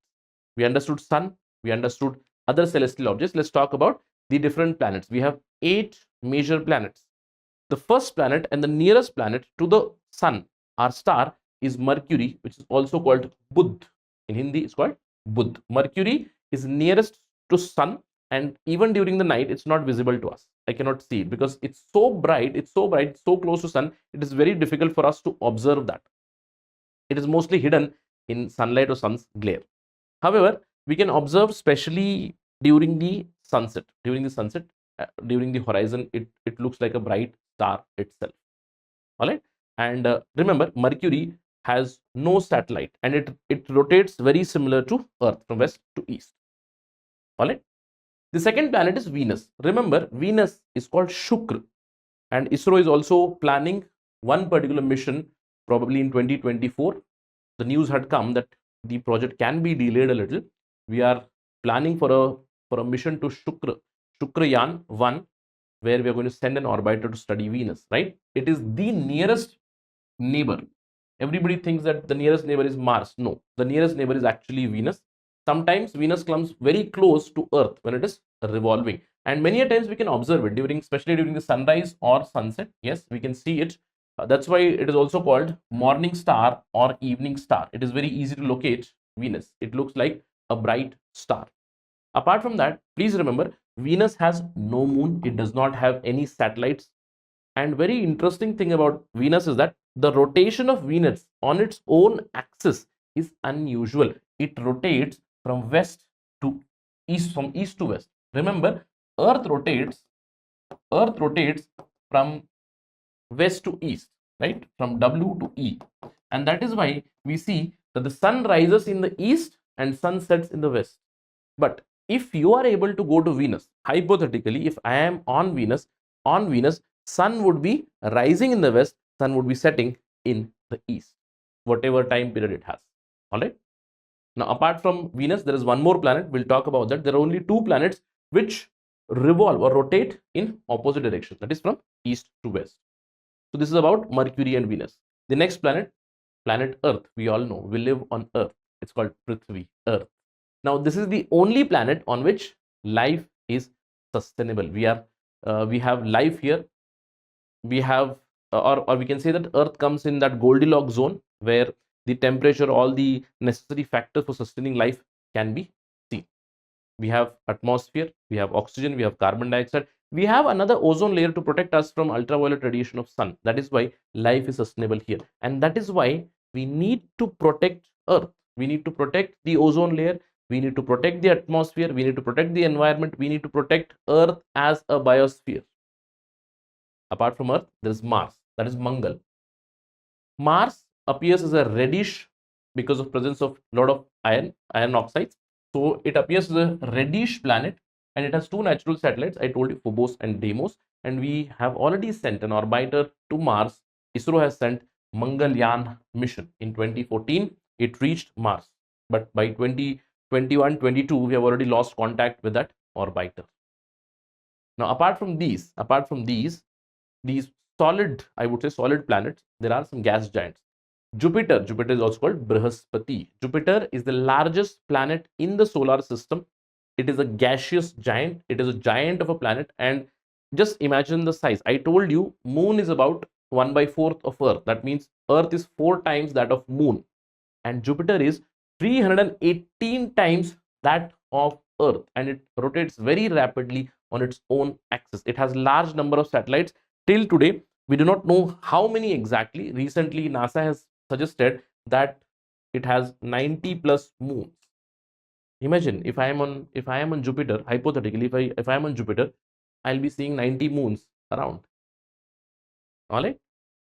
Apart from that, we can observe this. We can observe Jupiter using the telescope, and for many years there is some sort of curiosity. NASA has sent many missions. NASA has sent Juno mission to study Jupiter, right? Recently, in the upcoming years also, there are some missions going to study Jupiter's moons. Some of the Jupiter's moons, they are not gaseous. Some of Jupiter moons have gravity and they are solid apparently. So to study them, NASA and European Space Agency, they are sending some missions to Jupiter's moons. Apart from Jupiter, there is Saturn. Saturn is Shani Graha. Remember, Jupiter also has faint rings which are not visible per se, but rings around Saturn are quite visible. It is yellowish in color. Again, it is yellowish in color. It is gaseous giant. The rings cannot be seen directly. That means if I look at sky, I can look at one particular celestial object which is shining a little. I can say that is Saturn, but I cannot see its rings. Its rings cannot be seen. From a small telescope, I can observe. Saturn also has many natural satellites, approximately more than 80. Apart from that, there are two more planets, that is Uranus and Neptune. Right? Uranus is the seventh planet, and it's very strange. It's very strange that it rotates at an almost 90-degree angle. I told you that if this is Sun, if I look at Earth, Earth is revolving around the Sun, and Earth is also revolving at one particular angle, right? Around 22.5-degree angle. It is revolving on its own axis or spinning on its own axis. But Uranus is very peculiar. Uranus, it revolves around its own axis in almost a 90-degree angle, almost tilted, very, very tilted. Apart from that, Uranus is another peculiar planet which rotates in a different direction. I told you Earth rotates from west to east, Uranus east to west. Neptune is the eighth and the distant planet. It is dark colored, and this was basically deciphered through mathematical calculation. It is said that there are many supersonic winds which can be detected on Neptune. This data has been given by space agencies like ISRO, NASA, ESA, etc. This was about the 8 planets that we have. Apart from these planets, let me just give you an overview. Please remember, Mars is smaller than Earth, almost half the size of the Earth. So if you look at the size, then Mercury, it is smaller. Venus and Earth almost similar in size. Mars is actually smaller than Earth, but the biggest planet is Jupiter, and after that we have Saturn. Just look at this image. It will give you an idea of how big Jupiter is. Our Earth, it looks just like this in terms of, or in comparison with the Jupiter. So Jupiter, Saturn, big gas giant planets. Now, apart from these planets, in our solar system, we also have other celestial bodies like asteroids and comets. Now, these asteroids are big rocky fragments which are again revolving around the sun. They are also revolving around the sun, and we can watch them using telescopes. Asteroids are mostly found in one particular belt. Remember, asteroids are found in one particular belt. Almost 2 million asteroids are somewhere in a belt between Mars and Jupiter. So a belt between Mars and Jupiter is called asteroid belt, where we will find big asteroids. Some of the asteroids can be seen anywhere in the solar system. Those are called as Trojan asteroids. You must have seen many movies. For example, there was an old movie which I saw almost in 2000s, at the beginning of the 21st century, Armageddon. Bruce Willis movie. It talks about the one kind of asteroid which is coming and is about to hit the Earth, right? So that is a rocky fragment coming and hitting the Earth. But Comet is another body, another celestial body which revolves around the earth. If this is sun, then a comet, it moves in an elliptical orbit, something like this. And comet, it has a perceptible tail. Comet is not exactly a solid body, it is a gaseous giant. It is composed of ice, gas, frozen particles, and some dust particles, which is continuously moving in a highly elliptical orbit around the sun. Right? So comets, they come from two different places. You must have heard about Halley's comet, which comes approximately 75, 70, which is visible in 75 to 76 years once. These comets, they come from a belt called as Kuiper belt. This Kuiper belt is also called icy world. It is home to many planets. Kuiper belt is beyond Neptune. Neptune is the last planet or the last giant planet of solar system.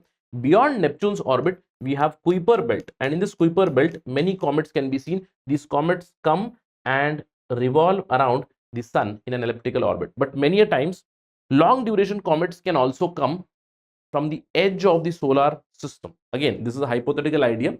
Scientists have given it a name called as Oort cloud. Oort cloud is considered as the edge of the solar system, from where long duration comets come. Some of the comets, they come once in 700 years, right? There is one particular comet called as Pons.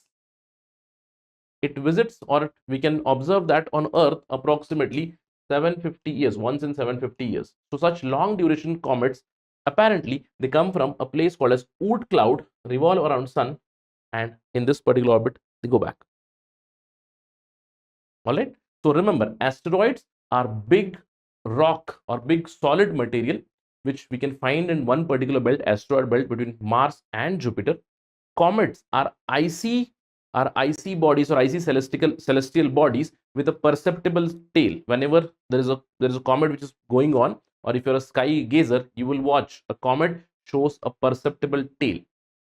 Those are made up of dust, ice, and some other solid particles, and again they also revolve around the sun in a highly elliptical orbit. Apart from this, we also have some other bodies called as meteoroids. Meteoroids are much smaller than asteroids. Meteoroids are rocky metallic fragments, and if this meteoroid, it enters the Earth atmosphere, it becomes a meteor. And many a times you must have seen meteor shower, right? Every year there is a meteor shower at one particular period. Whenever the Earth is revolving, some meteoroids or smaller rocky fragments, they enter Earth atmosphere, and once they enter Earth atmosphere, they start to burn up because of friction. We have atmosphere, we have air, there is friction, and because of this friction, those meteoroids, they start burning up, and we see beautiful shooting stars, right? Whatever we say shooting stars, they are actually meteors. Many a times we see meteor showers. Different meteor shower names are also present. If you go to NASA website, one of the best idea to prepare for this particular topic connected to space is go to NASA website. You'll get a lot of knowledge there, right? Say Perseid meteor shower, right? One of the examples of meteor shower. And if that meteor, it reaches you, if that meteor, it reaches Earth's surface, it is called as meteorite. Meteoroid is a meteor fragment which reaches the ground, and if it reaches the ground, that means it is going to hit or impact on Earth's surface, and once it impacts the Earth's surface, it is going to create a depression, and over a period of time, in that depression, if water fills, we can get meteoroid based lakes. One of the example of meteoroid based lake is the Lonar Lake from Maharashtra, right? So different bodies can be seen: asteroids, bigger rocky fragments; comets, mostly icy particles, icy dust particles with a perceptible trail. Then there is meteoroid, smaller rocky fragments. As soon as a meteoroid enters the atmosphere, it becomes meteor. It starts burning up with beautiful bright light. And if it has enough energy, if it has enough mass, it might reach Earth's surface, it might blast off. It's called meteorite. Okay.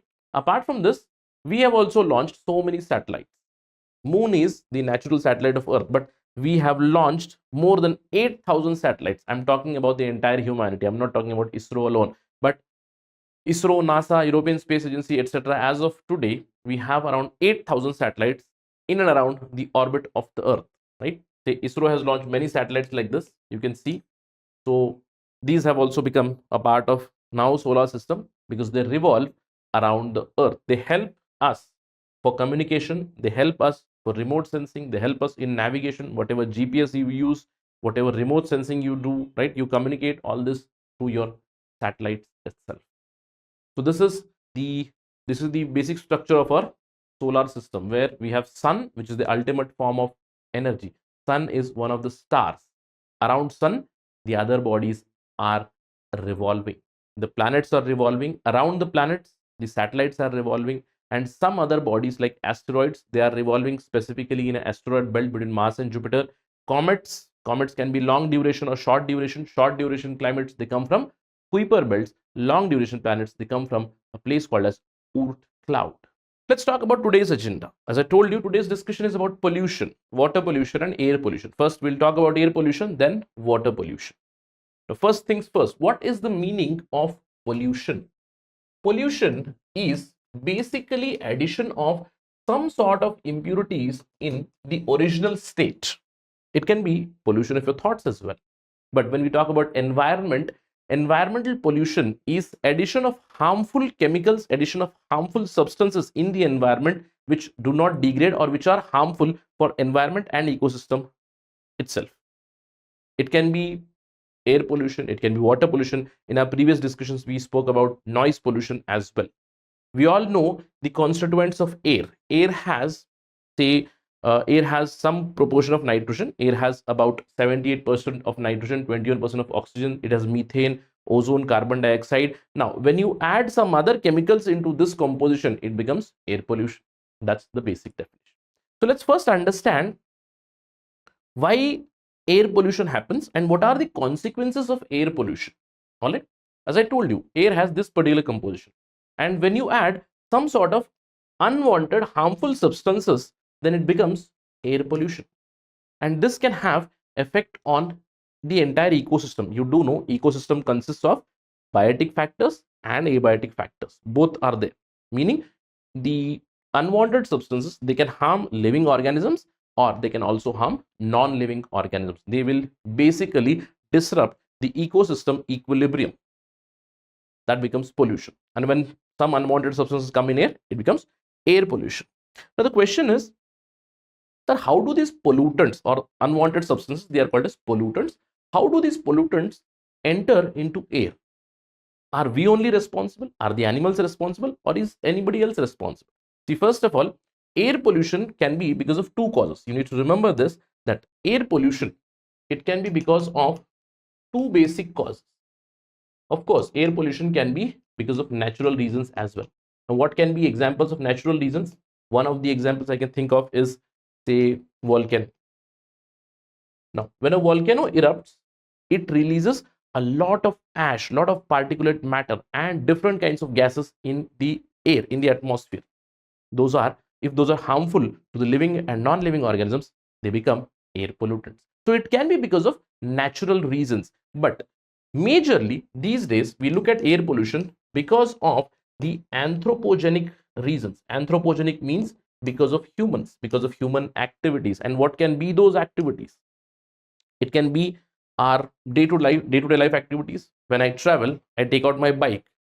When the bike is running, the petrol is burning, and when the petrol is burning, there is some sort of exhaust which is released from the silencer. And what is that exhaust? It contains carbon monoxide, it contains other particulate matters, it contains other unwanted substances. So it can be natural as well as anthropogenic. But when we talk about anthropogenic reasons, it can be many.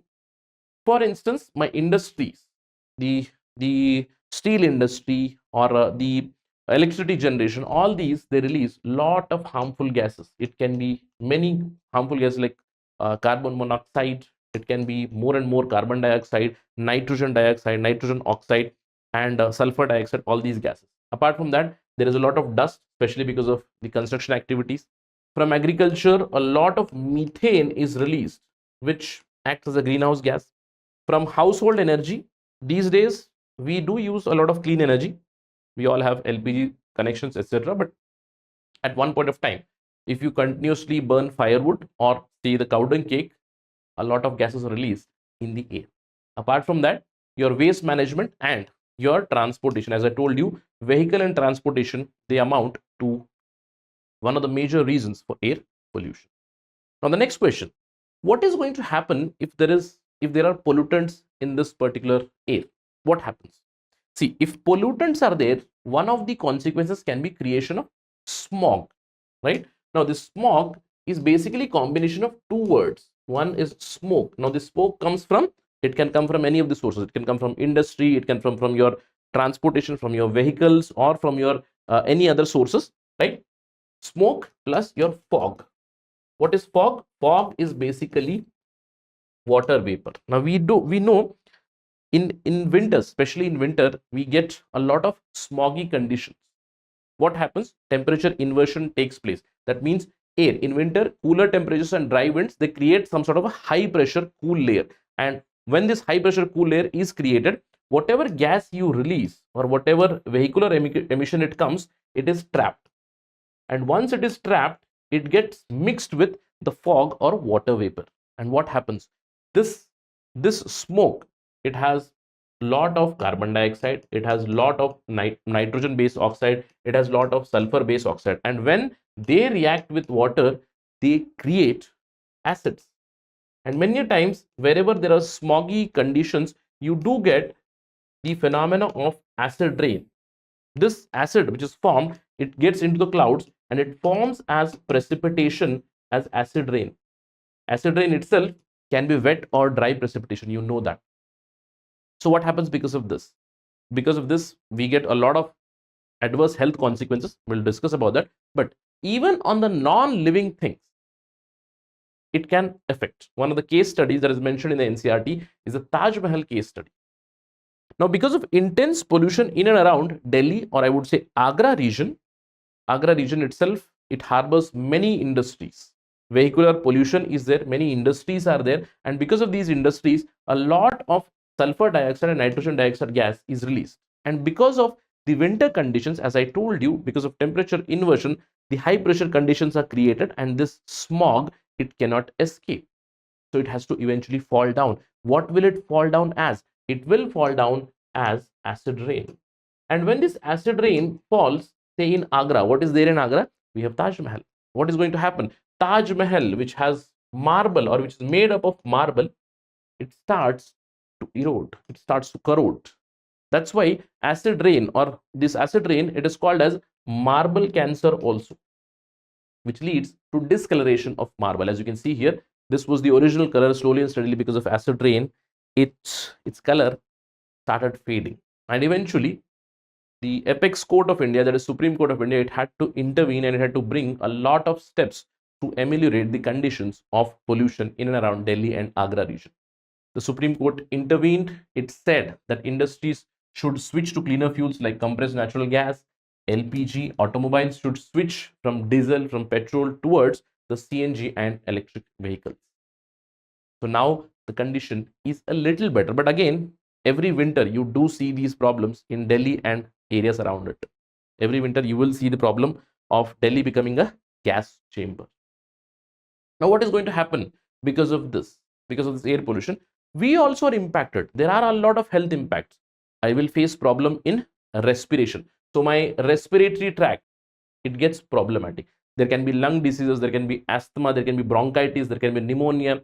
Very quickly skin starts aging. Insulin, diabetes resistance can develop, blood clots can develop. Premature birth and low birth weight is also one of the reasons because of air pollution. In fact, if you look at the World Health Organization statistics, you will realize that who is the biggest killer, or what causes the largest fatalities? It is the air pollution itself.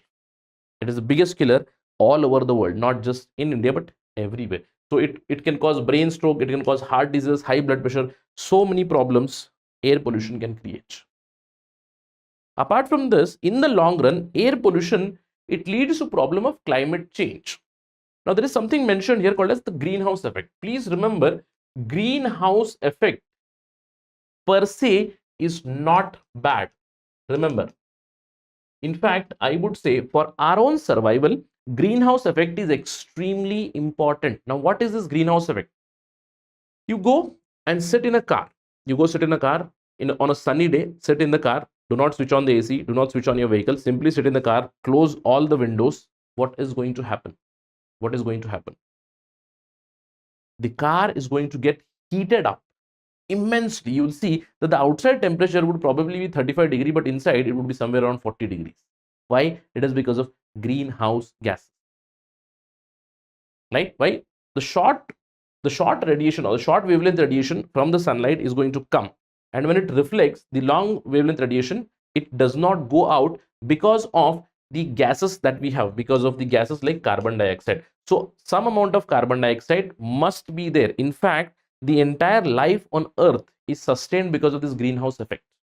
Imagine if there was no carbon dioxide, no methane, no greenhouse gases in the earth's atmosphere, then the earth atmosphere or its average temperature would have been somewhere around -20, -30 degrees Celsius, and life would not have been possible here. So an optimum amount of greenhouse gases are needed. Why? Because most of the radiation that we absorb, yes, the reflected amount, if everything goes out, then the temperature would go extremely low. That is why I need some amount of heat to be trapped by these gases. That is the greenhouse effect. The greenhouse effect, you get the name from the cultivation method also. Simply create a greenhouse or a polyhouse and ensure that the plants grow there. You'll get an idea from there also. Then you ask, sir, what is the problem then? I'm not understanding. You said greenhouse effect is actually good. It is needed for survival of human beings. It is needed for survival of life. Then what is the problem? I told you that the greenhouse effect with normal amount of carbon dioxide is good, right? Because solar radiation comes, yes, there is some amount of greenhouse gases, some amount of methane, some amount of carbon dioxide, it is already there. What it does, it traps some heat and it maintains temperature, some average temperature on earth. A lot of the heat also escapes. But now when more and more carbon dioxide is trapped here, what happens? There is intense heating, similar to what I gave you in the example. You're sitting in the car. Now imagine I am sitting in a car. Earth itself is car. I am sitting in earth. The sun or the sunlight is coming, radiation is coming, and that radiation is making this particular area extremely hot. Now what does happen because of that? You said, sir, what's wrong? It's fine. Earlier it was, say, 35 degree, now it is 38 degrees. So what is wrong? See, this thing. We will be transforming a thriving and a happy ecosystem into a dry ecosystem. That is the problem with global warming.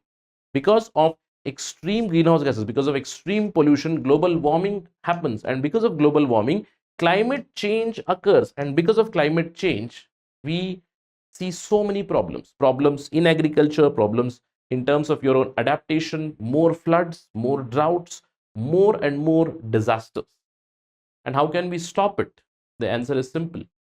Go for deforestation. Create more and more forests. Plant more trees. What does this tree do? This tree, it absorbs carbon dioxide. That means create some sort of a carbon sink. Reduce your usage. Reduce your vehicular use public transport, reduce use of fossil fuels, stop burning petrol, diesel, shift to electric vehicles, focus on recycling, planting a tree, focus on switching off your switch, use less water. So all these things can help in improving the situation. So what we established is air pollution is because of pollutants. The pollutants can be from the natural sources also, mostly from the anthropogenic source, and they cause a lot of adverse consequences. The same applies for even water. Now we know water. Normal water has some sort of constituents, right? If I simply dig a small hole in the ground, I will get some sort of underground water. Now underground water itself has a lot of mineral salts which are dissolved in it, right? But once the quantity of impurities that are dissolved in water, they become harmful. The unwanted substances which are added to water, they become harmful to, say, humans or the abiotic factors also. That becomes your water pollution. And water pollution is mostly because of human intervention or because of anthropogenic reasons. so many reasons. In fact, when we talk about water pollution can be distinguished through non-point sources. That means not from a single particular point. Say, for example, many of the houses are simply releasing their sewage waste directly into the water body, directly into the river. The river is polluted. If there is municipal waste directly thrown into this, if there is agricultural cropland, then more and more fertilizers you use, that fertilizer is dissolved in water and it ultimately reaches the river. The river is polluted. There are some point sources also. For instance, there is an industry. The industry releases harmful effluents without treating them directly into the river. The river is polluted. You have a wastewater treatment plant, and from that, the waste or the harmful water is again added into the river. Creates a problem. Now you must be thinking, sir, you said if I take some amount of underground water, there will be some impurities in it. Then how did people in the ancient and the medieval age survive? Because for our survival, we need air, clean air. Air pollution has to be stopped for that. I need clean water also. For that, water pollution has to stop. That means during the ancient medieval time, earth itself has its restoration capacity. If some amount of impurities are there in the system itself, then the ecosystem, it can cater to it. But right now what is happening, because of intense needs, because of intense population increase, the amount of pollutants that are entering into the water, they are more. That means the earth's carrying capacity or earth's restoration capacity is going down. Earth's restoration capacity, beyond earth's restoration capacity, I am adding more and more pollutants. I need to stop it. And there is a case study for this also. The holy river, the most important river of India, River Ganga, right? It starts or it traverses from Gangotri, it moves to New Delhi. There's a tributary Yamuna of this that passes through Delhi. It moves through Kanpur, Allahabad, Varanasi, then eventually drains into Bay of Bengal. Now, along this path of Ganga, Ganga river itself has been extremely polluted. Why? Because we know, first of all, water source, wherever there is water source, it leads to some sort of habitation. You can see many examples. Why do we see a city on the coast? Why do we see city on the banks of a river? Because water supply is extremely important for survival. But if I am not able to maintain or sustainably use that water source, it is going to create problems. Same thing has happened with River Ganga. According to WWF, World Wildlife Fund for Nature, they have clearly highlighted that Ganga is one of the 10 most endangered rivers in the world. At many places, the water is extremely polluted. It is not fit for anything. The towns and cities, they simply discharge a lot of water, wastewater in the river. At many places, it is suggested that the river is dead. The pollution has reached to such an extent that no aquatic animals or no aquatic life can even survive there. One of the examples is Kanpur. Now you can see city of Kanpur here in UP on the banks of River Ganga. UP itself is known for many industries. You do know UP has many industries. I remember UP Kanpur leather is very much known, right? Kanpur leather is very well known. So Kanpur has so many factories. Kanpur has fertilizer factories, detergent factories, leather factories, paint industries, and most of these industries, without treating their effluents, they directly let it pass into River Ganga. And as I told you, the river or Mother Earth itself does not have that much of restorative capacity. The industries are adding so much of pollutants beyond the restorative capacity of the river, it is creating a lot of problems. They discharge a lot of toxic waste. For years, they have done it. Finally, the government has awakened, right? The government has started many programs. For instance, in 1985 itself, the Ganga Action Plan began. It was aimed at reducing the pollution of River Ganga. Even after almost 20-30 years, many other programs are running. In 2016, the National Mission for Cleaning Ganga, that is Namami Gange program, it began. Right now, the Ministry of Jal Shakti, there is a department specifically of Department of Water Resources, River Development and Ganga Rejuvenation. It is running a program called as Namami Gange program to improve the health of River Ganga. It comprises of sewage treatment infrastructure, developing sewage treatment infrastructure along the river. riverfront development, river surface cleaning, biodiversity protection, afforestation around the banks of the river. Ganga Gram Yojana is also being running here. Industrial effluent monitoring is happening. Public awareness camps are being created, are running right now to protect, preserve Ganga. Right? A program started in 1985, still running. We are still struggling for cleaning river Ganga. Imagine the amount of pollution that we have created in the river. Huge. Apart from that, NCERT talks about a concept of potable water. Now, in our previous interaction in class 7, we discussed about the sewage water treatment. I told you that the municipal wastewater, it reaches to one particular treatment plant where, first of all, the sediments are allowed to stay there. Then there is some sort of bioremediation by the microorganisms. Then we apply chlorination, etc. But there is a difference between that treated water and the water that we drink. Please remember, potable water means water which is suitable for drinking. Many a times, even after sewage treatment, the water may not be fit for drinking.